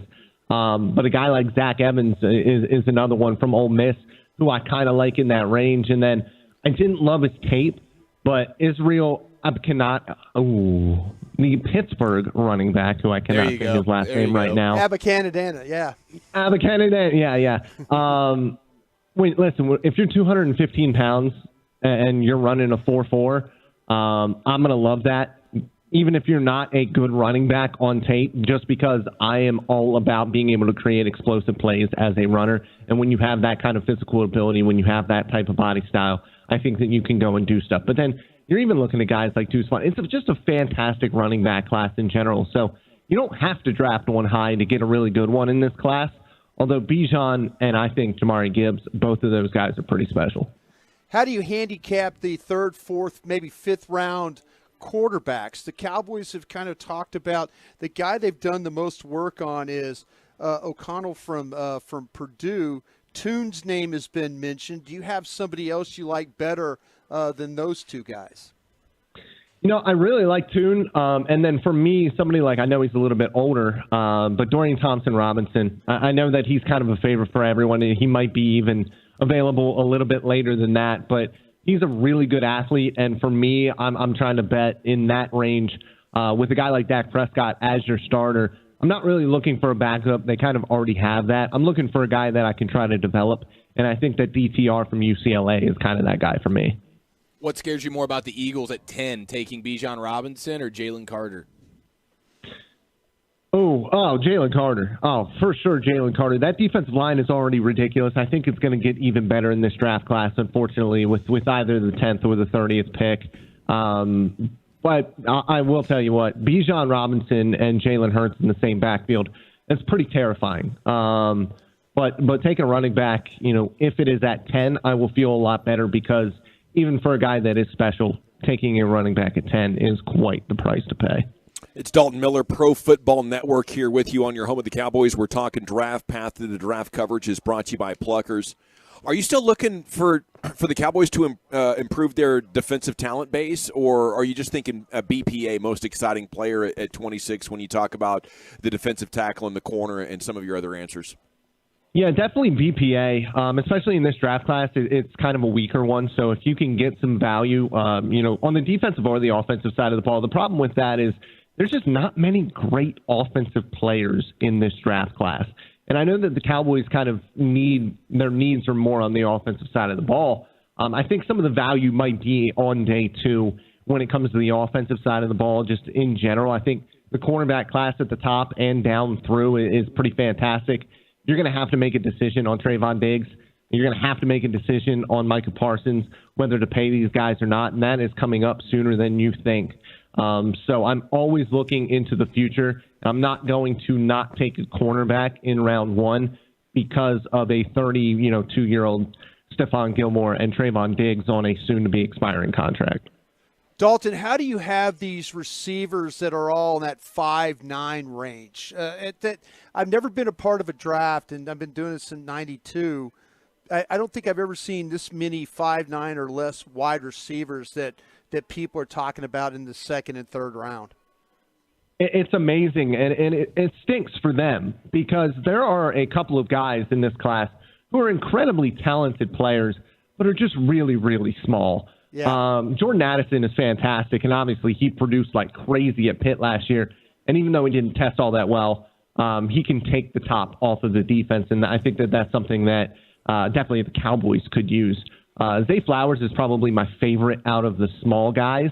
I like his thickness, that especially the thickness that he's kind of been able to build in this offseason. I know that he showed it off a little bit. I think that he can play on the outside, even at 5'9".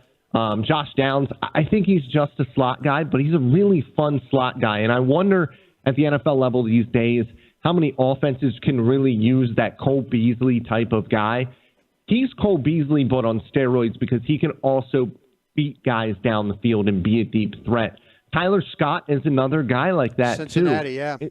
yeah. It's just it's really tough to go. And then Marvin Mims at Oklahoma as well. There's so many of these smaller guys who are legitimate threats, and you could look at, especially when you're looking at the Dallas Cowboys in that round 2 or round 3 level. And then there's even, bigger guys. I kind of like Trey Palmer as somebody who can stretch the field. And when I'm looking at the Cowboys, I'm looking for a field stretcher. Even somebody like Jaden Reed, who I think has kind of been under scouted in this class at Michigan State. I think he's really, really good. He's not super big at 5'10", maybe 5'11". I think he ended up being under 190 pounds as well. But he's a lot of fun. It's really weird because, like you said, you've been around this a lot longer than me. I can't remember so many small wide receivers and them all going to be drafted over the guys who are 5'11", 6'1", 6'2". It's kind of a weird draft. Yeah, I had somebody tell me that, with the Cowboys, if you're trying to put a small guy with them, they just did that with Cooks. That's what they just did. Yeah. They went out and got Cooks. And so why would they – how many small guys do you want to have? So I know people were talking about Flowers and others and, Dell from Houston and all that. So, if you're thinking about the Cowboys, they kind of feel like, well, wait a minute, we've already got our small guy. If you're looking for another direction, to me, they maybe go for somebody with a little bit more length, like Tillman from Tennessee or a guy like that. Yeah, A.T. Perry, even a little bit later, somebody who can kind of stretch the exactly. field. Yeah. Yep. What 3 positions do you want to have solved, if ideally, Dalton, for the first 2 nights of the draft? Left guard, defensive tackle, and round 3 maybe linebacker, but it's not a very good linebacker class, so I don't even know if they can really do that. But those are the 3 that, in a perfect world, I would kind of go after. Are you surprised how little depth they still have at guard going into the draft? Yeah, it's weird because it all depends on what you think they're going to do. Are they going to put the best 5 out there? Because if they put the best 5 out there, I'm kind of okay with what they have, from a starting standpoint. But if you're looking at Tyler Smith being your left tackle, things get a little bit more interesting. And I just don't know where they're going to go with this. I think that, somebody like Steve Avila has been an incredibly popular name, and I don't love it at 26. But I think that he's the guy who he could even be around, with their next pick in the second round. You never know with guards, with there not being that many of them in this draft class to be highly touted. It might end up meaning that these guards go a little bit earlier, but with the wide receiver core in free agency, nobody really paid any of those guys. So maybe the NFL isn't as, desperate for these guys as we think that they are. You sir are a beast. We love it. Thanks for coming on, and we'll send everybody to read your stuff and watch it at Pro Football Network. Lead draft analyst Dalton Miller here on your home of the Cowboys. Thank you, sir. Thanks for having me, General. Cheers, buddy. Okay, non-contact injuries for NFL players on the turf is a huge topic in the NFL today. Jerry's being accused of spinning the truth, if you can believe that. And it's coming up next as we broadcast live here with the Las Colinas Country Club. It is the Champions Tour Golf Tournament out here, brought to you by Choctaw World Casino and Resort, and we are back here on 105.3 The Fan. Let's do this. Let's talk about my friends that are so near and dear to my heart. Twin Peaks, Eats, Drinks, Scenic Views.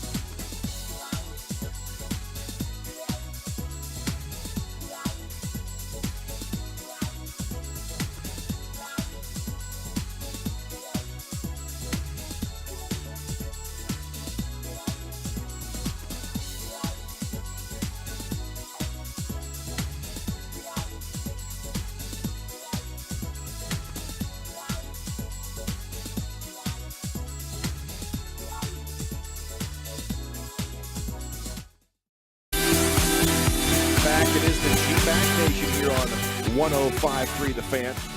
And we are live at Las Colinas Country Club. The tournament is brought to you by Choctaw Casino and Resort.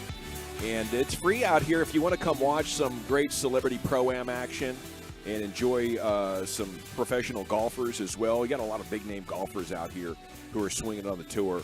And, you know, folks can come out and just, you know, enjoy the weather. It's a perfect time to have a golf tournament. It's and more details are at invitedcelebrityclassic.com. Huge news today as the NFL is under fire by the NFLPA and some new data that's come out on turf-related injuries. And I always thought the difference might be negligible, you know, not very much, but it seems like maybe the players have something interesting on their hands. Segments brought to you by the Frankels. Speaking of accidents, you know, personal injuries, there's a reason you need a special license to drive a big truck. So companies that hire drivers and put them in a big truck should be held accountable for what happens when one hurts you. Frankly, you need Frankel and Frankel. Consultations always free at truckwreck.com. Yeah, they got pro pickleball players out here. They're having a great time, and salute to Choctaw for putting this whole thing on. You know, they do everything right. Yeah, they occurred at a higher rate on artificial turf compared to grass during the 2022 regular season at a pretty high rate, according to data released by the NFL Players Association. So many stadiums have gone to artificial turf. The cost to make it possible to put in real grass in all these stadiums would be monumental at this point. I don't think you can transition back to all grass. But I do think it's a really interesting job by the union to use this maybe to protect their players, or at least maybe get them compensated if there is added risk that they are trying to be in the process of proving. 33% higher. Okay, you're talking about a rate of 0.48 per 100 to 0.35 on natural grass.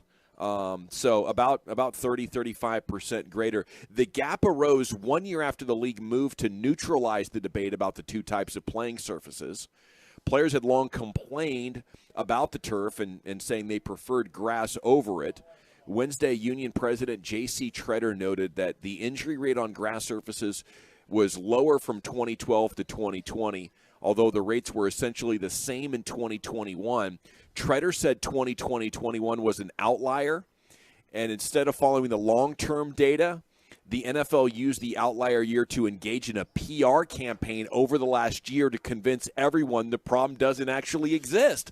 That's probably why I thought it was about normal. Right. The NFL's PR campaign did a pretty good job on me, Chief. Yeah, they've been selling you a bag of goods on it. It's no surprise whatsoever because it's probably a huge pain in the rear end for them, especially as they move into more of these dome kind of stadiums. It's probably so much easier for them from maintaining grass indoors has to be kind of a nightmare. Plus, if you want to do concerts, how are you going to pull that up? No question. You know, you can't pull grass up. Right. Yeah. So it's super difficult on them, and if they could cherry pick 1 year to help themselves, it's no surprise that they would do that. But I mean, for me personally, I grew up playing pee-wee football all on grass always, and then we started in middle school to sprinkle in some turf, and then high school was all turf. And there was a noticeable difference for me. We had ACLs all over the place, and for me, I've torn each of my ACLs once. My junior and senior year at high school playing football, and it was both on turf. And there's a huge difference in the way that, the amount of give that grass has compared to turf. And it's nice because you get on turf and you're running around, you feel faster than ever, and you're like, oh my gosh, this is great. You can cut on a dime, but there is no give whatsoever. And so if you're somebody who's built susceptible to knee injuries, like plenty of people are, then on the turf, it's obvious to me that there's a spike up here. And if you're I understand that it's a pain in the rear end to some extent for these owners to revamp their stadiums and bring grass in, and the upkeep and the maintenance, and trying to incorporate all these different things at your stadium to make it more of a venue and not just a once a week football venue, but throughout the course of the year do all the things that you want to do. But in my mind, it would be totally worth it to keep your guys healthy. Yeah. It's a no-brainer for me. Yeah, I think in the end, though, it's the money that they get from being a venue for other places that speaks louder than keeping their players healthy. Yeah. Or maybe it's something that they didn't think was going to be this bad, and now that we're on the other side of it and you have a significantly higher injury risk, it's like, what are we going to do? Are we going to cut a hole in all NFL stadiums and roll out a grass tray? And then you just can't do it. Logistically retrofitting them to be like the spot in Arizona where you're putting in natural grass for game days and then rolling it out, it's undoable. Maybe the NFLPA could insist that future stadiums do have that functionality. Right. But I think more than that, I'm looking for a cut of this extra revenue that you're getting by putting turf in there. You're using it for stadiums now, so you're actually profiting off my injury risk. And it's an injury risk that maybe the PA wasn't aware of and you weren't aware of, and that's fine. I'm not looking to finger point and blame anybody, but I do want to be let in on this revenue stream that our injury risk is enabling you. Sure. Absolutely. That's totally fair. And that would be brilliant on their part if they can make that happen. Some way, somehow, use this as a negotiation tactic to get more money in the players' pockets. Absolutely. There's a side of me that the league needs to, maybe in good faith, come up with a study that has, the grass field and the best grass field, and maybe the league needs to take over all stadium grass fields. There's a mandate that, this is the company that we found puts in the best grass fields. And then if you're a team that has a grass field, until we get back around to the teams, and you're talking about trays and stuff. Yeah. We've seen it. A grass field affected the Super Bowl this year, with how slippery it is. We've talked about playing late season games at Lambeau. Mike McCarthy saying, the field's really slippery on the grass field when the dew and the cold and all that get together. But I'm a guy that grew up playing on artificial turf, the worst artificial turf, the kind where they just laid the carpet over concrete. With little padding at all, and like we've had at the Vet or at Old Three Rivers or Riverfront, and these Astrodome. Yeah, the Astrodome, Texas Stadium. That was horrible turf. That's what I'm saying. I mean, we've gone for so many years of players having to deal with that, and I think a lot of the injuries of these players that are the pillars of the National Football League have had to kind of deal with because of playing on those kinds of fields. So to me, I was like, I feel like though, that the league does need to take an approach like, let us, if you've got a grass field, or you've got a turf, the league needs to take that over. I mean, there's beautiful places to play. Tampa's one of those places. There are beautiful grass fields. Yeah. But there's also ones that, that need work too. But there's teams that won't spend the money.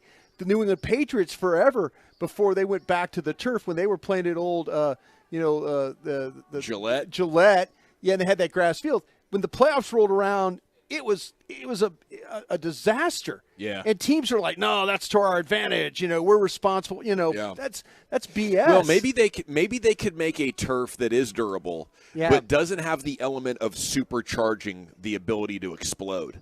That's the real problem. Like the old turf, you would fall down and break a bone. This new turf allows you to change direction quicker than the human joint should allow, and that's bad. I think the shoe companies are too good. That's right. That's to me is the biggest problem that I see, is that when you start to talk about turf, now it's like my sport of auto racing. But those shoes don't create that kind of torque on grass. Those shoes create that torque on turf. Exactly. But because, you could have the different, like it depending on the rubber bottoms and stuff like that. But your ability to cut on this turf, these shoes that Nike and others have come up with are just, they grip, and, the human joints just aren't made to stop that quickly when running at full speed. The other part of the story is what happened week 16. I think it was Carolina and the Niners, and they started the game before the grass had dried enough to be safe. And you also have to look at that. Like, could we start moving games back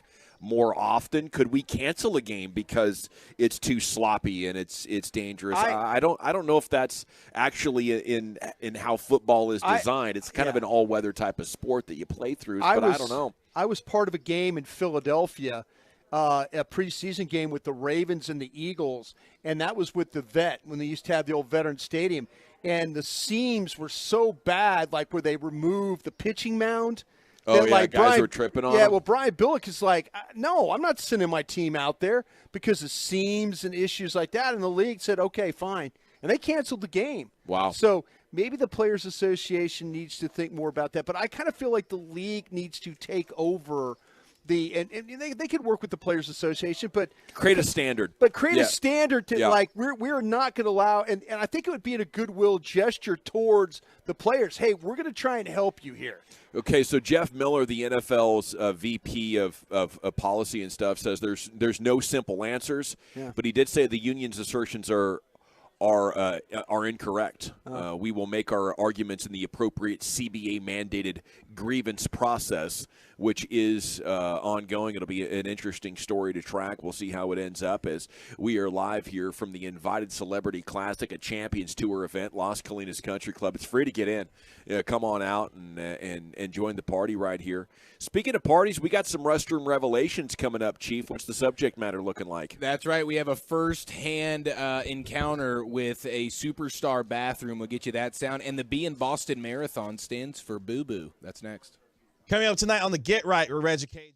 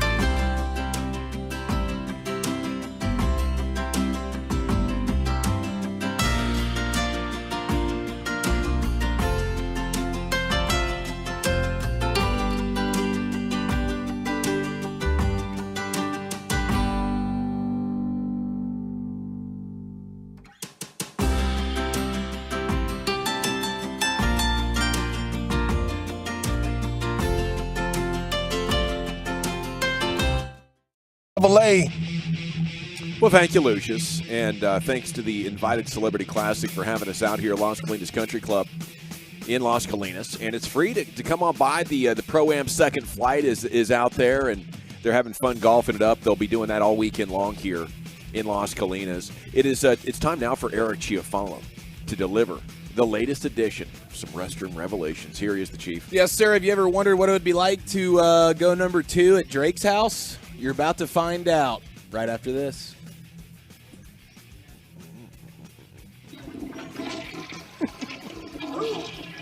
Number 2. That's right, buddy. You show that turd who's boss. Hey, just grab a hold of something, bite your lip, and give it hell. Come on. We're going to get through this. Yes, we are. I think the most famous person's bathroom I've ever used is officially now Derek Collins. And he's got a nice little sign there as you walk in that says, "Have a nice poop." So he's got some signs of encouragement, and I've seen those. Those are a trendy thing. My mom's got a little like some kind of like fart sign in the guest bathroom at her house. Seems like a trendy thing to do these days. But Lil Yachty, you guys familiar? Broadus, you're a big Yachty guy, aren't you? Yeah, I am. Yeah, you're a big Yachty guy. He was doing some video game streaming. Cool. And these people were just asking him questions, and he's good buddies with the rapper Drake. And so he apparently has been to Drake's house numerous times, and he's had to use the facilities numerous times. And so they asked him about it, and I believe, Lucius, we have the sound here. But here is Lil Yachty describing what it is like to use the facilities at Drake's house. I don't know about on the plane, but every bathroom in his house has heated seats. And every bathroom in his house, when you walk up to the toilet, it opens and starts playing Tupac Hit 'Em Up. I swear to God. Every time it's like, yeah, you fat mother. Well, that's probably 2 different songs, but every time the seat opens, Tupac starts. It's so annoying when you gotta take a What the? because it just keeps looping. So you think, you took a in his crib? I'm taking several. So many in his crib. Yeah, I'm taking too many in his crib. Yo! I'm trying to in every bathroom. Yeah, you got so many bathrooms. I'm trying to in all of them. I'm probably like. How much bathrooms you say you got? Too many.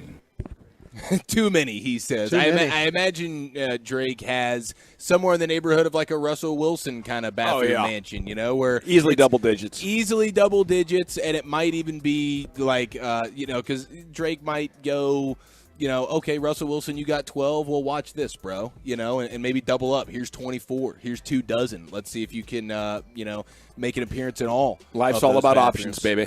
That's right. Yeah. And as Dawson said, like that is definitely the one part of the house that you would always have in a perfect world. You always want one within striking distance. Right. Drake obviously co-signs that. And Lil Yachty is saying that he has gone to the bathroom on multiple occasions at Drake's house, and he has a personal goal to use the each and every one of his bathrooms, which I think is admirable on his part. Give me what you should provide into your guest bathroom. What should be there for your guests to be able to use the facility? Some spray, some toilet paper. Hey, yeah, there we go. What about Paris? Some matches. Maybe some Paris? Some poopery? Yeah. The spray stuff that goes in the toilet? Yes, absolutely. That's a game changer, man. I think you want to calm people's anxieties if they do have an emergency that pops up. Now, generally speaking, I'm only going, yes, absolutely. In case of emergency. Do you hide the plunger, or is it like you put it next to the commode where they can actually see it if they had to use it? You probably, you want it next to the commode. You don't want any confusion. That's the ultimate panic moment. You're trying to take care of your bros right there, bro.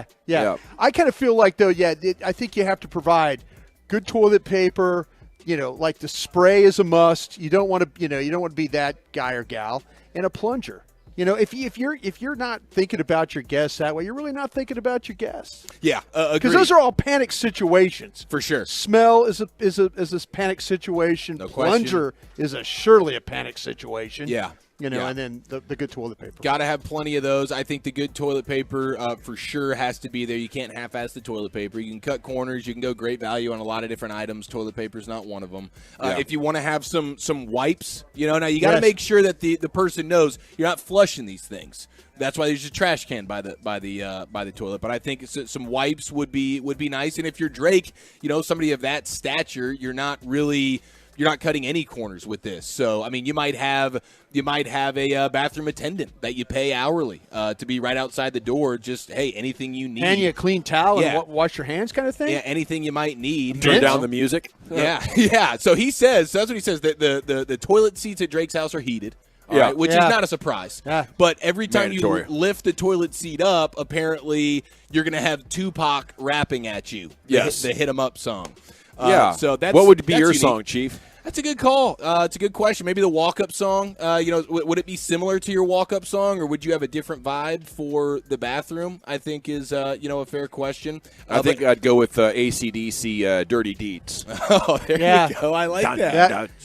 Yeah, that's Dirty Deeds and the Thunder Cheap. I think that's good. I like the idea of the squatty potty there, just as an option. You don't have to use it if you're the guest, but it is certainly there if you're somebody that likes to. I think that's the most. Like Lucius's bidet, the bidet, right? Lucius the bidet. Is that part of it? Yeah. If you're up in that Drake tax bracket, absolutely. But bidet's mandatory. It's a luxury for the working man. Some people prioritize it higher than others. But yeah, I think, the $1,000 bidet add-on, the top of the line, the Cadillac of bidets is probably mandatory in that situation. Now, the 817 says, Eric, WTF, wipe your rear end with wipes and throw in the trash. You're broken, bro.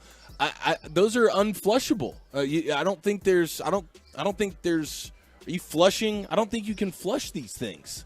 I don't think wipes are flushable for the when you said it, pipes. When you said it, I think I would flush it. I don't think I'm putting it in the trash bin. Okay. Yeah. Well, maybe I've been doing it wrong. Maybe there's flushable wipes. I guess. I don't know. Lucius, do you have any insight on this? I don't know if you're a wipes guy. You're obviously a bidet guy. Big bidet guy. You got self-respect in that way. But the wipes, are we flushing wipes? Is that possible? I can weigh in on this. I do have a baby. There are some that you can wipe, that you can flush. Yeah. Okay. At least that's what it says on the package. I just don't know how I'd feel about that. Yeah.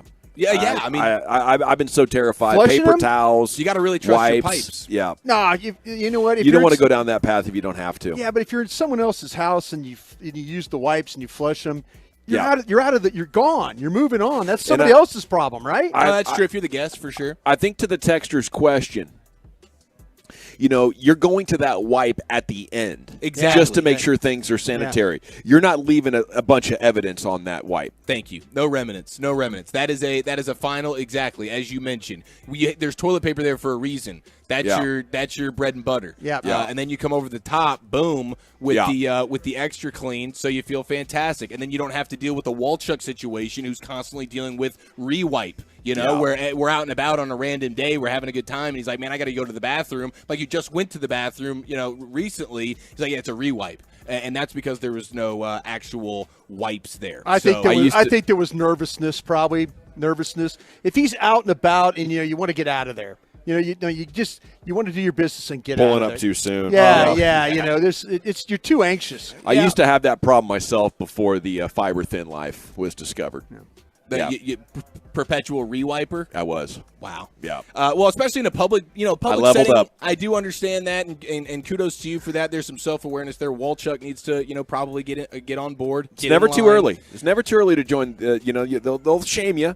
It does come in a bright orange box that says Metamucil on it, but that's the way. It's a big blinking sign of I have bowel issues. 972, it's the Snoop Dogg drop it like it's hot. That's the go-to. Yes. That's the go-to toilet seat banger right there. I think that's a good call. We've had some other suggestions, but I think Snoop Dogg's drop it like it's hot is the one. We're getting plenty of people when it comes to. I guess there's a flushable wipe out there that I'm gonna have to get in. Okay, they're vouching for it. It scares me. I don't buy it. I see it says flushable wipe. I think that's a marketing gimmick. Yeah, I mean, listen, if you're living in an apartment, you're renting, you don't feel the obligation. You don't have ownership over those pipes. That's one thing. When you start getting into a place where you own those pipes, you start taking better care of them. You can say that twice and mean it. We'll get to the mad marathon pooper a little bit later on the program. All righty, sounds good. You got a bet payoff tomorrow. The Breakfast of Champions, a 30-year-old box of Wheaties, no sugar.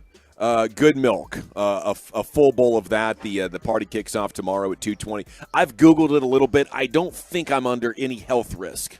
This is just horribly rancid old cereal that's going to Could the taste wheat no health like risk? cobwebs. Could the wheat? It's a little disappointing. Yeah, I think we need to create health risk. I think we could get some old milk to put in there on the old Wheaties. The wheat's something has got to mess with your stomach. That 30-year-old wheat. It's possible. You think? Yeah, it's possible. From what I read, yes, it could be a little bit unsettling, but nothing that should stick around long term. You might want to double up on some flushable wipes for tomorrow, then, brother. That's a good point. As we are live from the Invited Celebrity Classic here, Champions Tour golf event in Las Colinas at the Country Club. Come on by. We do have 3 hours of broadcasting remaining. It's a Texas Rangers Today coming up next. Are they poised to add a former World Series MVP? You'll find out next right here. The G-Bag Nation 105.3 The Fan.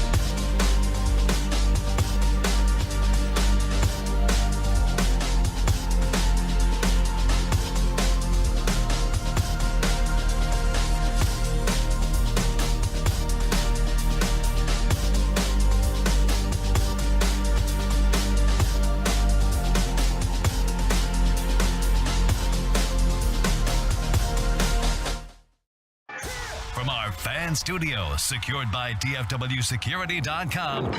You're rolling with the G-Bag Nation on 105.3 The Fan.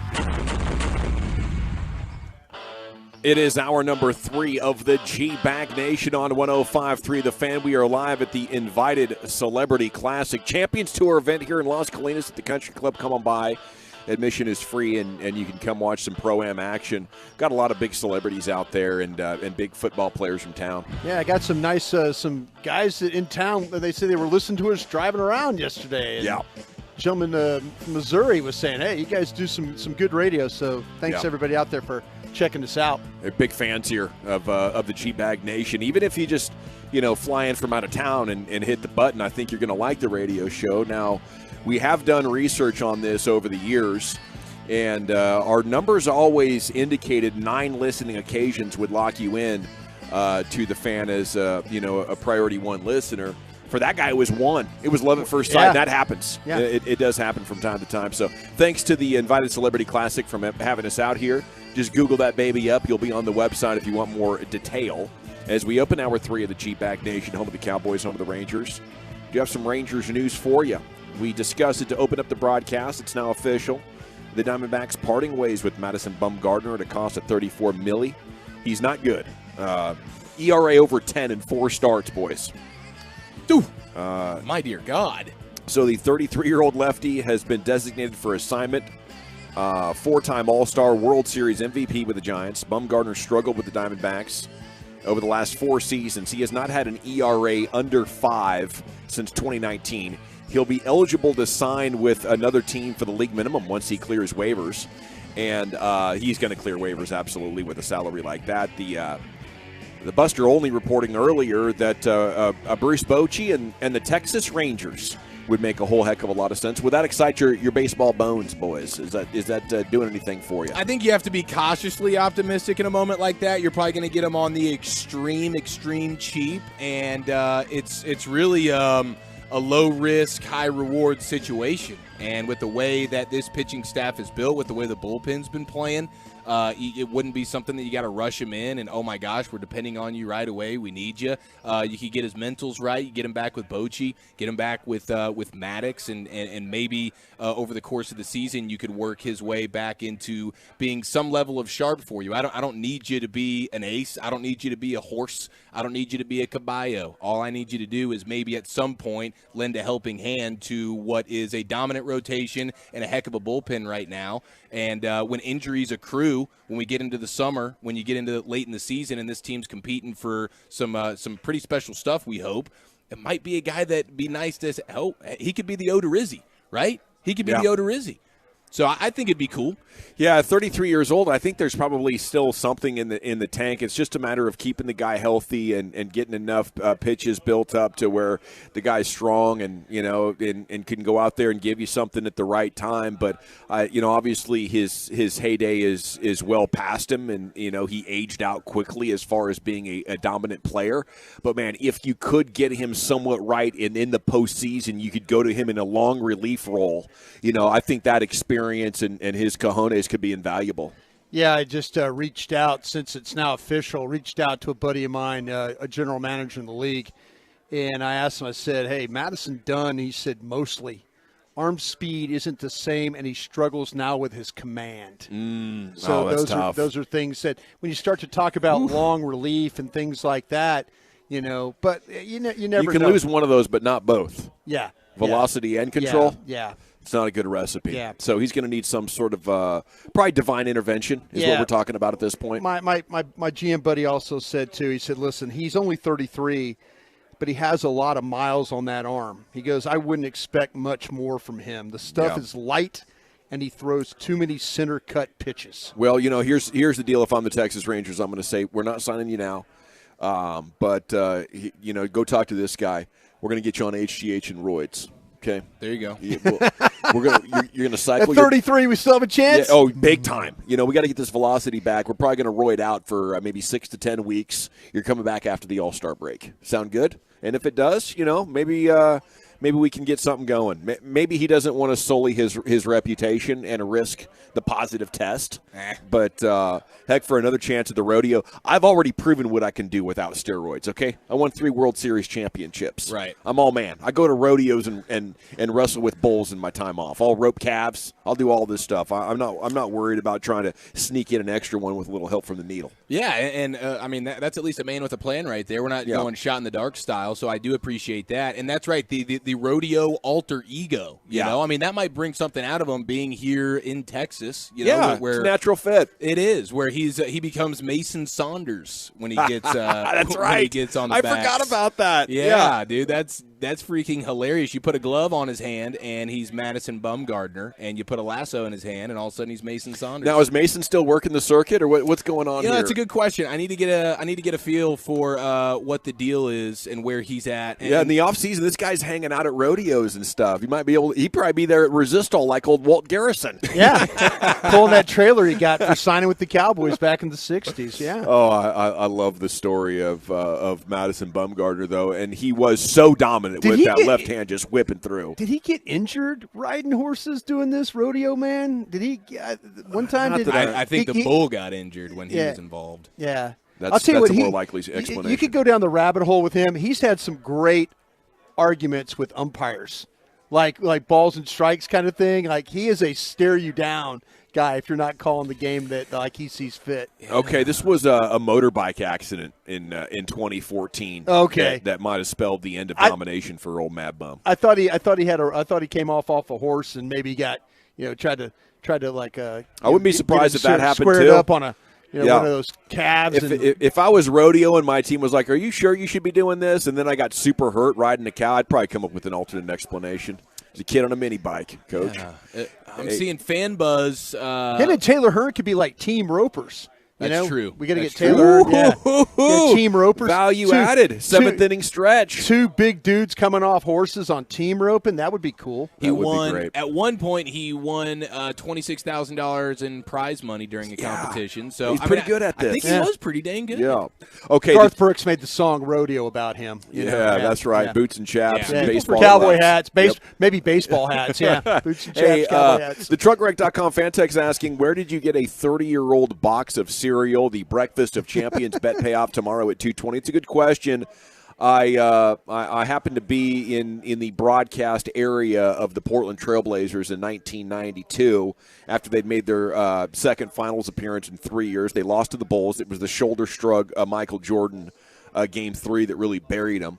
Some Clyde Drexler Wheaties boxes came through. Happened to be working at Danielson's Thriftway in Southwest Washington at the time, rural town, Vancouver, Washington. Now it's quite big.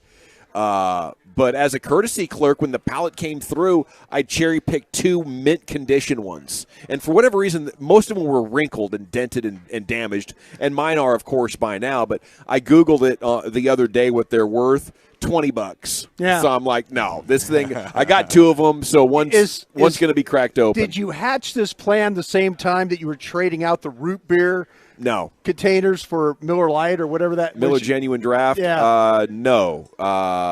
That transpired roughly 6 months later. Were you employee of the month at any time? Yes, I was. What's for the place? entire company, Danielson's Thriftway. You can Google it if you want. I don't know if picture's it's still on the wall over there. They probably took it down. Thankfully, they decided to not call authorities. I thought that was a little bit of an overreaction. And actually, Nancy, the assistant manager that my mom had been friends with for 10 years, this is our neighborhood grocery store. Daddy. She wasn't going to fire me until people started gossiping about it. Hey, running back who scored the first Cowboys touchdown of all time has passed on at the age of 88. Salute to Don McElhaney. He holds the distinction of scoring the first touchdown in Cowboys history, a 5-yard scamper in the team's first game, September 24th of 1960. I think he was an old San Francisco 49er back in the way back. And he played for Lombardi's Packers from 57 to 59. Yep, right before they got good. Yeah. Yep. So salute to him and condolences to the family there, but definitely a member of Cowboys history and some good Cowboys trivia there. Good run. Passed on at 88. I'll take it. Good run. Absolutely. Dang right. Michael Strahan has been inducted into the Texas Sports Hall of Fame. Texas Southern. Where's he go as far as best football players from Texas of all time? Who's your favorite athlete that called Texas home? It is another achievement for him. Clothing line, TV host. He went into space. Yeah. Pro Football Hall of Famer. And now Texas Sports Hall of Fame. Probably a little past due. Sports has been the most valuable thing outside of family that I've ever had, and I'm so grateful for the great sport of football, and I'm honored to officially be a member of the Texas Hall of Fame, is what he said in a statement. Earl Campbell, maybe when you start to talk about most notable Texas football players, like Earl Campbell, would that be? I think so. Would that be a thought that people, when Best you say ever? Earl Campbell, Yeah. you think of Texas, you think of tough, you think of that kind of Tyler Rose and all that stuff. I mean, who's the best quarterback to ever come from Texas? It's about to be Pat Mahomes. Yeah. But we voted on Pat Mahomes. Yeah, that's right. Yeah, best first-round pick of all time. Yeah, we voted on his best first-round pick of That's all a time. guarantee. There's a ton of my good man John quarterbacks, Dorsey with that one trading up. I mean, it's probably bad, but the first two things that come to mind for me when it comes to Earl Campbell, and obviously I'm a youngster, but Guy, a broken down guy. It's the thighs. My dad used to always Yeah. talk about his thighs as the average man's waist. Dang. And that was the size. Him and Robert Newhouse. Yeah, that's how my dad always described Earl Campbell. And then I obviously go to the hot links. Yeah. Yes. And those are delightful. Are they delightful? I've never had one. I've never. The spicy. Oh, Yeah, they're the- great. the Are they spicy great? hot links, All yeah. right. They're way better. I trust you guys on that one. Do not go with an average hot dog. You want the Earl Campbell, and especially the spicy one. We are looking for some storms possible today. They blew through earlier. I don't know what the updated weather situation is looking like, but apparently in Oklahoma, they're going to have a tornado warning. Practice for the evening has been canceled already. The park sent us a message that it's closed for the evening, so that's a little bit disappointing. We got a big Texas State Cup coming up this weekend, big tournament, and we just got Sophia eligible. We got the paperwork signed finally, Brian, so pretty fired up. Was looking forward to a practice tonight. Well, I'll tell you what, though, I really do appreciate the way you're using your NIL money. Yeah. And the recruiting looks top shelf. Thank so, you. Thank you. I just can't wait to see her in uniform here very soon. Sophia, is that your ringer?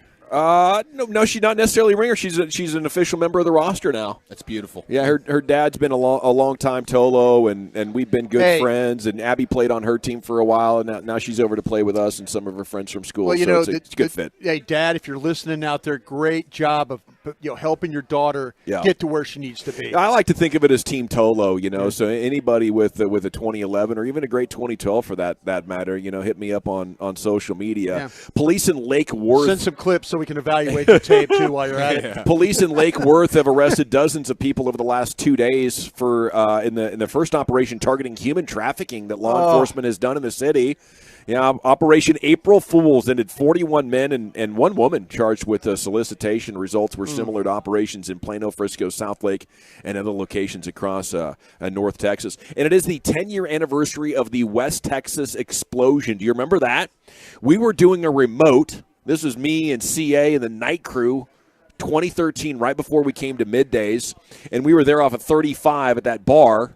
And we felt something weird. I guess they heard it as far away as Arlington. It broke windows 7 miles away. The West Texas fertilizer explosion. The 10-year anniversary is today. Yeah. 15 people lost their lives. 150 buildings destroyed. Remember the picture of that apartment complex across the field that was just wiped out? Yeah. Like a tornado had come through. Investigators never really could determine how the fire started. I was reading today. Ammonium nitrate fertilizer was what detonated. They put out a $50,000 reward for any information that could lead to an arrest for who said it. But another agency said the ATF only did that because they can't identify any other reason that the fire would have started. So maybe the perfect crime or maybe just a horrible accident. It's not quite clear, but it is the anniversary. And that concludes your crazy Texas news for this April 20th. Wow, dude, that's fantastic. I did see a couple people on the fan text here saying you need to throw some of those Earl Campbell's hot links in your gumbo next time. Oh, I appreciate that. 100. Okay, so is it like just how the flavors? Like, do we have a jalapeno? Do we have a I think normal? it's just normal and spicy. And it just says hot links, right? Earl Campbell hot links. Yeah, That's Earl it. You can't miss them. Okay, I can't believe you call yourself a Texan? No, I use what? Well, You've never had Earl Campbell hot I've links? never had Earl Campbell hot links, He's a but Bayou I'll Bengal. tell you what, though, it's getting a little warm to make gumbo. Yeah. But, maybe one last red beans and rice. I don't know. I'll use the Earl Campbell's. I usually use Zatarans. I usually use Louisiana products. So we got Hot Link and the Red Hot Link. So you want the red. I want the red. Okay. Yeah, it's the perfect amount of kick. All right. Okay, we got Wolchuk's top 10 at 420 coming up next. Where are we going with that? It is National Munchie Day, ladies and gentlemen. What are the top 10 munchies in according to Americans? 877-881-1053. That's coming up next right here on The Fan. But first, we got to talk about the greatest draft party in the history of the world. From time to time, I catch myself daydreaming a little bit.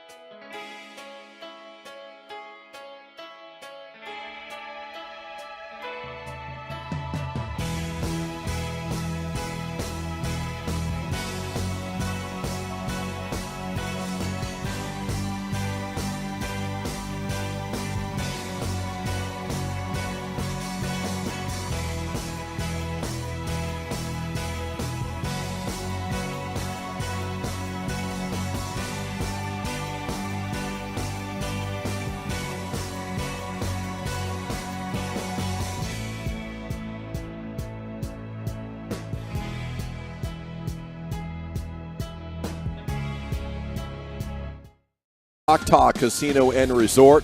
Little Champions Tour Pro-Am going on today. A lot of famous people. D. Ware was on earlier. You got Alfonso Ribeiro, Carlton from the Fresh Prince out there on the putting green. I mean, it's just right and left, celebrities and football players, and they're doing it right here in Las Colinas. You are invited to join the party. It's time now, though, for Ole Billy's Top 10 at 420. It's brought to you by the Alma-Ted procedure, only available at EliteSkinCenter.com. Here is Eric Chiafalo with Wolchuk's deal. That's right. Wolchuk had an apparent 420 doctor's appointment today, the day after his baby doll's appearance. Yes. Very, very fishy, very sketchy. Man, I love it from Wolchuk. The cojones just to be like, yeah, I got a physical. I got to take 420 off. What do you want? Yeah, he's got a physical. He's going to be doing some coughing today, that's for sure. I think we can all agree with that. Now, it is National Munchie Day, so we have the top 10 munchies according to America. What is the greatest munchie? When you catch that hankering, 877-881-1053. But in honor of the amazing golf that we are getting to witness right now, I did want to throw out this golf story from Michael Douglas, legendary actor.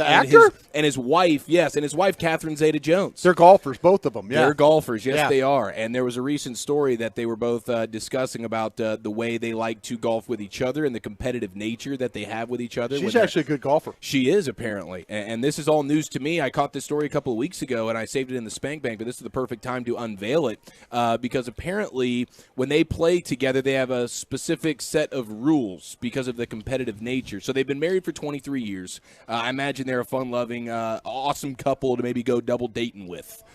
Catherine Zeta-Jones, if you're familiar with Workaholics, Broadus. No, not really, but... Yes, you are. Don't you lie to me. Do I? So apparently if Michael Douglas, the husband of Catherine Zeta-Jones, when they're out golfing together, if he can't drive past the lady tees, he has to lower the pants. He has to lower the pants. Is that a the traditional D-out rule? That's a rule. Oh, yeah. That's so a rule. the D-out rule is a traditional thing. That's right. Yeah. Okay, that's fantastic. I was unaware of this. I did not know. I thought they may have conjured this up themselves. No, that's a rule. Douglas, who is 78 years old, he says the rules are I have to whip it out if I don't hit past the lady tees, which I manage most of the time. But there have been times when we're playing alone and I have to give her a little show because we are competitive. And then she goes on to say, this is kind of something that she likes to. This is something she likes to do. She's quoted as saying, "I can kick ass in golf. I'm pretty good, better than him, and we have a bet that if he duffs a shot, he has to drop his pants." And then she says, and apparently she said this very seriously, "It's not just my husband; it's any man I play with." So if you get on the links with Catherine Zeta-Jones, you better be ready to fly that bad boy. I guess that's what a randy gal. I know that's a crazy deal, man. Do you guys have a? That's a Hollywood couple bit, you know. Oh, for sure. That's just one of those. That's one of those. He's like, I don't care. I'm 75 years old. One of those things. It doesn't really matter. It doesn't anymore. matter. Yeah, You're probably not bringing. She's a lot younger than him. If you're Mike, you're probably not bringing your bowling pin bros along with you, are you? No.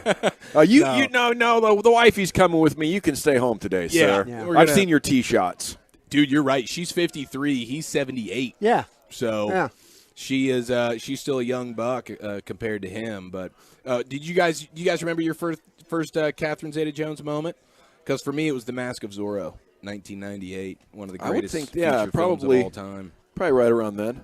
Yeah. She was dominant in that one for sure. Is she in a lot of movies? She is. I think she's got a pretty extensive IMDb, I would imagine. Yeah. I think she's pretty up there. I would consider. I mean, Catherine Zeta-Jones. I would say we're talking about an A-lister, are we not? How about the 100%. last? How about the last good one? Certified. How about the last good one? The last good one. Since you watch a lot of movies. She was in Chicago, 2002. I think that's pretty up there. Okay, that was good. Yeah. National Treasure. She was also in one of those. But I don't know what the latest. Got some natural treasures. Yes, she does. There ought to be a rule about her. If she hits one in a bunker, you get to see her. She was in Ocean's 12 as well. Was she? And all right. Well, my apologies then. Yeah. The bunker rule plays. That's in. I think if I can't hit it past the ladies' tee, ma'am, I'm sorry. You launched that thing on a par 3 into the water or bunker. We're having a wet T-shirt contest, or we're showing the the stuff out there. Yeah. Post Baby Dolls Broadus is a whole new animal, ladies and gentlemen. And by the way, thanks for taking care of us last night, Baby Dolls. You did a great job. Yeah, in every way imaginable. We go back into the Pimp Cup because it is top 10 list at 4:20 time. It is National Munchies Day. Lucius Alexander, what is the go-to munchie for you, sir? French onion dip and chips. Oh. Yeah, it's got to be the Dean's French onion dip, too, by the way. Now, is there a specific chip that you need to go with there? The regular Ruffles. It's nice and strong. You can take a lot of French onion dip on my chip. Yeah. Because I definitely like a whole lot of dip on my chip. I agree, man. I'll co-sign. There's a vitality to that Ruffle. The dip changes everything, doesn't it? It really takes it next level. I'll tell you what, I think Lucius, the way he thinks it out, though, he's right. You have to have a chip that can hold some heft. Yeah, you don't want to break it off. You don't want to break it off because nothing worse than you dip it in there and then it breaks in half, and now you're kind of digging around in there. It's kind of an embarrassing thing. I really like the jalapeno Fritos cheese that comes in a little can. Yeah. I got to scoop it out and put it in a different bowl so I can warm it up a little bit. I don't like it room temperature. Okay. I think that's amazing, though, if I can get some nacho cheese Doritos in that. That's pretty outstanding. But I'm going to go sugar. You know, it's just. Oh, yeah? Okay. It's just a matter of which one. And it rotates. Right. You know, to be honest with you, since I came out of Lent, the powdered donuts are hitting different, okay? I'm not as in love with them as I was. Wow. The chain broke, and now it's not as satisfying. The sugar wafers, especially the Rugers, are outstanding, but I don't know. I for the first time, I'm kind of without an identity. I haven't found my next love post-Lent this time around, Brian. Yeah, that's pretty alarming with the powdered donut there. I thought that was kind of your bread and butter. I thought it was going to be a mainstay, but something happened similar with Oreos a couple of years back. You know, I come out of Lent, and it's like the repeating pattern has changed, and they're just not as satisfying. You have a matured palate now. I guess. Where do you stand on the Twinkies? Where do you stand on? You hate them? That's bad. That's bad. Like, at least get a zinger, okay? A zinger is like a more moist cake, right, with better icing and the filling's better. That's a bad sponge, that Twinkie. I understand why, like 8 to 10 years ago, remember they almost discontinued them. Yeah, there's a lack of demand on them. Consumers know what they want. It's been a while. It's been a while since I went around a Twinkie situation. That's going to be an outside looking in, by the way. OLI for the Twinkie. When it comes to the top 10 really? Munchies. Yeah, that's coming in at number 12. Now, this is egregious, and again, you can come after me if you want. This is not my personal list because Funyuns would not be an OLI for me on the Munchie list. That'd be a hard top 10er, potentially even Mount Rushmore Munchie item. But according to America, the Funyun is the first outside looking in, coming in at number 11 on the Munchies list. I love a Funyun. Yeah. Funyun's pretty good. A Flamin' Hot Funyun's getting the job done for me, too, but the tried and true traditional just Funyun, original, right? Yeah. I and only have apparently, a couple of them. Our guy DJ out here on site today is alleging that there are now – they're doing this thing where they're giving you chips, and it's Funyun-flavored chips. Like, why wouldn't you just go with the – like, if you want a Funyun, you get a Funyun. We're doing too much there. We're doing too much. I tend to agree Funyun-flavored with Dorito? Yeah, Lay's wavy Funyuns. I don't know. I guess it's another spin on it. I'm not going to hate it because it's probably delicious. But if you want a Funyun, why wouldn't you just get the try? I'd rather have a Bugle. You know, to be honest with you, the Bugles. Funyun's not my favorite. Yes. Throwback munchie, man. Yep. On a Throwback Thursday. That's right. I like that idea. Number 10 is they're all encompassing. Okay, for the munchies list here: fries, tots, and onion rings. They're kind of just they're putting Your that all in fried one goods. category. Yeah, your Power fried rank goods. them. Power rank them. Fries, onion Fries, rings. tots, onion rings. Man, I think I'd have to go onion rings 1. You're just trolling me. You are. No, I'm not. No, yeah, no, I'm he's not. an No, onion I'm ring not. guy. I love onion rings. The thing is not every onion ring is the same. If you told me if you told me it's the best onion ring for sure, you know, like a Sonic onion ring is always bringing it strong, then I would say, okay, probably number 2 for me. If I'd have said onion ring batter, yes, Gavin would have gone, oh, that's See, one. the perfect onion ring, the actual onion is peeled down to the diameter of angel hair pasta. Ooh. And then you hit it with batter. With like a funnel cake situation around the Yes. onion. Yeah, I could That's go not with a bad that. plan. I like could go that. with that. I like that. A fast food, all-encompassing fast food comes in at number 9. I think Taco Bell is a traditional Munchies situation. Locally here, obviously, Whataburger any time of night. Like Wendy's brags about being open late. Whataburger's always open. How about Jack in the Box? Jack in the Box. Jack in the Box. All is those kinda, tacos. They have breakfast all 24 hours. I'll tell you what. I will save my last $10. I will wad it up and put it in my pocket, and that's for Jack in the Box. Okay. At like 3:30 in the morning. Yeah, that's not a bad move at all. One of my favorite munchie items is if you have a big block of like cheddar cheese in the fridge, and then you have not just like a bag of pepperoni, but the legit stick of pepperoni that you got to cut. You got to work for that munchie. Okay, but you're cutting through some of the cheddar. So like the charcuterie kind of a thing, huh? Yeah, almost a charcuterie style, but legit. Like you cut it into thick-sized pepperonis. You pair that with the thick cut cheddar cheese, and then you could throw in like a club cracker with that as well. Yeah, but gosh, that is a dominant. You know what we did as a kid all the time, and I like the club cracker a lot, but we'd put it on a Triscuit and put that in a cookie sheet in the oven. And let it warm up just a little bit. Hit the broiler on it a little bit. Melt that cheese over the pepperoni onto the Triscuit. Triscuit a little too healthy for me. Well, they've kind of doctored them up. It's the Cottonmouth situation. I hear you. You're going to want a cold beer or a soda, but they've doctored up the Triscuit in recent years. There's like a rosemary garlic one. Now you're just kind of, what are you doing over there?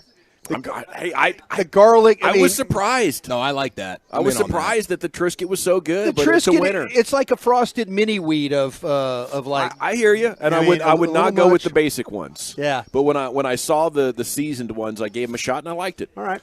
Getting a lot of honey buns on the truckwreck.com fan text. Honey bun is from a gas station. Freaking awesome. Maybe the best. Right out of a vending machine. Why not? Why not? It's been in there for 2 years. Still tastes fresh. Yeah. It's like a doorstop, but somehow it works. Yeah, it's crazy. Yeah, dude. The longevity of a honey bun, like it really doesn't matter. Like if you had to do a 30-year-old honey bun tomorrow, it'd be one of the greatest payoffs in the history because you wouldn't know the damn difference. It's like I'd just gone through the drive-thru at the donut shop. That frosting would be like a shingle. A delicious it would still taste damn good. Yes, it shingle, would. yeah. Sour Patch Kids coming in hot. We got the Cheetos of every variety. Hot Cheetos, the Cheeto Puff. I love a good Cheeto Puff. Another munchie opportunity for me. The Flamin' Hot Cheeto Puffs paired with the Lay's lime potato chips, and you just go bite for bite. You go bite for bite, and rock on. How about the really Cheeto ball things? The balls. I mean, is that you know what I'm talking about? The Cheeto balls. Absolutely. The balls. Okay. Too airy. Did you say that? No, but I mean, I'm with you. You looked at me like, what an idiot. You don't listen to the show. No. That's not one of those situations. I mean, I guess I'm being a little defensive here. I'm sorry. It's a cousin of 5 minutes ago. We actually let Broadus off the hook yesterday for a moment where he wasn't paying attention to the program. Which one did I do? I'll have to think hard about it, but there was a moment where you got caught up in the air. Was it? We should have I was looking for a charge. Yeah, we should have called you for the travel, but we let it play. I was in the restricted zone. It was a play-on situation. America says the 8th best munchie is the Dorito. Just all Doritos, I guess. Yeah. And that's fair, dude. Probably should be top 3. But would agree.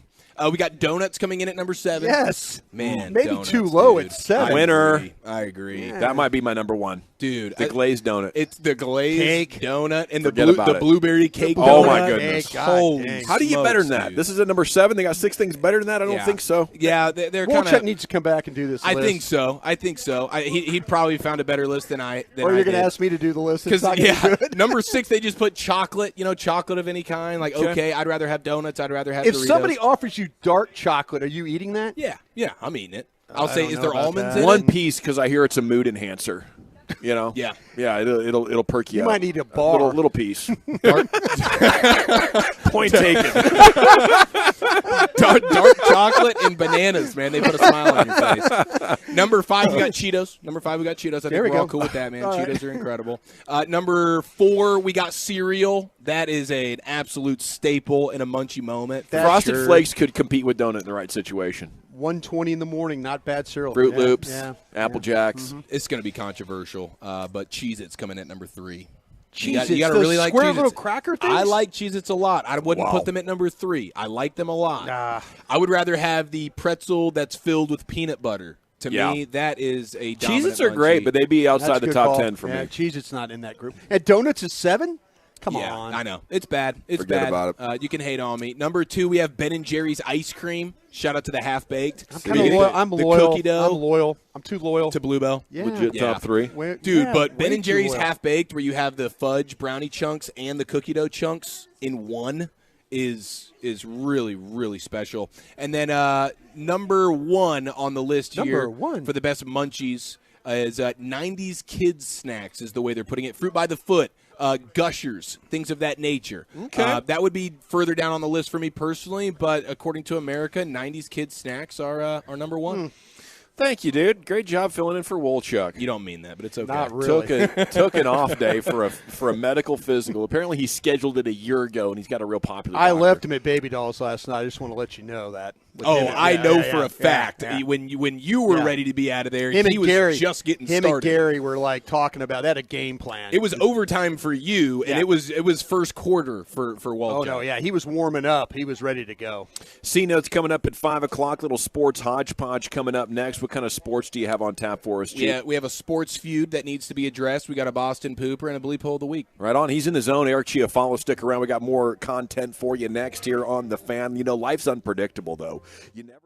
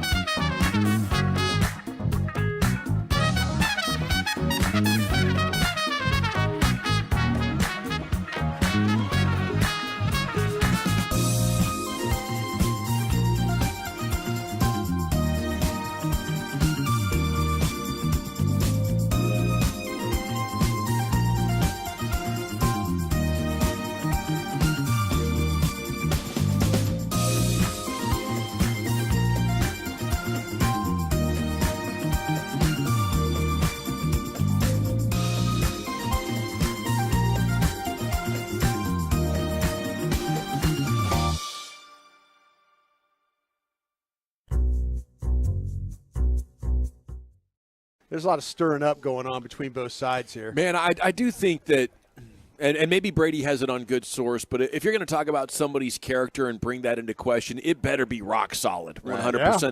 And to me, it better be bigger than a Manning passing academy the kid wasn't getting paid for. Yeah. You know, I just don't think that's big enough to go on TV and start talking about somebody's character over.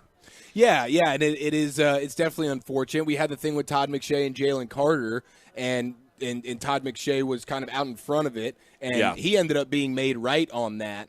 But it is something you want to make sure you're locked in on. And Ryan Clark seems pretty convinced on the other side of it. Brady Quinn feels like he's got this thing nailed correctly with C.J. Stroud, but Ryan Clark's going, no, I got it on good authority that was never the case. So it's a he said, she said, but it's a huge bummer, and it happens every year at this time. Whatever prospect, sometimes it's multiple, maybe it's just one guy, but the character concerns come in, and you see the C.J. Stroud odds of being the second best quarterback or second selected quarterback taken continue to plummet, and it's like, is any of this stuff even true? Yeah, don't believe it until you see the actual gas mask the guy's wearing. Photos. When you see the gas mask, you can call that true. Yeah, and you can say that's true. You could a few years ago, but now, as Lucius mentioned yesterday, with the artificial intelligence and the deep fakes, you can't even trust that. You can't even trust that, dude. That's a good point. Interesting indeed. As we broadcast live here, it's the Invited Celebrity Classic. I can confirm this is not slander. The wind has shifted. It has. And I caught a whiff of that barbecue smoker they got going on down the way, down the sidewalk. So I think I'm going to take a little stroll down there, maybe pick up a brisket sando. I think we got to. That's kind of a pay as you go, maybe a member kind of a thing. We need to maybe figure that one out, though. Yeah. Yeah, I heard they're charging a premium for that brisket sandwich. I'm going to find out if it's worth it. Okay, when we come back, G-Bag Nation, what do we got for you as we kick off the 5 o'clock hour? It's the C-Note. Are the Cowboys calling about bringing back this 2021 playmaker? Something to get excited about, I think. It's next here on 105.3 The Fan. Let's chat D&M leasing, though, because if you want or need a new vehicle, I highly recommend D&M. And they have won big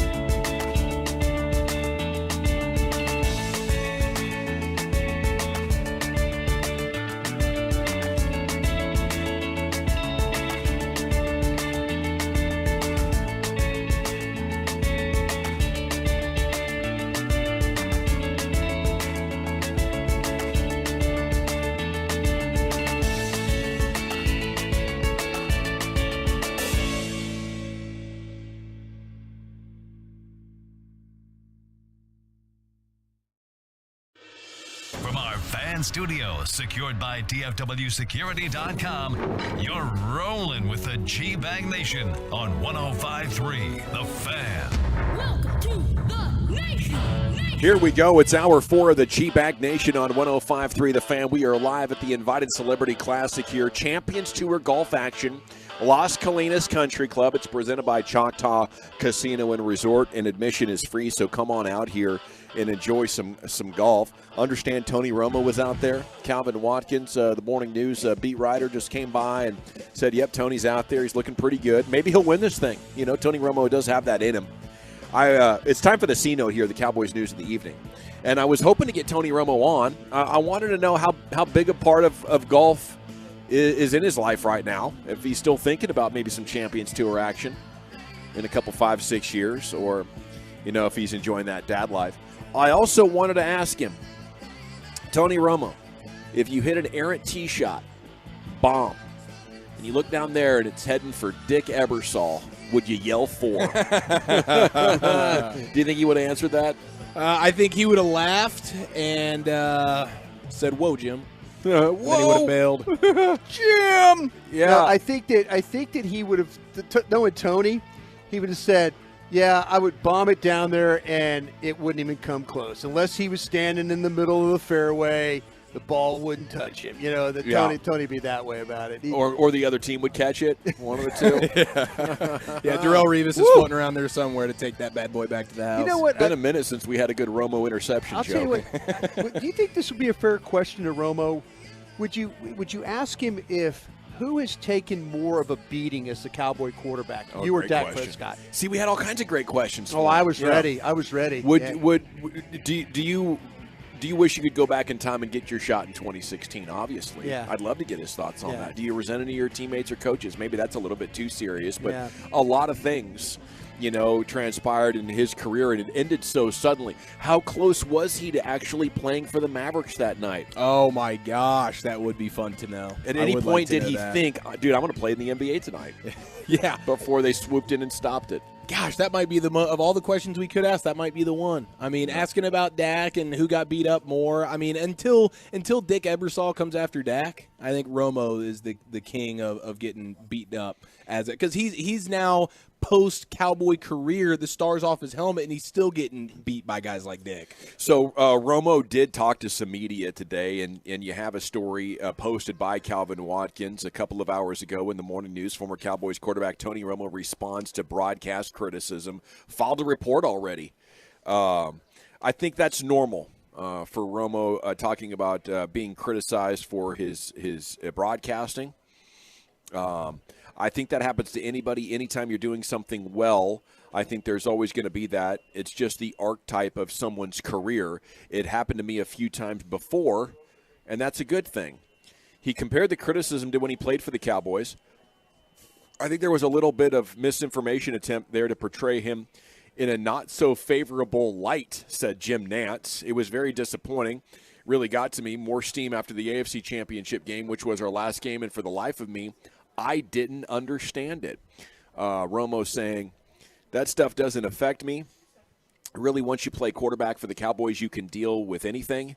You got to remember there's always someone's opinion there, but 100 other people that come up to you and tell you they love you, you're not going to please everyone. I do think at the end of the day there's a lot more people that really appreciate what we do, and I think CBS does a great job with their broadcast team. Very good answer. Obviously, he's going to be diplomatic, and I think there is some truth to what he said, but there's also some truth to what Dick Ebersol and the critics have said about Tony being, you know, a little bit less informative, a little bit less dedicated to the craft and finding things out.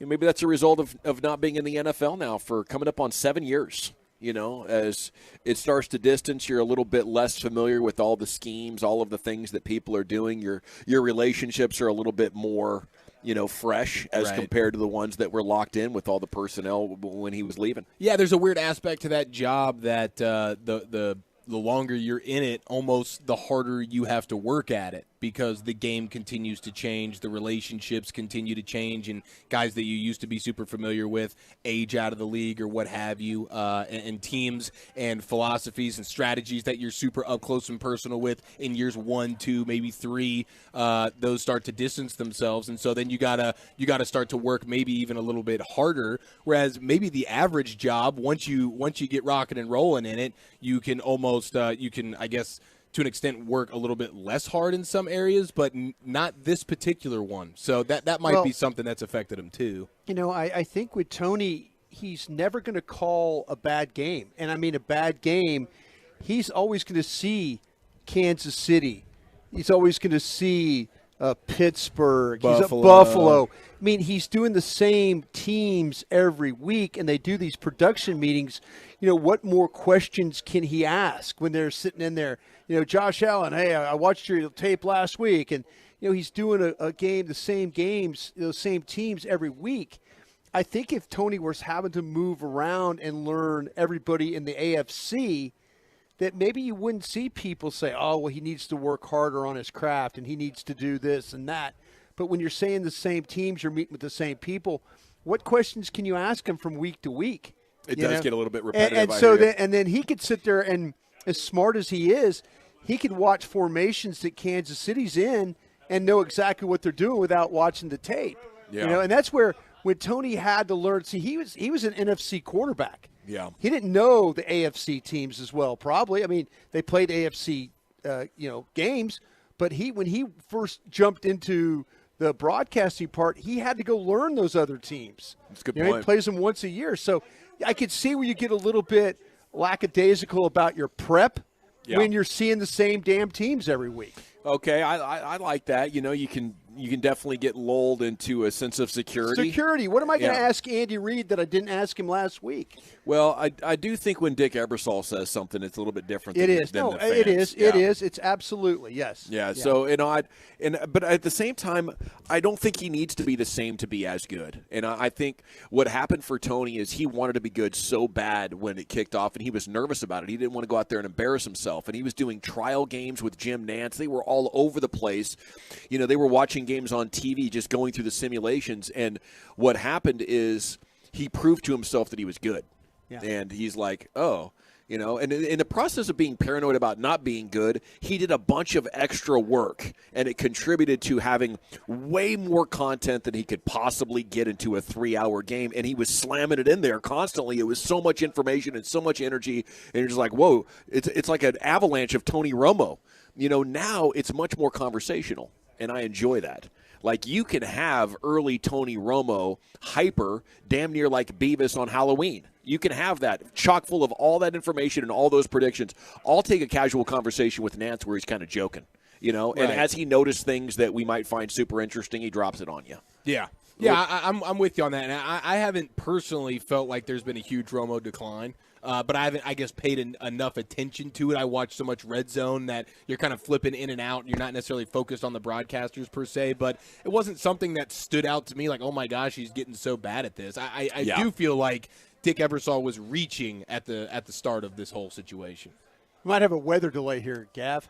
Yeah, they're coming off. Yeah, it looks like a lot of the golfers are coming off. So maybe we might be in a position Round kind two. of like we're in at the Super Bowl. You never know. You might get somebody to sit down in our chair here in a little bit. But I think the thing with Tony, Tony is going to work hard at it. He is going to, maybe he's, Dick Ebersol and those guys are saying, well, he's not being as flashy with it. He's not being as, out there with it like he was when he first started doing this. But I think you're right about that. I think when a major television executive, one that ran a very successful program at NBC, when he says something like that, you have to be aware of what's going on. He knows. He does. He does know. Okay, story out of Miami. The Dolphins are trying to do right by Cedric Wilson. They took him in free agency after a pretty good 2021 for the Cowboys. They signed him last year, didn't end up needing him as much as they thought they were going to. So that's one of those interesting things. And GM Chris Greer says we've had teams call and ask about him. So teams are trying to trade for Cedric Wilson. Maybe it's the Cowboys. I would think yes.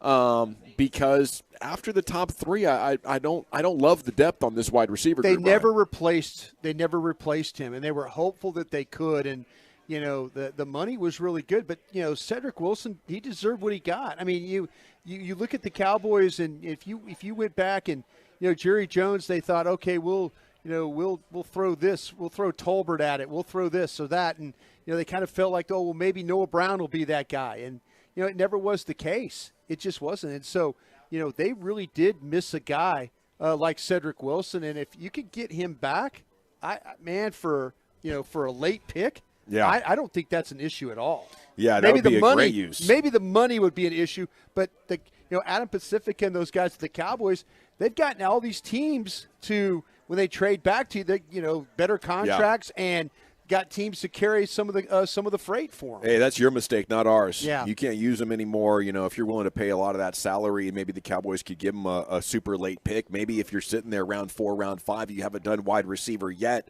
it could really start to make sense for the Cowboys. Well, you might be in a situation like if you take more of the money, the better the pick I'll give you. Mm-hmm. But if you just want to make us eat the money, then I'm going to give you 6th, 7th round pick. But it's not a great year to try to improve wide receiver in the draft. Maybe it would really make sense if the Cowboys can trade for Cedric Wilson, have him for a year or two as a veteran. He's not going to break the bank, and they used him in so many different ways. I think he's a yak player. He can throw it. I mean, he's dangerous as a thrower. He puts another element into play when he walks out on that field. Yeah, for sure. I do think there could be a Saturday, day 3 of the draft trade if the Cowboys come away from the first 3 rounds and they don't have a wide receiver or a pass catcher that they felt good about. And then they're sitting there on day 3 going, all right, there's not really much left available that is going to help us this year. But Cedric Wilson is that guy. And I have all the faith in the world that the Cowboys will win that trade because they're not going to make the trade unless Miami's paying most of the salary and we're barely giving you, maybe it's a pick swap. I mean, what did Allen Robinson just go for from the Rams to the Steelers? It's a pick swap. It's a BS kind of trade. They get some money off their books, whatever. But to me, I could see that like a day 3 trade where the Cowboys say, we didn't really get a receiver in the first 3 rounds. Why not go get us a Cedric Wilson here? All right. The GM, Chris Greer, saying he is a really good guy, and I'm trying to do right by him because of how he's handled himself on and off the field. So despite, really bad luck that happened to Cedric Wilson, you get signed there, and then they trade for Tyreek Hill, and they brought in Chosen? Is it Chosen Anderson? Yeah. Yeah, Yes. they just brought in Chosen Anderson. They did. They brought in Braxton Berrios as well, who's a nice slot receiver and punt returner and kick returner. And the punt returning was really the only thing Cedric Wilson did for the Dolphins last year. So it's definitely, it's obvious guys like Trent Sherfield, River Craycraft were ahead of him on the depth chart at wide receiver last year. Mike McDaniel doesn't have much use for him. So the Cowboys, it would be a nice little addition to have him there, a little security blanket and a familiar face for Dak.